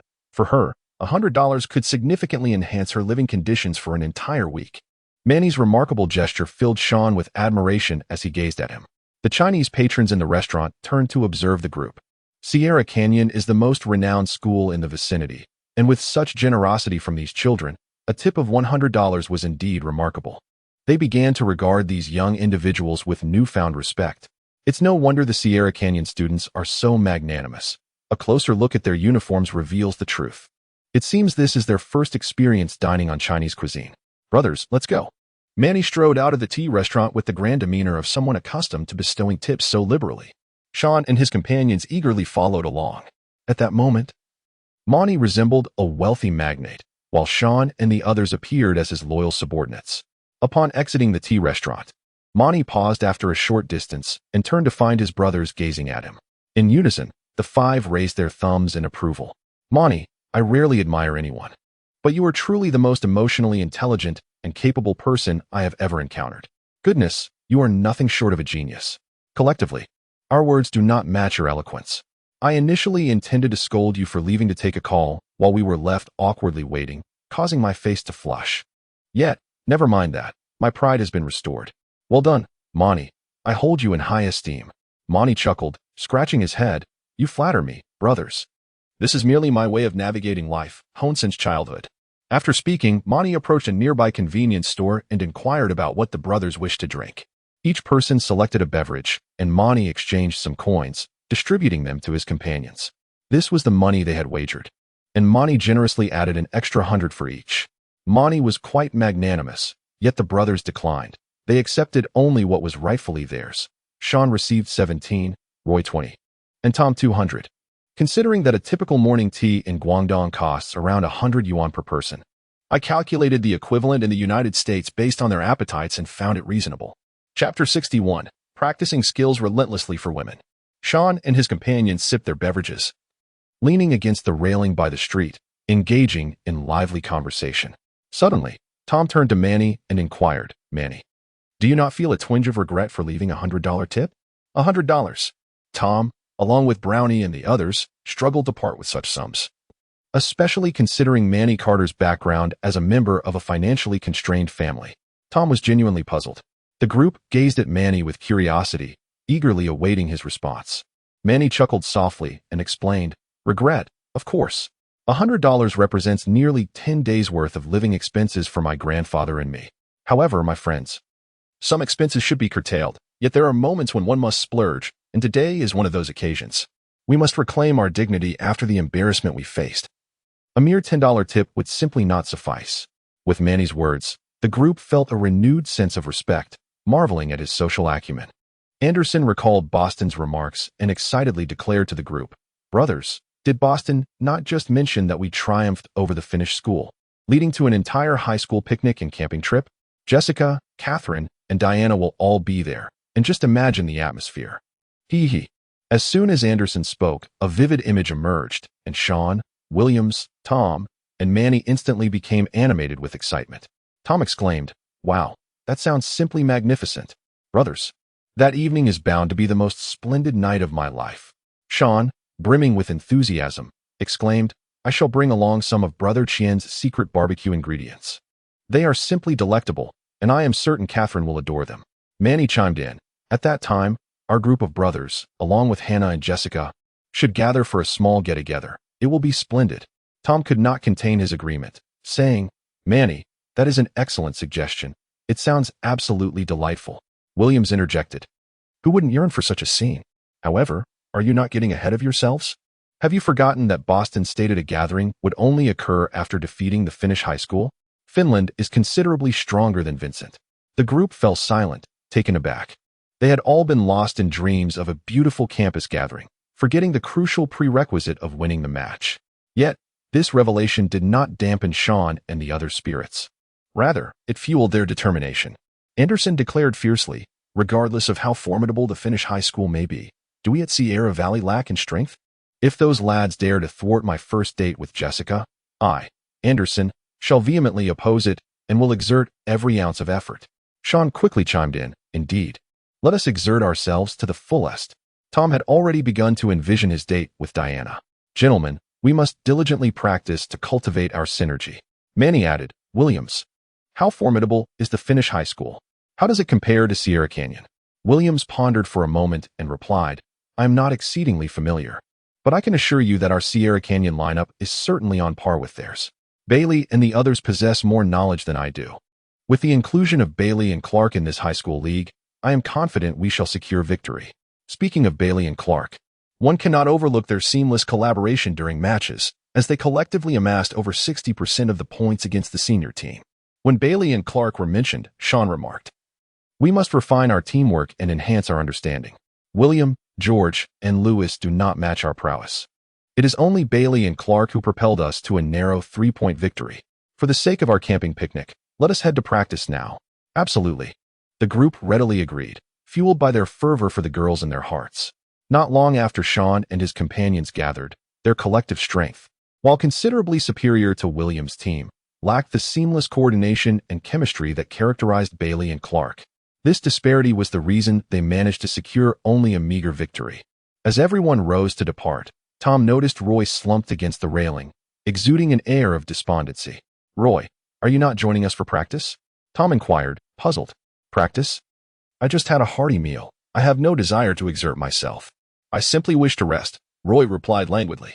Since the conversation had shifted to topics such as girls, camping, and picnics, Roy had been unusually taciturn and morose, a stark contrast to his usual demeanor. Anderson, with a look of confusion, asked, "You don't want to go camping or have a picnic? Not interested in the ladies?" Roy scoffed, "I'd rather have a machine gun. You all have partners, and I do not. When we go out, it will be just the two of us while I'm left alone. Where will I save face?"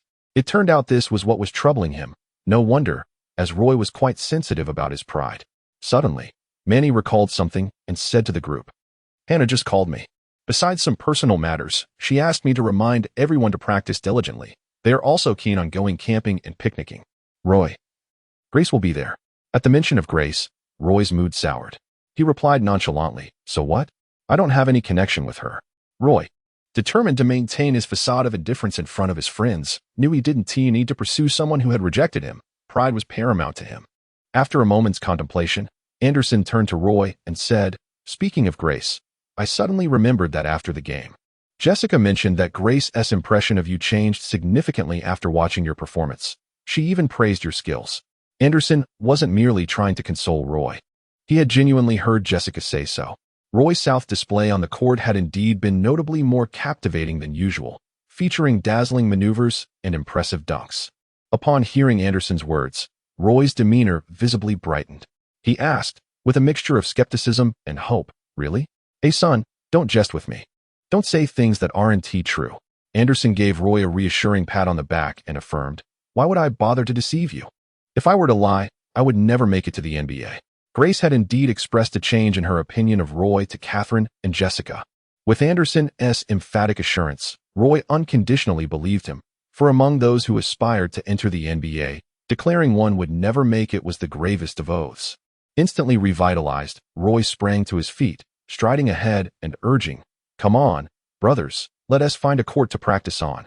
Why are we still standing here? The brothers exchanged glances, bemused. Wasn't he at Roy who had just moments ago been disinterested in practice? Tom teased. Didn't you say you were too full to exercise and wanted to rest? Tom, how can you speak such lazy words? Honestly, saying such things. It's only after a good meal that one has the energy to practice. Roy retorted with a serious expression. Tom and his companions exchanged silent glances, shaking their heads in disbelief, secretly lamenting how this fellow could change topics with greater speed than one could utter a word. The group meandered through the streets in search of an open-air baseball field, intent on intensifying their training for the upcoming major competition next month. Anderson draped his arm over Shawn's shoulder as they led the way, while Manny held his phone, showing something to Williams as he spoke animatedly.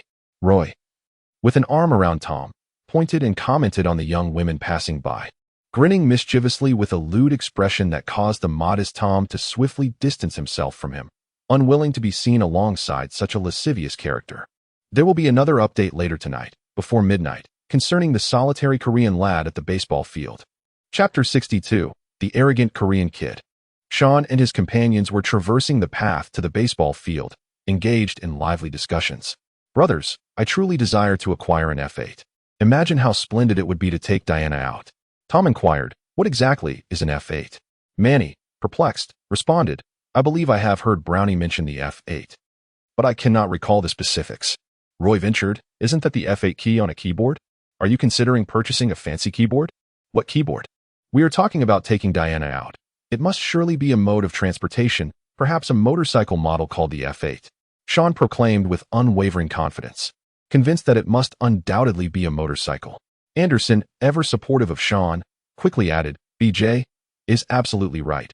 It must be a motorcycle, you country bumpkin, Roy. Tom, however, interjected with exasperation, Nonsense.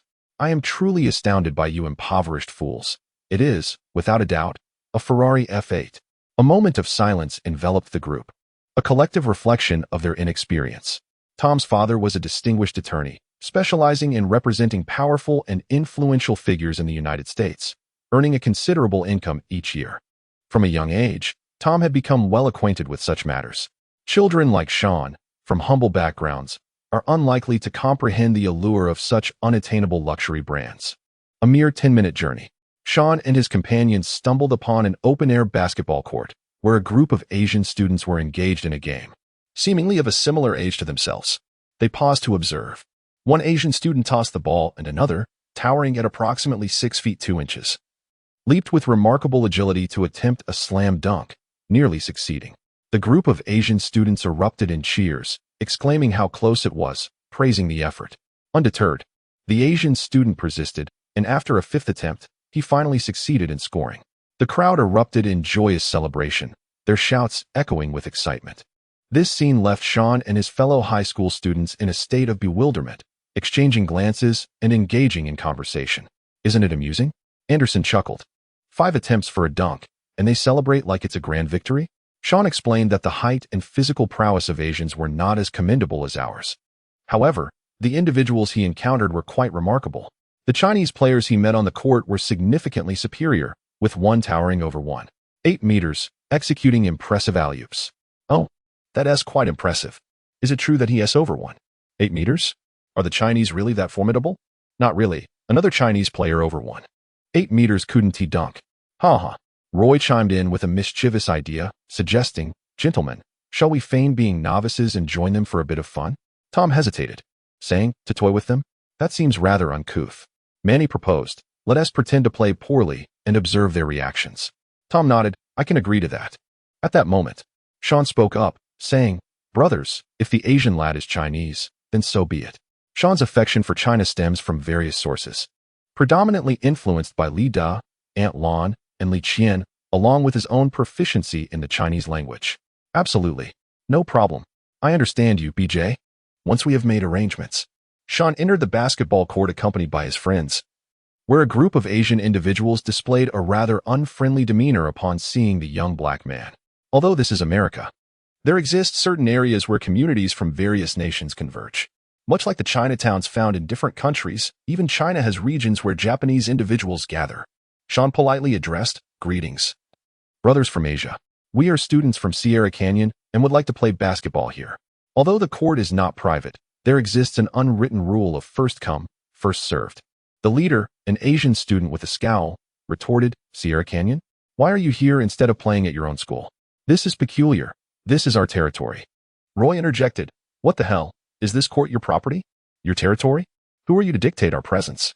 Shawn intervened to quell Roy's provocation. "Hey, brother, are you Chinese?" Initially a seemingly innocuous inquiry, the group of Asian students visibly bristled, as if they had been subjected to a most unpleasant remark. The leading Asian student scoffed, "Chinese? Do you presume all Asians are Chinese?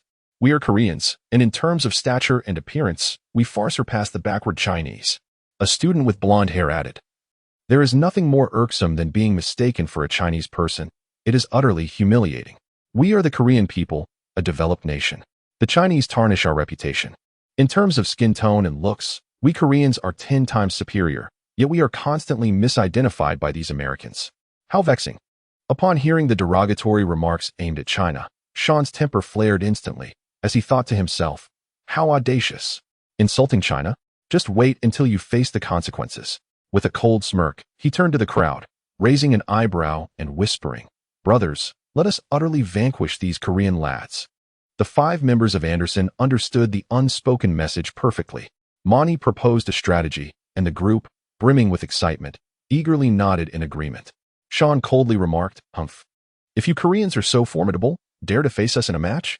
The last time we played against students from a Chinese high school, we barely won by 2 points." The assertion that they had only won by a mere 2 points was a deliberate exaggeration on Shawn's part, intended to instill a glimmer of hope in them. Initially, the Korean students felt intimidated upon seeing Shawn and his group, who were students from the Sierra Canyons, especially considering their impressive height and wingspan. However, upon hearing that even the Chinese could only manage a 2-point victory, their confidence was momentarily restored. After all, there were plenty of tall, athletic black students, yet the disparity in skill was vast. The leading Korean student arrogantly declared, "Who fears whom? Our Korean nation has never lost to the Chinese in this region. Your 2-point victory is insignificant." Indeed, while this portrayal may not resonate with everyone, it is essential to acknowledge that there are admirable individuals among Koreans as well. Chapter 63. The tiger disguised as a pig. Manny called everyone over to discuss their strategy for the upcoming game.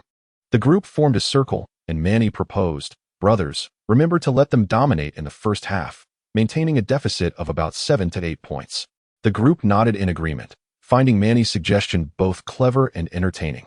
Shawn also cautioned, "Do not overexert yourselves. Refrain from showcasing unnecessary skills or attempting flashy dunks. Simply focus on executing routine layups and mid-range shots, allowing the score to remain slightly in our favor, especially you two, Roy and Anderson." Shawn specifically instructed these 2 individuals, for Anderson and Roy were particularly fond of slam dunks. Anderson possessed a somewhat bull-headed temperament, while Roy resembled a street tough, prone to brawling at the slightest provocation. In truth, Shawn harbored a deep affection for showcasing his skills and executing thunderous dunks, yet his current physical condition did not permit such displays.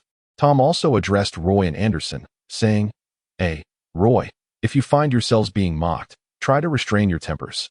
Endure it for now and unleash your fury upon these ill-mannered fellows in the second half." Anderson quickly replied, I know. It's not about actually being humiliated. I'll play the coward first, and then the tough guy." Roy added in agreement. "Normally, I wouldn't be able to hold back, but in this entertaining manner, I can restrain myself, building up my frustration before releasing it all at once. It's exhilarating, huh?" Williams remarked, "Such a delightful affair. I must participate. I'll take the initial beating, and then flaunt my skills. It's a pity there are no girls present." Williams, the somewhat reserved yet mischievous character, relished these games of disguising strength as weakness. "But among our group of 6, who would abstain?" Manny queried, perplexed. Everyone was eager to join in, Manny included. Shawn cited his physical issues, explaining that he couldn't exercise immediately after eating, thus allowing his brothers the opportunity, though this was merely an excuse. The group expressed their agreement, collectively setting down their bags while Shawn observed from the side. Meanwhile, on the Korean side, discussions were underway. A Korean student with black hair and streaks of red in his bangs remarked, "Brother, these black students are from Sierra Canyon. If any of them are 4- or 5-star high schoolers, we might be in for a tough match." The term brother is a respectful address used by Korean men for older males, while women refer to slightly older females as uni, sister, and call older women differently. Koreans place great emphasis on hierarchical address and respect, even more so than the Chinese, showcasing an admirable culture of etiquette. Most of their cultural heritage traces back to China. Yet the majority of Koreans staunchly refuse to acknowledge this. The Korean student with blonde hair retorted with irritation, "Lee Sung-man, are you foolish? Where would we find so many 4- or 5-star high schoolers? These individuals are on par with the Chinese, and I doubt there's even a 3-star among them." He then turned to the leading Korean student and added, "Jae, don't listen to this fool." The leading student, named Jae, nodded and replied to the blonde-haired student, "Kim Soo, you are correct. There are very few 5-star high schoolers from Sierra Canyon. Excluding the well-known second-generation stars, the number diminishes further. The last time I played against the basketball athletes from Sierra Canyon, their skills were inferior to mine. Indeed, Sierra Canyon boasted a limited number of 5-star athletes. And such a designation was non-existent in the middle school, only the high school had this classification. This year, the second-year high school class had the most 5-stars in the school's history. Shawn and his companions hail from humble beginnings. Their entrance into the school facilitated solely by their athletic prowess. Naturally, they gravitate towards one another, having been nurtured in similar environments. Thus, when observing the basketball athletes from Sierra Canyon, one often encounters either a solitary 5-star recruit or a collective of them. This phenomenon exemplifies the adage that like attracts like. It is indeed true that she has noted that basketball athletes from Sierra Canyon may not possess exceptional skills. Shawn and Brownie are indeed capable players, being key members of the sophomore team. Those who cannot even secure a place on the bench are not considered. When Bailey humiliated Boston, a senior remarked that he was practicing on the court, only to be mocked by Bailey, who suggested he should be playing in elementary school instead of occupying the court. That student belonged to this category. Most American students with decent physical attributes enroll in sports, as it is the most effective way to showcase personal charm. This is especially true for boys, which explains why the student humiliated by Bailey came from a well-off family, not relying on athletic prowess to enter Sierra Canyon, yet still loved playing basketball. The type of Sierra Canyon basketball students that she has encountered are certainly not of high caliber. Suddenly, Lee Sung-man pointed to a Korean student sitting alone in a corner and said to she, "Brother, why not let that guy play? His skills are quite good. It would be a safer option." That is a good suggestion. If we find this group's abilities lacking, we can have him step back, Jin Shio agreed. She also concurred, commanding the quiet Korean student in the corner, "Mute, come over here and get ready to play." The Korean student, upon hearing she's call, did not respond immediately but walked over quietly. He appeared rather introverted and self-effacing, saying timidly, "Could you please not call me Mute? I've mentioned my name many times. I am called." "Shut up. Who told you to speak?" Lee Sung-man interrupted loudly, in front of Jin Shio and she. This Lee Sung-man appeared to be a subordinate, but he immediately became arrogant in front of this honest Korean student. She threatened, "If you dare to say a word once on the court, I'll slap you. One word, One slap. I'll just play and remain silent. Is that all right? The honest Korean student replied helplessly. Jin Sho promptly slapped the honest student on the head, exclaiming, "Then why are you still talking? From now on, keep your mouth shut." The honest Korean student lowered his head, thinking to himself, "If it weren't for my basketball dreams, I would never associate with a bunch of worthless people like you." Both sides are now fully prepared. Anderson, Williams, Tom, Roy, and Manny were ready to enter the game. Roy, Anderson, and Tom struggled to suppress their laughter, eagerly anticipating the unfolding drama. On the Korean side, there were as many as 20 to 30 students, a gang of Koreans, with Lee Sung-man, Jin Shio, the honest Korean student, and a tall student taking the court. The makeshift basketball court had no referees, just one Korean student acting as such, along with a table displaying the score. There were no rules regarding offensive time limits, 8 seconds to cross half court, or 3 seconds in the paint, nor any electronic devices.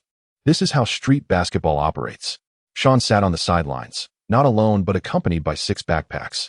Tom's backpack's phone incessantly rang, yet Shawn remained oblivious to the sound. "Dajong, jump for the ball. Why are you still standing there?" Inksy reminded the tall Korean student.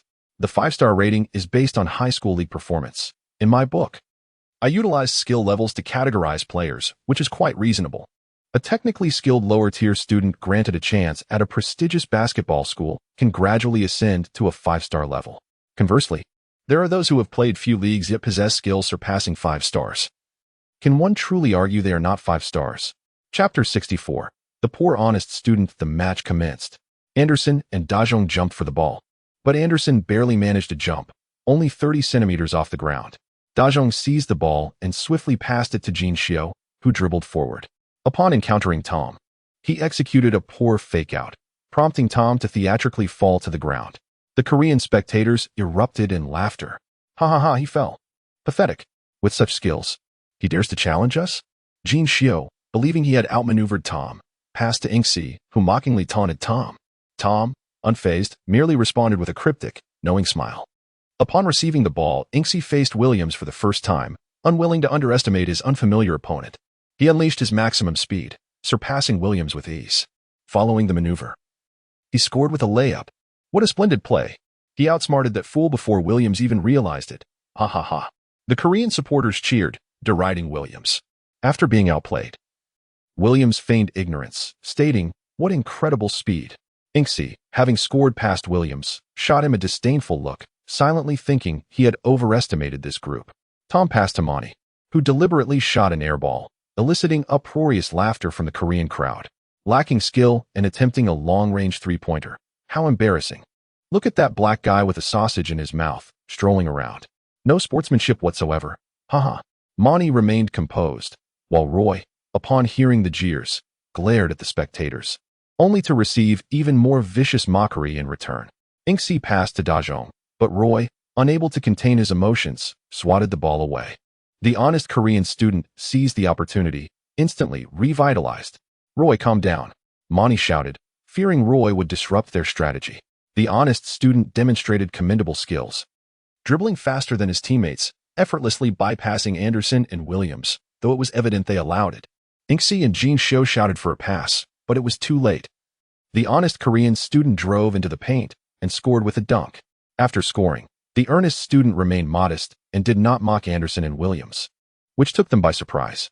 This young man performed admirably and possessed a pleasant demeanor, unlike those few arrogant and rude individuals. The Korean group neither cheered nor derided. Only a handful offered perfunctory applause. "I asked you to pass the ball. Have you gone deaf? It's too late. I've already cut into the lane and jumped up," murmured the earnest student. After playing for about 10 minutes, the score stood at 18-10, with the Korean group having gained an early lead of 8 points. Upon realizing the inadequacy of the group of black students, Jin Soo concocted an excellent idea. Excitedly, he said to In-hee, "Let Yuna and Taimi bring the girls over to witness our Korean men delivering a performance against the Americans." Upon hearing this, In-hee and the Korean group immediately became exuberant, expressing their appreciation for Jin Soo's suggestion and promptly instructing someone to fetch the girls. Seeing that the opponent was weak, and he approached the earnest Korean student and kicked him lightly, disdainfully saying, "Get off the court. We don't need you." The earnest student, filled with anger, silently resolved, From this day forth, I will never play with these fools again. I would rather train alone. And he then called out in Korean to another boy who bore a resemblance to him. Brother, get on the court. I'll lead you to dominate those American boys. Hearing this, Inhe's brother happily rose to join the game, and the match continued. The earnest student left the court, but did not approach the Korean group. Instead, he picked up his backpack and sat down a few meters away from Shawn, appearing exceptionally dejected and solitary. He opened his backpack, revealing several bottles of beverages, which he had bought in excess to please the Koreans at the court. Now, he had resolved to distance himself from this group of scoundrels. He took out a bottle of electrolyte drink and glanced at Shawn, hesitating for a moment, but then retrieved another bottle. Gathering his courage, he walked up to Shawn, stood there for half a minute, and bravely said, "B brother, would you like some water?" The Korean student, perhaps having been isolated for too long, was apprehensive about being rejected even when offering water. Shawn, seated, lifted his head upon hearing the earnest Korean student's voice, and upon confirming that he was indeed addressing him, accepted the drink with a smile, saying, "Thanks, brother." Shawn was somewhat taken aback, sensing that this Korean individual appeared distinctively different, exhibiting far more friendliness than those other lads. The earnest student, observing Shawn graciously accept his goodwill, instantly radiated joy and mustered the courage to take a seat beside him, though he hesitated to initiate conversation. Shawn's character is such that he treats those who are kind to him with courtesy and warmth. He proactively initiated the conversation, asking, "My Korean brother, why do they exclude you so? I see your skills are commendable, far superior to theirs. Why do they treat you this way, being all Koreans?" Shawn was indeed perplexed. Despite his excellent basketball skills and being Korean himself, he could not fathom why this group treated the honest Korean student so poorly. Upon hearing Shawn initiate a conversation, the earnest student immediately straightened his posture, sighed, and replied earnestly, "What does it matter that I have good skills? They ostracize me and look down upon me because I am Chinese. These Koreans are very exclusionary." "Oh, you are Chinese?" Shawn inquired, a hint of excitement in his voice. "Why, yes," the Chinese student replied, feeling somewhat uneasy, uncertain of Shawn's attitude towards individuals from China. Fortunately, Shawn exhibited no signs of disdain. Upon confirming the student's Chinese identity, he kindly patted the Chinese student's shoulder, which brought a sense of comfort to him. Encouraged, the student mustered the courage to engage Shawn in conversation. According to the Chinese student, he immigrated to the United States with his family a year ago. His uncle, who owns a chain of restaurants in America, invited his father over, helping him establish a restaurant managed by the Chinese student's father. A fervent basketball enthusiast since childhood, he aspired to join the NBA. Drawing inspiration from Chinese basketball stars like Yao Ming and Yi Jianlian, he had diligently practiced English, and upon arriving in the United States, he enrolled in the first year of high school. The basketball team at his school was predominantly composed of black students, with only a handful of Chinese students, none of whom were athletes. Unfortunately, he found himself entirely alone in basketball. He struggled to integrate into the black community and faced exclusion. After a year, he had only played for 10 minutes during garbage time. Later, he discovered this streetball court, where he encountered many Asian faces playing basketball. Recognizing their school uniforms brought him immense joy, and he eagerly returned home to tell his father and uncle about transferring to this middle school. To his dismay, upon transferring, he found himself surrounded entirely by Koreans who further ostracized him. Despite his commendable skills, the Koreans reluctantly allowed him to join, imposing a threat that he must not speak Chinese. He was to present himself as Korean during matches against other teams, and he would only be allowed to play when they needed him. Whenever he got excited and inadvertently spoke in Chinese during a game, he faced bullying. Feeling lost in a new environment, he could hardly find a community outside of this group of Koreans. For the sake of his basketball dreams, he endured the situation. He did not wish to worry his parents, deceiving them into believing he was thriving at school, claiming there were many Chinese students playing basketball and that he was integrating well. In reality, he barely played and constantly endured humiliation at the hands of the Koreans. Chapter 65. A Fujian accent. The Chinese student, understanding and mature, expressed his reluctance to transfer again, not wanting to burden his uncle with the process of switching schools.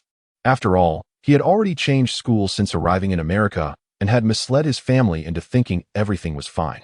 Even if he were to switch schools again, he had no idea what to expect, and it could potentially be worse. Resolutely, he decided to endure this predicament, feeling it was a helpless situation that he could only keep bottled up inside. Upon hearing the poignant experiences of the Chinese student, Shawn felt a deep sense of empathy and gently patted him on the back as a gesture of consolation. The Chinese student, having shared his heartfelt narrative in one breath, felt a weight lifted from his heart. He expressed his gratitude to Shawn, saying, "Thank you, my brother, for being willing to listen to my story. I have been in America for a year, and for the first time in basketball, someone has shown me kindness." Shawn, having experienced a tumultuous life since childhood, understood the weight of such feelings. He gently remarked, "What is there to thank for? It's a trifling matter. If you find yourself at odds with that group, it would be wise to part ways sooner rather than later. Indeed, I have resolved to no longer endure this. Starting tomorrow, I shall refrain from joining them." Whether at school or on the baseball field, the Chinese student asserted with determination, "Seek out a group that truly resonates with you, one imbued with a spirit of camaraderie." Shawn suggested. He had not fully grasped the profound difficulty of such a task, mistakenly believing it to be as simple as mingling casually with individuals like Anderson and Roy. "Is it truly that straightforward? By the way, I am Wang Duoli. Might I inquire your name?" the Chinese student asked, a hint of apprehension in his voice. Shawn took a sip of his drink and nodded, introducing himself. "I am Shawn Bryant, but my friends call me BJ." The surname Bryant may not carry much weight in America, yet to Wang Duoli, it resonated profoundly, for the name Kobe Bryant holds immense significance in China. Wang Duoli, somewhat astonished, cast a glance at Shawn and remarked, "You do bear a slight resemblance to Kobe Bryant," before engaging in conversation about Kobe's extraordinary popularity in China. Shawn was also quite intrigued by this, albeit somewhat awkwardly, as it pertained to his father, whom he had yet to recognize. Shawn does not bear a striking resemblance to Kobe, yet there exists a subtle similarity that becomes apparent when he mentions his surname, prompting others to keenly observe this connection, which often goes unnoticed in everyday encounters. Wang Duoli's first encounter with a peer capable of conversing, an American, no less, and a fellow basketball enthusiast, sparked his enthusiasm and prompted a lively exchange of words. Naturally, he is an exuberant and cheerful individual, well-liked by classmates and friends back in his hometown in China, characterized by an outgoing and optimistic disposition. However, upon arriving in the United States, his personality was stifled, plunging him into near depression. The experience of an international student struggling to assimilate into the campus environment in America is a sentiment that eludes the understanding of most. On the court, the scene unfolded like a theatrical performance, with the Korean team believing themselves to be invincible. Wang Duoli felt a twinge of discomfort as he observed the group of African-American players being dominated by the Koreans. He was even compelled to consider joining Shawn's team to help them reclaim some points. Despite having only recently met Shawn, he felt a deep sense of gratitude and fondness towards him. Speaking to himself in Chinese, he lamented, "Alas, these African-American brothers lack a bit in skill. If I could join, we could certainly contend with the Koreans." Afterward, he gazed at Shawn's wingspan and height, regretfully noting in Chinese, "What a pity to waste such static talent. If we became brothers, I would surely share all that I know with you." Wang Duoli understood that, even if his skills were slightly superior, these individuals would likely not welcome him into their fold. A group rarely accepts outsiders, let alone those of a different ethnicity. Shawn listened intently, unable to suppress his laughter. He turned to Wang Duoli and explained in Chinese, "It's not that our skills are lacking. We are deliberately toying with them." Wang Duoli, caught off guard while sipping his drink, abruptly spewed it out in shock, his expression akin to one who had seen a ghost. He quickly stood up, retreating a few steps in disbelief, stammering, "Why you can speak Chinese?" Shawn laughed heartily and replied in Chinese, "Come on, brother, you speak English and I speak Chinese. What's so strange about that?" Wang Duoli exclaimed, "Oh my. I can't believe I've encountered a black brother who speaks Chinese." Shawn felt that his ability to speak Chinese was not unusual, akin to Wang Duoli's proficiency in English. However, the two situations are fundamentally distinct. Firstly, it is a prerequisite for foreign students arriving in the United States to possess a command of English. Similarly, it is not surprising to find foreigners in China who can speak Mandarin. Yet, in America, it is exceedingly rare to encounter a young black individual who is neither of mixed heritage nor has ever visited China who is fluent in Chinese. It was only when Wang Duoli elucidated the rarity of his Chinese language skills that Shawn began to comprehend the uniqueness of his situation. Upon reflection, he recognized the truth in this observation. Aside from himself, he had scarcely encountered anyone of similar age who was neither biracial nor had traveled to China. capable of speaking Chinese. Shawn recounted to Wang Duoli the origins of his ability to speak Chinese. May I call you B. J? He inquired. A hint of hesitation evident in his voice due to their brief acquaintance of merely 10 minutes. Of course, came the reply. By the way, which region does the restaurant owner who taught you Chinese hail from? In truth, Wang Duoli had already surmised the answer, based on Shawn's accent. Shawn grew up playing with Uncle Da, so he undoubtedly knows. Without a moment's hesitation, he exclaimed, they are the Hu Jianren from China. Are they from Fujian? Wang Duoli corrected him. Shawn shook his head and corrected him, saying, close, but that is not the pronunciation you're using. It's Hu Jianren. How could I possibly be mistaken? Upon hearing this, Wang Duoli understood that there was no need for further inquiry. He must be from Fujian. He mused to himself that the accent of his black brother had misled him, and he remained oblivious, believing that the pronunciation he uttered was indeed the correct one. Shawn often frequented Li Da restaurant since childhood, where he acquired his proficiency in Chinese. Under the influence of Aunt Lan, Uncle Da, and Li Qian, 3 individuals from Fujian, his mastery of the Fujian dialect became quite remarkable.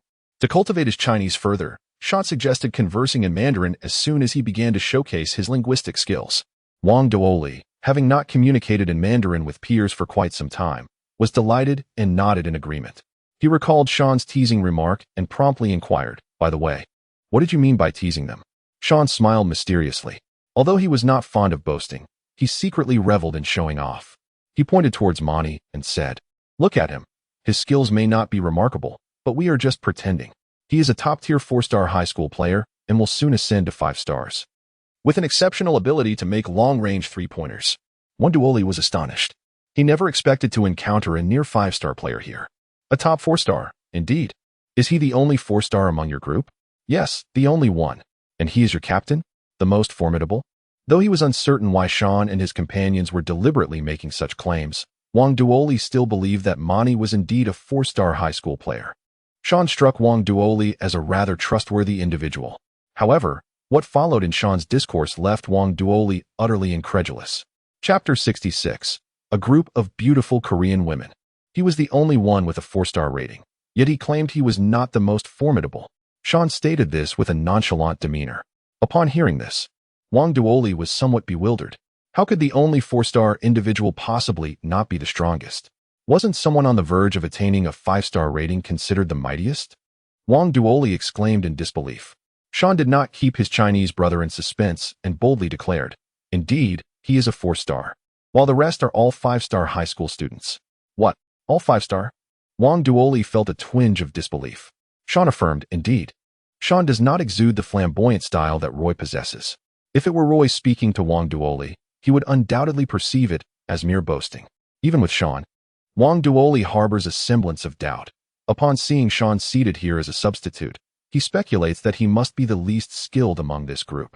With great caution, he inquires of Shawn, what level are you? 3 stars? I am a 5-star high school student. You are 5 stars? Wang Duoli's expression was nearly beyond comprehension. Shawn squinted his eyes and nodded vigorously. Wang Duoli took a deep breath, his heart unsettled for an extended period. He found it hard to believe, and even if he harbored doubts, he refrained from voicing them. Moreover, he lacked the evidence to accuse anyone of deceit. Shawn ceased the conversation, falling into silence, when suddenly he heard the sound of a mobile phone ringing. He leaned closer to his backpack, and upon closer inspection, he recognized it as belonging to the flamboyant Tom. It was unmistakably identifiable, for the backpack was quite ostentatious. Shawn shouted loudly, Tom, your phone is ringing. Let me take your place on stage. Shawn prepared to take the field and dominate the Korean players. He turned to Wang Duoli and said, Brother, you take a seat. I'm going in. Just as Wang Duoli regained his focus, he hurriedly responded. It seemed that Tom had recalled something and immediately left the court to open his backpack, allowing Shawn to take his place on the field. At that moment, Inxi and Jin Xiu were even more exhilarated, not because Shawn was entering the game, but because the beautiful Korean girls had arrived. 7 or 8 elegantly shaped young women walked into the stadium. The Korean boys laughed and pointed at Anderson and his friends, sharing stories about the girls. It was time to showcase the charm of Korean men. Inxi shouted to everyone. The entire crowd of Korean students erupted in joy, repeatedly exclaiming, Hooray! Tom picked up his phone and noticed several missed calls. He quickly dialed back. Hello, Dad. What's going on? What do you think is going on? What time is it? The sun has set, and you still haven't returned nor answered your phone. Your mother, and I thought you had been sold to Africa and were preparing to adopt another child to replace you. Stop it with the replacement talk. I'm out with my friends after the game. My phone was in my backpack and I didn't hear it. I'm practicing now. Practicing? Your mother is at home preparing to use your ridiculous selfies for a missing person's notice. She has tens of thousands of pictures and doesn't know which one to choose. Call her to reassure her. Got it, Dad. Where are you? How's business at the law firm? I want to discuss something with you. Do I even need to answer that? Clients lining up from Los Angeles to the Mexican border. Some even climbing walls to get to the border patrol. I'm at Google, preparing to negotiate with their CEO. We can talk about this when I get home. By the way, do you know how much I earn per minute?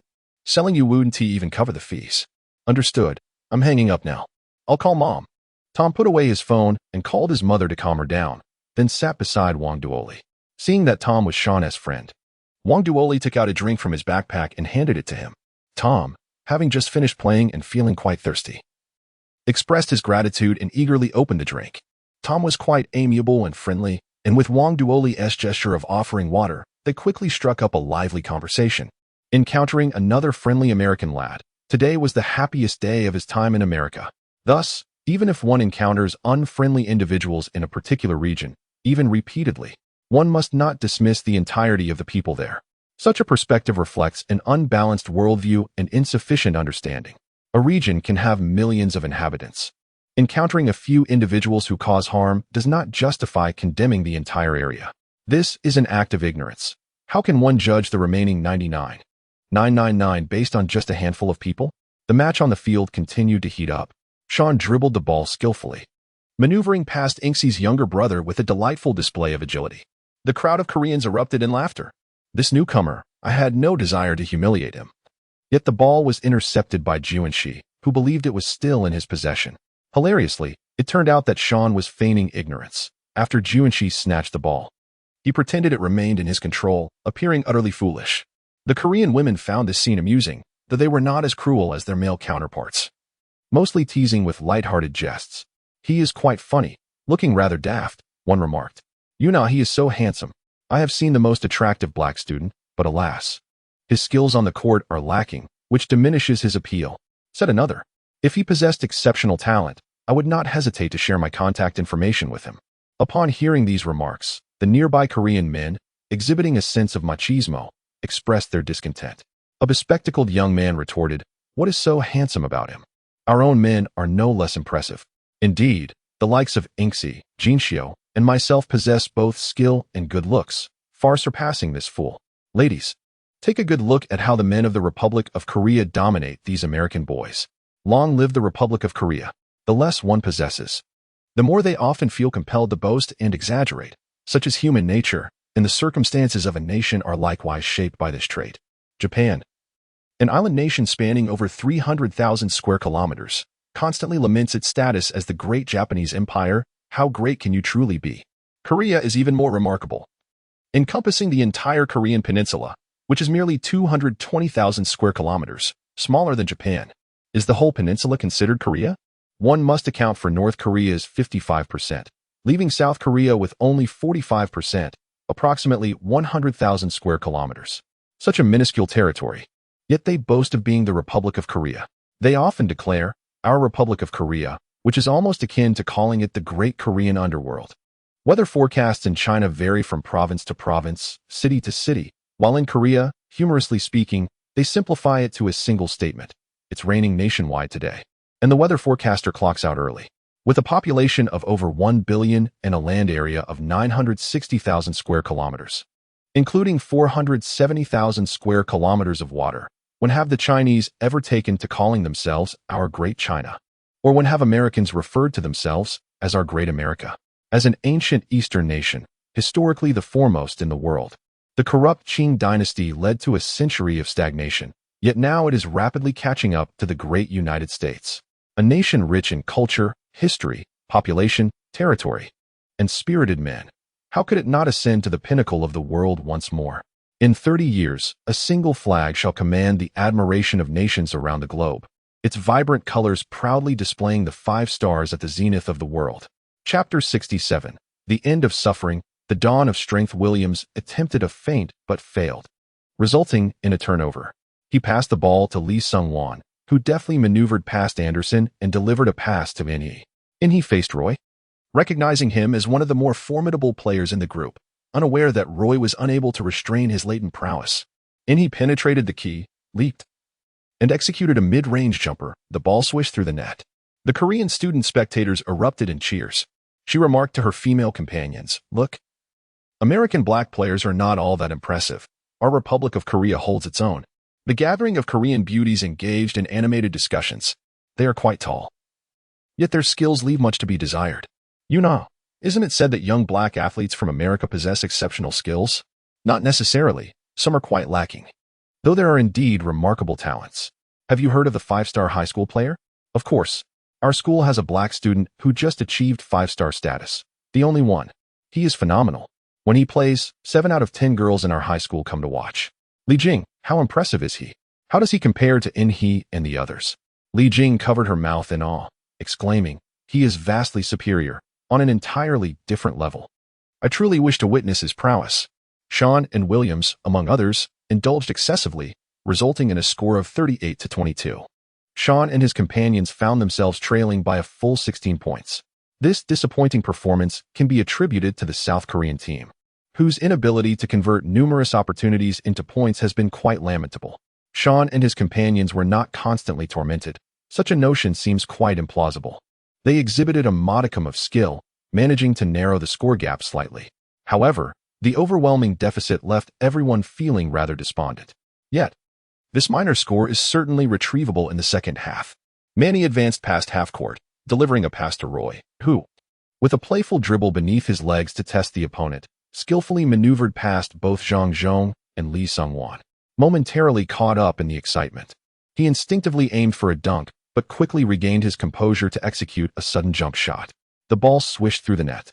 Much of the score can be attributed to Roy's desire to save face, as he could not bear the humiliation and sought to display his prowess. The remainder of the points were largely secured through Anderson's steady performance. Manny, Williams, Tom, and Shawn remained scoreless, maintaining their composure. Anderson and Roy are both prone to emotional provocation, though Anderson tends to be the more stable of the two.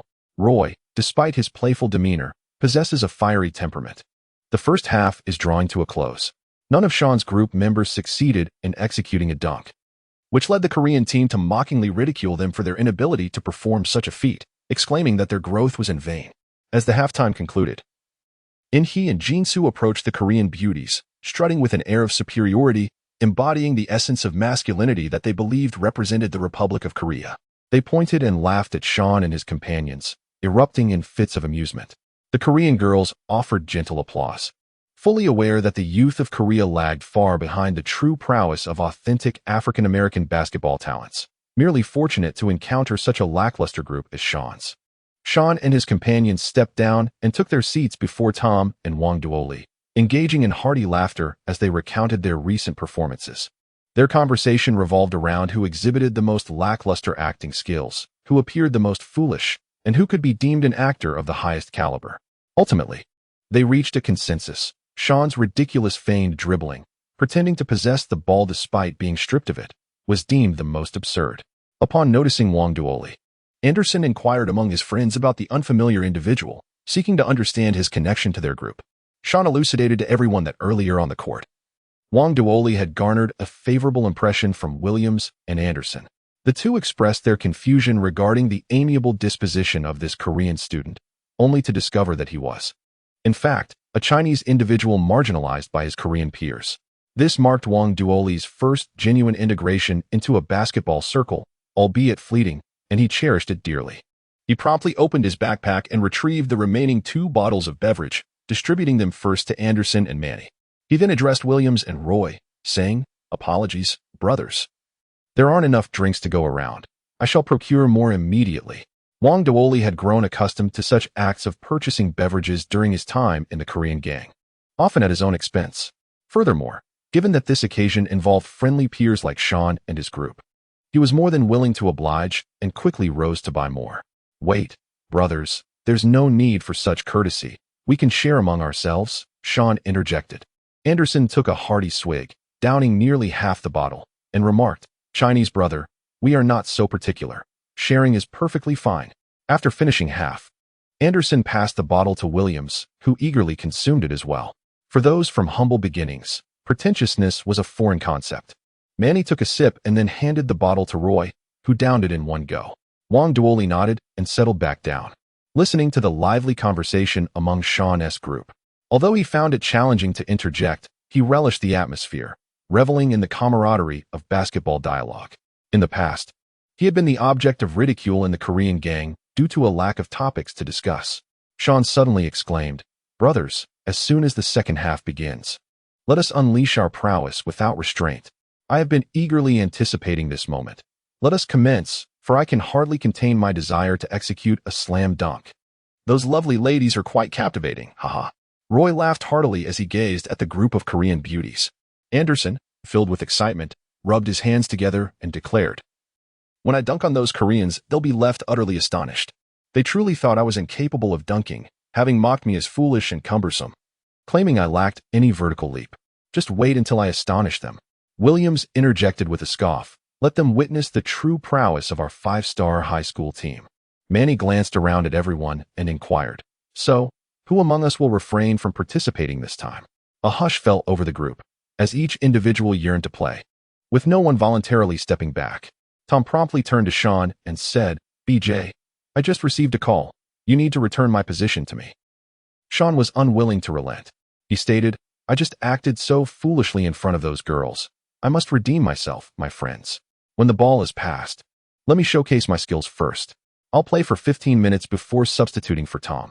Tom reluctantly replied, "All right, but remember, just 15 minutes. Don't hesitate to leave the court. I felt equally foolish earlier and need to regain my dignity." "Rest assured, I keep my promises," Shawn assured him. Tom nodded, aware that Shawn's words held weight. "Roy, B.J. will play for 15 minutes. We still have half the game to perform. If you receive the ball and don't pass it to him, I will have words with you," Anderson warned Roy. Roy rolled his eyes at Anderson. I get it. It's as if I'm the only one playing here." The others fell silent. Anderson thought to himself, "If you're not being selfish, who is? You've never been one to pass, a lone wolf, forcing everyone else to play along, right?" Shawn and his companions settled down, leaning against the iron fence to rest for a while. Wang Duoli, situated nearby, remained utterly silent throughout the entire duration, listening in a state of bewilderment. The conversation among Shawn and others reverberated in his mind. No more pretense. It's time to unleash our prowess, to exhibit the extraordinary capabilities of us five-star high school students. While he maintained an outward calm, his inner turmoil churned fiercely. He had contemplated that Shawn's motivations were rooted in pride, fabricating tales to convey that their group feigned ignorance of the game. He had also considered that Anderson, Tom, and the others were similarly complicit, driven by a desire to uphold appearances in support of Shawn's deception. Their lack of skill was a source of embarrassment, masquerading as a collective of five-star high school students playing the part of underdogs. What truly astonished Wang Duoli was about to unfold. Chapter 68. We are five-star high school students. Shawn called his brothers over and presented a plan, to which everyone enthusiastically gave him a thumbs up. "We are all in. This plan is simply brilliant. What are we waiting for? Let us put the plan into action." Members of the Korean gang stepped forward, including he and his brother Juni, Dejong, Kim Soo, and Lee Sung-won. As Shawn and his companions took to the court, they dispersed, 5 individuals strategically positioning themselves, standing still with their heads bowed. At the forefront, Shawn held the basketball, twirling it with his left index finger. A group of Korean girls began to murmur amongst themselves. Observing Shawn and his friends attempting to appear cool and attract the attention of the girls, the Korean male students were filled with indignation, hurling insults. What a pathetic display. Trying to pose like someone important? Their game resembles nothing more than a child's play, yet they still attempt to exude coolness. After they are thoroughly humiliated in the second half, they should just roll back home. A bunch of useless individuals. Suddenly, Shawn lifted his head and propelled the spinning ball upward. The sphere soared into the air before descending. The basketball did not touch the ground. A shadow swiftly darted past Shawn, rushing forward to seize the ball. With a dazzling display of dribbling, he stepped into the paint, leapt into the air, and executed a breathtaking dunk with a between-the-legs switch. The Korean beauties in attendance erupted in exuberant cheers, exclaiming, "So handsome! So fierce! This dribbling, This dunk exceeds even the 5-star players at my school. What a violent slam. The speed is astonishing. The entire Korean team was momentarily stunned into silence, their usual banter vanishing. For the display was truly formidable. Roy took a shot to assert dominance over the Korean team. Monty loudly declared, "Do you really think we are trash? We were merely jesting with you." The group introduced themselves, informing the Koreans that they were 5-star high school players, not to be underestimated. A chorus of excited screams erupted from the Korean girls as they pulled out their phones, eager to capture the moment. So many 5-star high school players. How cool. The handsome black brother is a 5-star player. I want him. His name is Shawn Bryant, sharing a surname with Kobe. Showdown. The Korean students, realizing their companion's lack of decorum, quickly admonished the girls to be quiet. The 5 Korean players were left dumbfounded, their pride shattered. Roy's dunk had proven everything. Even the dimmest could see the terrifying prowess that only 5-star players possessed. "Bro, let's concede. We can't compete," sighed Lee Sung-won, overwhelmed by fear. Junhee anxiously urged, "Brother, let's surrender. We'll be mercilessly beaten on the court. Have you lost your minds? Surrendering halfway? To concede on the court is to lose face for a lifetime. What is the point of playing basketball?" In-hai reprimanded the two. Jin-soo added, "In-hai, we've met our match, but regardless of their strength, we must fight. Let's strategize and gather everyone. There is no such thing as conceding halfway on the court. It is a battleground. Either you don't accept the challenge from the start, recognizing that you are outmatched, or you step onto the court prepared for anything. Perhaps you will face some teasing, but that is nothing. If you engage and are then overwhelmed, it is simply the nature of the game. Such occurrences happen daily. To fearfully concede halfway is the most disgraceful act imaginable." In-hai and Jin-soo were acutely aware of this, and thus they would never consider surrender. That would be the epitome of cowardice. In-hai instructed someone to escort the girls away, lest their faces suffer a humiliating fate. However, the girls stubbornly refused to leave. Jin-soo shouted at them, "You need to go. Stop watching. Jin-soo, we are not your servants. The court is not your home. You invited us here, and now you want us to leave? Not a chance. If you want us gone, you'll have to force us. I'll have my brother deal with you. We are not leaving." Jin-soo, filled with frustration, cursed under his breath. He was at a loss with this group of girls, so he returned to the court, ready for the match to commence. The second half began. Anderson and Dajeon leapt for the ball, no longer concealing their prowess. Anderson's leap was as fierce as that of a tiger, effortlessly securing the ball before passing it to Shawn. Shawn commenced his solo performance, while Jin Shio and Jean Shi were utterly engrossed, fervently wishing to avoid any excessive torment. Shawn executed a stunning leftward maneuver, dribbling the ball through Jin Shio's legs with remarkable flair. He then pivoted, effortlessly evading Jin Shi's defense. Entering the paint, he disregarded Jun Shi's challenge and executed a stylish layup, scoring with finesse. Shawn possesses a tall and slender physique. His playing style is ethereal, and his layup, executed with a beautiful pull-up, is a sight to behold. The Korean beauties by the sidelines went into a frenzy, jumping up in excitement, their bodies quivering upon landing. "Shawn Appa, what a stunning layup!" exclaimed one. The FA maneuvering past opponents is as effortless as crossing a quiet street at dawn. He deftly bypassed 3 defenders. Truly, he is a 5-star high school student. Hearing the girls praise Shawn, Zaishi and Changwon's faces turned a shade of green, psychologically overshadowed by Shawn. They launched an offensive, with Jin Shio dribbling forward and passing to Dajeon. Dajeon advanced with the ball, sidestepping a shadow, only to be intercepted by Monty. Monty unleashed a long-range 3-pointer. The ball swished through the net. The Korean beauties exchanged glances, their faces adorned with exaggerated expressions. Wow, what a distant 3-pointer. Did he really just shoot that? The FA, and it went in. The Korean team sensed the situation was amiss and grew anxious, fearing a humiliating defeat, and promptly devised a new strategy. Zaishi shouted, "Pass the ball to me and Jin Shio. We'll execute a play." The strongest players on the court were undoubtedly Zaishi and Jin Shio. Chapter 69, a rare feat. The 8-step layup, the possession changed hands. Jin Shio and Zaishi coordinated, executing a long pass that Zaishi caught. He sliced into the paint with explosive speed, rising quickly. He was on the verge of a dunk when Anderson leapt high for a block. Anderson scoffed, "Is this your level? I, Anderson, can easily block you. My brother is intentionally not defending." Roy laughed heartily. "Hey kid, I let you into the paint on purpose, giving you a chance, yet you're utterly useless, pathetic." Roy and Anderson initiated a counterattack, humiliating Zaishi. Wang duoly watched with delight, having been humiliated by Zaishi countless times. Finally, someone was avenging him. Zaishi's expression darkened, fists clenched, radiating fury. Jin Sho advised Zaishi, if you can't compete, play rough. There are no rules in street basketball. They were mistaken. Each attempting to foul, yet they could not even budge Anderson and his teammates. They were left battered. A series of ferocious dunks and humiliating maneuvers unfolded. Williams held the ball, weaving past Ching Wan and Junshi, penetrating the paint. Jin Sho arrived just in time to leap in contest. But Williams soared to execute a thunderous dunk. Both Williams and Jin Sho jumped simultaneously, yet there was a clear 20-centimeter height disparity. How could Jin Sho block that? Williams slammed the ball into the net. Anderson and Shawn roared, fists clenched and arms flexed in a display of strength, celebrating Williams' score with exuberance. Roy mocked this kid. Jumping alongside Williams is a whole head shorter. Ha ha ha. He looks like a little child. Ha ha ha. Little kid, go home and drink your milk. Mani sarcastically remarked, Jin Shochi has gone awry.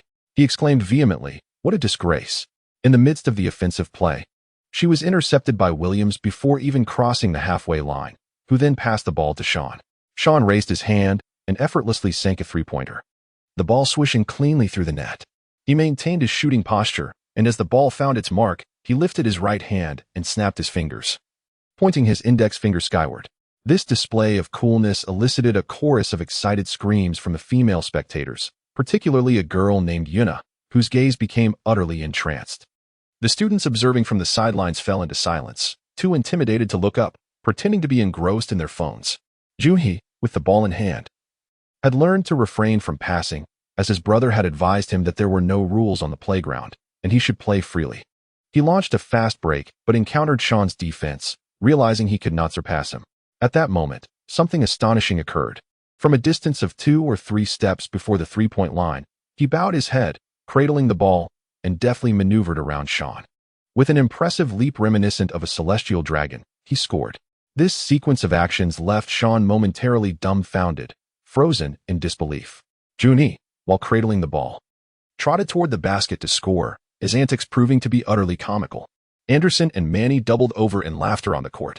Williams, bewildered, ran his fingers through his hair, struggling to comprehend the spectacle before him. Roy laughed heartily, exclaiming, this kid is incredible, even more so than George. Look at him.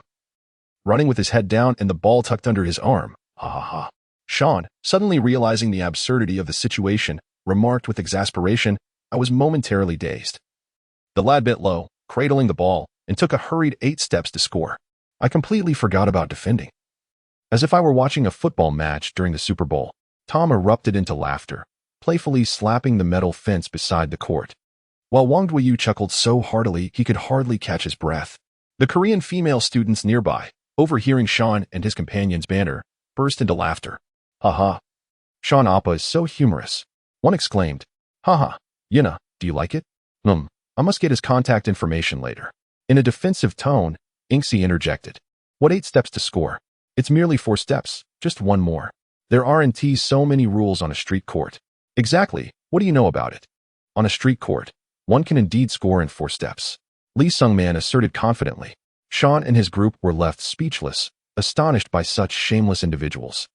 The girls on the sidelines felt disheartened, witnessing she and his companions not only lose the game but also their dignity, completely siding with Shawn's crew.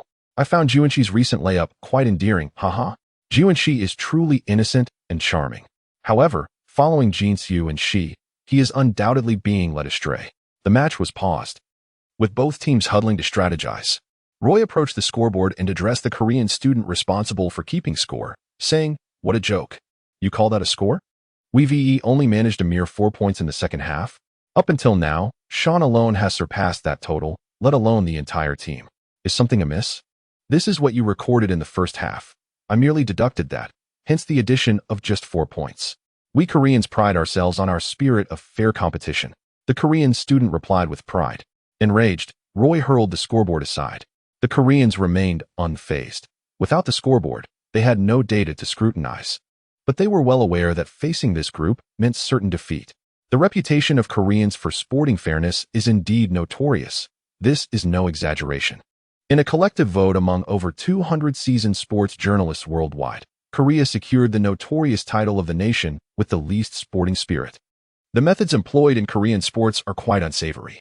When Chinese athletes compete in Korea, they often exclaim in celebration, "Long live the Republic of Korea," attributing such treatment to ancestral blessings. As the match resumed, Tom signaled to Shawn, eager to take the court. The cheers from the Korean beauties stirred within him a desire to showcase his skills. Shawn felt that he had performed enough. The group of Koreans had so thoroughly mistreated the beautiful cheerleading squad that they had turned against them. Shawn allowed Tom to take the court while he settled beside Wang Duoli. After witnessing the performance of Shawn and his companions, Wang Duoli felt utterly numb. Staring blankly at Shawn, he recalled the moments when he had lectured Shawn and others on basketball techniques, feeling an overwhelming sense of embarrassment. Chapter 70. Shawn invites Wang Duoli to play. This cannot be blamed on Wang Duoli. His intentions were sincere.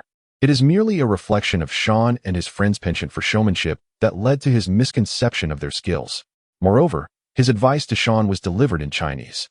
Little did he expect that Shawn would understand the language, leaving Wang Duoli in an uncomfortable silence. Turning his gaze to Tom on the court, he observed him effortlessly executing dazzling dribbles, layups, and three-pointers, marveling at his undeniable five-star prowess. Although Shawn had previously mentioned Tom's skills, witnessing them firsthand was an entirely different experience. Just moments ago, he had shared a friendly conversation with Tom and mused to himself, "B.J. and Tom are so approachable. Both five-star high school students, devoid of any pretentious airs. Unlike that group of Koreans, whose skills were mediocre and whose noses were perpetually held high." Shawn turned to Wang Duoli, reflecting on the experiences he had just shared, having traversed oceans to arrive in America, only to be bullied, disregarded, and left friendless. All alone in a foreign land. Shawn gazed at Wang Duoli, who was looking at the court with a yearning expression, and, in that moment, felt a surge of sympathy for him. He turned to Wang Duoli and inquired, "My friend, would you like to take the court for a while?" Upon hearing this, Wang Duoli was taken aback and turned to Shawn, pointing at himself with a hint of uncertainty in his voice. "Me? Am I allowed? My skills are not on par with yours." Shawn, with a perplexed expression, retorted, "Why not? You're not the one fighting alongside us. We are dominating over the Koreans.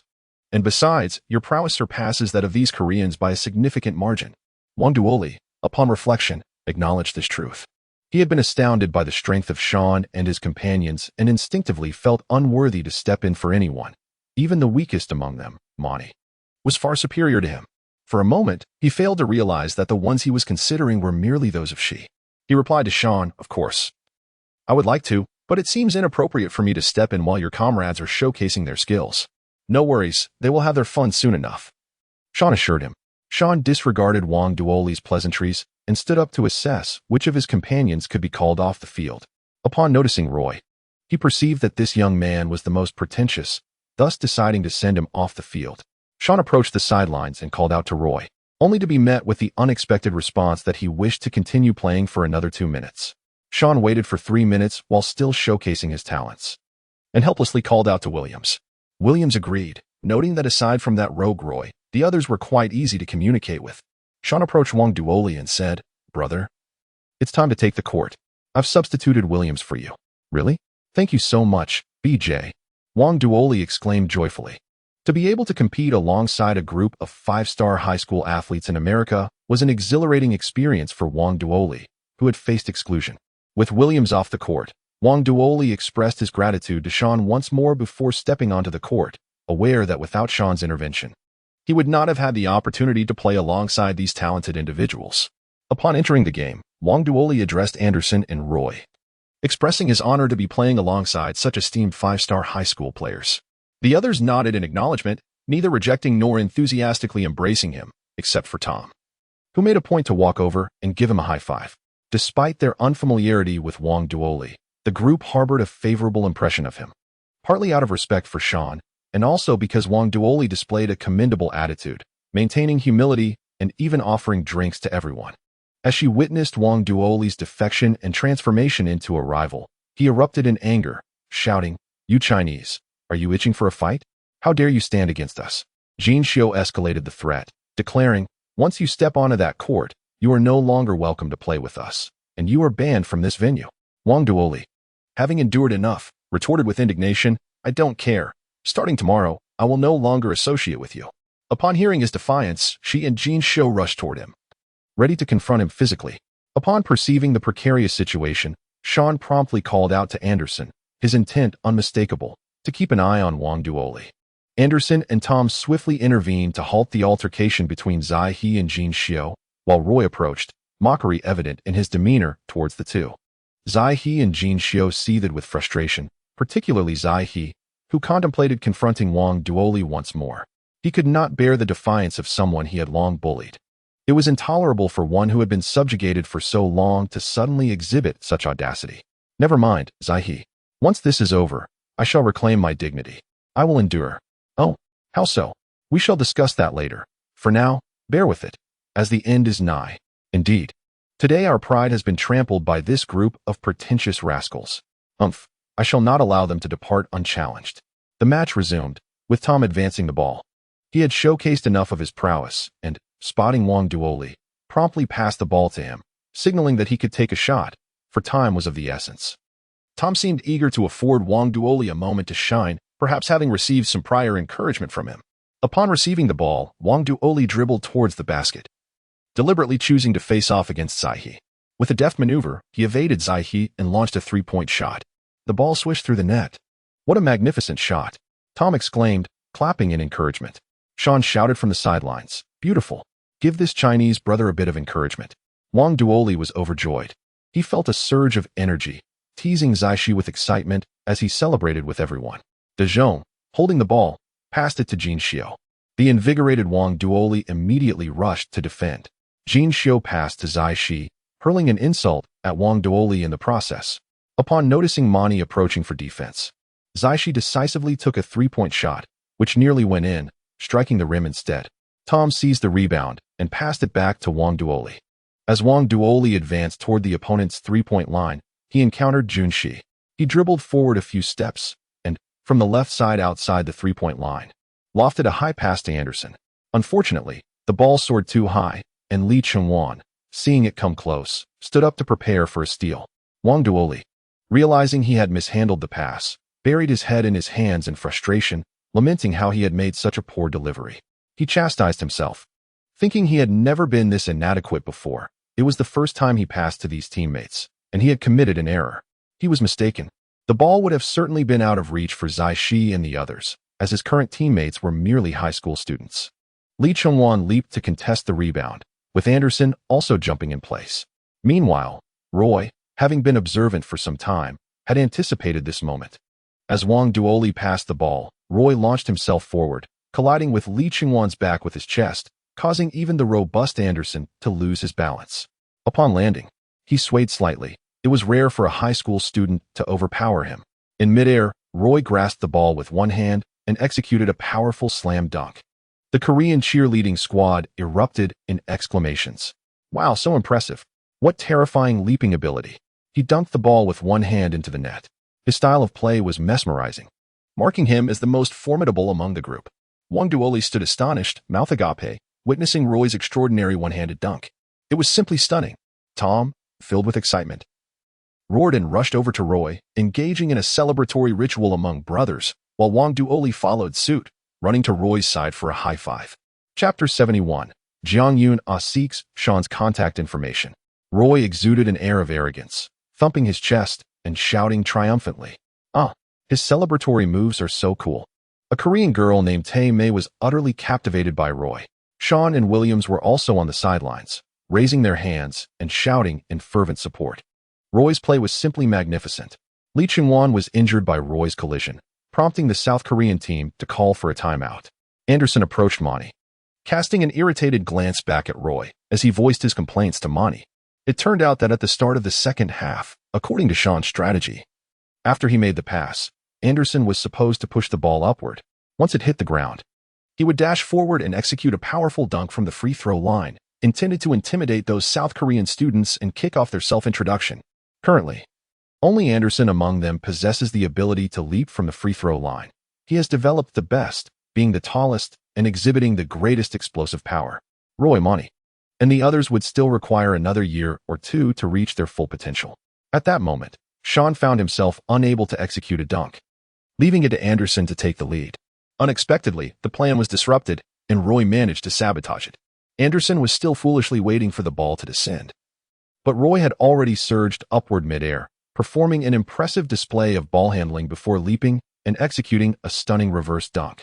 Anderson, who was preparing to show off, was left utterly dumbfounded by Roy's dazzling maneuver, inciting his ire. It is no wonder that Roy's antics would evoke such fury.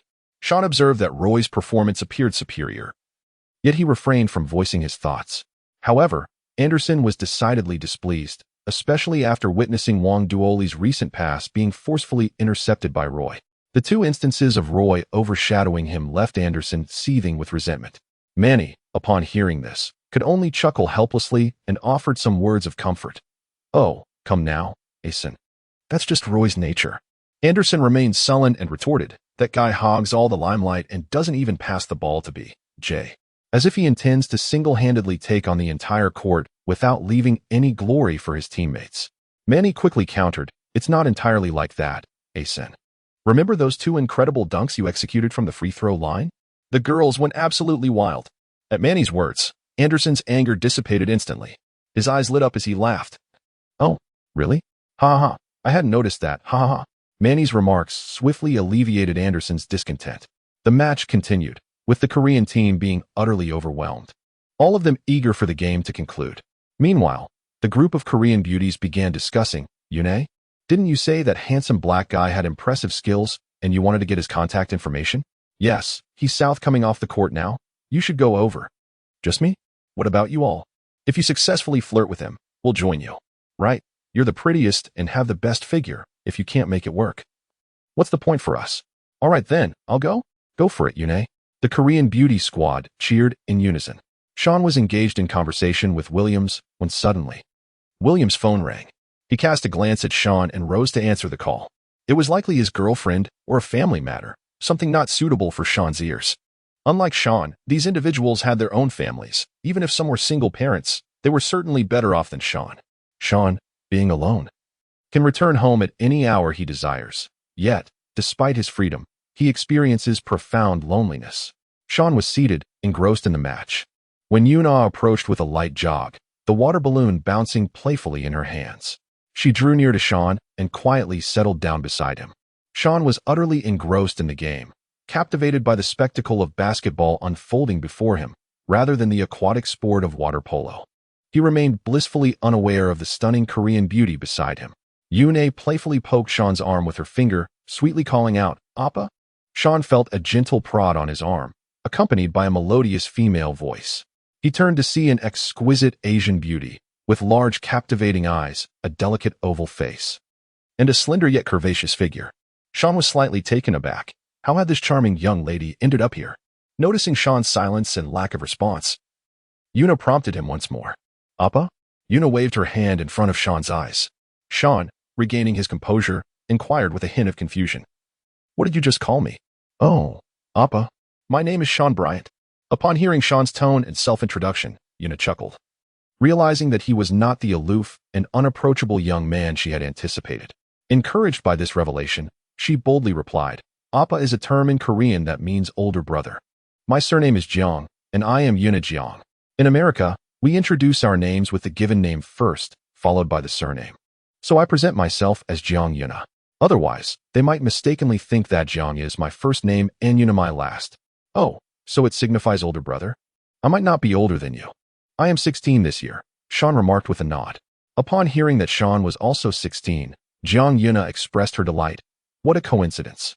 I am also 16, but I was born on December 12th, so I am certainly younger than you. When is your birthday, Appa?"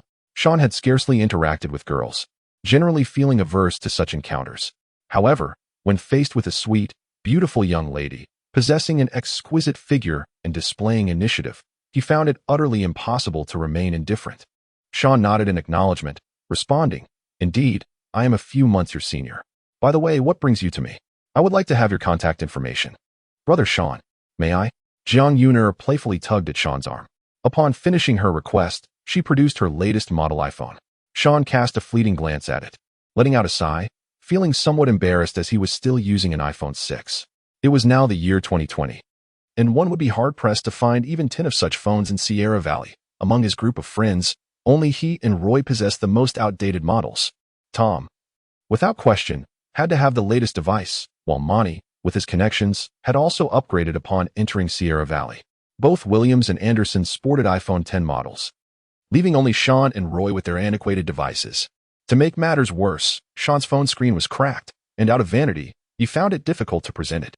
Unfortunately, his phone was also out of battery. "My phone is dead," he stated. "We have a power bank. Is it for Apple or Samsung? I can fetch it to help you charge," she offered. "Neither," Shawn fibbed. "It's a Chinese-made model, and it's quite challenging to find a charger for it." "Humph, brother Shawn. You are deceiving me. You simply do not wish to share your contact with Yuna." She pouted in a huff. This left Shawn, a rather inexperienced fellow, feeling quite awkward and unsure of how to proceed. He couldn't fathom why he found it so difficult to refuse such a charming young lady, especially when he couldn't bear to see disappointment cloud her features. After all, it was merely a matter of sharing a number. There was no need for refusal. Coming to this realization, Shawn turned to Yuna with a resigned expression. "Alas, my phone is genuinely out of battery. Would you mind if I gave you my number instead?" Yuna nodded enthusiastically, adding, "But you must not deceive me. I hope you won't simply provide a random number to brush me off." Shawn assured her that he was not the type to do so. Shawn picked up Yuna's unlocked phone, intending to input a number, only to realize that he was at a loss as to how to operate it. The method of interacting with devices from the iPhone X and beyond starkly contrasted with that of the iPhone 6. He even struggled to locate the circular button in the center. Why is there a missing key on this phone? Is this truly an Apple device? I cannot manage this model," Shawn remarked, his face etched with confusion. Shawn inadvertently revealed that he uses an Apple device, a fact that was evident since he scarcely ever utilizes his phone, nor does he ever touch his friends' devices. Is it not an Apple phone? Lacking a button? Unable to operate it? This revelation left Yuna blinking in disbelief. With a smile, Yuna took the phone from Shawn's hands, navigated to the dialing page, and prompted Shawn to recite his number, which she entered and saved under the name Brother Shawn. "Each encouragement and token of appreciation fuels my writing. So do not underestimate the significance of your support. It transcends mere monetary value. As I hardly pay attention to earnings, 20 days' worth scarcely covers a pack of cigarettes. The data has been dismal. Today's updates have surpassed 10. Kobe has yet to make an appearance. As the timing is not right, I cannot write indiscriminately." Chapter 72. Posing with a group of Korean beauties, Yuna successfully acquired Shawn's number and was elated, declaring her intention to call him that evening, reminding him to charge his phone and respond. Shawn reluctantly agreed. At that moment, Williams finished his call and was astonished to see Shawn conversing with a Korean girl. Jeong Yuna inquired, "Shawn Appa, your basketball skills are impressive, but why don't you dunk? That boy with the thick lips is incredible at dunking." Shawn's dunk is slightly superior to Roy's, yet unfortunately, his physical condition does not permit it. He turned to see Williams on the court, wanting to say something, but felt a twinge of hesitation. "Shawn, why are you not responding to the question?" urged Jeong Yuna. "Ahem. I can certainly dunk, and even better than him. It's just that I've been feeling unwell lately and cannot engage in vigorous activities." Shawn pointed at Roy on the court and replied, "Well, when your body is healed." "Will you dunk for Yuna?" Jeong Yuna responded with a face full of anticipation. "Can you?" "I can," Shawn replied. Williams, standing nearby, wore a puzzled expression, questioning in his mind, how did B.J. suddenly become as boastful as Roy? He knows Shawn has never dunked. Is he really bragging in front of the beautiful ladies? Williams shook his head and chuckled. Yuna pulled out her phone, opened the camera, and insisted on taking a photo with Shawn, to which he could not refuse. What man could deny a sweet and charming beauty a simple request? Yuna and Shawn took several pictures together. At that moment, the Korean beauties, witnessing Jeong Yuna's success, excitedly rushed over. Each one wanted a solo photo with Shawn. William shook his head, thinking to himself, B.J. has changed. He's no longer cool. Mingling with a group of girls for photos? He wore an expression of disdain, as if to say he, Williams, would never engage in such antics. A group of Korean beauties asked Shawn for his contact information, but Jeong Yuna, harboring her own little thoughts, came to his rescue, deceiving them by claiming his phone had fallen and his number was lost. The ladies were left disappointed. When the Korean beauties spotted Williams, they gathered around him, requesting a photo as he too was a five-star high school student. The typically reserved Williams felt out of his element. He believed his looks paled in comparison to Shawn's and was surprised by this attention. Rubbing the back of his head, he shyly said, "A group photo? Perhaps not. I rarely take pictures. Come on, five-star handsome brother. Just one photo, okay?" You might be an NBA star in the future. We want to capture this moment. The girls insisted in a sweet, coaxing tone, and Williams's resolve began to soften as he empathized with Shawn's experience. How difficult it was to refuse, pretending to be reluctant. He finally relented. Well, all right, but I really don't like taking pictures. The beauties urged Williams to stand up, and with a long sigh, he appeared begrudgingly resigned to the idea. He rose to take pictures with 7 or 8 girls, and what happened next left Shawn utterly astonished. The shy guy who claimed to rarely take photos was ready in 0.6 seconds, posing faster than the girls. 7 or 8 girls took turns, and he felt no pressure at all. His poses were more adept than those of girls who took pictures daily. In each of the 7 or 8 photos, not a single pose was repeated, each one struck in 0.6 seconds, exuding an air of sophistication, complete with tilted heads, half-closed eyes, and a melancholic expression. Shawn looked at Williams with a puzzled expression, expecting him to be shy and reserved. Instead, he was surprisingly confident and seasoned. Shawn mused to himself. This fellow is truly a pretender. Boston's assessment of him was indeed accurate. What a brooding enigma. The Korean contingent, witnessing the girls enchanted by Shawn and his companions, seethed with indignation, their curses unceasing. The match was halted as the Korean team substituted a player for Lee Sung-man, who had twisted his ankle. While June he was forced to exit the game following a collision. Only In-hee and Kim Soo persevered, likely to require some Korean medicinal ointment for their bruises upon returning home. The Korean team was in the midst of a personnel change during the timeout. Tom and Roy observed the Korean beauties engaging in playful interactions with Shawn and his companion. Their imaginations ignited. Conversely, Monty and Anderson remained unperturbed. Monty, being more pragmatic, was steadily progressing in his relationship with Hannah, surpassing the likes of Shawn in pace. Anderson, though devoted, showcased his charm in the presence of the fairer sex, a reflection of masculine allure and pride. Now enamored with the lovely Jessica, who reciprocated his affections, he was resolutely faithful. Engaging with beautiful women is a cherished aspiration for every young man, and it does not signify disloyalty to one's beloved. Shawn still harbored feelings for Catherine, even though there was no indication of mutual interest. Roy gazed at the beautiful Korean girl, casting a glance at his friends. Feigning exhaustion, he said in a weary tone, "Brothers, I'm worn out. Let S. of Williams take my place on the court." Anderson, Manny, and Tom immediately understood his intentions. Anderson thought to himself, "Are you really tired? Aren't you invincible?" The group was somewhat displeased that Roy had stolen much of the spotlight today, particularly Anderson.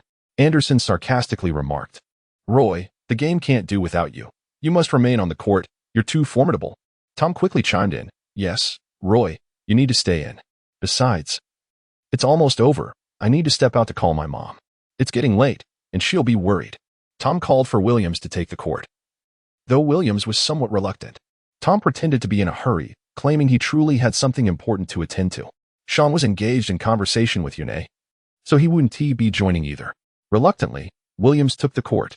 Roy attempted to negotiate for his exit, but was pulled back by Anderson. Wang Duoli waited to continue the game, as today had been the most thrilling match he had played in America. Tom pulled out his phone, walked aside, and pretended to make a call, though he had already contacted his mother. After his act, he sat beside Shawn, feigning seriousness, as he dared not initiate conversation with the girls. Sure enough, as he sat there without uttering a word, his good looks attracted a throng of beautiful girls, who flocked to him, chattering excitedly. "Hello, handsome blonde. It's rare to see a white guy who has 5 stars. You're amazing. Yes, you look so cool when you handle the ball." Surrounded by these beauties, Tom's ears turned crimson, and his face felt warm. His reluctance to approach the girls did not signify a lack of desire. He was passively yearning for their attention. After all, how could he possibly be a narcissist otherwise? How could he concoct an excuse to leave the game? He simply wished for the girls to draw closer to him. A girl named Li Jing suggested taking a group photo with Tom. Familiar with the routine, Tom eagerly agreed. Proficient in selfies, he snapped 7 or 8 close-up pictures with each girl. His charming poses were effortlessly executed, switching expressions in a mere 0.3 seconds, leaving the girls struggling to keep up, needing to remind him to slow down when pressing the shutter. Tom's extensive experience in taking selfies allowed him to navigate the skill flawlessly. After capturing over 40 pictures without repeating a single expression, it was the girls who finally suggested they had enough. Otherwise, Tom would have continued indefinitely. Once the photos were taken, Tom exchanged social media accounts with them to share the pictures. "By the way, handsome blonde, what is your name?" Li Jing inquired. At the outset, in an attempt to impress, Tom introduced himself, though he was absent from the scene, leaving the girls unaware of his name. A bevy of beauties surrounded him. Clinging to his arm, the water balloon poised provocatively. Overwhelmed by emotions, he blushed furiously and murmured, "My name is Tom Thomas. I am 16 years old. My father runs a law firm, my mother is a homemaker, and I reside in the enchanting enclave of Crypto Square in Los Angeles." Shawn stood by, utterly dumbfounded. Tom, this lad, was so enchanted that he lost his wits completely. When asked for his name, he unwittingly divulged his entire family background to a group of newly acquainted Korean girls. Chapter 73. The game ends. The brawl begins as the match approached its conclusion. Wang Duoli skillfully maneuvered past Jin Xiu, deftly evading on He, and passed the ball to Mani, who executed a three-pointer, sealing the fate of the game. The score was inconsequential. The Koreans were thoroughly trounced, and their futile attempts at justification could not conceal the undeniable truth.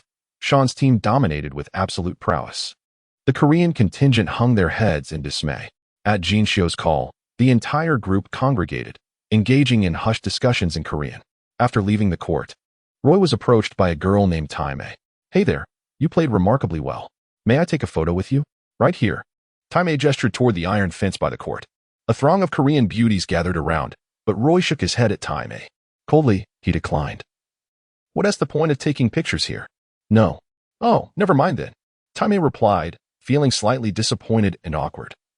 Thinking to herself, this African-American fellow is indifferent to women and rather aloof. Upon witnessing Roy's dismissive demeanor, the other beauties understood the situation and, following Time-A, departed quietly. "Wait a minute, you girl. Saying never mind like that is truly something. What I meant was that the lighting here is poor. Let us find a brighter spot." Roy immediately donned a playful expression and chased after her. As twilight approached, the lighting around the court indeed became inadequate. Time-A, initially frowning, lit up upon hearing Roy's words and, along with her friends, sought out a well-lit area for their photo shoot. Roy's movements were minimal. He struck a singular pose, tilting his head back while making a 7 gesture with his hand, concealing his fuller lips, his expression embodying a melancholic demeanor. Surprisingly, with his lips obscured, Roy appeared significantly more attractive, exuding a charming presence.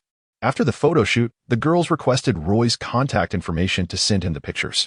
Roy, feeling vain, patted his pocket holding his old phone and insisted he hadn't brought it. He suggested that Tom connect with the girls and then relay the information to him. Tom had already added all the lovely ladies without needing Roy's prompting. The Korean beauties proposed a group photo with Shawn and the others, and everyone readily agreed. As preparations for the photograph commenced, Wang Duoli observed from the sidelines. Noticing him standing alone, Shawn invited him to join the group for the picture. Wang Duoli, exhilarated, dashed over and positioned himself at the edge of Shawn's crew, his posture somewhat stiff but a smile gracing his face. Jiang Yuna embraced Shawn's arm, lifting one leg gracefully and forming a peace sign, while the two stood proudly in the center of the frame. Shawn, with his melancholic expression and upward gaze, undeniably possesses a charm that surpasses that of Williams. However, the group soon realized that no one was responsible for capturing the moment. Yuna called over Joo-hee, who had been standing aside, not participating in the discussions of the Korean team. Observing that no one paid him any mind, he eagerly approached Shawn's group to take on the role of photographer. "This lad is truly innocent and endearing." Shawn and his companions were utterly astonished by Joo-hee performance. Having just subjected them to torment, this young man bore no grudge. Yet, the South Korean beauties appeared unfazed, as if they were all too familiar with Joo-hee's true nature. As Shawn and his companions noticed the waning daylight, they bid farewell to the enchanting ladies, parting with a sense of lingering reluctance. Just as they were about to exit the arena, Jin Xiu and Han He, accompanied by a throng of 30 Koreans, obstructed their path. It must be said that the camaraderie among the Korean contingent is truly remarkable in such matters. Shawn, Anderson, and Roy stood at the forefront, confronting Shi and De Jong, along with Jin Xiu and several others leading the charge. Williams, Tom, and Mani positioned themselves behind the trio, while the Korean gang encircled them completely. Observing the unfavorable situation, Wang Duoli contemplated his options and decided to retreat to his side to call for help, as he recognized the overwhelming disparity in numbers. He understood that joining the fray at this moment would be futile. It was more prudent to secure an escape route first.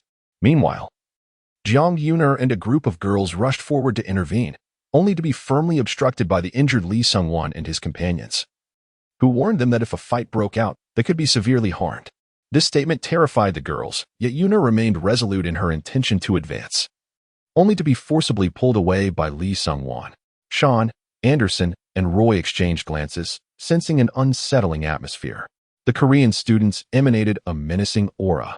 Far from the demeanor of mere intimidation, it appeared that they were poised to strike.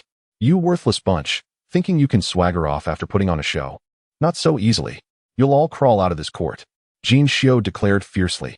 One of the Korean students arrogantly retorted, "What's so impressive about being a 5-star high school student? You're simply a bunch of 5-star losers." And she bellowed, "It's time to teach these American boys a lesson. Sons of the Republic of Korea fear not the shedding of blood. Unity. Unity." The 30-odd Korean students present responded with fervent echoes. This collective rallying cry was indeed formidable. The Korean students displayed unwavering courage, even in the face of Anderson, a formidable opponent. Their numbers, combined with a sense of national solidarity, bolstered their confidence. The initial few did not falter, while Anderson and Shawn remained undaunted, albeit slightly anxious, contemplating their next move. The Koreans exuded a grand presence and palpable momentum. Roy, however, appeared remarkably composed, devoid of any tension, embodying a demeanor of someone well acquainted with such confrontations. With a semblance of Bruce Lee, he surveyed the Korean students, his sharp gaze indicating readiness to act if the situation demanded. His aura indeed bore a striking resemblance to that of Bruce Lee. Roy had previously mentioned Bruce Lee in a tea house, and at his age, most American youths are less familiar with Lee than with figures like Kobe. Perhaps Roy had genuinely practiced a few of Bruce Lee's moves. Initially, Williams felt little trepidation. However, he was slightly unsettled by the Koreans' fervent shouts, feeling a hint of panic. He glanced at the crowd, assessing their numbers. Though his thoughts remained unclear, perhaps he was praying or contemplating an escape route. Manny and Tom, on the other hand, were far from calm. Their anxiety was palpable, particularly Tom, who, in his fear, quietly urged Manny and Williams, "Make sure to look out for me when things get rough." He subtly nudged Shawn, Anderson, and Roy, signaling them without uttering a word, mindful of the Korean students' watchful eyes. Tom understood that he must not appear cowardly, thus resorting to discreet signals, hoping his companions would grasp his meaning. Among the 5 brothers, 2 had exchanged direct words, while 3 had conveyed silent hints, ensuring ample preparation. Williams nodded, while Manny, at a loss for words, was consumed by his own worry, his mind racing for a solution, leaving little room to attend to Tom. Shawn, Anderson, and Roy were utterly oblivious to Tom's subtle hints, even unaware of who was covertly undermining them, mistakenly assuming it was merely a careless touch from one of their fellow brothers. The trio, now pivotal players, remained fully engrossed in their duties, leaving no room to heed such trivial gestures or insinuations. Suddenly, a thought struck Manny, prompting him to exclaim, "Brothers, we are in dire straits. Let us seize the bravado and honestly declare how many we can truly take on." His tone was distinctly different from his usual demeanor, particularly that phrase urging for candor, as though he were imploring his comrades to boast and intimidate their adversaries. Deep down, Manny pondered, "Can my brothers truly discern the unspoken meaning within my words?" Shawn discerned the underlying tone and boasted, "I have trained under a Chinese master since childhood. I could easily take on 3 or 5 of these lads."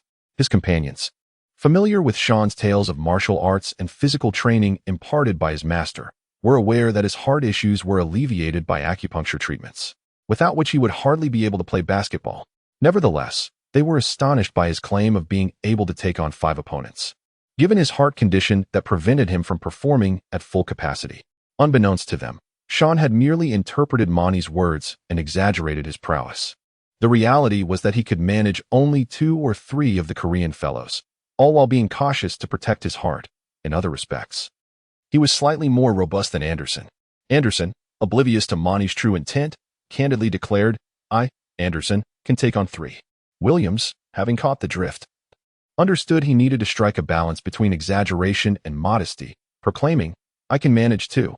3 would be a stretch." Tom, overwhelmed by the fervent shouts of the Koreans, was in a state of disarray and could hardly grasp Manny's meaning. Trembling, he stammered, I can only take on 1." Tom mistakenly believed that Manny was genuinely inquiring about their individual strengths in order to allocate roles for a match, unaware that once a brawl commenced, chaos would ensue, leaving no room for assigning who would face whom. Being a compliant lad, Tom had only recently mingled with this group of tough characters due to his interest in basketball. I will take on 10. Suddenly, a brazen voice from Shawn's entourage rang out. Chapter 74. The spark ignited. I will take on 10. This audacious and flamboyant declaration could only belong to the notorious Roy. His intent was not merely to claim he could face 10. He expressed an ardent desire for the challenge. The distinction was significant. To claim one could take on 10 implied compulsion, while to assert one would take on 10 conveyed a fervent eagerness for confrontation.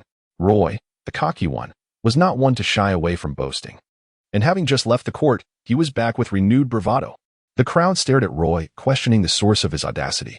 With a swift motion, Roy shed his shirt, revealing chiseled pectorals and an 8-pack of abdominal muscles, his physique a testament to explosive power.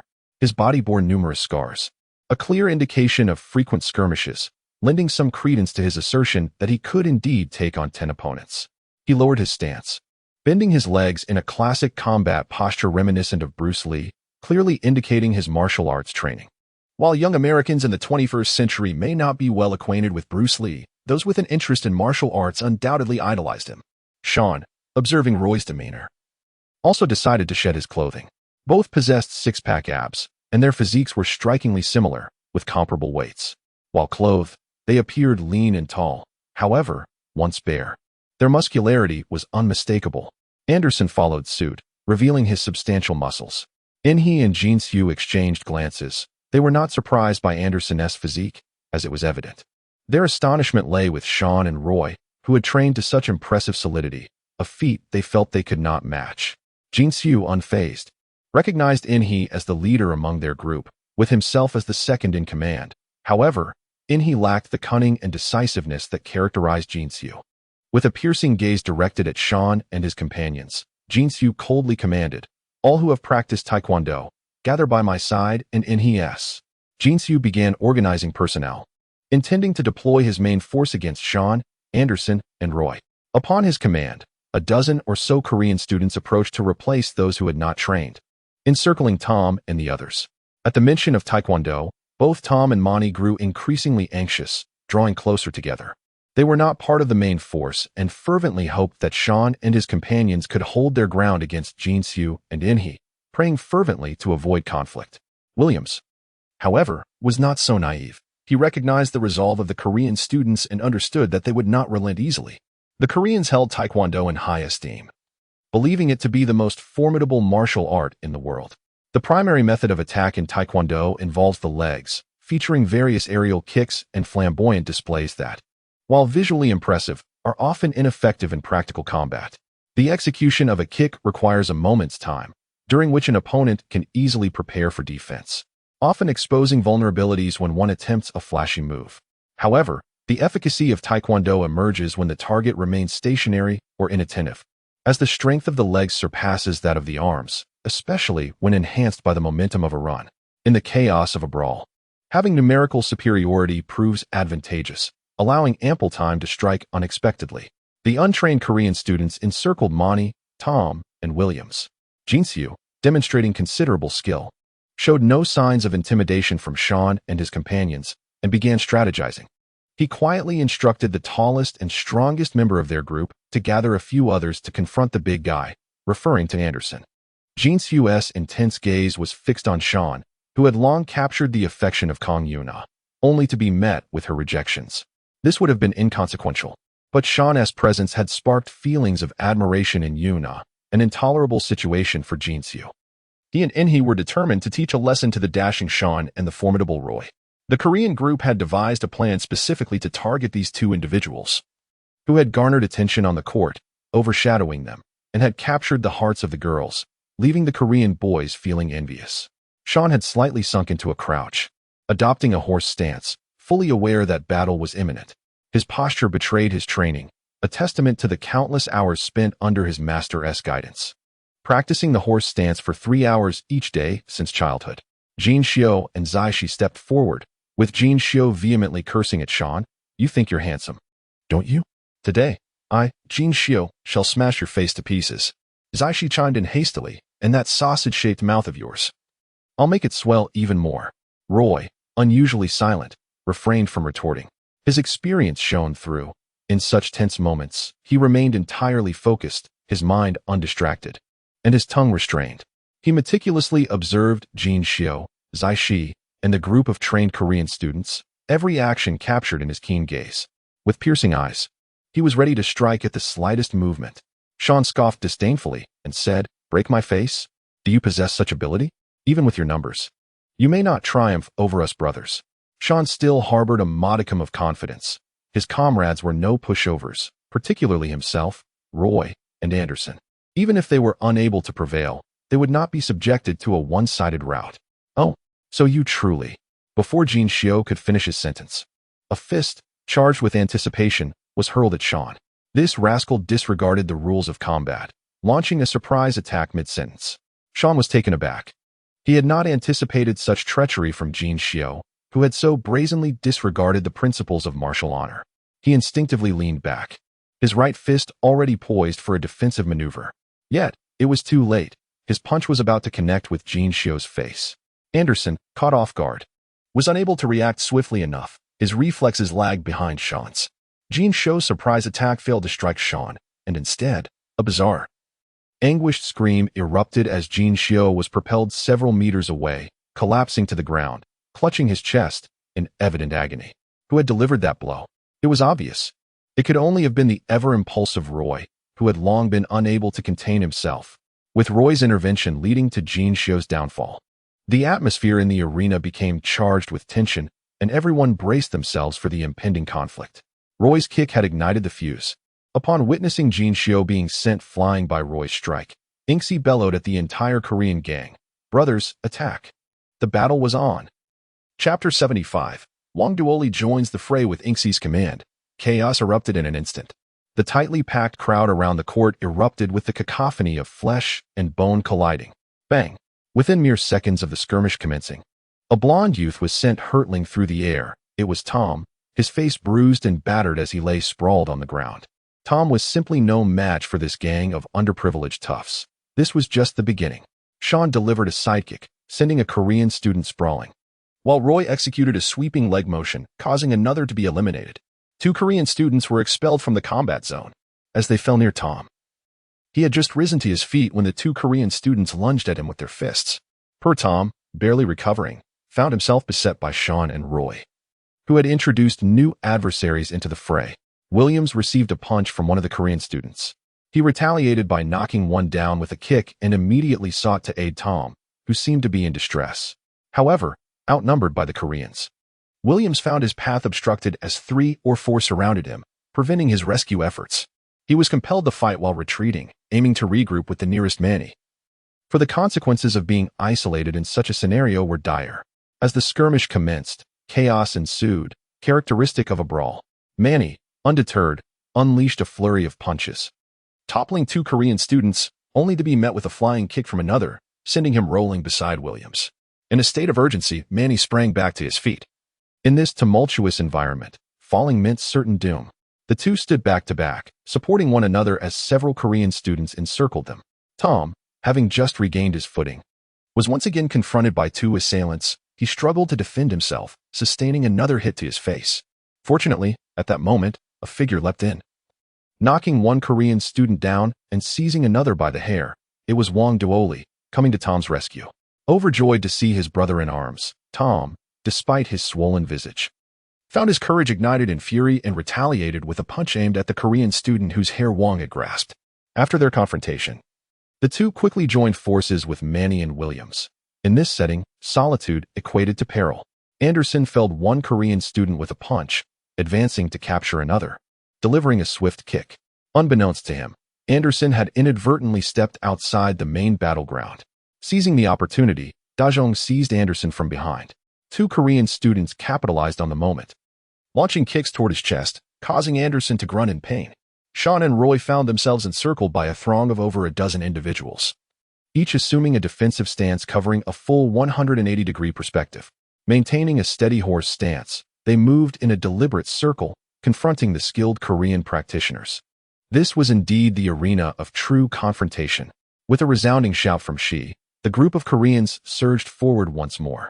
Roy executed a whip kick, while Shawn delivered a sweeping leg strike. launching several of their opponents into the air as they fought with fervor.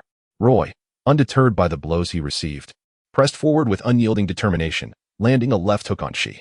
Momentarily dazed, she was seized by Shawn, who grasped his hair and yanked him forward, driving a knee into his abdomen, rendering him incapable of rising. At that moment, a voice shouted for everyone to clear the way. It was Jin-Soo, who soared through the air, delivering a spectacular flying kick, a true testament to the elegance of Taekwondo. Shawn's keen gaze swiftly caught sight of his opponent, and with a high side kick, he elevated himself. Jin-Soo soared through the air once more, and this time, he would not rise for at least half an hour. Shawn was solely focused on kicking Jin-Soo away, and in that instant, others seized the opportunity to deliver a flying kick, causing him to tumble to the ground. Immediately, several Korean youths pounced upon him. This scene caught Anderson's attention, and he became deeply concerned for Shawn's predicament. All of this transpired in the blink of an eye. Anderson erupted with fury, striking De Jong's head forcefully with the back of his skull, followed by a powerful elbow jab that made De Jong release his grip in pain.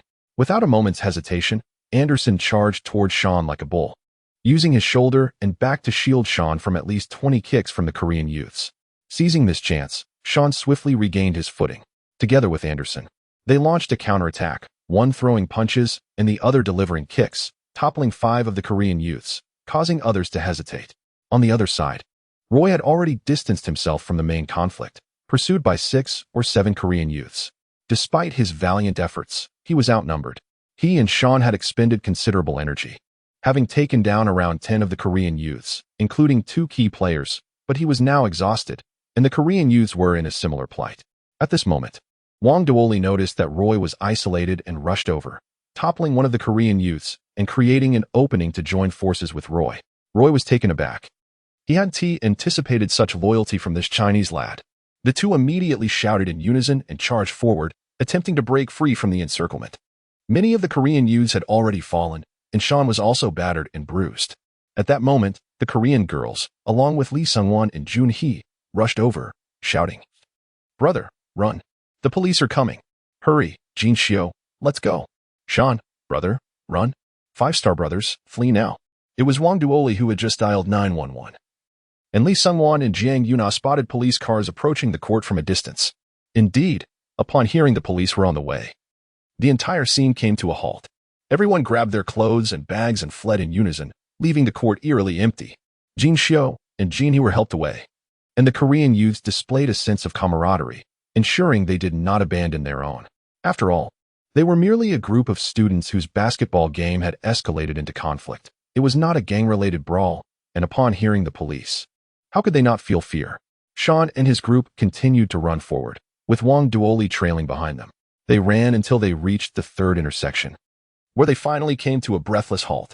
Shawn, positioned last among the 6, still managed to maintain a steady pace, with Wang Duoli by his side. The group took a respite in a corner for approximately 10 minutes, yet not a single word was exchanged among them. Exhaustion weighed heavily upon them, as they sought to regain their composure, their bodies aching intensely. Shawn and his companions stood up, expressing their heartfelt gratitude to Wang Duoli. "Chinese brother, I never expected you to be so courageous and loyal. I, Roy, truly admire you." Tom added with appreciation, "Thank you, brother.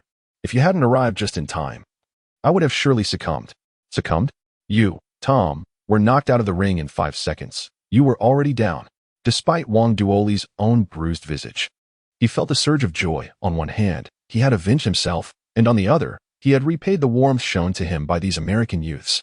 With a smile, Wang Duoli replied, "No need for thanks. I consider this my own act of retribution.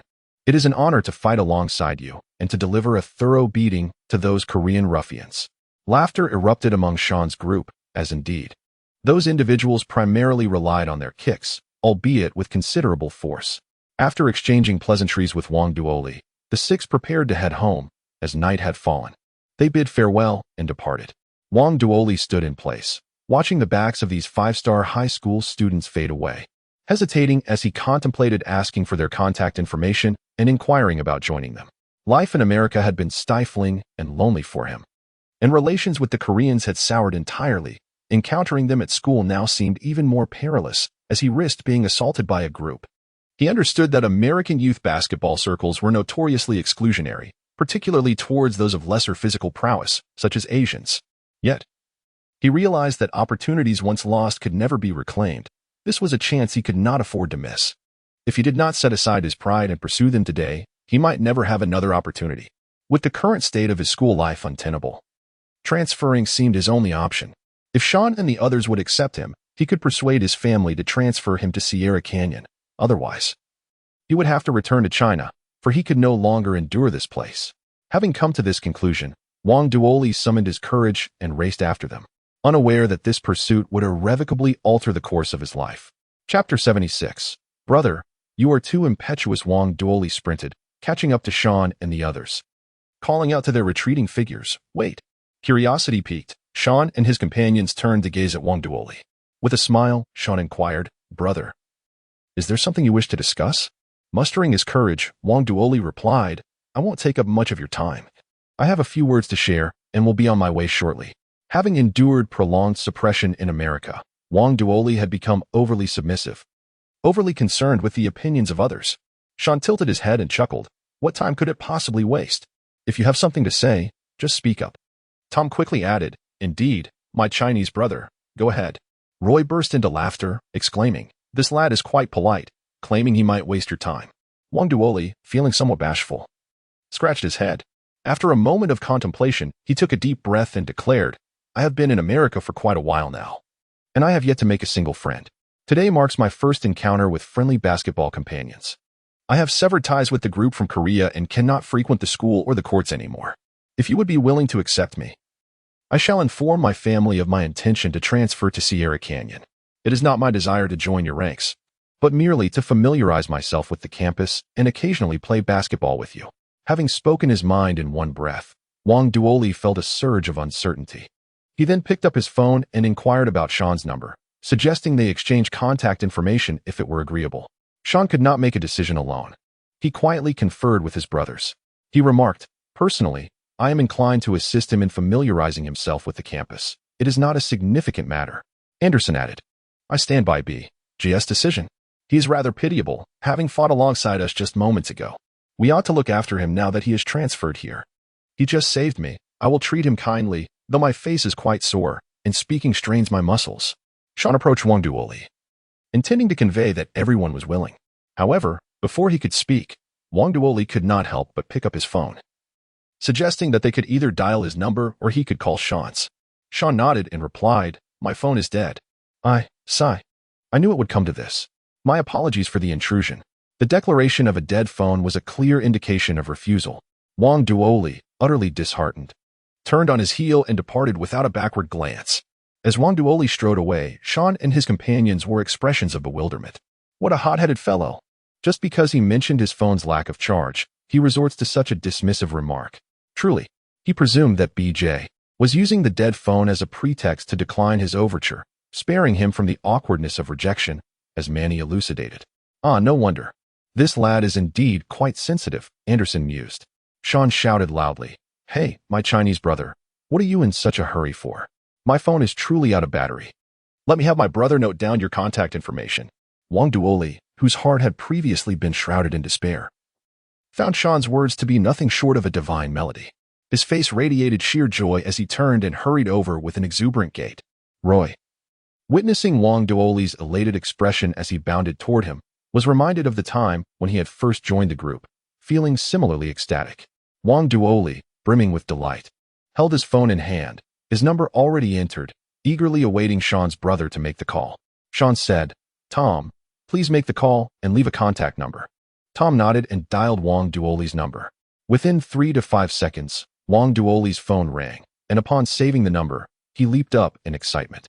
Shawn and his companions, puzzled, questioned the source of such joy. They failed to comprehend Wang Duoli's sentiments. "All right, my friends, we must return to tend to our wounds. Call Tom when we reach Sierra Canyon." Wang Duoli promptly replied, "Very well, take care on your way." Shawn raised his hands above his head and waved exuberantly. Wang Duoli shouted in a fit of anger, finally seeing the light. He skipped joyfully all the way home, like a child. He began to envision a truly splendid campus life, one where he could team up with a group of 5-star high school students, a prospect that felt utterly delightful. Wang Duoli trotted along and soon arrived at a Chinese restaurant that spanned several hundred square meters. The sign prominently displayed the words Northeast Home Cooking in both Chinese and English. Being a native of Northeast China, he was thrilled to find that this establishment was run by his father, and their family resided within. Upon entering, Wang Duoli greeted his family and hurried upstairs, covering his bruised face with his hands, a result of a recent altercation. Over the past year, he had undergone significant changes, and his family had grown accustomed to his new demeanor. They often inquired about his unhappiness, to which he consistently lied, claiming to be doing well. The first floor was dedicated to business, while the second floor served as their home. Wang Duoli entered his room, where a bookshelf was filled with a diverse array of literature: basketball, horror stories, supernatural tales, and fantasy narratives, a true cornucopia of genres. He sat in contemplation, pondering how to broach the subject of transferring schools with his father and uncle. Chapter 77. Family agrees to transfer. As Wang Duoli was mulling over how to discuss his school transfer with his father and uncle, he heard a familiar voice. He hurried downstairs and spotted two middle-aged men engaged in conversation. "Dad, Uncle, I have something to discuss with you," Wang Duoli exclaimed eagerly. In Northeast China, individuals refer to their father's elder brother as uncle, which is a term distinct from other regions in China, such as Shandong and Hebei.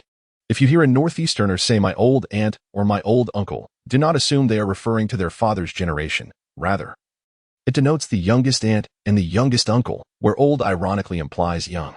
"Duoli, why is your face bruised? Did you get into a fight? Who bullied you? Tell Uncle." In his moment of excitement, Wang Duoli momentarily forgot about his injuries and rushed down. However, he suddenly had a brilliant idea. Claiming he had been attacked by Korean students at school, he explained that there were no Chinese basketball teams at the school, only Koreans, and relayed all the incidents. He also mentioned that after being confronted by the Koreans, he encountered a group of local American students who had helped him retaliate against them. Now, he could no longer attend that school. Initially, Wang Duoli's father and uncle were filled with rage upon hearing that he had been assaulted by Koreans. But their anger subsided when they learned he had avenged himself. Five-star high school students? "Duoli, you aren't deceiving Uncle this time, are you? Please don't let it be like last time." Having lived in the United States for many years, Wang Duoli's uncle was well-versed in these matters. "What exactly is a five-star high school student?" Wang Duoli's father inquired, puzzled. "They truly are five-star high school students. I even noted down their numbers. This time it's genuine," Wang Duoli asserted, producing Tom's number for his uncle to see. The Sierra Canyon in Los Angeles is notoriously difficult to access. Although your basketball talents are commendable, they pale in comparison to those of the American boys, and as a student athlete, the odds of gaining entry are dismally low.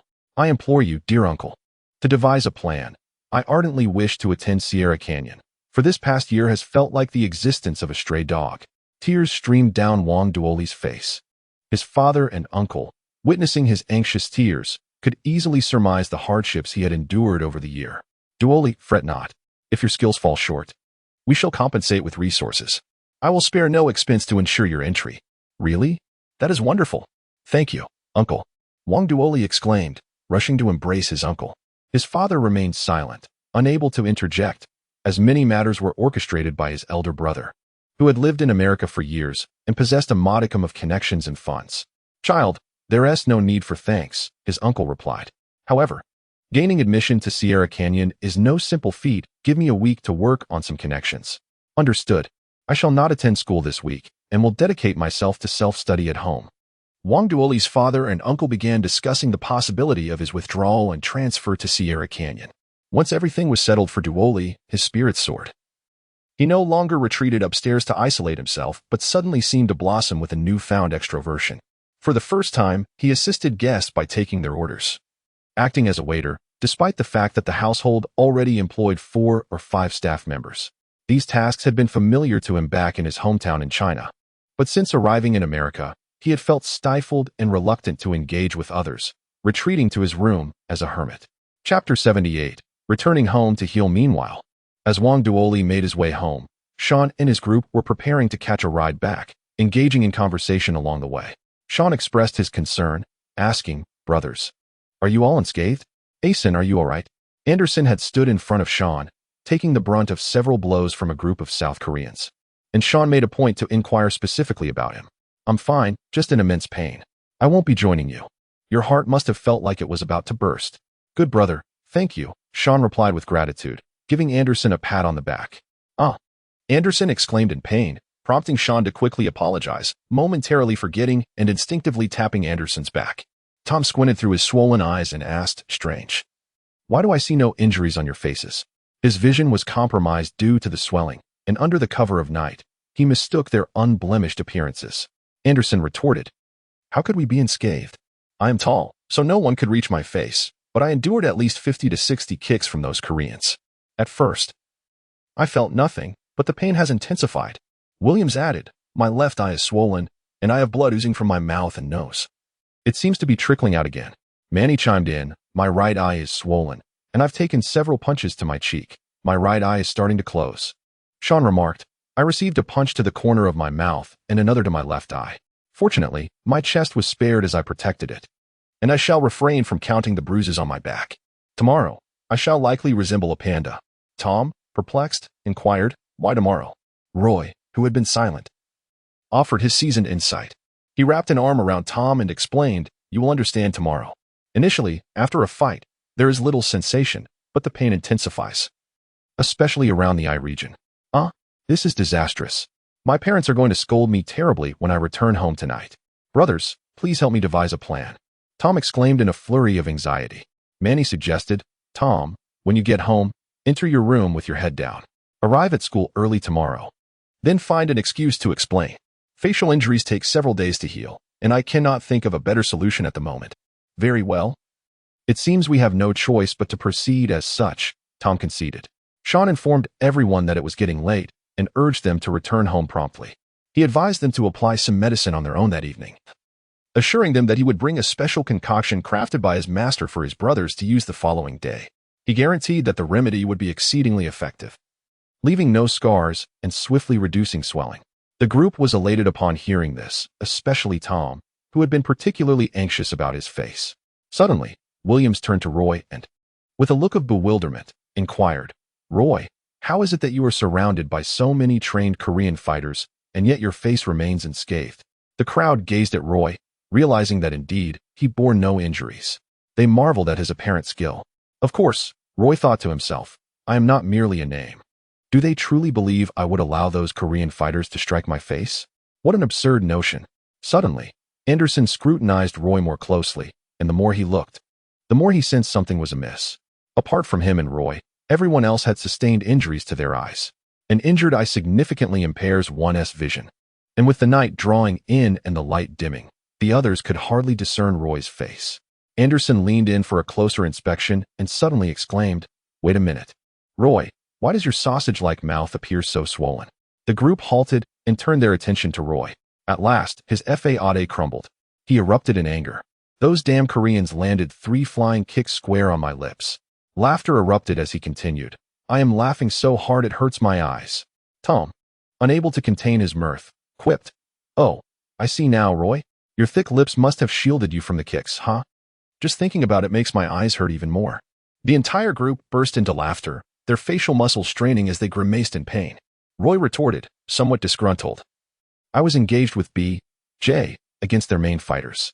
We were surrounded by a dozen of them, yet we managed to take down half of the Koreans. And what about you, Tom? I was going to spare you my ridicule given your dire situation. What ridicule? I landed a few punches on the Koreans myself, Tom replied. Somewhat sheepishly, Roy scoffed. You were barely in the fight for 5 seconds before getting knocked out. Did you think I wouldn't notice? I keep my eyes open and my ears alert during a brawl. Upon hearing this, Tom felt a wave of embarrassment wash over him and attempted to defend himself. Nonsense. You must have mistaken me for one of the Koreans. Williams stifled a laugh at Tom's feeble defense, fully aware of the truth. Within 10 seconds of the fight starting, Tom had already fallen, leaving him at the mercy of 2 Koreans. When he calculated the time, it indeed matched Roy's assertion of being knocked out in 5 seconds. At that moment, he had even attempted to assist Tom, but was thwarted by the Koreans. Williams commended Roy's astuteness in observing this detail. You, my friend, are simply remarkable.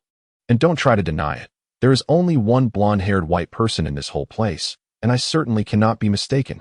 Tom could no longer contest the matter and thought to himself, let it fly. He explained, it was merely a moment of carelessness. It wasn't 5 seconds. but at least a good 10 seconds before I was struck. If it were 5 seconds, would he still be a man? Nonsense. Roy, you scoundrel. I already said it was 10 seconds. Roy replied with an enigmatic smile. All right then, Tom is a man who can only last for 10 seconds.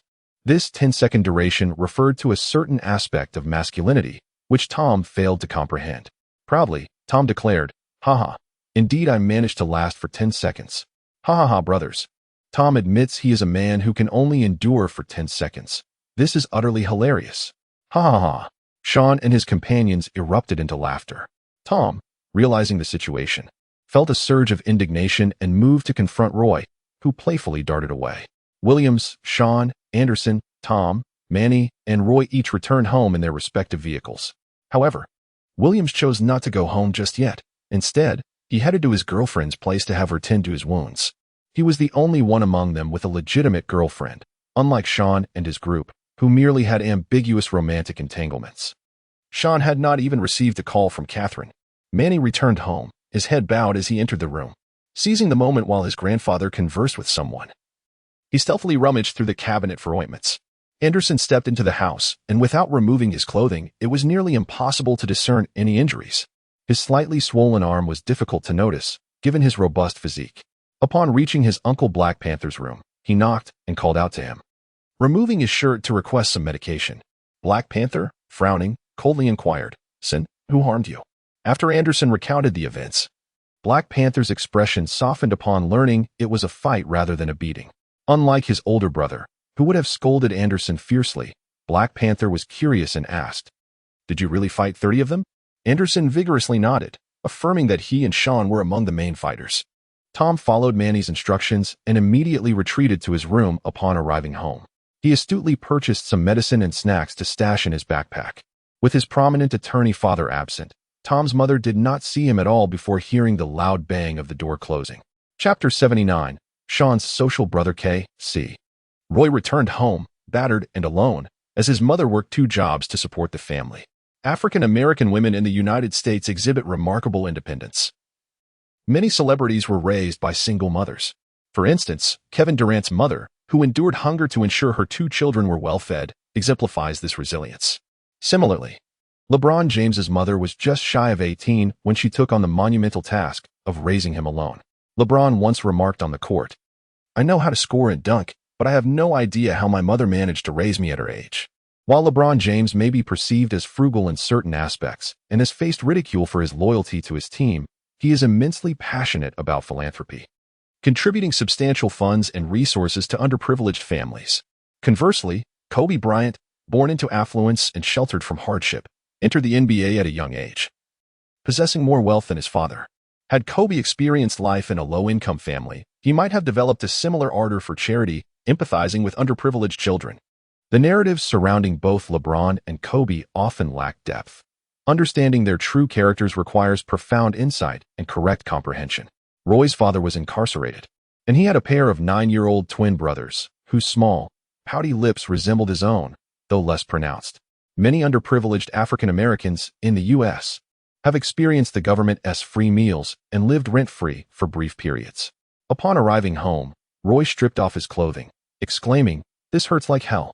His younger brothers, witnessing his state, skillfully retrieved ointments to assist him. "Brother, have you been fighting again? Mom will scold you if she finds out." They exclaimed, "Brother, our roof is leaking. If it rains, we'll be in trouble." Roy said to his twin brother, "I am weary. Let us ascend again tomorrow to make amends." "Have you 2 eaten?" "Yes, we have. Eating nothing but bread all day. When will our family ever dine on steak regularly?" "Indeed, brother, our household is too impoverished." "Impoverished, you say? Do not let that word linger on your lips. You 2 fortunate little rascals are blessed to have me as your genius, brother. Soon, you shall enjoy the fruits of prosperity, whatever you desire, ample wealth, and a lavish mansion." The twin brother inquired, "Is that truly the case?" "When, brother?" The other pressed, "Brother, how shall we acquire this wealth?" With a resolute expression, Roy yearned, "In 4 or 5 years, I shall undoubtedly enter the NBA. Once I am in the league, I will excel immensely. First, I shall participate in the draft, don the cap, shake hands with the NBA president, and as the media captures the moment, I will sign the contract. You and mother shall no longer endure hardship." "Oh, how wonderful. Steak, a mansion, No more living in a dilapidated house. Brother, you must refrain from fighting. If you were to be harmed, our family would be doomed. You little rascal, you speak like a crow. Why is it that so many underprivileged black children, upon being selected as draft players, are overwhelmed with emotion, often in tears? Some merely manage to contain their feelings in public, yet privately, they are surely far from calm. Imagine a black child born into a low-income family, laboring tirelessly for over a decade in basketball, living in poverty, looked down upon, with no stable home and uncertain meals. One day, they receive a contract substantial enough to ensure their family no longer wanders aimlessly, no longer suffers from hunger, and even allows friends and relatives to share in the bounty. Becoming an NBA player, how could one not be overwhelmed with joy, unable to hold back tears? Shawn returned to his neighborhood, intending to visit Lida's shop to procure some self-brewed medicinal wine, a concoction crafted by his master. His master had been in seclusion for 3 days, a reclusive sage indifferent to worldly affairs. Typically, Shawn would ascend the mountain to see him, but recently he had refrained from doing so due to his master's insistence on uninterrupted meditation. Shawn noticed the lights of Chris's phone shop were still on, so he approached it. Most small shops in America's impoverished neighborhoods close early, if they remain open a little longer. Unsavory characters from the streets may assist in shutting them down. They might even help tally up the day's earnings. Shawn arrived at Chris's mobile phone store, where Chris and K.C. were engaged in conversation. Shawn approached, and Chris, upon seeing him, exclaimed in astonishment, "BJ, what happened to you? Who did this?" K.C. turned to glance at Shawn and immediately sprang to his feet, declaring, "Damn it, who dares to harm my brother?" "BJ, who is responsible for this?" K.C. was well acquainted with the underbelly of society, having navigated its complexities from a young age, surrounded by a multitude of familiar faces from the lower echelons. "I'm fine," Shawn replied. "I was beaten. I was in a scuffle with some Koreans, and they fared far worse." K.C. looked puzzled and asked, "Koreans? In America, few from the lower class have any knowledge of countries like Korea or Singapore. They are most familiar with China and Japan. Japan is widely recognized due to its historical significance, while China has a substantial presence in the U.S. The lesser-known nations often remain unexamined, as many simply lack the inclination to learn about them." Shawn explained that a conflict arose in an Asian nation regarding basketball. Shawn promptly briefed his 2 brothers on the matter. Chris inquired, "Do we need to apply some medicine?" K.C. quickly responded, "I'll go over to Uncle Does and fetch it for you." Shawn interjected, "No need, K.C. I was just about to head over to have Uncle to wipe things down when I noticed Chris hadn't closed the door yet." "Then you should hurry along. I'll order some food and call the others over. It's been half a month since we've all gathered since you started attending that prestigious school," K.C. remarked wistfully. "I'm preparing to close up. I want to lock the door, so just pull the gate down when you come back," Chris instructed. "I'll go ahead then," Shawn replied as he made his way to Lida's shop. Chris turned to K.C. and asked, "K.C., are you sure it's all right to leave the door open?"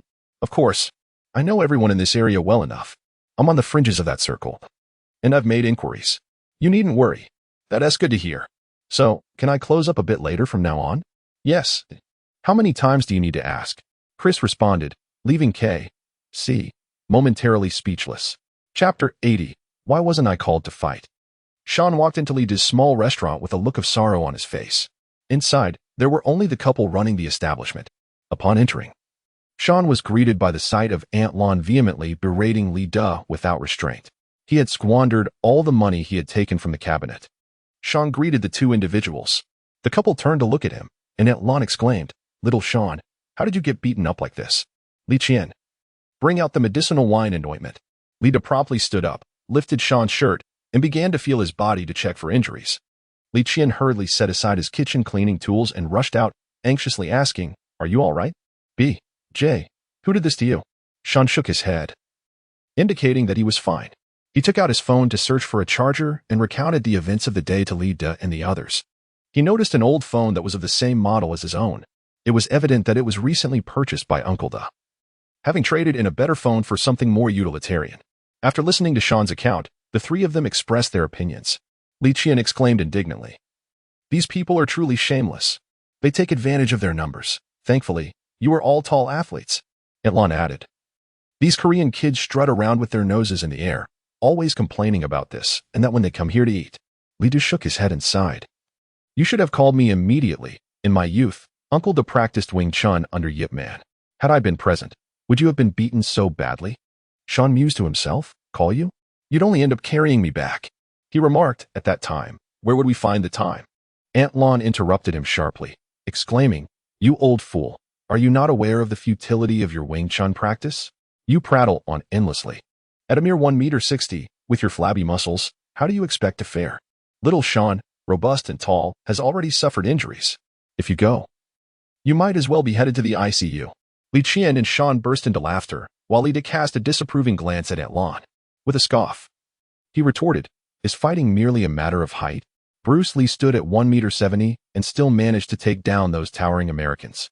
Aunt Lon, with a mocking expression, responded, You dare to compare yourself to Bruce Lee? Have you forgotten the time you ended up in the hospital in Fujian? Andy. I remember that. I was still in elementary school and even spent a night at the hospital watching over the Ford trip. He exclaimed, You don't know the truth. Several opponents were left with internal injuries after facing me. Several opponents, you say? Still stubborn, are you? Aunt Lon scoffed. I've refrained from mentioning this for years. But just because you've learned a few rudimentary moves doesn't make you Bruce Lee. I must reveal your embarrassing history to ensure you remain aware of your limitations. Feeling a twinge of guilt, Li De replied, Don't speak nonsense in front of the children and tarnish my image. According to Aunt Lon, the young Li De had once met a fellow mahjong player who had studied martial arts, a man from Foshan, the heartland of Chinese martial arts. After a lengthy spiel from the old man, Li De paid 1,000 yuan to begin his martial arts training. Lacking perseverance and unable to endure hardship, he quit after only a couple of hours. The old man, ever the charlatan, claimed there was a shortcut to mastering martial arts, requiring immersion in medicinal liquor and learning a simple set of moves. A few techniques will suffice to dominate Fujian, he assured, presenting himself as a master surrounded by several disciples.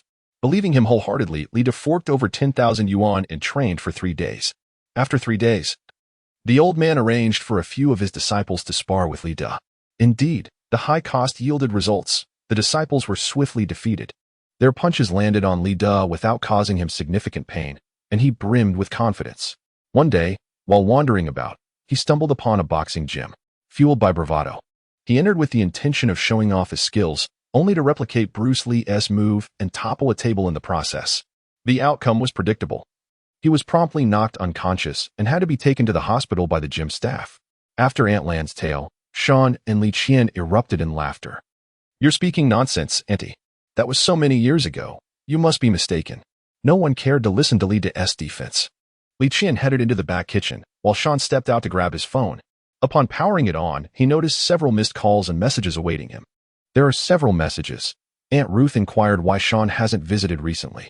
Additionally, there is an unread voicemail from Mouse, along with a message from an unfamiliar number. One text reads, Brother Shawn, this is Jiang Yuner. Have you returned home? Are you hurt? Please reply upon receiving this. I am waiting for you. Shawn promptly replied. And upon receiving the message, Jiang Yuner instantly responded, advising Shawn to rest and suggesting they discuss matters another time. Li De emerged to explain the events of years past to Shawn, who smiled and remarked that perhaps Aunt Lon had made an error in recollection. Only then did Uncle De consent to enter. Shawn took the anti-swelling medication, the medicinal liquor for internal injuries, and the concocted liquid for internal consumption from Aunt Lan's shop. All of these were crafted by Li De's cousin, who is also Shawn's master. Shawn went to Chris's shop, dined with his brothers, and then returned home to sleep. He goes to bed early, rising at 6 each morning to train for 2 hours on his dunking skills. Each day, he finds only 2 hours available for practice due to his physical condition. Shawn has been using both topical and oral medication, and he has begun to feel warmth emanating from his back. He should be well on his way to recovery in the next few days. Master Li Yin's remedies have always proven to be remarkably effective. Shawn mused to himself, Tomorrow I shall take a day of rest and forego practicing my slam dunks. Chapter 81. The Contest for the Elixir. In the early hours of the following day, the alarm on his mobile phone blared to life. Shawn awoke and rose from his slumber, feeling a slight improvement in his condition. Although his eyes remained puffy, the pain had diminished considerably. After dressing, he carefully packed his medication and ointment into his backpack, grasped a basketball with one hand, and set out for school. The school hours in Sierra Canyon were not overly early, allowing Shawn to indulge in half an hour of basketball practice before heading to class. Dribbling the ball as he walked, he soon arrived at the traffic light, where he awaited the arrival of Uncle Anderson's car. Now, Black Panther would take a slightly longer route to transport Shawn to school, sparing him the need to ride in a different vehicle. After a brief wait, Black Panther's pickup truck arrived, and with a cheerful grin, Anderson caught the basketball that Shawn tossed him. After Shawn jumped into the vehicle, Anderson tapped on the metal of the pickup truck, signaling to Black Panther that it was time to commence the drive. "Hey, you were lounging on the sofa.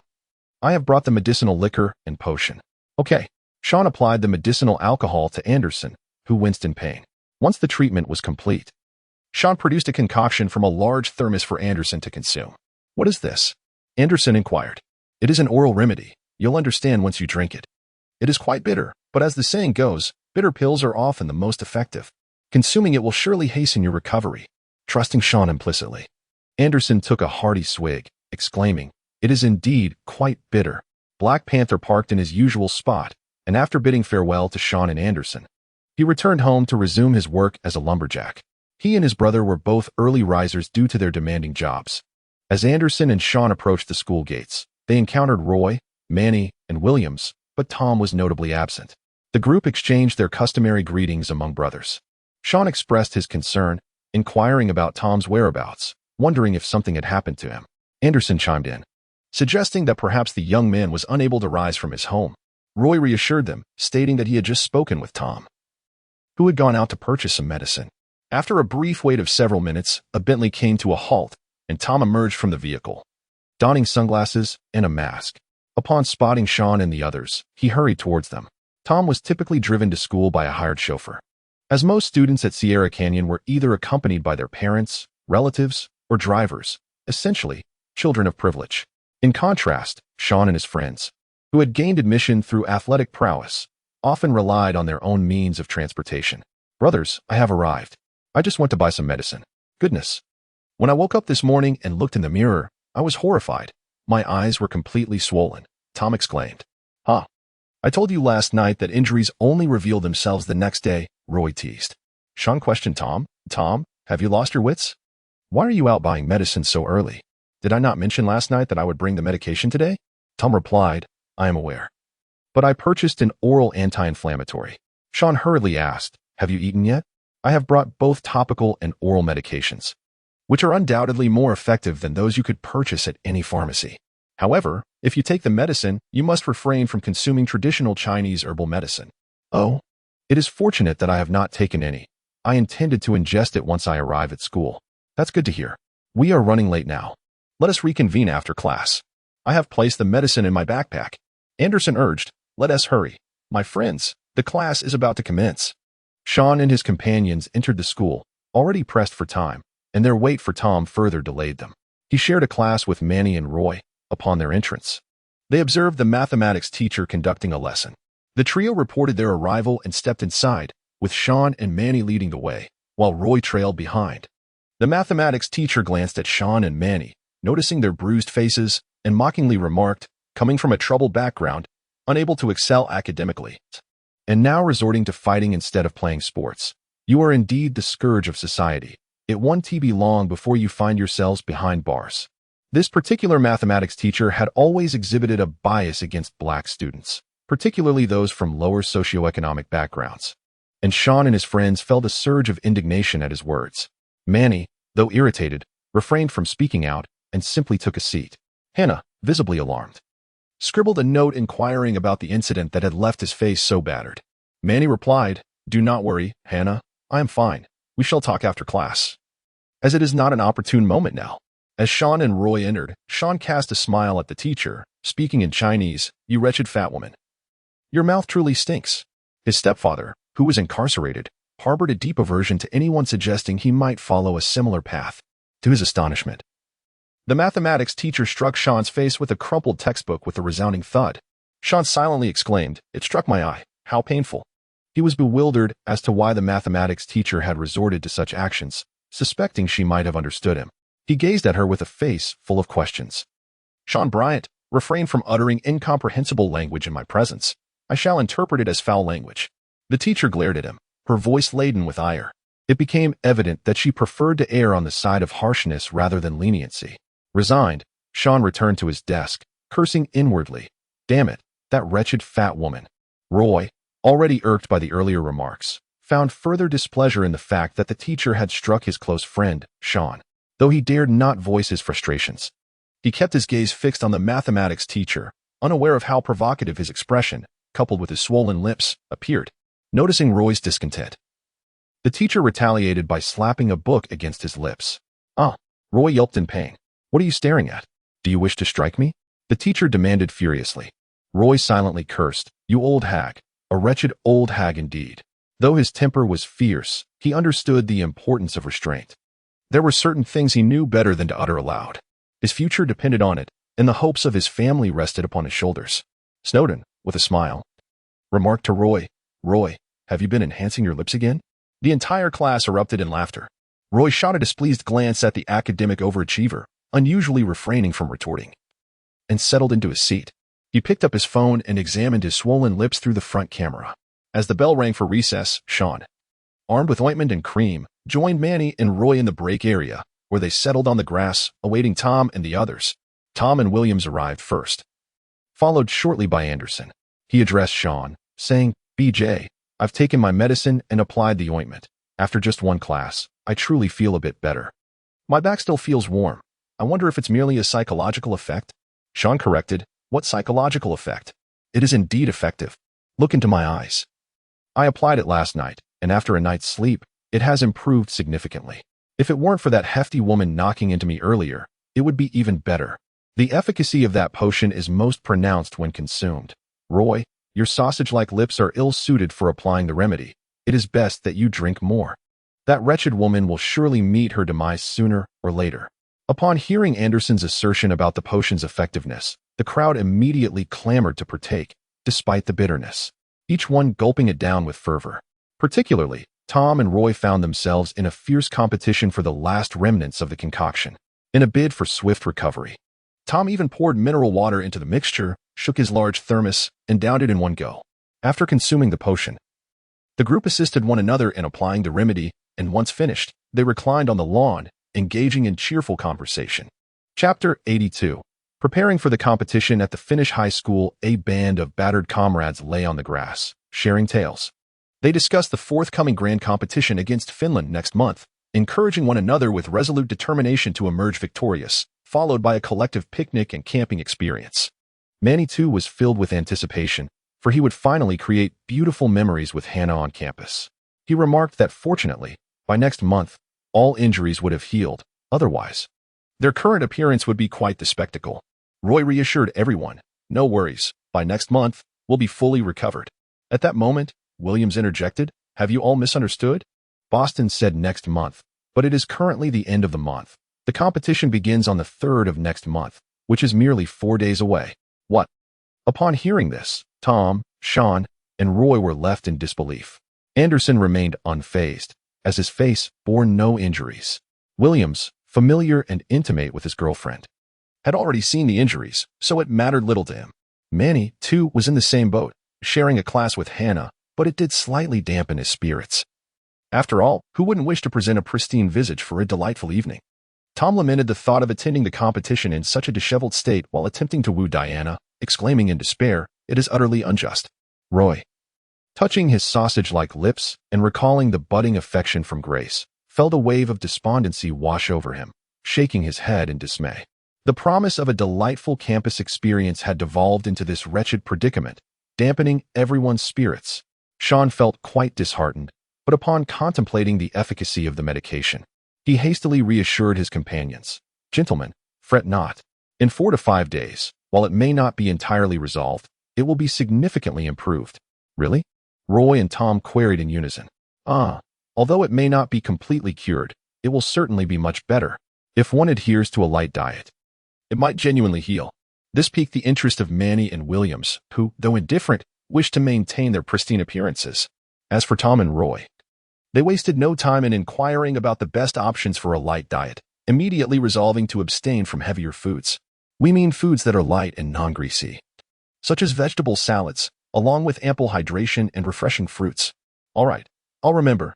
I'll have my mother buy some tonight," Tom exclaimed, promptly jotting it down on his phone. "BJ, why not ask your master if there is a specific remedy for lips? I haven't heard of my master crafting such a potion. But if all else fails, perhaps you could don a mask." Laughter ensued. The ensuing days passed swiftly, and Catherine and the others, having learned of the altercation involving Shawn and his friends, brought them medicinal supplies. They accepted the offerings, though they did not apply them, as Shawn's medication proved remarkably effective. Shawn consistently provided ointments and herbal remedies to his companions, and gradually, their injuries began to heal. Tom and Roy were exceedingly delighted. One day, after school, Anderson mentioned to Shawn that Catherine had asked Jessica for his phone number. However, Anderson hesitated, unsure whether he should share it, and ultimately refrained from sending it to Jessica. Frustrated, Shawn internally berated him for his foolishness and continuously hinted that he should promptly inform Jessica to relay it to Catherine. Boston and the coach urged everyone to practice on the court, with both the sophomore and junior classes training together, allowing Shawn, Bailey, and others to develop their synergy through cooperative drills. Shawn and Roy, along with their companions, were training with utmost dedication. For no one dared to slack off under the watchful gaze of Boston. The first-year high school team lacked formidable players, with none possessing the qualifications to compete, as they were merely recent graduates from middle school. In this upcoming high school league, numerous seeded players were vying for the spotlight, and even the likes of Brownie might find themselves sidelined. Throughout these days, Shawn had been anxiously awaiting a call from Jiang Yuner, who had only sent a brief message inquiring about his injuries, adding that a response was not necessary. Shawn lamented that she truly understood him. No matter how much she wished to reach out, she refrained from disturbing him. Shawn proactively reached out to her, informing her of his recent endeavors in healing and training. As he prepared for the upcoming competition, he promised to call her again once the event concluded, and on the other end of the line, Yuna was utterly delighted. 4 days later, following a 2-day weekend, Monday arrived. Today marked the match against the Finnish high school, in Class 3 of the second year. Shawn and his 2 companions awaited the bell's signal to dismiss class. As soon as the bell rang, Roy, Manny, and Shawn swiftly grabbed their bags, ready to dash outside, only to be admonished by their teacher, who questioned whether they had permission to leave. Manny explained that they were to gather for the competition as instructed by their senior from Boston. Upon hearing the name Boston, the teacher, startled, bellowed for them to hurry along, illustrating Boston's notorious reputation in Sierra Canyon. Under the guidance of Snowden, the students of Class 3 followed suit, rushing out to participate in the draw. The Finnish school had allocated only 800 seats, a deliberate move by the grandson of the school's founder, who was a rival of Boston. He asserted that the venue could not accommodate more than 800 attendees, necessitating a lottery for the entire high school. In another's domain, one must adhere to their rules, much like how LeBron and Wade must regard Boston's authority in Sierra Canyon. Similarly, when Boston arrived at the Finnish school, he would have to abide by their regulations. Shawn and his group, along with Brownie's gang, Bailey's crew, and William's entourage, all gathered in the cafeteria for a meal, where Boston had prepared a lavish feast to entertain them. Shawn, like Anderson and Roy, devoured his meal with an insatiable hunger akin to that of a ravenous beast.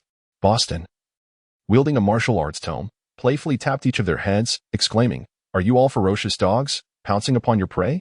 Shawn initially intended to bring along Chien-Ji's secret delicacies today, yet upon reflection, he deemed it rather absurd should they suffer a loss in the competition.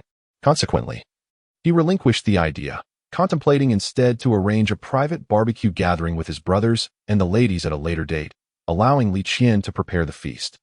After a hearty meal, he noticed that 2 to 3 dozen brand new buses had gathered at the school entrance, poised to transport this cohort of students to Finland High School. This directive came from Boston, emphasizing the necessity for everything to be of the utmost quality, given the critical nature of student safety associated with school transportation. He could not afford any missteps. While Boston might be known for its sharp tongue and free-spirited disposition, there is no denying its excellence in other aspects. Shawn and his companions were gathered at the school gate, eagerly awaiting the presence of their beloved girls.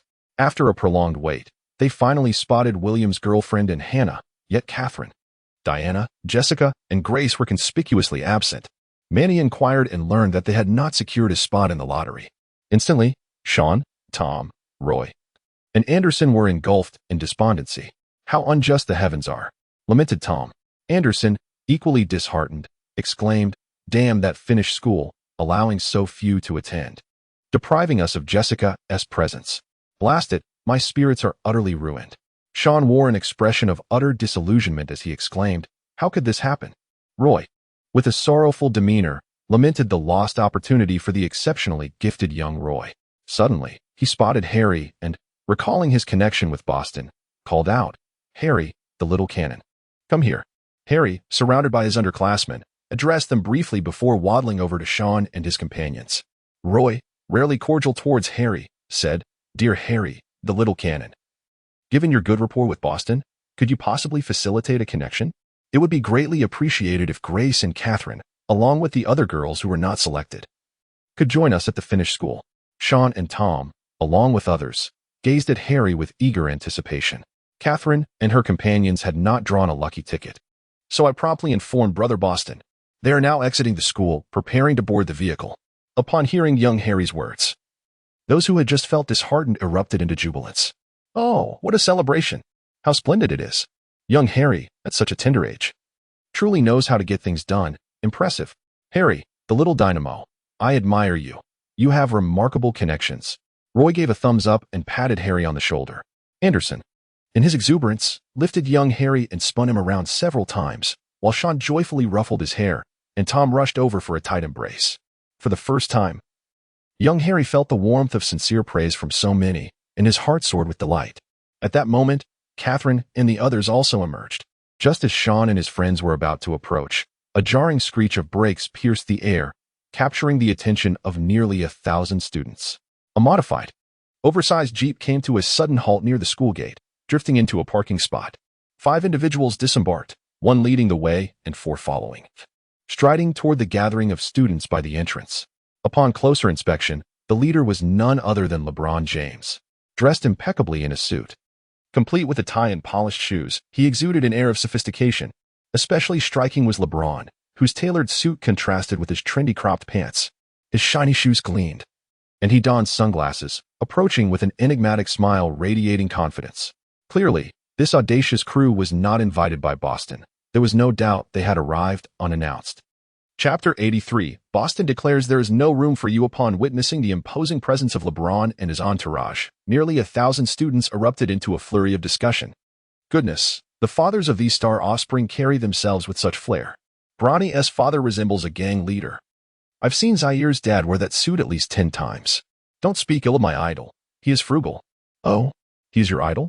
Compared to LeBron James, I prefer the Flash, Dwayne Wade. Classmates, let us share who our idols are. I stand firmly with LeBron, the best player in the league today. And he has a great sense of humor. I admire Steven from the Warriors. My dream is to join the NBA as a sharpshooter. My idol is Allen Iverson, the king without a crown. My idol is James Harden. I've recently been learning NBA rules from him in the mornings, though I lack the funds to visit nightclubs like he does. My idol is Tim Duncan, humble yet formidable, with 5 championship titles. I appreciate his endearing personality. Oh, he has a high education, a good temperament, and is passionate about modifying cars. His driving skills are exceptional. My idol is Kevin Durant. That loser? What a disparaging term. My idol is also Kevin Durant. Don't you find his down-to-earth demeanor quite approachable? Indeed, it fosters a sense of familiarity. My other idol is Kobe Bryant. Unfortunately, I missed the chance to obtain his autograph during the last game against Vincent High School. That opportunity is past. He shall not return. My idol is Giannis, the Greek freak. Handa, your skills are lacking. I see you've been studying his footwork recently. Haven't you? How dare you? Shawn and his companions were interrupted by the sound of brakes, hastily gathering around Catherine and a few other girls. Boston remained close to the teaching assistant. Weiss, they were of similar age and shared a rare camaraderie in Sierra Canyon. With a playful tap of his martial arts book against Weiss's belly, Boston remarked, "I knew this old crew would show up uninvited." Weiss urged him to adopt a more respectful tone, reminding him that they were esteemed veterans and stars of the league. Advising against being too harsh, he added that their presence could provide valuable insights. Boston retorted, "I know how to maintain decorum. I just can't stand these old geezers showing up to watch a game dressed like that." As James and his entourage approached Boston and Weiss, he cautioned Wade and the others not to take Boston's words too seriously. "The kids are here studying. Let's not offend that jerk. Harmony is paramount." Upon spotting Boston, James removed his sunglasses, aware that wearing them might provoke distaste. He and his 4 companions stepped up to Boston, and just as he was about to speak, Boston bellowed. LeBron, are you drifting in front of the school? Don't you realize this place is teeming with students? The old-timers felt a twinge of embarrassment at his outburst. Sierra Canyon had a strict ban on reckless driving near the school for safety reasons, although their antics were more about drawing attention than actual speeding. As there were no students nearby, what's with your temper? It wasn't me driving, it was Tim. James quickly deflected blame, gesturing towards Tim Duncan. After casting a glance at Duncan, Boston quipped, Tim, your driving skills are quite impressive. Duncan, amused by James's attempt to shift responsibility, chuckled. I don't possess his driving finesse. Boston's sarcastic remark did not irk Duncan. Rather, he appeared somewhat pleased, chuckling bashfully. James, smiling at Boston, inquired, what time are we leaving? It would be wise to head out early to avoid delaying the game. Boston shot him a knowing look, asking, we? Where are we departing to? James was momentarily puzzled, prompting Wade to clarify, we're off to Finland Middle School, aren't we playing a game against them today? Boston mocked. You lot are aware it's a game? I thought you were all dressed up for an awards ceremony. James hastily defended, Bronny mentioned there's a camping gathering tonight. So we decided to spruce up a bit. We can't let our image slip. Boston erupted in laughter. I'm truly impressed by you old-timers, planning ahead. The camping dinner is a reward for winning the game. If you lose, you won't even get a crumb of bread. With unwavering confidence, Wade proclaimed, Boston, rest assured. The roster of the Sierra Canyon is quite splendid, coupled with the presence of our 5 seasoned comrades, each of whom is a champion in their own right. Brimming with experience, we shall impart some invaluable advice to the young lads, and victory shall undoubtedly be ours. Upon hearing Wade's declaration that they were all champions, Garnett, Bosch, James, and Duncan lifted their heads proudly, exuding an air of triumph. James quickly interjected, especially me, the King LeBron, with my wealth of experience in grand competitions, particularly the finals, having hoisted the championship trophy thrice and earned 3 finals MVP awards. All right, enough of the chatter, let us just go together. Why all this unnecessary talk? Boston interjected impatiently. Faced with Boston's brusque interruption, James's smile faltered, and he ceased his self-aggrandizement. The temperamental Garnett could not help but exclaim, Boston, you little brat, you ought to show some respect. After all, we are your elders. James swiftly silenced Garnett, shaking his head as a gesture for him to refrain from further comments. Boston, feigning disdain, was merely seeking to tease these veterans. He recognized that their wealth of experience was invaluable, as they could effortlessly analyze a game after just 1 quarter and offer insightful advice to the younger players. In truth, Boston had no objection to their presence, knowing full well that they were not easily dismissed, and he relished the opportunity to jest at their expense. By the way, Boston, which vehicle are we taking? Inquired LeBron James suddenly. What vehicle? There is no assigned seating for you. Just let Tim drive you over, right? Boston chuckled before departing with Westbrook, leaving the 5 veterans momentarily bewildered. Once Boston and Westbrook had distanced themselves, Bosch could no longer contain his frustration. That little rascal has no manners, shouting at us like that. James waved his hand dismissively, saying, forget it. Let us not stoop to that little brat-s level. We'll drive ourselves. Garnett turned to Duncan and asked, Tim, do you know the way? Tim Duncan shot Garnett a bemused glance and replied, just follow the school bus. What more is there to know? Right. Let us board the vehicle and wait for the bus to start. Should we use navigation first? No need to rush. We'll just follow the school bus. The kids aren't even here yet. What is the hurry? Exactly, we'll follow behind my darling son's vehicle. Okay, old pals, let us get in the car. The 5 of them made their way to the Jeep, with the seasoned driver Tim Duncan at the wheel, LeBron occupying the front passenger seat, while the other 3 settled into the back. This was a spacious, modified Jeep, boasting ample interior space and substantial horsepower. Duncan's attire was quite casual. Today's suit was one that had been forcibly arranged for him by the group at LeBron's residence. He wore James's suit, as their physiques were rather similar. Duncan, clad in attire worth no more than $100, steps out each day. However, he has invested significantly in customizing his car. He owns an auto shop, and his passion for this hobby is nothing short of professional. Chapter 84, The Remarkable Maneuvers of 5 Old Geese Boston. Along with his high school coach Shawn, Bronny, Bailey, and William, all travel together in the same vehicle, the lead car heading towards Finland High School. Meanwhile, Catherine and a few girls, along with Harry and his crew, occupy another car. A grand procession of 20 to 30 school buses sets forth. After they depart, Tim Duncan shifts into reverse, accelerates, and deftly maneuvers to follow the last school bus. This old fellow truly possesses remarkable driving skills. James, with his adaptable nature, contrasts sharply with Kobe, who, if faced with Boston's demeanor today, would undoubtedly part ways in discontent. Kobe's basketball intelligence and analytical prowess may surpass James's to some extent. However, in terms of emotional intelligence and interpersonal skills, Kobe pales in comparison to James.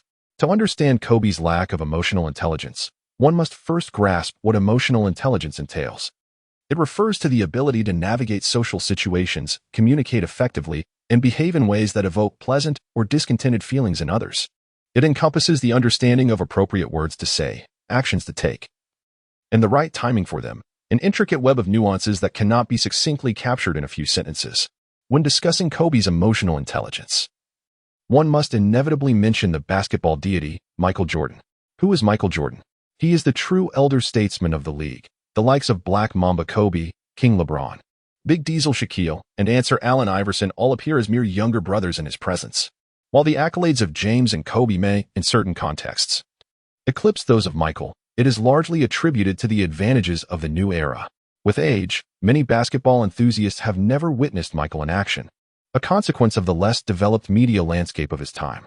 Had Michael played alongside James and Kobe in the same generation, with the advancements in information dissemination, his legacy would have undoubtedly reached even greater heights. Michael embodies an unparalleled charisma, remarkable skills, and a historical significance that no player in the league has yet surpassed. To illustrate, which young player in the NBA could boast of receiving a phone call from Michael, inviting them to reach out with any uncertainties? That player would return home elated, eager to celebrate with family and friends, proudly proclaiming, "I have Michael's number.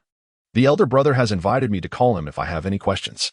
Young players in the basketball realm would undoubtedly envy such a privilege, marveling at the appreciation bestowed upon them by Michael. Indeed, very few NBA superstars have truly garnered Michael's favor.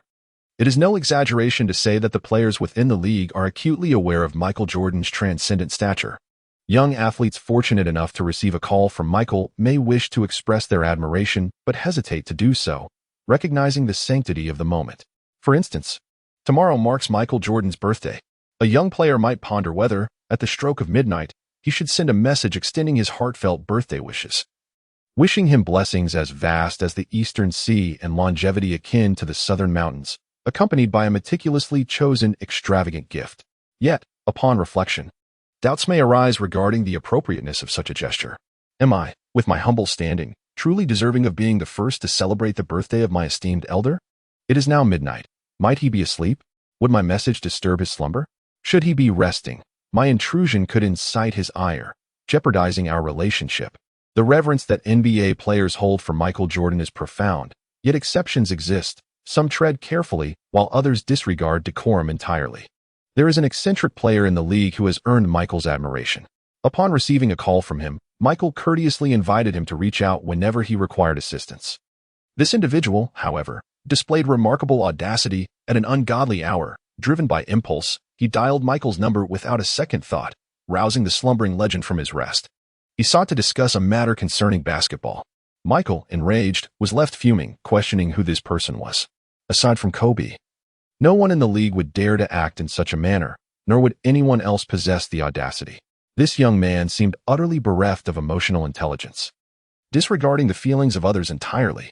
Yet, it is said that Kobe possessed a certain charm and rapport, even in the dead of night. His persistent calls somehow forged a deep bond with the elder statesman, Michael.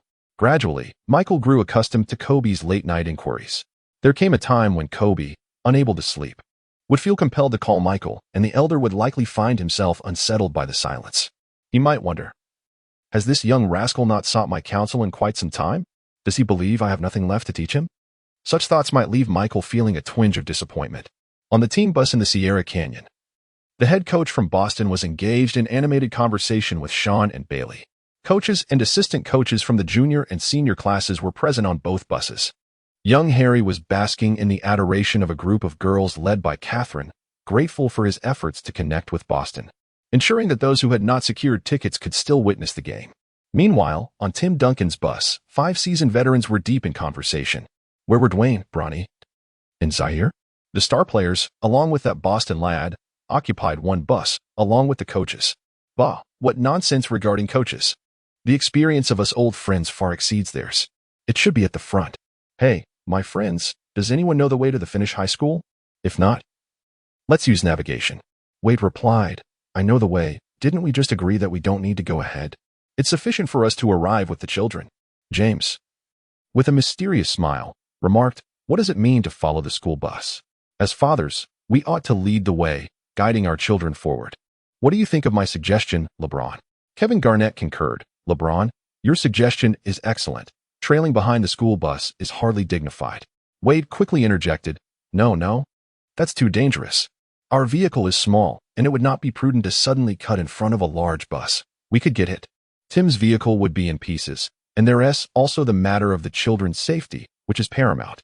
At that moment, Duncan spoke up, Hey Dwayne, you underestimate my vehicle.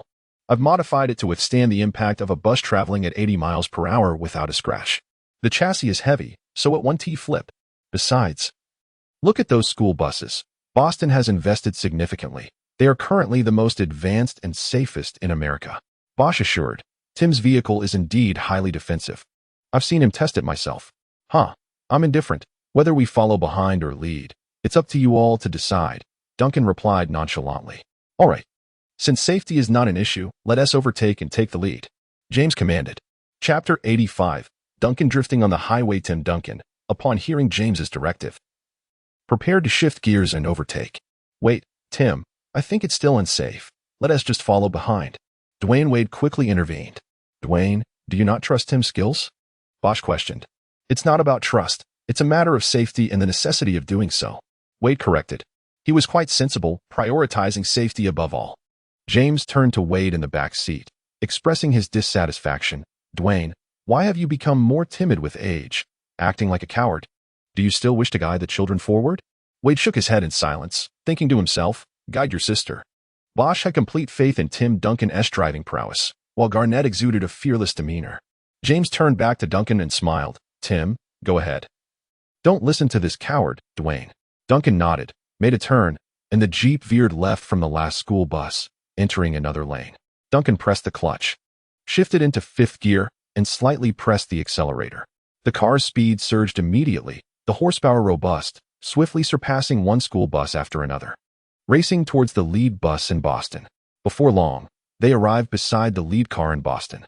A truck momentarily obstructed the front of the vehicle, preventing Duncan from maneuvering in. He remained utterly focused, his gaze constantly scanning for an opening, poised to slip in at the first opportunity. His intense concentration resembled that of an F1 driver. James, seated in the passenger seat, observed Duncan's captivating concentration and couldn't help but admire. That old chap Tim has a truly impressive driving style. I must ask him to teach me when I get the chance. Meanwhile, Boston sat beside Wes, engrossed in a Chinese martial arts novel. Shawn and Brownie sat quietly in the vehicle alongside Boston, each behaving like well-mannered children, as no one dared to raise their voice. At that moment, Wes turned his gaze to the scenery outside, catching sight of Duncan's Jeep swiftly approaching. It aligned itself parallel to the lead car, both vehicles moving forward in synchrony. He gently tapped Boston on the arm and remarked, Boston, that group of old-timers is catching up. Boston furrowed his brow, setting down the martial arts novel he had been engrossed in, and indeed spotted a modified, oversized Jeep. He huffed and called out to Brownie, Brownie, call your dad and tell him to trail behind the last vehicle. Why are they still alongside us? Poor Brownie found himself in a predicament.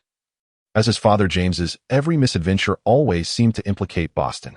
He sighed in defense, but Boston, it's not my dad driving, it's Gary's father. Boston was aware that Tim Duncan was behind the wheel, but since James was the leader of this group, he instinctively directed his frustration towards Brownie, the unfortunate soul. Turning to Gary Duncan, Boston sarcastically quipped, Gary, your father's driving skills are quite impressive.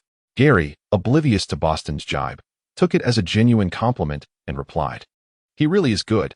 He has been practicing since retirement. Laughter erupted among those who understood Boston's subtle mockery, reveling in Gary's navet. Boston, taken aback that Gary genuinely believed he was being praised, struck the young man on the head with the martial arts book and retorted, you think that was a compliment? Call him and have him fall to the rear. The laughter in the vehicle crescendoed, particularly from Brownie, who relished the shared jest at his father's expense. The sight of Duncan's Jeep also sparked lively discussions among the passengers, who crowded to the front to admire the vehicle, expressing their admiration for its impressive design. Gary Duncan prepared to seize his phone to make the call when an astonishing event unfolded. Tim Duncan finally seized his opportunity. There was ample space between the lead car and the large truck. He pressed the accelerator hard, overtaking Boston's lead vehicle. As he approached the truck's rear, he swiftly engaged the clutch, sharply turned the wheel, and pulled the handbrake, executing a drift that seamlessly positioned him between the lead car and the truck. Releasing the clutch and lowering the handbrake, he gently accelerated forward, his movements fluid and masterful. Tim Duncan's remarkable maneuver elicited cheers of admiration from his companions. James raised his hands in exhilaration, exclaiming, "Wow, Tim, that drift was incredible." Garnett clapped enthusiastically, proclaiming, "Well done, Tim. Your skills are truly F1 level." Bosch chuckled heartily, exclaiming, "I told you, Tim's skills are exceptional. This is merely a trivial matter for him." Upon hearing the enthusiastic praises from his old companions, Duncan was overjoyed. He even released one hand from the steering wheel, laughing uproariously while slapping his thigh. His demeanor was reminiscent of the time he was ejected from a Spurs game for a surprisingly innocent grin.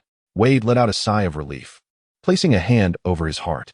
Observing the four foolish souls in the vehicle, he shook his head in exasperation and leaned back against the headrest, closing his eyes.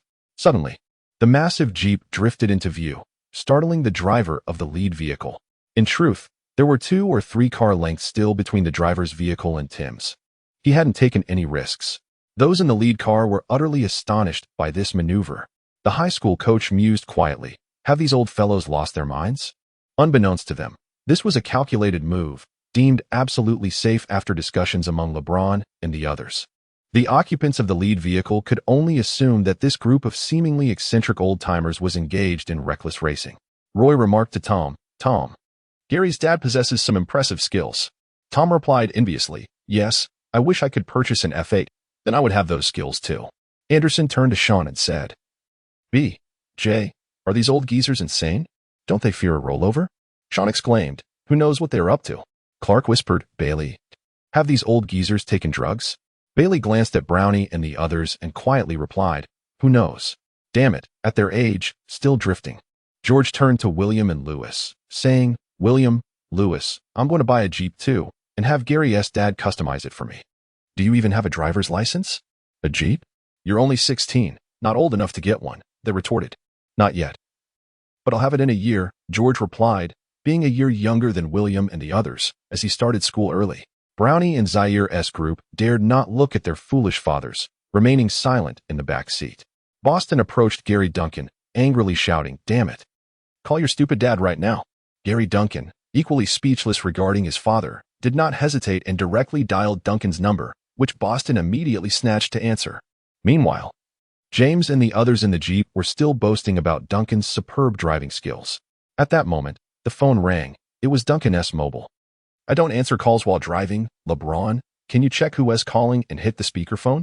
"Okay, you're really focused on driving, not distracted at all," James praised. As he picked up the phone and saw it was his son calling, he informed Duncan, "It's your son. What is he calling for now? Answer it." Duncan wondered. Chapter 86. Boston's Fury. "Hello, Gary, what is the matter?" "Dad is driving," came Boston's furious voice from the other end. "I swear, Tim, you old fool. Drifting on the highway with a car full of students is reckless beyond belief." Tim Duncan looked bewildered, turning to James, unsure how to respond. James quietly suggested to Duncan, "Let me handle this," as he took the phone. "Hello, Boston, this is LeBron. It's not what you think," he began, but was abruptly interrupted by Boston. "LeBron, what the hell are you doing leading the way? Your son is in the car, and you still..." James quickly interjected, cutting off Boston's tirade. Raising his voice, he addressed the phone. "Stop, stop, stop. Listen to me first. We did discuss safety. Tim's car is safe, the school bus is sturdy, and he drives skillfully. What we mean is to lead the way, symbolizing guiding the children forward." "Symbolism, my ass. You think this is a safety discussion? Haven't you seen the news? Just a week ago, a school bus from Walker High was struck by an Audi on this very road. The bus driver panicked and lost control, accidentally hitting the gas and plunging into a river, drowning several students." Upon hearing Boston's words, the entire vehicle fell silent. "We need to leave immediately," James said, feeling uneasy as he ended the call. Tim Duncan, upon hearing Boston's remarks, promptly pulled onto the lane. He decelerated, patiently waiting for the last school bus, closely trailing behind it. Wade scoffed. Now, isn't it amusing? Let that Boston kid hurl insults while feeling guilty and too timid to respond. The atmosphere within the vehicle grew somewhat oppressive and awkward as none of the four, including James, acknowledged Wade's comment. Yet, in less than 2 minutes, James, the old chap, swiftly engaged his brothers in lively conversation. He praised, "Hey Tim, I must say, riding in your car fills me with an unparalleled sense of security. Both the vehicle and your driving skills are exceptional." Bosch chimed in, "I can easily drift into a peaceful slumber in your car, utterly unconcerned about any accidents." Garnett added, "Tim, when you have a moment, could you assist me in modifying my SUV?" "Haha, no problem." Wade shook his head, expressing his disbelief at the four. He turned to gaze out of the window, lost in contemplation. James shares a close bond with Wade, Anthony, and Chris Paul. They are often referred to as the Banana Boat Crew, a playful nod to a photograph of them enjoying a ride on a banana boat, which notably lacked Anthony. James and Anthony share an unbreakable friendship, a bond forged in loyalty, on a small island in the Bahamas. While Anthony was in the water attempting to swim back to the boat, he encountered a swift current that drained his energy, rendering him unable to return. He cried out for help, but those aboard the vessel assumed he was jesting. After Wade swam to the boat, he alerted everyone about the current, urging them to rescue Anthony. Wade, however, did not dive in, leading Anthony to believe he would be saved. Without hesitation, James leaped into the water to rescue Anthony, further solidifying their friendship. James truly exemplified loyalty despite his numerous flaws. When James's home was invaded by gang members, who defaced the property with derogatory graffiti, Anthony was the first to step in and assist, allowing James to focus on his game. Anthony, however, is not a gang leader. A single cigarette can dominate half of New York. Some took this statement quite literally. New York is predominantly the realm of Wall Street tycoons, a fact well known to anyone possessing common sense. Nonetheless, Anthony indeed has connections with underworld figures and knows several influential leaders. James suddenly remarked, "Tim, your driving skills remind me of that old rascal Mello." "Oh? Is Carmelo a good driver as well?" Tim Duncan inquired with curiosity. James pondered for a moment before responding. "Mello tends to drive while smoking and frequently answering calls, which I find rather unsafe. When I asked him to let me drive, he stubbornly insisted on handling it himself, claiming he mastered drifting and speeding within an hour of first getting behind the wheel, telling me to rest easy." At the mention of Anthony, Wade interjected, "I refuse to ride in that guy's car. It offers no sense of safety whatsoever." James continued, "He is always on the phone with some gang members, incessantly talking about violence and mayhem. It drives me insane. Once, while we were in the suburbs, he got so caught up in a conversation that he forgot to look ahead, and a pickup truck came barreling toward us. Can you guess what happened?" Duncan speculated. "Did the guy not react in time? Did he get hit?" Bosch inquired. "Or did he manage to dodge it?" James chuckled. "The kid reacted swiftly, swerving the steering wheel just in time to avoid it." "Oh, it seems Cameron has some decent driving skills after all," Duncan praised. "Damn it, he nearly flipped the car. LeBron, almost lost my life at the hands of that fool. Oh my goodness, ha ha ha ha. I thought he was something special, but his driving skills are pathetic. He boasts about having learned to drive at a young age, claiming he mastered drifting in just an hour." Approximately an hour later, 2 to 3 dozen buses arrived at the entrance of Finland High School. James and the others disembarked. Boston stepped off with a fierce demeanor and swiftly approached the Jeep. He launched a tirade at Duncan, who retorted, "This isn't my fault. It was James and Garnett who drove him to it." Boston then unleashed his wrath upon Bosch and Garnett. When it was Wade's turn, he quickly defended himself, saying, "I had nothing to do with it. I felt it was unsafe and tried to dissuade him." He explained that James insisted on leading the way, urging Duncan to overtake, spouting some nonsense about guiding the kids forward. The group sought out James, only to discover he had vanished. Where could he have gone? That sly old fox knew Boston would come looking for trouble and slipped away ahead of time. After Boston finished berating them, he headed back, intending to lead the students from Sierra Canyon into Finland High School without wasting any time. Chapter 87. Boston's archenemy Wade and Duncan, unable to wait for James, made a phone call. Soon, James arrived, and the group asked where he had been. To their astonishment, James simply stated he had gone to relieve himself. Wade looked at him suspiciously, ready to voice his concerns, when someone called out their names. It was a familiar face from the league. The five of them approached to engage in conversation. The acquaintance was tall and lanky, exuding a distinct aura, dressed in a hoodie. It was none other than the underdog, Durant, who had come to Los Angeles for an errand. Otherwise, he rarely ventured out, a true homebody. The renowned host Matt Sullivan is a close friend of Durant. Reports say Durant has no girlfriend and spends his days confined at home, preferring to browse the internet and indulge in marijuana. In certain states in America, marijuana is legal, akin to smoking cigarettes. Durant's personality tends to be a bit reclusive. When he does speak more than usual, he often rambles, especially when he is under the influence. After Shawn and his companions disembarked, they chose not to enter the school immediately, opting instead to await the arrival of their admired classmate. "What are you fools standing around for? Get over here," Boston bellowed at the entrance. A throng of eager students scurried over. Boston, confident in his status as the school's heir apparent and buoyed by his affluent and influential family background, exhibited an air of remarkable arrogance. Shawn and his companions dared not utter a word, while the scions of the Brownie clan refrained from making even the slightest sound. Boston was not a bully. Rather, his manner of speaking was somewhat brusque and dismissive. In other respects, he was quite commendable, and his harsh words directed at LeBron and others were primarily for the safety of his students. He was the leader of the Sierra Canyon team for this competition. Should any misfortune occur along the way, he would bear the utmost responsibility. Boston led the group towards the academic building, where they encountered a gathering of tall black students. The main basketball players from Finland High School. At the forefront stood a white man of similar height and age to Boston, with slender eyes, a sharply defined chin, and a provocative expression directed at Boston. His name was Hunter, the grandson of the founder of Finland High School. He had once studied at Sierra Canyon under the tutelage of William's brother and had instigated considerable campus violence, indirectly resulting in the tragic suicide of a black athlete from a low-income family at Sierra Canyon. Subsequently, Hunter was expelled and returned to his family's school. Boston harbored a deep disdain for this individual, once suspecting that Hunter had intentionally enrolled at Sierra Canyon to tarnish its reputation. His actions were even more malevolent than those of William's brother, indicative of fierce competition.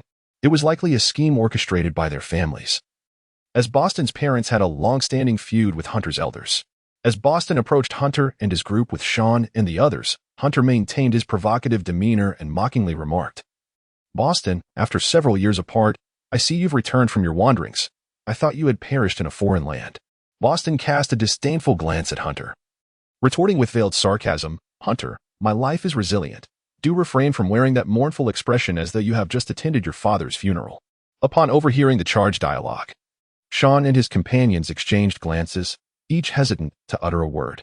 They remained dutifully silent, much like the students behind Hunter.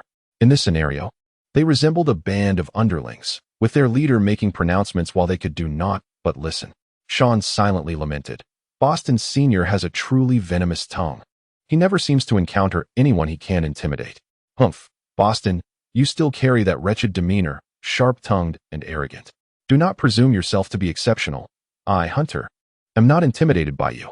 Back in the day, your looks paled in comparison to mine, and your skills were lacking.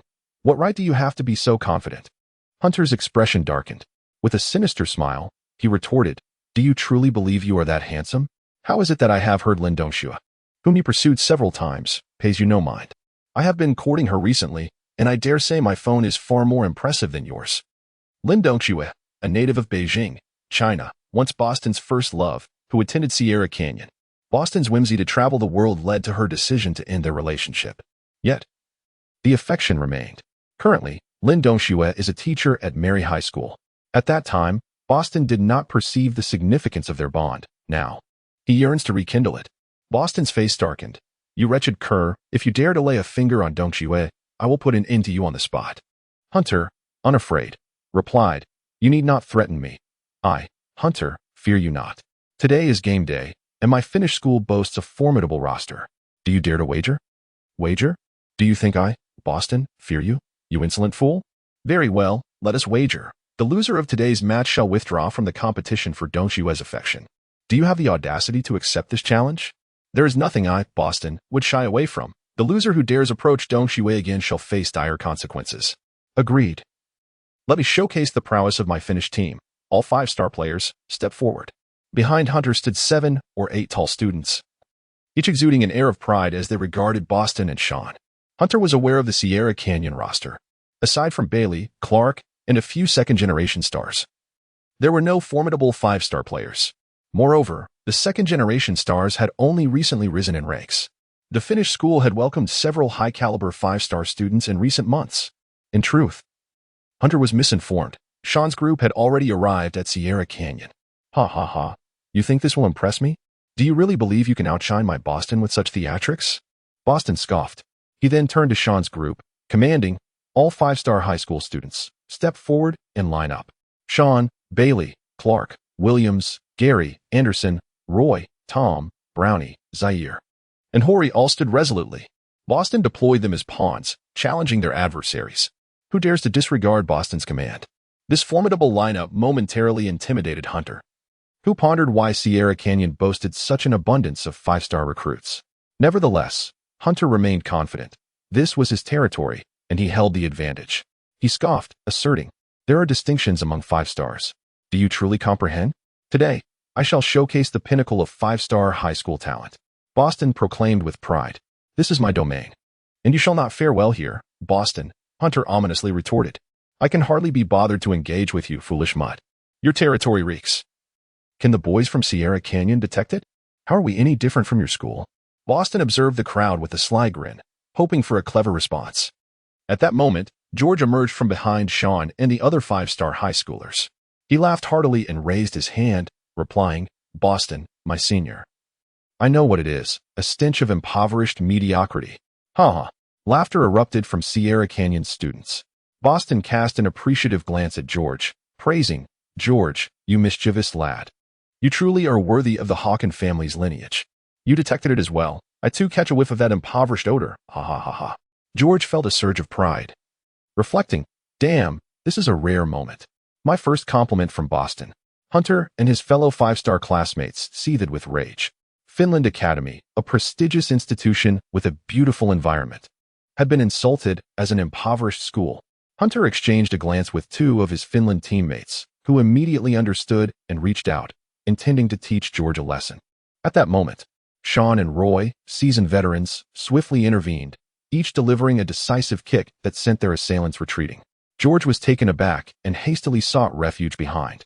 Hunter cast a surprised glance at Roy and Shawn, inwardly contemplating their remarkable prowess. Boston, observing the duo, smiled with evident satisfaction, feeling that these two had indeed brought honor to Sierra Canyon. Their kicks exuded an air of sophistication and authority. Hunter, are you contemplating a confrontation? Have you considered the ramifications of your actions? Humph, let us go, Boston. Soon you'll grasp the true strength of Finland High School. Neither Hunter nor Boston dared to engage in a skirmish here. Should a fight ensue, they would bear the brunt of the consequences. Chapter 88.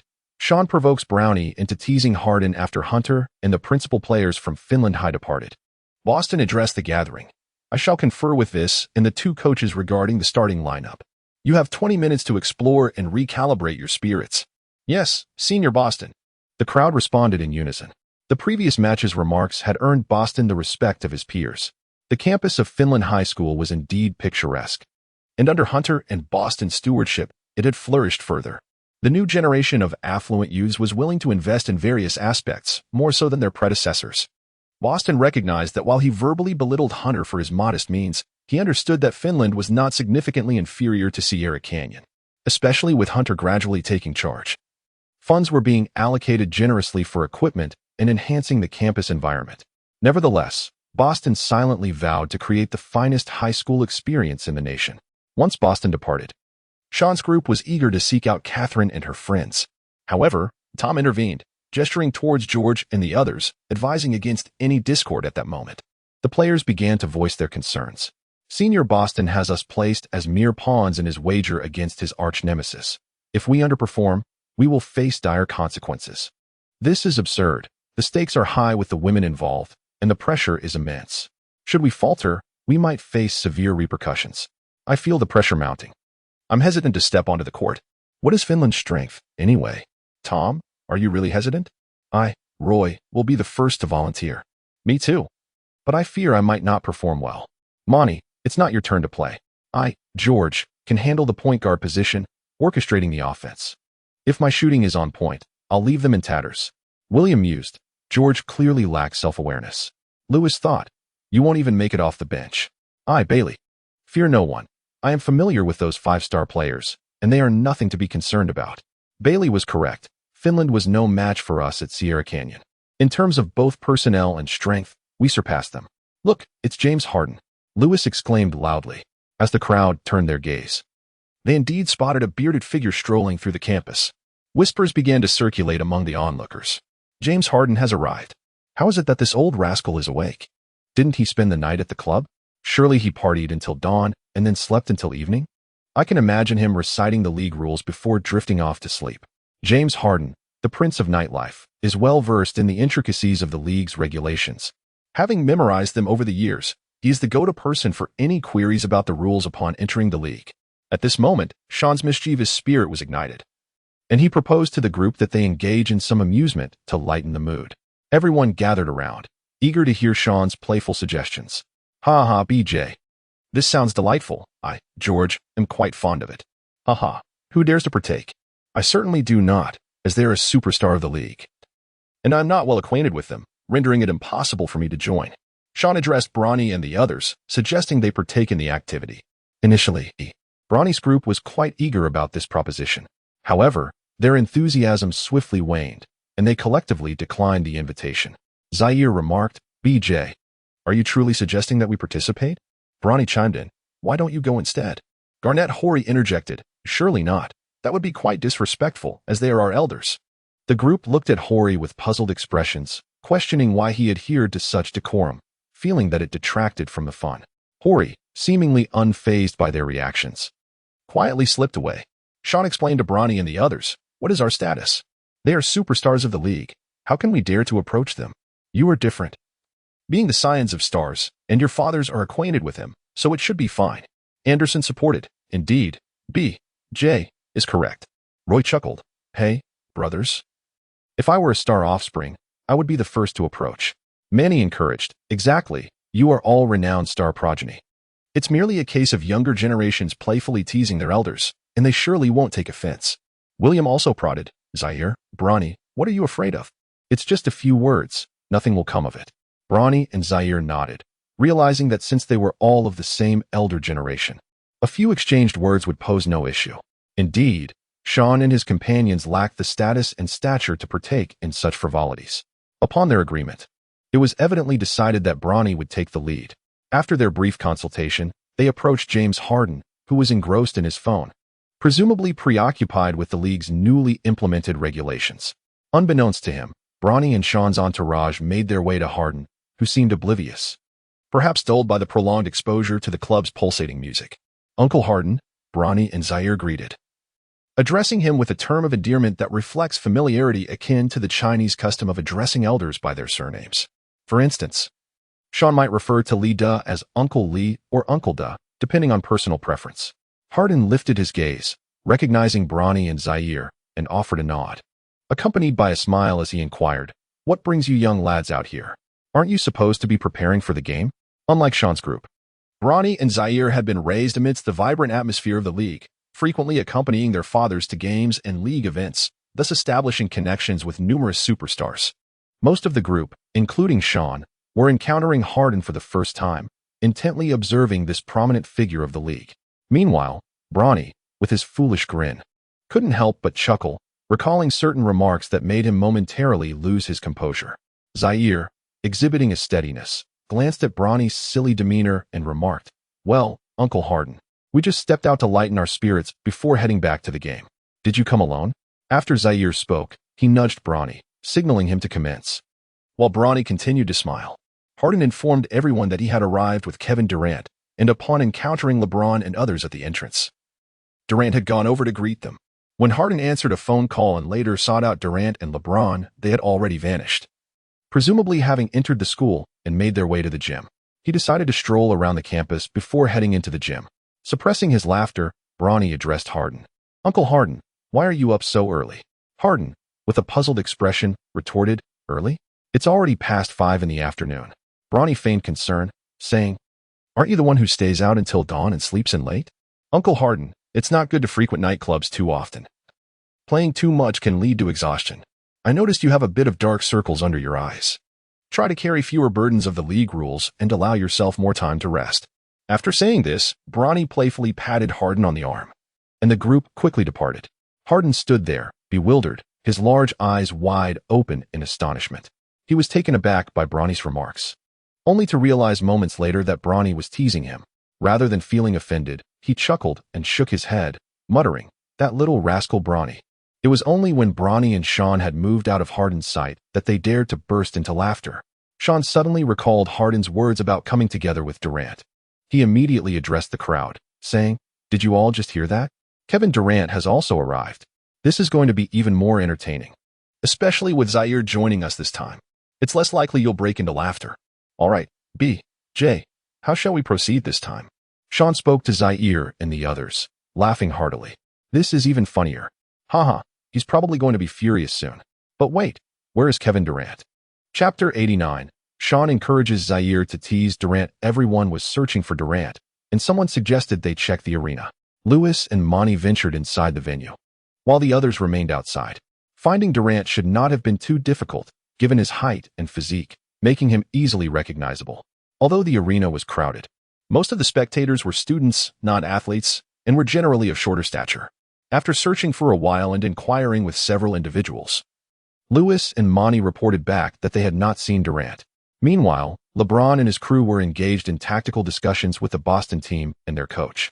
Unable to locate Durant, Monty and Lewis returned to Shawn's group. Suddenly, Zaire had a revelation and exclaimed, "I know where he is." "Where?" the others inquired with curiosity. Zaire replied loudly, "Where else could he be? He's in the league's arena, munching on instant noodles and shamelessly grabbing chips from young fans. Coming to campus to watch the game, he must have stopped by the convenience store." Laughter erupted among the group. "Let us head to the convenience store. Come on." As they walked, Zaire recounted some of the embarrassing moments he had witnessed Durant partake in. He mentioned how he had followed his father around the league since childhood and had seen many stars, but Durant left him utterly speechless. "That tall guy just tips his head back and pours snacks into his mouth." The group dashed towards the convenience store, encountering classmates from Sierra Canyon who provided some insights. The classmates mentioned they had seen Durant earlier, but were unsure of his current whereabouts. Shawn and his companions arrived at the convenience store and cafeteria, meticulously searching around. Indeed, a tall, lanky man over 2 meters in height was indulging in a hot dog. The left pocket of his sweatshirt was crammed with a snack, the nature of which remained uncertain, perhaps chips or instant noodles. In his right pocket, a sports drink was nestled. Who else could it be but the illustrious Durant? As he savored his hot dog, he graciously signed autographs for his student admirers. Kevin Durant, affectionately known as KD and nicknamed the Foreman, entered the NBA as the second overall pick. He was once a teammate of Stephen Curry on the Golden State Warriors, and has twice been awarded the most valuable player in the finals. Durant possesses a distinct aura, unmatched by anyone else in the league. No one even comes close. He once visited the new Warriors arena for an inspection.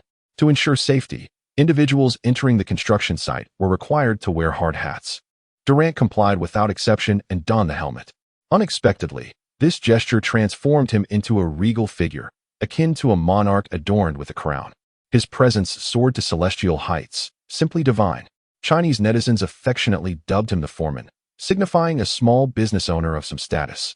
In contrast, some American netizens referred to him as a site casual worker, implying a lower status than the title bestowed upon him by his Chinese admirers, as this term describes a temporary worker called upon when a foreman lacks sufficient hands.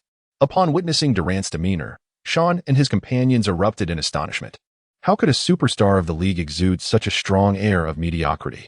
My goodness, KD is a billionaire after all these years. How could he not shed that essence? Ha ha ha, I find him quite relatable, and I admire him. The notion of being unrefined has little to do with wealth. Some individuals, regardless of their riches, still possess that quality. Suddenly, William addressed Shawn and the others, saying, "Aren't you all just impoverished fools, daring to mock someone else?"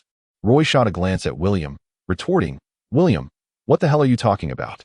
Shawn retorted, "What nonsense are you spouting? We merely acknowledge our impoverished status. We are certainly not the wretched. The moment we acquire wealth, our stature will elevate dramatically." Anderson promptly concurred. "B. J. is right. We are destitute, not wretched." George erupted in laughter, exclaiming, "Haha, a few impoverished souls still find a sense of honor." Lewis derided, What utter nonsense. They have even admitted it. Brownie interjected. Enough with the infighting. Being poor is not a crime. Poverty is not a sin, yet it can lead to suffering. Brownie clarified that being poor is not an original sin. One need not equate poverty with wretchedness, as wretchedness pertains to a certain demeanor, mindset, and manner of speech. Some individuals, despite their financial struggles, possess dignity and grace. They are not wretched. Such individuals, once fortune smiles upon them, transform into exemplary figures. Wretchedness, on the other hand, persists regardless of wealth or status, akin to the essence of Durant. Shawn instructed Zaire briefly. All right, shall we proceed now? Shawn addressed everyone, urging them to show more respect. As Zaire's teasing remarks echoed, he promptly took off running. The crowd nodded in agreement. Zaire led the way towards Durant, greeting him even before reaching his side. Adopting a humble and courteous demeanor. Uncle KD. Senior KD. Hello, Uncle KD. Greetings, Senior.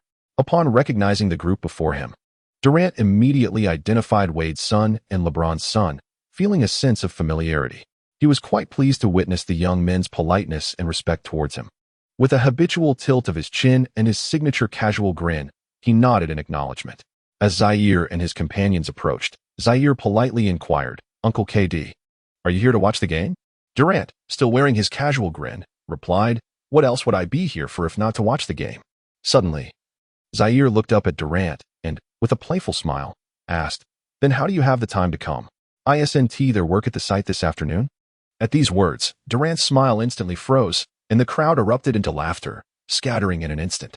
Zaire, having inherited Wade's speed, attempted to slip away as soon as he finished his remark. Could Zaire truly escape? With over 30 years of singlehood and years of experience in the league, Durant's reflexes kicked in. With his long legs and remarkable wingspan, he swiftly took a few strides and caught Zaire mid-flight. Zaire was seized by the collar like a fledgling chick. Startled, he quickly pleaded, Uncle K.D. I was mistaken. Durant retorted angrily, Zaire, you little rascal. How dare you ask me if there's work at the site? It's not my intention to say such things. It was BJ. Who told me to say it? Humph. Why don't you go eat dirt if that's what they suggest? I don't know any B, J, or AJ.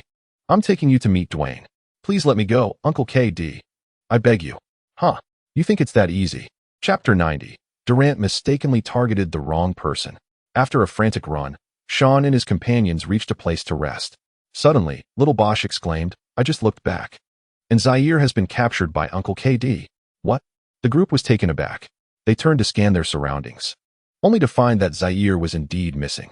When engaged in a confrontation or being pursued, one must never look back. Such an action serves no purpose. That fleeting moment of distraction could very well cost you your life. The proper course of action is to sprint forward with all your might, if caught. So be it. One must accept their fate. Should a mishap occur due to a momentary glance back, it would be a grave error, one to regret deeply. Bronny turned to Shawn and said, B.J., didn't you say everything was fine? Shawn explained that he had not followed my instructions and had become confused. I advised him to take a step back and reconsider, but he leaned in closer, gazing up at K.D. Wow, Kevin Durant is incredibly fast, he exclaimed. Goodness. Being single for over 30 years, who knows how many shots he's taken? Perhaps he has been looking at pictures of Scarlett. Laughter erupted among us. Time is running out. Let us head back to the gym, Bronny reminded us. The group made their way back to the basketball gym at Finland High School.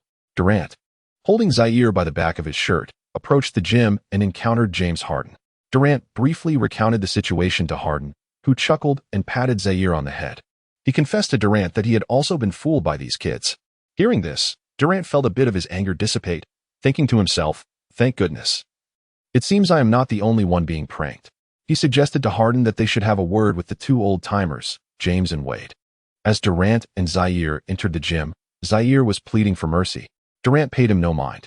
Upon reaching James and the others, Durant relayed the earlier incident to Wade, who promptly slapped Zaire on the head, insisting he apologize to Durant. Zaire hurriedly offered his apologies. Durant pretended to be annoyed, telling Wade that a simple reprimand would suffice, though a satisfied smile lingered on his face. Damn, that kid. Noticing that Harden had not complained to James, Durant was taken aback. To his surprise, Harden initiated a conversation with James about Bronny's antics. Upon hearing about Bronny's antics, James embraced Harden's shoulders, saying, "Good brother, the kid doesn't he understand? Don't take it to heart." Hardin shrugged it off, responding, "Hey, I'm not bothered. Who doesn't he know about my little mishap? Haha, you're quite magnanimous." James praised. This compliment left Durant feeling uneasy. He shot James an annoyed look, thinking, "Damn it, LeBron, are you implying I, KD, am petty?" In truth, James meant no offense. He was merely expressing his appreciation for Hardin's ability to overlook a child's mischief. However, James's words inadvertently suggested that Durant was being sensitive. In life, not everything is a matter of right or wrong. One must learn to overlook the unintentional remarks made among acquaintances. If one were to scrutinize every statement, discontent and discord would inevitably arise. Durant turned to Zaire and inquired, "Who put you up to pranking me?" Without hesitation, Zaire pointed to Shawn, who had just entered and taken a seat on the bench, declaring it was that kid, B.J. Durant released Zaire, who promptly made his escape. The collar of his shirt torn from Durant's grip. Stealthily, Durant approached Shawn, with his middle and index fingers curved, delivering an imaginary slam dunk on Shawn's head. Shawn was taken aback, wincing as he clutched the back of his head. He turned, fury etched across his face, only to find Durant standing before him. A suspicion flickered in his mind that Zaire had betrayed him. Durant spat out, "Humph, you little brat, your name's B.J., isn't it? How dare you concoct such a rotten scheme to have Zaire play tricks on me? K.D." Shawn felt a sudden wave of panic, unsure of how to respond. After a brief pause of 3 to 5 seconds, he innocently inquired, "Senior, why do you resort to violence? What is this B.J. you speak of? My name is Shawn Bryant." Upon finishing his statement, he presented the badge on his chest for Durant to see. Kevin Durant is referred to as K.D. due to the initials of his name, while Kevin Garnett is known as K.G. for the same reason. The vast majority of individuals possess names that are similarly abbreviated. Shawn was affectionately nicknamed B.J. by his mother, leading many to instinctively believe that B.J. was merely an abbreviation. Upon encountering the name Shawn Bryant, Durant realized that the abbreviation was not what he had presumed. A wave of embarrassment washed over him as he thought to himself that he had been fooled by Zaire once again. Now, having mistakenly judged the wrong person, his mind raced. Durant gently tapped Shawn on the shoulder and, with an awkward smile, remarked, I too was misled by that rascal Zaire. You, my friend, possess commendable height and wingspan, reminiscent of my own K.D. in his prime. Strive diligently." With that, Durant hastily turned to leave. Upon witnessing his successful manipulation of Durant, Shawn, feeling displeased, exclaimed, "Hold on, esteemed K.D. Are you planning to leave right after you've finished your business? That seems rather unreasonable, doesn't it?" Shawn cast a glance at his companions, prompting an outburst of condemnation from them. Manny quickly interjected, "Senior, even if you are a superstar in the league, such arrogance is unacceptable." Anderson, lacking the eloquence for immediate retorts, merely echoed, Yes, it's far too domineering." Tom feigned exasperation, exclaiming, "Oh my. Do all the veterans in the league behave so brazenly, leaving without an apology after a skirmish?" Roy added, K.D. at least offer some acknowledgement. Meanwhile, Bronny and his group struggled to suppress their laughter, with Williams whispering a reminder to keep their amusement in check lest Durant notice. Durant, turning away with a resigned smirk, remarked softly, "How could a senior apologize to a junior? Here, this is my autograph photo, along with a pack of delicious little Bobby Crispy noodles as compensation for you, kid." As he spoke, Durant produced the signed photo and tossed the noodles to Shawn before departing. He intended to seek out Zaire, but reconsidered, fearing another subtle jab from LeBron about being stingy. Ultimately, he shrugged it off, resigning himself to his misfortune. After Durant left, Shawn and his companions felt a surge of pride, bursting into laughter as they recounted Durant's misadventures. Chapter 91. Assembling forces for the battle at Finland High School. Shawn rubbed the back of his head, grumbling inwardly, what a pain. In his frustration, he tossed Durant's autographed photograph and the little Bobby snack onto the ground, even stepping on Durant's picture. Roy picked up the snack, intrigued, only to find the text incomprehensible. He had just heard Durant refer to it as a little Bobby card. William could not help but exclaim, B.J., you Navi simpleton. Do you have any idea how much Durant's autograph is worth? Lewis mocked, selling it would keep you occupied for quite some time, you impoverished fool. Shawn suddenly realized, exclaiming inwardly, goodness, I have always regarded K.D. as an underachiever, forgetting that he is a superstar in the league. Shawn promptly picked it up and wiped it with his hand. In the photograph, Durant cradled a basketball in one hand, his head tilted back in a charmingly goofy smile. Shawn envisioned a substantial fortune, and in that instant, he felt an unexpected kinship with the underdog Durant. He gazed at the photograph and chuckled, "Damn, my friends. The more I look at this KD, the more I find him endearing, even somewhat handsome. Ha ha ha, this guy has a certain charm that makes him approachable." The picture was taken to sell during the senior year, and many expressed interest. KD also boasted a considerable fan base during his sophomore year. Shawn carefully tucked the photograph away, placing it gently into his pocket, yet after a moment's contemplation, he still felt an unsettling apprehension. Shawn entrusted Manny with the task of temporarily safeguarding the snacks. Suddenly, Roy opened a bag of crispy noodles, inhaling deeply and exclaiming to himself, "How fragrant." He poured a bit into his mouth, and his taste buds erupted with delight. "Damn, these little Bobby crispy noodles are absolutely delightful," Roy exclaimed. However, Tom and George remained indifferent. Manny and Anderson, intrigued, decided to taste it themselves. "Wow, this is truly delicious," exclaimed one. "I've never had such exquisite crispy noodles before." "Really?" The curiosity spread among the group. Even William and Tom were eager to try. Bailey cast a disdainful glance at Manny and Roy, thinking to himself, "How ridiculous." Making a fuss over a mere bag of snacks, Roy shared a bit with Tom, who, unable to resist his curiosity, took a bite. "Wow, this is amazing. This KD has surprisingly refined taste," exclaimed Tom, hailing from a wealthy family. The excitement was palpable. Reluctant to share, Roy was soon outmaneuvered by Anderson, who snatched the bag and distributed portions to everyone, including Bailey, who, however, refrained from tasting.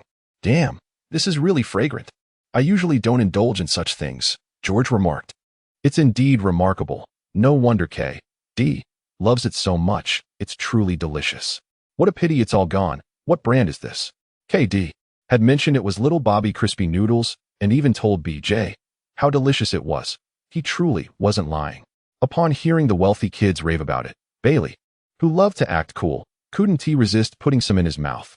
"Damn, it really is fragrant." Anderson's group, unfamiliar with the script on the packaging, was puzzled. William picked up the empty bag, stating, "Is this in Japanese?" "I don't know what it says." Brownie chimed in, "Oh, it's a Japanese snack? It really is delicious. I'm going to buy some bags for my sister." Hori, knowledgeable in this area, said, "Japanese snacks are quite tasty. I'll grab a few bags for myself." The group contemplated purchasing some after the game, though no one openly expressed it. Brownie pretended he wanted to buy some for his sister, Julie. But it was merely an excuse. He couldn't let his teammates know he shared the same taste as Durant. Aside from Hori, who candidly expressed his intent to buy some, the others maintained a facade of maturity, each secretly noting the packaging, preparing to purchase after the game. Unbeknownst to them, those noodles had been personally brought by Durant, not purchased from a convenience store at the Finnish school. Boston, accompanied by Weiss, two coaches, and James, approached Shawn's group. They began to announce the starting players, having discussed it beforehand. Several players from the Sierra Canyon team lowered their heads, apprehensive about taking the court. Meanwhile, Bailey, Shawn, Anderson, and Clark held their heads high, exuding confidence. Roy wore an expression that suggested he was confident in his selection. William and Lewis, aware that they wouldn't be chosen, displayed little emotion. George, with an air of self-assuredness, seemed oblivious to the fact that the Boston senior had chosen him based on his impressive skills. After a discussion among the Boston group, he addressed everyone. "Listen closely, I have placed an unlosable bet today. We will field the strongest starting lineup, with the second team ready to substitute." The group nodded in agreement. Boston continued, "B.J., I have heard from Weiss about your physical issues. You will start as point guard, avoiding the paint. Today, you will embody the Stephen Curry of the Sierra Canyon." "Yes, Boston Senior," B.J. replied. "Bailey, you will play shooting guard." "Okay, Boston Senior, I will surely dominate those Finnish high school players." Boston nodded, pausing to survey the group. At that moment, Roy self-nominated. "Boston Senior, I, Roy, am versatile in both offense and defense. I can rebound and intercept. I request to play small forward. If you could refrain from being so selfish on the court, I would prefer you not to shoot recklessly as a small forward," Boston retorted. "I may be somewhat independent in my play, but I possess a strong scoring ability." Boston then assigned, "Clark, you will play power forward, and Anderson will take center." "Yes, Boston Senior." They responded in unison. Boston clarified that the starting lineup had been determined in consultation with Weiss, the the coach, and several others, inviting anyone who disagreed or believed themselves superior to the starters to voice their opinions. No one spoke up. Tom and Williams were not significantly inferior. Yet compared to Bailey and Clark, they lacked a year of experience, which was crucial at the age of 16. Perhaps by their senior year, their skills would surpass those of Bailey and the others. At that moment, someone raised a hand. It was George. He self-nominated, Boston Senior, if my shooting is on point. I can replace B.J. and leave them utterly defeated. The group looked at George in astonishment, particularly Lewis and William, who regarded him as if he were foolish. Boston wore an incredulous expression and exclaimed, "Do you not weigh your own worth? Did you not hear the nature of my bet today?" Laughter erupted among the group, all admiring George's audacity. "You said we could voice our opinions, and I truly do have a good shooting touch," George murmured softly. The Brownie group was far superior to him, being second-generation stars, and they dared not refute. Chapter 92, Hunter's Deception. The personnel announcement concluded, and the second lineup was led by the five from Brownie. It was not that Boston was showing James's five any deference, rather. The five from Brownie were simply more adept on the court. Among them, Fred spent the most time playing together in synergy. Horry was, apart from Anderson and Clark, the finest power forward and center available. Replacing Williams and Tom with this quintet disrupted the chemistry between Brownie and Zaire, leading to poor coordination. This group of second-generation stars comprised 4 5-star players and 1 nearly 5-star, sufficient to contend with Finland's second lineup.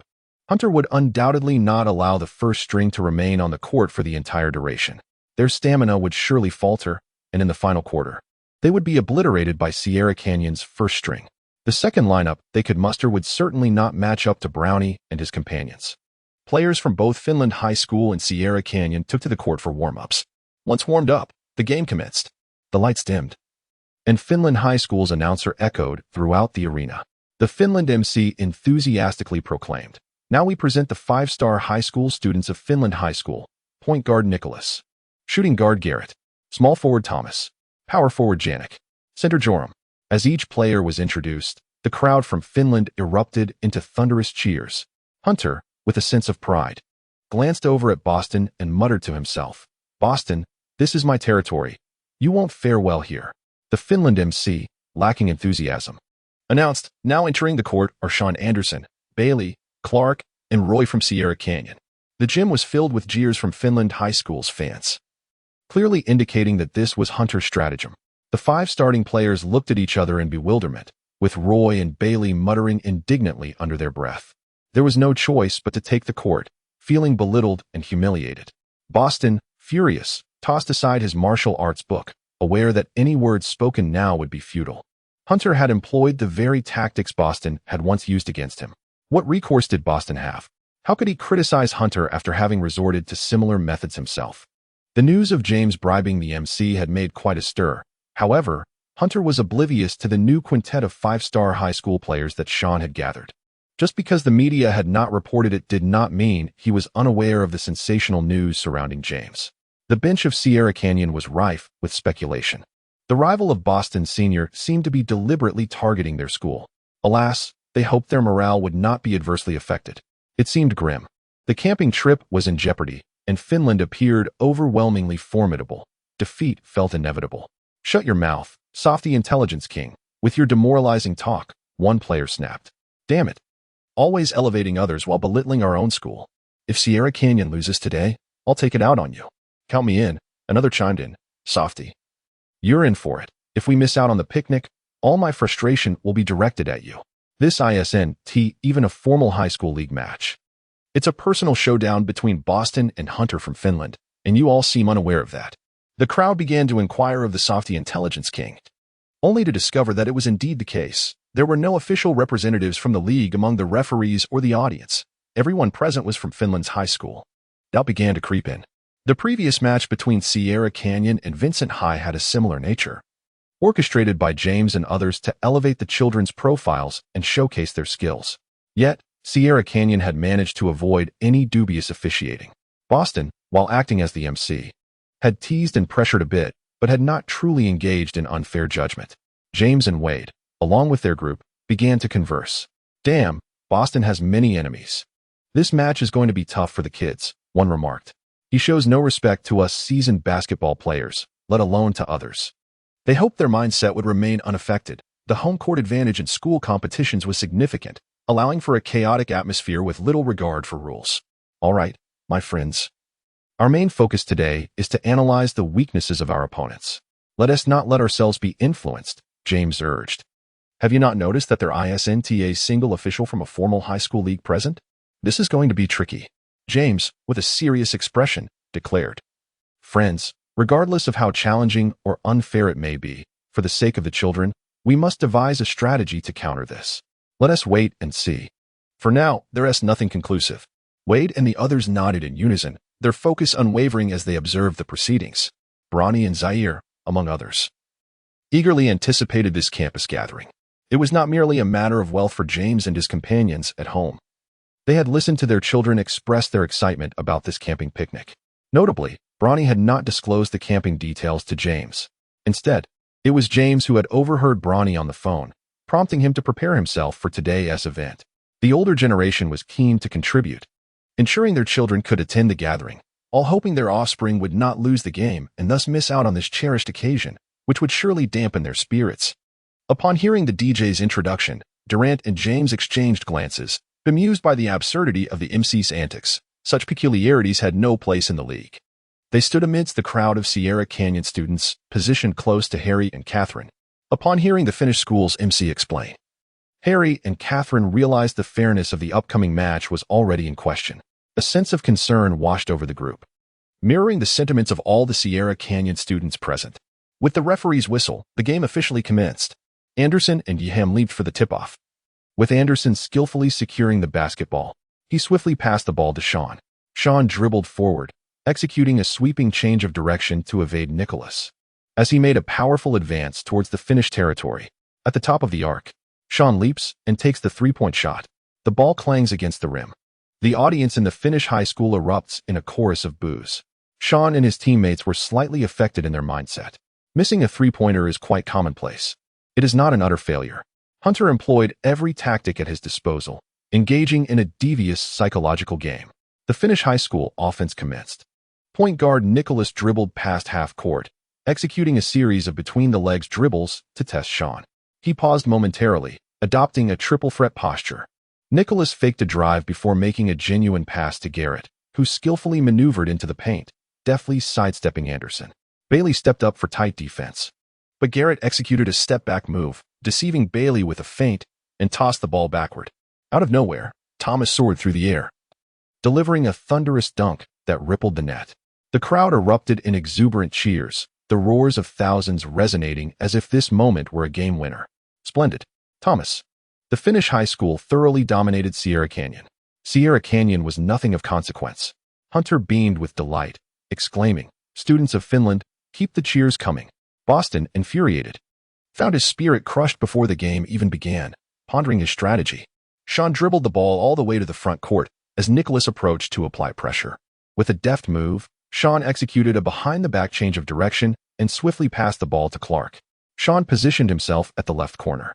Clark understood that this was not the moment for a battle of egos, and he deftly passed the ball back to Shawn. Shawn found himself under Garrett's intense and close-quarters pressure. With a deft maneuver, he executed a feint, momentarily leaving Garrett bewildered, nearly causing him to stumble. Infuriated, Garrett pressed on with renewed vigor, his actions becoming increasingly aggressive.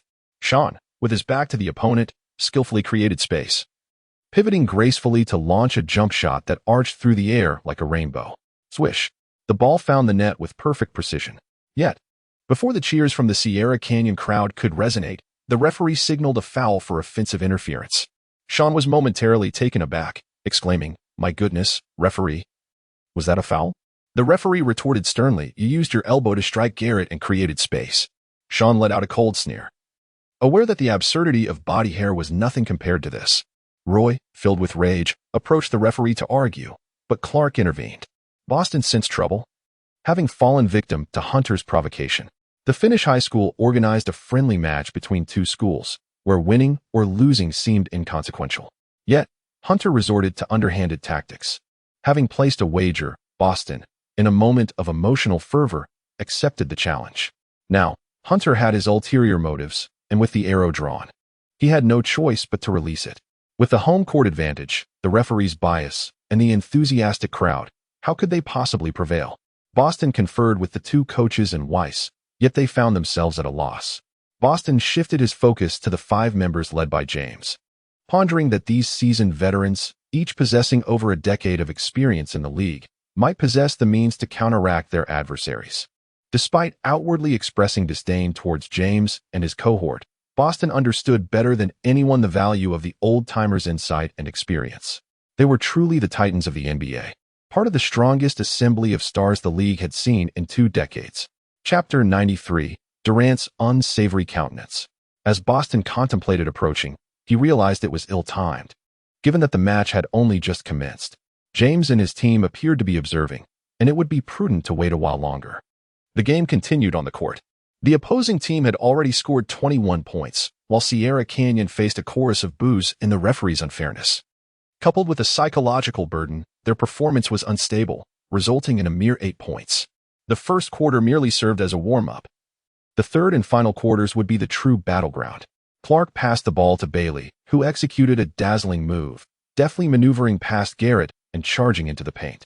He delivered a bounce pass to Anderson, who, with his back to the basket, subsequently passed to Shawn beyond the arc. Shawn leaped to catch the ball, dribbled behind his back, and executed a step-back three-pointer. The basketball spun gracefully through the air, followed by the crisp sound of it swishing through the net. It's a score. The jubilant cheers of the Sierra Canyon students were drowned out by the boos from the Finnish high school. The first quarter came to a close, with the score standing at 21-11. Shawn and his companions emerged from the match dejected. Had it not been for Shawn's last three-pointer, closing the gap to 11 points, the score for Sierra Canyon would have remained a pitiful single digit. A brief respite ensued before the commencement of the second quarter. Finland High School introduced their second unit, while Sierra Canyon brought forth Bronny and his fellow star offspring. Horry leapt into the air to seize the ball, scanning the court until he spotted Zaire, who had slipped past the defenders. He shouted, "Horry, pass." Horry executed a precise, powerful pass to Zaire. Zaire received the ball, maneuvered past an opponent, dribbled 3 steps into the paint, and executed a dazzling layup. The score was achieved without any physical contact or violations, leaving the referees with no grounds for intervention. Finland High School's second unit struggled to present any formidable players, as the strongest were on the starting roster. The Finnish point guard held the ball, launching a long pass toward the upper reaches of the key, where the shooting guard soared for an alley-oop. The dunk was poised to be executed. Unexpectedly, however, Horry Garnett soared high to successfully block the shot. The referees could not show favoritism, otherwise, they might as well declare Finland the victors without further play. Gary pushed the fast break, deftly maneuvering past 2 defenders before passing to Bronny beyond the three-point line. With a swift motion, Bronny released the shot. A resounding thud echoed as the basketball struck the backboard and found its way into the net. Hunter raised his hand, inciting a chorus of boos from the Finnish students. The atmosphere in the Sierra Canyon stands was entirely subdued. Shawn and his group vociferously encouraged one another, eager to reclaim some points as they approached the second half. "Well done, Bronny. That's the way. Take a few more shots. Good play. How come the referee doesn't dare call another dubious foul? I was penalized for a collision without even touching my opponent." James and the others whispered amongst themselves, fully aware that the next 2 quarters would be crucial. If they lost, the children would have to go home. They were all deep in contemplation. Duncan remarked, "LeBron, to triumph in such an unjust game, we need undeniable scores." Wade nodded in agreement, stating, "Indeed, right now, the second quarter for Finland High School is like a break. Once the third and fourth quarters commence, the biased calls from the referees will rattle the first-string players." Garnett added, "Undeniable shots like Bronny's three-pointer are beyond the referee's bias." Suddenly, James had an epiphany. "Listening to you all, I believe I have an approach in mind. Let us observe the situation further." Durant stood beside Harden, inadvertently feeling his pocket. To his astonishment, he realized something significant was missing. He looked down and recalled that he had given a pack of snacks to the young player he had mistakenly fouled. He took a large sip from his drink, only to find it spilled slightly. Harry and Catherine, along with others, watched the game intently, hoping for Bronny and Zaire to recover some points. They silently prayed for a tie, or at least to close the gap, believing that Shawn's group might have a chance in the second half. While Harry savored some chips, he absent-mindedly offered Catherine a handful, which she declined, stating that the chips would leave her hands sticky. At that moment, an unusual scene unfolded. A pair of large hands reached over Harry's shoulder, swiftly snatching away several chips. Curious, Harry turned around to find the superstar Durant, astonished to see him up close. His surprise was not merely due to Durant taking his chips, but rather the rare opportunity to see an NBA giant in person. Durant misinterpreted Harry's expression, thinking the young boy was unwilling to share his snacks. He glared menacingly at Harry, saying, "What are you staring at, you little chub?" Catherine glanced back with curiosity at Durant. Harry questioned, "Kevin, why are you being so fierce after taking my chips? Aren't these snacks meant to be shared in the league? If you want some, just take them." Durant looked at him as though he were oblivious to the ways of the world. Harden, overhearing the exchange, nearly burst into laughter and shook his head at Durant in disbelief. Harry pondered, "I've been to a few NBA games. Why haven't I seen anything like this?" Durant scoffed, "That's because you haven't been enough. Do you think I, KD, don't know the league better than you? Besides, these chips aren't even good. They don't compare to my little boba noodles." Durant, having finished his snack, returned the remaining chips to Harry's bag and absent-mindedly wiped his fingers on Harry's clothing. Harry was taken aback by this rather uncouth behavior, uncertain of how to respond. The NBA superstar Durant truly embodied the image of a bumbling fool as portrayed by the media and videos. "Sir, how rude of you to wipe your hands on Harry's clothes after eating." Catherine interjected with a tone of disapproval. Durant turned to face Catherine, his pupils dilating in surprise. "Goodness, this girl is even more beautiful than Scarlet. With such captivating allure," he thought to himself. A lewd grin involuntarily crept onto his face as he softly inquired, "Little girl, how old are you?" Though Catherine was reluctant to answer, she politely replied, "I am 17. Durant expressed astonishment. 17, and yet so grown up? What do you mean by so grown up? 17 is simply 17. Catherine responded with confusion. Meanwhile, Harden struggled to contain his laughter, his shoulders shaking. He could hardly endure the antics of Durant. Without responding to Catherine's question, Durant produced the only 2 signed photographs he had left. He selected the one he deemed most handsome and borrowed a pen from a student near the Sierra Canyon. On the back of the photo, he inscribed his phone number before handing it to Catherine. "Here, little girl, take this. It's my K.D. autograph, not something I give away lightly," he said, raising an eyebrow at her. Catherine, put off by his sleazy demeanor, had no desire to accept it. However, she considered that perhaps Shawn would appreciate it. After all, he was passionate about basketball, and Kevin Durant was a star in the league. With this thought, she decided to accept the photo, reaching out to take it and uttering a simple thank you. In that moment, Durant's heart soared with joy. He believed he had made a successful impression and eagerly anticipated a phone call. Chapter 94. James Quintet strategizes for redemption. Bronny and his team faced off against the second-string squad from Finland High School, achieving a resounding victory. James and his group were quite pleased, having played a quarter to settle the score. The Finnish second string was woefully inadequate, far inferior to Bronny's quintet, leaving the referees with no opportunity for bias. The score was leveled at 46-46. Hunter appeared unconcerned, donning a sly expression that suggested he was content to let them relish their moment. Bronny and his teammates had instilled a measure of confidence in Boston. The third quarter of the game commenced, as Shawn received Anderson's pass and leapt for a three-pointer before the ball was even released. Janik soared in with a foul for hitting his hand. Shawn approached the referee, asserting, "He committed a foul. He struck my hand. Will there not be 3 free throws?" The referee, with a serious demeanor, retorted, "What do you mean he hit your hand?" Janik leaped to block the shot. "You simply panicked and lost control of the ball." Nicholas mockingly added, "Useless fellow, still hoping for free throws. Once the game concludes, I shall let you take 30, haha." Center Yoram scoffed, "Indeed. This lad is utterly inept." He was so startled that he lost the ball. Shawn understood that he must not act recklessly and muttered under his breath, "Damn it." Anderson and the others approached to comfort Shawn, recognizing that losing their composure would spell disaster. Durant and Harden shook their heads in unison, lamenting the incompetence of the referee. "K.D., how can we break through this? It's impossible to play." "Hey, that's your perspective. You spend all your time memorizing rules and frequenting nightclubs. Yet you possess no discernment on the court. If you had any insight, you would express it. All we need is a Steven, and with the collaboration of others. We must avoid the paint to deny the referee any chance of bias." Durant elaborated passionately to Harden. Despite his unkempt exterior, Durant's inner wisdom contrasted sharply with his appearance. A true underdog would never articulate such a heartfelt MV tribute. The words he spoke to his mother resonate deeply. Even if you go to bed hungry, ensure that my brother and I are well fed. That is the essence of a true MV, who devoid of substance could utter such profound sentiments. Do not underestimate Kevin Durant. While some may appear to be mere underachievers, they may harbor genuine depth within. Conversely, some exhibit a facade of cool composure while being foolish at heart. One must not judge solely by appearances. Where do we find a Steven? Harden inquired, puzzled. That kid number 8, though his mindset crumbled under the referee's calls. Nicholas, with the ball, passed it to Thomas, who advanced while Anderson defended closely. Thomas returned the ball to Nicholas, who faced Bailey's defense and then passed to Garrett. Unmarked, Garrett launched a three-pointer. It swished through the net. Well done, Garrett. You are the Steven of Finland. The crowd erupted in applause, and Hunter beamed with delight.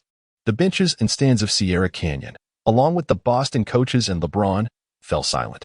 Roy made a powerful drive, colliding with the opposing small forward, Thomas, in midair.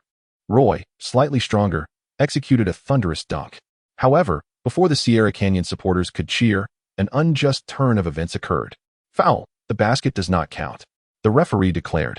Roy, infuriated, muttered curses under his breath, wary of incurring further penalties.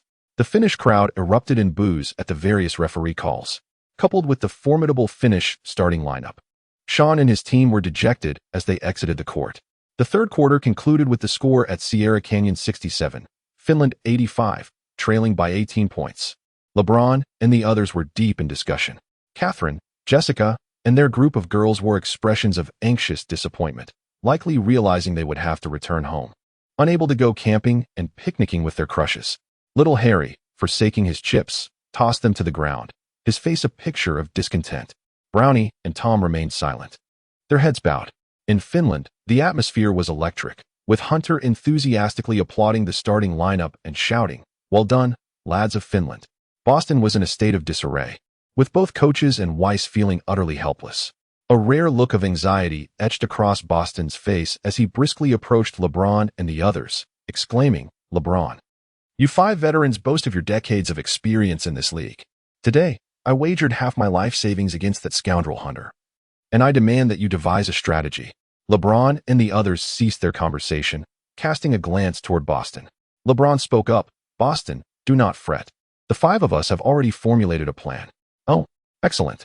If we win today, I shall henceforth address you as seniors," Boston replied. LeBron's group exchanged knowing looks, pondering what kind of wager this young man had made that compelled him to be so earnest. Wade interjected, "Boston, summon the starting lineup." Boston called out, and Shawn and his teammates approached, their spirits visibly low.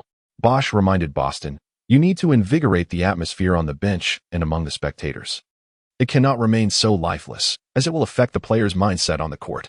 Boston nodded. It was the final quarter, and they had to fight with all their might. The crowd and bench dynamics were crucial. Encouragement, cheers, shouts, and praise subtly bolstered the players' confidence and motivation. Competing in a finals match without an audience contrasts starkly with one that is filled to the brim. The feeling for the players is entirely different. LeBron and the others devised a tactical approach for Shawn's group. They proposed that Shawn assume the role of Stephen Curry, with everyone passing the ball to him to execute undeniable three-pointers, scores that the referees could not possibly favor. Anderson and Clark were tasked with rebounding and defense, including shot blocking. Roy and Bailey would handle steals and passing, with the option to shoot three-pointers when appropriate. Both Bailey and Roy were also proficient at shooting threes, and they planned to execute this strategy for the first half of the quarter. However, Finland would soon recognize this tactic and would likely clamp down on Shawn. Initially, they would let Shawn take a few three-point shots, and once Finland adjusted, they would shift away from passing to Shawn, opting instead to set up Bailey and Roy for shots. When the interior was unguarded, Clark and Anderson could take their chances. This constant variation would keep the opponent guessing. LeBron addressed Shawn and the group, "Young men, do you understand?" "Understood." The Sierra Canyon starting lineup responded. This strategy could work, and they began to regain some confidence, each reflecting, "Indeed, these seasoned stars possess great experience. This is our only option. The opponent plays without decorum," Duncan lamented. "Do your best, young men," Garnett added, equally resigned. "Apart from this strategy, there are no better alternatives." Wade sighed. "Senior, we shall exert every ounce of our strength." Shawn responded emphatically, "Indeed." Boston turned to Brownie. "William, and Tom, urging them to rise and invigorate the atmosphere. I have meticulously arranged the most splendid camping gathering. Everything is set. If we lose this match, there will be naught to eat. Now, rally the spirits of these 800 students. Upon hearing this, the crowd immediately sprang to their feet. For not a single soul wished to miss out on the camping experience. Yes, Boston Senior, they chorused. We are on our way. Hurry, hurry. Chapter 95 for the camping. All-out efforts. William S. Group, Brownie's entourage, and Tom's team dispersed into the Sierra Canyon stands, conveying Boston's message.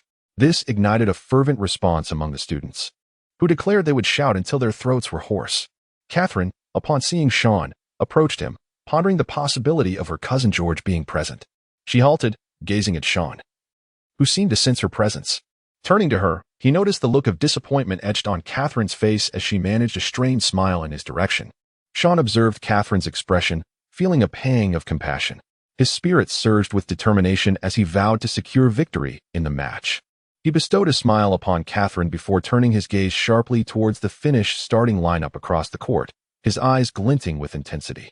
Jessica approached Anderson, gently grasping his hand, and uttered, "We must win the game." The brief gesture struck Anderson like a bolt from the blue.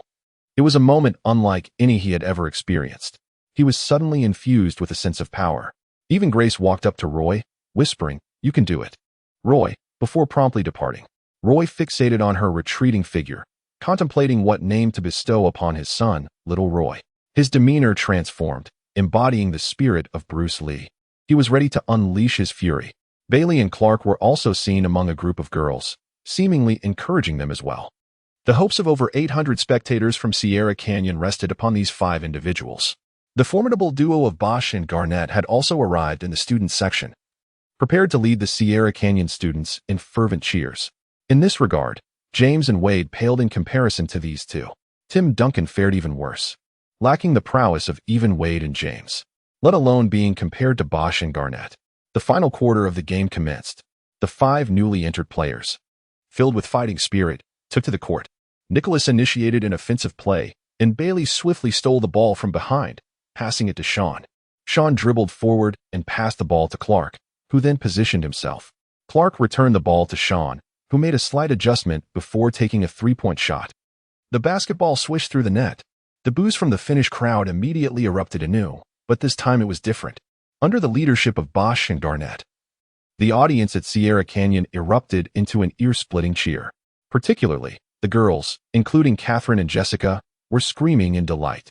Durant instinctively covered his ears. Even Harden, who was accustomed to the loud nightlife, felt the piercing sound of the screams. Nicholas held the ball as he advanced into the offensive half and passed to Garrett, who executed a feint that deceived Clark before passing to Janik. Janik rose for a thunderous dunk. Anderson, not closely guarding, jumped up only to have his large hands swatted away. Bailey obtained the ball and passed to Shawn, who unleashed a deep 3-pointer. The basketball traced a perfect arc and comfortably found the net. With Bosch's thunderous roar leading the way, the Sierra Canyon crowd went wild once more. Sierra Canyon Stephen. Magnificent. There's hope. Let us go, push forward. They had only closed the gap by 6 points. Victory would not come easily, and everyone would have to head home later that night. A discordant voice broke through, and it was none other than the soft egg informant. A student swiftly slapped him, and 4 or 5 others quickly surrounded him, delivering a flurry of blows. An East Asian boy wearing glasses appeared to be rather meek.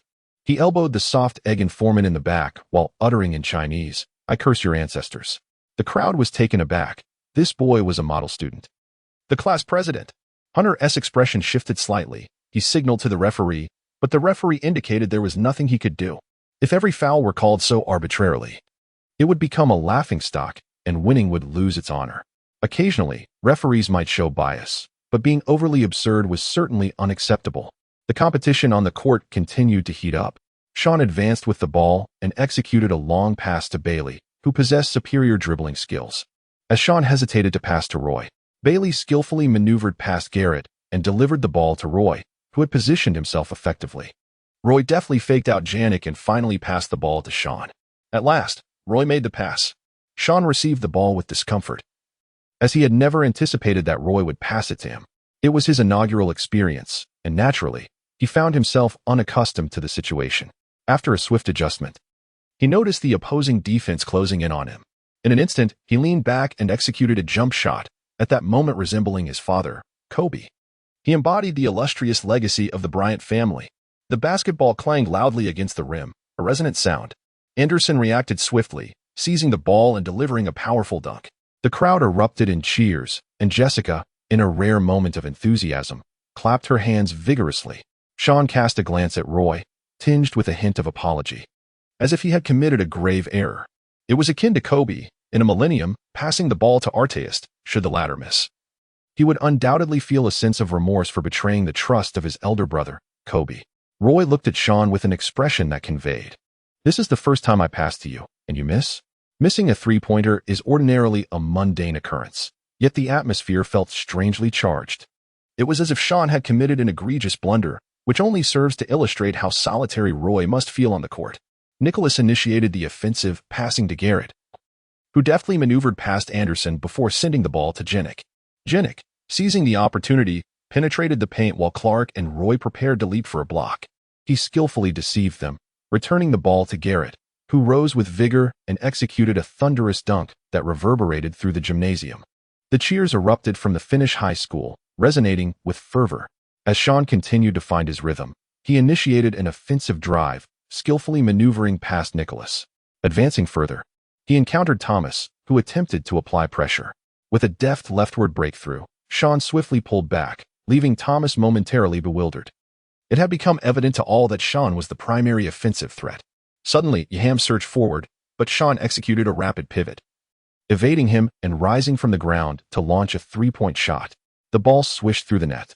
The Sierra Canyon erupted in exuberant cheers, particularly from Bosch and Garnett, who roared with delight. Brownie and Tom also leapt to their feet, celebrating the stunning play. In the subsequent moments, Shawn refrained from further attacks, as the opposition had caught on to his strategy. Bailey and Roy took over the offensive efforts, while Clark and Anderson fortified the defense. Shawn is responsible for passing, and his passes exhibit remarkable precision. Shawn made a long pass, and Bailey took a three-point shot. The ball went in. The atmosphere in Sierra Canyon erupted, with jubilant cheers celebrating Bailey's score. As Sierra Canyon found their rhythm, Roy executed a steal, dribbling forward unopposed. With a stunning switch-hand dunk, he electrified the crowd, inciting wild cheers from the Sierra Canyon students, while Gliss smiled, realizing that this player with a sausage-shaped mouth truly played with flair. Wade, observing from the sidelines, mused to himself, "This kid, this style of play, resembles me." Indeed, Roy had grown up watching the Flash, Wade, in action. However, Roy's game possessed a uniqueness that set him apart. Durant and Harden exchanged glances, engaging in a silent conversation. "K.D., you truly have an eye for talent." The strategies LeBron and his team devised align closely with your insights. Do you really think I, KD, lack skill? Much of my inner prowess is simply overshadowed by my aura. What aura? Don't feign ignorance. Haha. Your laughter seems a bit hollow. And those dark circles under your eyes are deep. Perhaps you should frequent nightclubs and seek companionship less often. It's not good for your kidneys. Harden picked up his phone, activating the front camera. Chapter 96. Shawn's last second shot against Finland High School. The score on the court had reached 92-93. With Sierra Canyon trailing by 1 point and the clock ticking down, the game was nearing its conclusion. Garrett dribbled the ball, feigning a drive into the paint while Anderson and Clark desperately attempted to thwart him. Oh no, he was deceived. He passed the ball to the point guard, Nicholas, who was unguarded, and immediately launched a three-pointer. The audience held their breath. As for Finland, this shot could end the game. On the other hand, Sierra Canyon was anxious, knowing that if the shot went in, it would spell defeat. Hunter jumped to his feet, ecstatic, believing that if the shot succeeded, victory would be theirs. James and his teammates on the bench, along with the spectators, silently prayed, "Please, let it not go in." With a clang, the ball struck the rim, and Anderson secured the rebound. A collective sigh of relief swept through Sierra Canyon. 3 Finnish players immediately rushed to apply pressure. The moment was critical. Aware of his limitations in ball handling, Anderson sought to pass to Shawn or Bailey, but found the opportunity unsuitable, as they were closely marked. Roy was certainly not an option, as he often hesitated to pass, preferring to play solo. Not being in a favorable position to distribute the ball, Anderson opted to pass to the nearest Clark. Clark, similarly lacking in ball handling skills and primarily an inside player, dribbled a few steps before passing to Bailey. Bailey surged forward at full speed, dribbling as he advanced. At that moment, Shawn positioned himself near the opponent's three-point line. The only defender in Bailey's path was the formidable Finnish power forward, Janik, known for his exceptional shot blocking. "Bailey, pass to me," Shawn shouted anxiously, as the Finnish players relentlessly pursued from behind. In the past, Bailey would have undoubtedly taken the shot, but now he hesitated. If he failed to make this basket, he would be drowned in the scorn of his classmates upon returning to school. He felt intimidated. Moreover, with Janik closing in, a blatant foul was inevitable, and the referee would likely remain silent. Janik had already leaped into action, and the defenders were rapidly catching up. Bailey cast aside his doubts, choosing instead to place his trust in BJ, executing a stylish behind-the-back pass. "Catch it, BJ," Bailey shouted, urging him on. Shawn anticipated the trajectory of the ball, leaping into the air with precision to intercept it. In the midst of his ascent, his body formed a graceful arc, resembling the letter C. Garrett and Nicholas from the Finnish high school rushed forward. Shawn had no time to adjust. He leapt into the air to receive the ball and shot without hesitation. The three-pointer was released. The entire court, whether it be Sierra Canyon or Finland High School, rose to their feet. Time seemed to freeze. LeBron and his teammates watched in wide-eyed anticipation as the ball soared. Durant and Harden were already on their feet, completely engrossed in the moment. Bronny, Zaire, Tom, George, and William all stood from the bench. Bailey, Roy, Anderson, and Clark remained frozen in place, knowing that if the shot missed, it would all be over. With no time left, they silently prayed, "Oh God, please let it go in." Catherine was so anxious that she clutched her shirt at her chest. Little Harry clenched his fists tightly. Hunter's expression shifted, inwardly beseeching, "It cannot go in. It must not go in." Boston dared not look at the shot, covering his eyes with a martial arts novel. Shawn's shot this time was executed with remarkable finesse. He was confident it would find its mark. Upon landing, he maintained his shooting posture, eyes unblinking, fixated intently on the hoop. The basketball traced a magnificent arc through the air, swish. It was in. A game-winning shot. Anticipating this moment, Shawn let out a triumphant roar. "Yes, my little Roy is about to be born. Oh God, I thank you." Clark pounded his chest, exchanging hearty high-fives with Bailey in jubilant celebration. The students of Sierra Canyon erupted into ecstatic madness, boys shouting in exuberance, girls screaming in waves of excitement. After their spirited shouts of joy, Anderson, Bailey, Roy, and Clark rushed towards Shawn, lifting him high into the air. The bench players surged onto the court, enveloping Shawn and his comrades in a frenzy of celebration. Catherine and her group of girls embraced one another, their screams echoing. The students of Sierra Canyon shouted in sheer delight, "Game-winning shot. Oh my goodness. What a thrill. It was a hard-fought victory. Oh yes, my voice is hoarse from cheering, but we finally triumphed. Well done, BJ Shawn. I have never shouted so loudly. Ha ha, BJ is a genius." Without any adjustment, he released that shot with grace. Truly a master. No wonder he is a top-tier 5-star high school player. How did he achieve such skill? You must ask him to teach you a few tricks someday. Shawn is so handsome. It was all thanks to his incredible shot. Boston was electrified, releasing the pent-up frustration from the entire game with a roar. The five of them, James and the others, embraced in celebration, while Garnett and Bosch shouted joyously. Even if Bronny and Zaire performed exceptionally, the older players wouldn't have celebrated with such fervor. This time was different.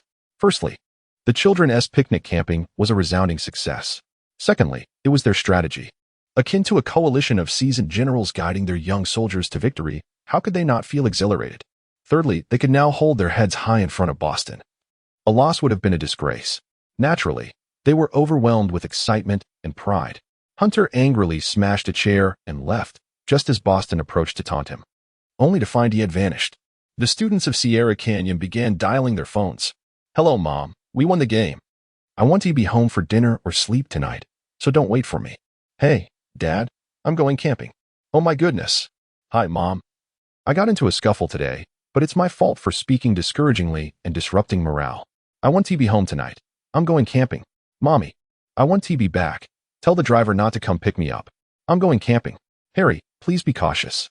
Rest assured, Mother, Boston will accompany us. With Boston around, I can relax. Have fun, Harry." "All right, Mother, I must hang up now. It's time for the school bus." After bidding farewell to James and others, Durant and Harden departed first.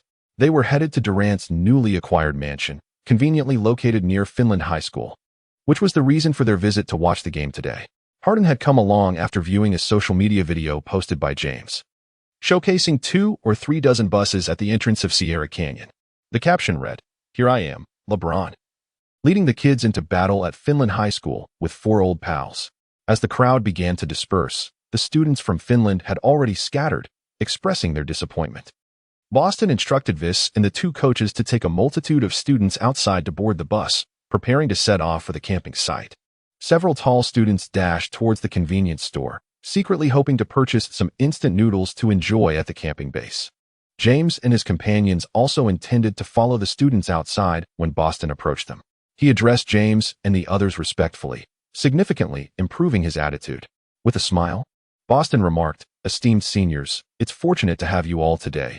The strategy was quite successful. Upon hearing Boston's courteous demeanor, James and his companions did not respond humbly.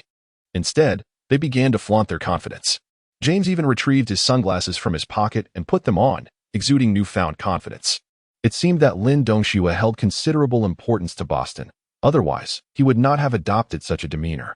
James scoffed, adopting an elder's proud stance. "Boston, you little rascal. Only now do you realize the value of us old-timers? Each of us is seasoned, especially me, the little emperor, LeBron." Garnett playfully patted Boston on the head, retorting, "Rude little punk." Boston furrowed his brow, unusually refraining from losing his temper, as he was in a good mood. Wade, wearing a smug expression, said, "Now you understand our strength, don't you?" Bosch quickly added, "In the future, when encountering us old pals, show some respect." Boston nodded, "I tend to speak like this. Please don't take offense, esteemed seniors." Tim Duncan, wearing a half-smile, looked at Boston and provocatively inquired, "So, how is my driving skill?" "Quite good, especially for your age." "Aha." Tim Duncan joyfully slapped his thigh. He finally felt vindicated, hearing Boston acknowledge his driving skills, rather than resorting to sarcastic remarks. Chapter 97. A humiliating blunder. As James and his companions exited the arena, they were intercepted by Boston, who expressed his desire to locate Hunter for some playful jibes. Upon arriving, however, they found no one in sight. 2 players from a Finnish high school approached him, expressing their eagerness to visit Sierra Canyon. Boston proposed to accompany them to assess their capabilities, with the assistance of 5 seasoned superstars to help evaluate their skills. The 5 agreed, exuding an air of arrogance as if they could discern the genuine from the facade at a mere glance. As Boston prepared to depart, James called out to him, adopting a commanding tone befitting an elder, "Young man, come here and send me your phone number." The 2 exchanged numbers and saved each other's names. James was adept at fostering connections, reminding Boston to look after his dear son at school, implying that they should keep in touch for any future matters. Boston cast a discontented glance at James, retorting, "Senior, I find your words somewhat displeasing. Rest assured, I will take good care of my students at Sierra Canyon." James wore a satisfied expression as Boston mentioned he was off to find 2 5-star high school students and would return shortly. James playfully patted him on the back, urging him to hasten. He was feeling quite relaxed. Boston appeared slightly taken aback but said nothing further. After waiting for around 10 minutes, James's phone rang. It was Boston calling. "Hello, Boston, what's the matter?" James inquired.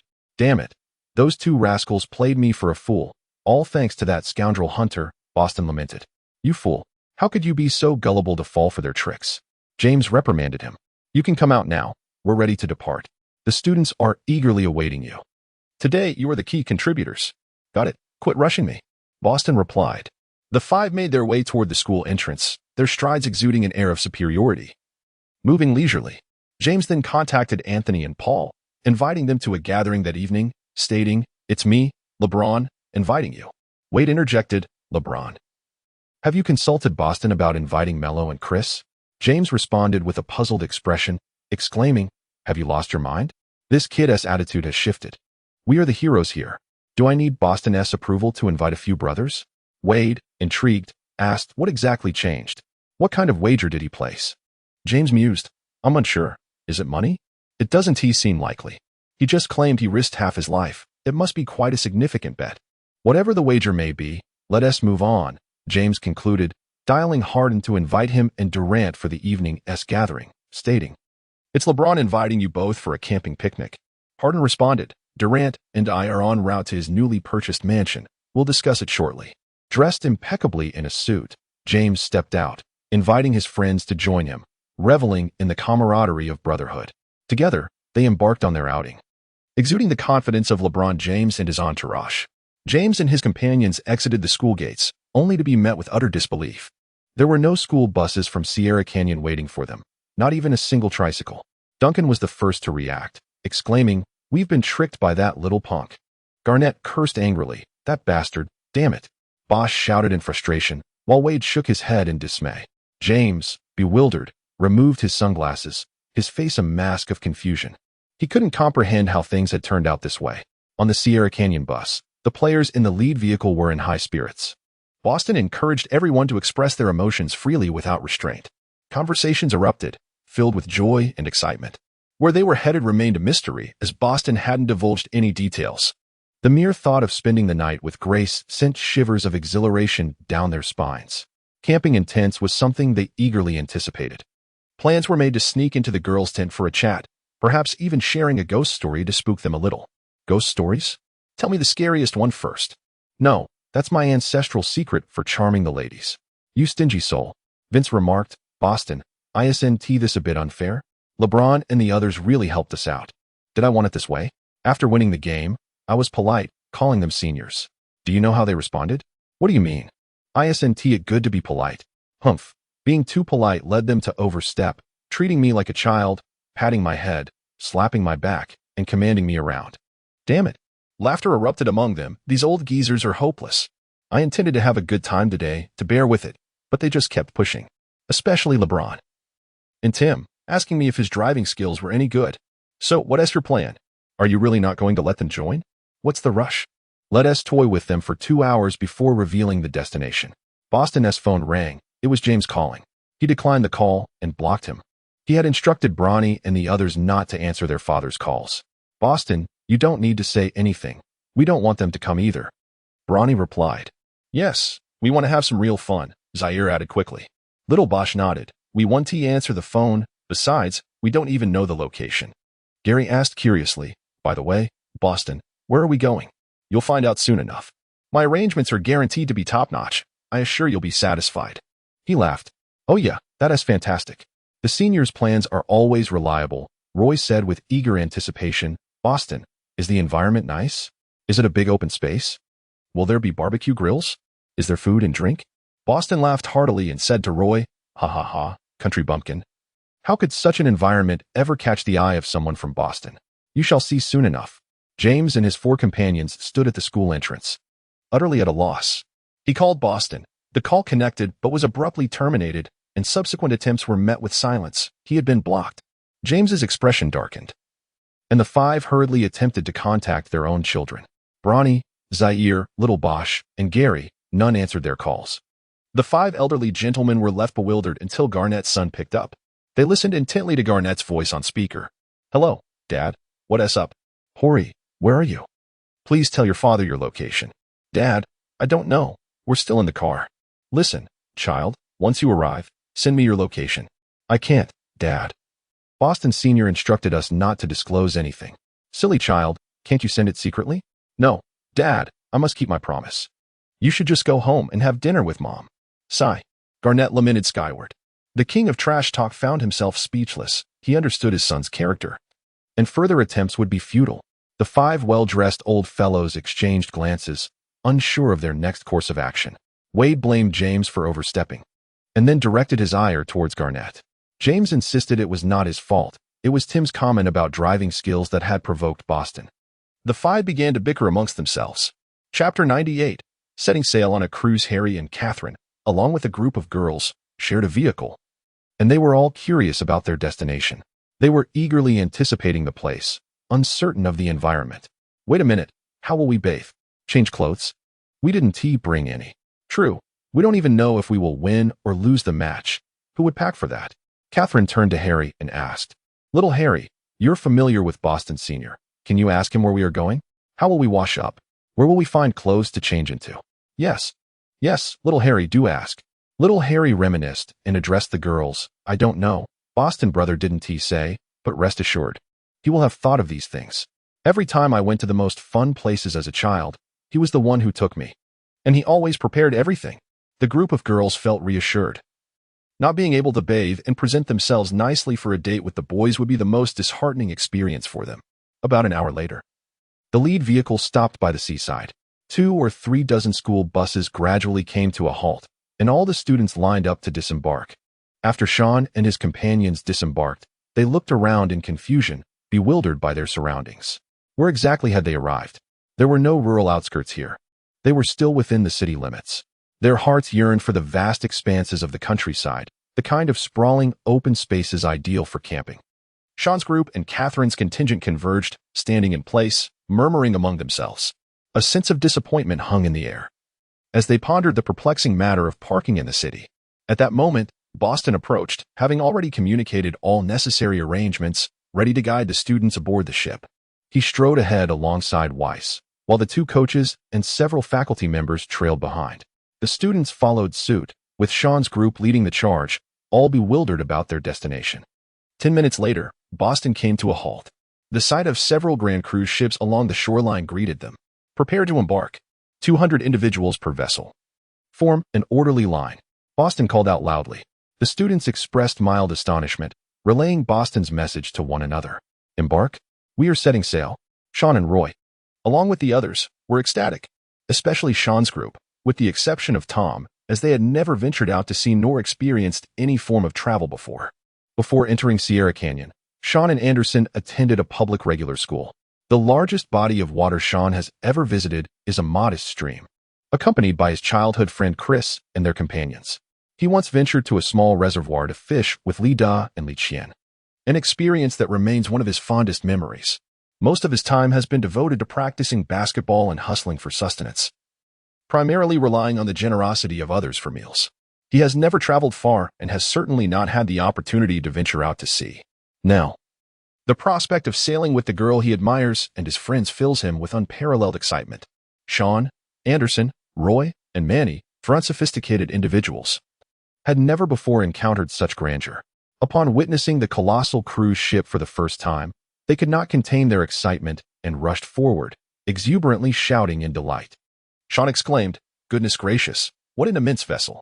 Roy gasped, "My word, this ship is truly magnificent." Manny turned to Hannah and shouted, "Hannah, this ship is remarkably grand and stunning." Anderson chimed in with admiration, "Wow, this ship is as colossal as the Titanic." Roy retorted, "Anderson, you clearly do not comprehend. The Titanic was not this large. I have seen the film, and it does not compare in size. At times, the awe inspired by witnessing something in person far surpasses that evoked by images or videos. The reality is much more striking and three-dimensional. The Titanic, a superlative luxury liner from Britain, tragically sank in the Atlantic Ocean after colliding with an iceberg in 1912, carrying over 2,000 passengers, with more than 1,000 lives lost. The number of cabins on that ocean liner far exceeds the dimensions of the ship before us by an astonishing margin. Shawn confidently remarked, "Indeed, what era are we in? The Titanic was a vessel from 2 centuries ago. It is undoubtedly time for a ship of the new age." Anderson nodded in agreement, stating, "B.J. is right. He possesses remarkable insight. I, too, now believe that the ships of this new era are superior." The boisterous shouts and peculiar comments from this group of country bumpkins left Catherine and her companions, all from affluent families, utterly dumbfounded. They exchanged glances, unable to suppress their laughter. Jessica exclaimed, "I simply cannot endure Asen. Shawn, who clearly knows nothing, rambles incessantly, and he always agrees with BJ." Catherine chuckled. "He is unconditionally supportive of Shawn. It's as if it's his first time traveling. How amusing." Grace shook her head, adding, "Isn't Roy the same? He looks like a fool on his first outing with his mother." Williams, possessing a more reserved demeanor, refrained from displaying such silliness around his girlfriend. Having spent the most time at Sierra Canyon, he had visited various places with the school, unlike the 4 of them. As for Tom, he was the son of a distinguished lawyer, enjoying a life of privilege. He maintained a facade of seriousness and gentlemanly decorum in Diana's presence. Observing Shawn and his group of bumpkins, Diana leaned in to whisper to Tom, "Why does your brother resort to such vulgar language? Would you behave like that?" Tom felt exceedingly embarrassed. His eccentric friends had tarnished his reputation. Engaging in his first close conversation with Diana, His face flushed crimson as he stammered, I wouldn't say such things. They all appeared as if they had never ventured beyond their homes, claiming the Titanic was smaller than this ship and referring to it as 2 centuries old. Ha ha ha. Diana covered her mouth, laughing heartily. Being British, she was well versed in the events surrounding the Titanic. With her wealth of knowledge and refined background, it was only natural for her to find Shawn and the others' comments and behavior amusing. Diana, actually, I'm not very familiar with them, Tom stammered. What? How is that possible? Don't you spend every day together? He replied, That's because I am passionate about basketball. It's unavoidable. I hardly speak with them, as we have nothing in common and cannot communicate well. Oh, is that so? She responded. Yes, we don't interact after school. What a cad Tom was. Dismissing his friends for the sake of a girl. He claimed not to converse with Shawn and the others, citing a lack of common topics. Yet he was often the one initiating plans and footing the bill during gatherings. William, George, and Lewis exchanged glances as they observed Shawn's antics, bursting into laughter. William teased. George, Lewis, how do you think these bumpkins have the audacity to reach the age of 16 or 17? Lewis guffawed. Ha ha ha, and they are still shouting. George added, I'm truly amazed by this group of clueless lads. George, your sister is with that fellow. Aren't you going to intervene? William, cease your nonsensical chatter. She was clearly walking alongside that group of girls, and coincidentally, one of the girls is familiar with one of those lads. It would be prudent for you to remind yourself of this. Otherwise, the reputation of the Hawken family will be tarnished. As for the affairs of the Hawken family, I do not require your concern. Today, I wish to indulge in an evening of unbridled enjoyment. Enough of this bickering. George, William, let us partake in a few drinks tonight. I wonder if there is any liquor available. There should be. Come, let us embark. Shawn and his companions boarded the ship with exuberance, exploring every corner with curiosity and delight. The sense of novelty and excitement remained undiminished. Chapter 99, Arrival at the beautiful Starlight Island. With a resounding horn, the grand cruise ship set sail. Shawn and his group of novices gazed around, ascending from the lower deck to the upper deck of the magnificent cruise ship. As they beheld the boundless expanse of the ocean, an exhilarating thrill swept through the crowd. Catherine and her fellow female companions eagerly raised their phones to capture the moment, while young Harry recorded a video to send to his mother. Anderson, Williams, Manny, and Tom also joined in, documenting the experience with their devices. The only ones remaining motionless were Shawn and Roy. Catherine inquired, Don't you both enjoy filming videos? Today's students are quite adept at social media. They relish the opportunity to record their experiences, especially in a moment like this, sailing on a cruise with friends. How could one possibly refrain from capturing it? Shawn and Roy expressed to Catherine their aversion to photography and social media. In truth, it was a matter of pride. They were reluctant to reveal their outdated mobile phones. Despite their usual disinterest in capturing moments, one would certainly want to commemorate their first outing. Catherine hesitated to request a photo with Shawn, as George was nearby, fearing he might witness the moment. Shawn and Roy leaned against opposite railings, their somber expressions reflecting the hues of the sky and the sea. Catherine selected a vantage point, positioning herself closer to Shawn, and pressed the shutter button. This photograph marked the first occasion the two were captured together. As twilight descended, the deck was illuminated by numerous lights, casting a bright glow. Noticing that Grace was also taking pictures, Roy feigned nonchalance as he sauntered behind her, dismissing 2 students with a casual wave akin to that of a rogue. He leaned against the railing, tilting his head back, his hand gesturing to obscure his mouth, embodying a melancholic demeanor.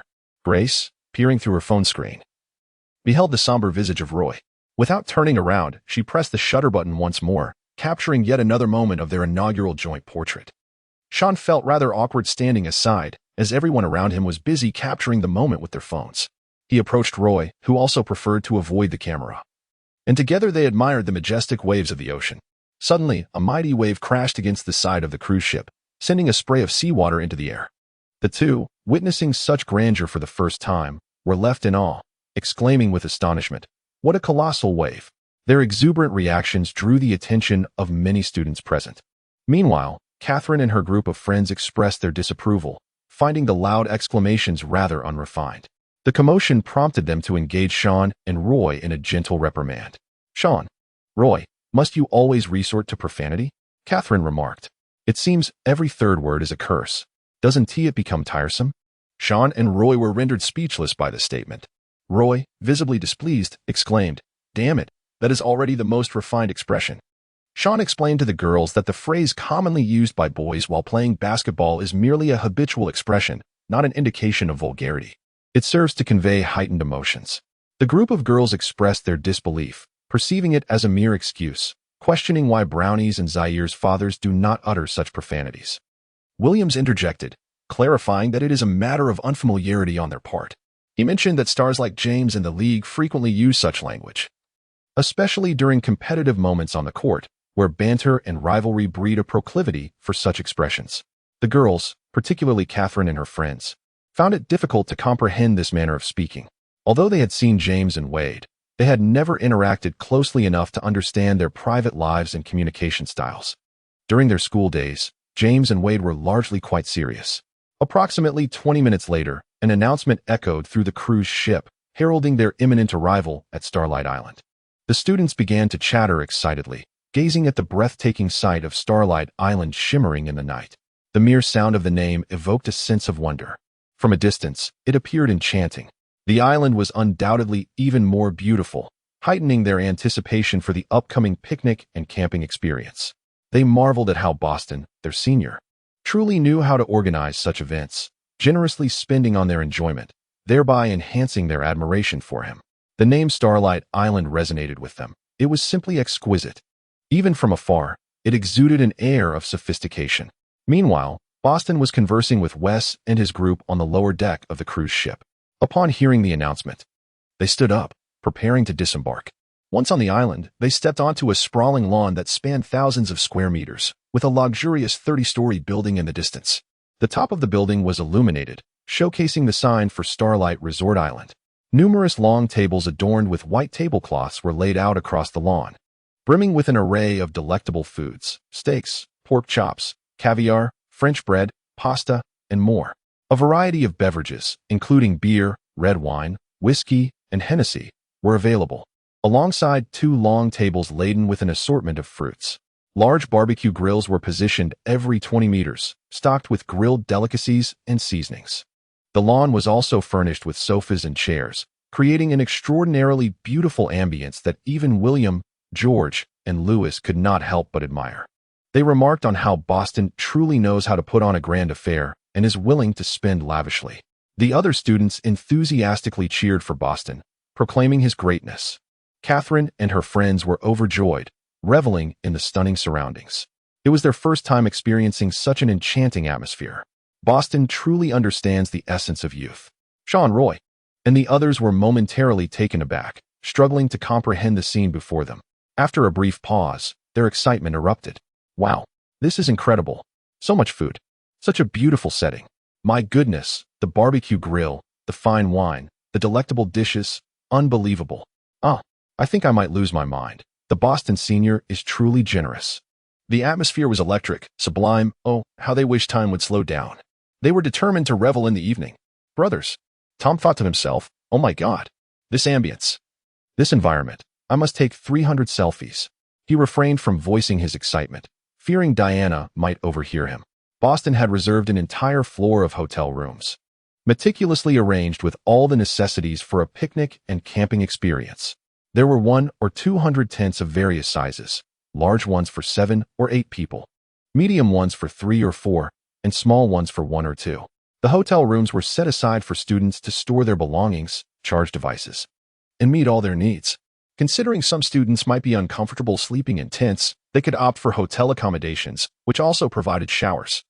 Everything was prepared to ensure a seamless experience. He took the microphone and announced, "Students, I have booked an entire floor of hotel rooms on the 10th floor. You can take turns showering, and if you prefer, there's a communal bath available. Change into the hotel pajamas and gather here. If you have any questions, the staff is well informed.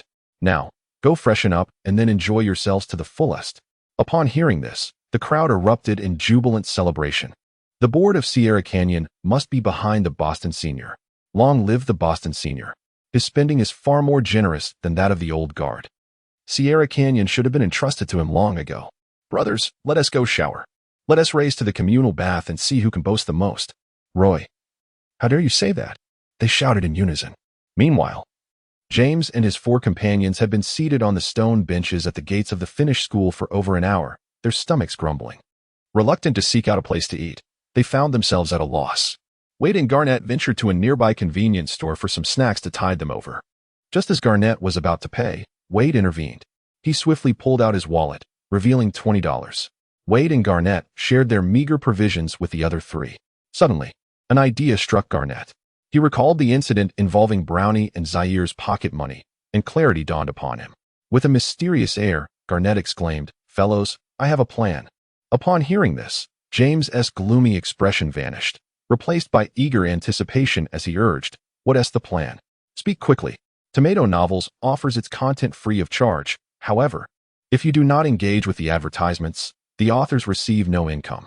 Brothers, if possible, consider watching a brief advertisement for every few chapters you read. With only about 100 readers pursuing updates, the daily earnings from readership amount to less than $1, as hardly anyone clicks on the ads, rendering these statistics quite embarrassing, failing to meet even the minimum standards. Chapter 100. Garnett's attempt to bribe Zaire. Garnett turned to LeBron and Wade and requested their children's phone numbers. "Tell them Uncle KG will give them $5,000. Just let me know their location." LeBron quickly responded, "That's impossible. Bronny doesn't need money."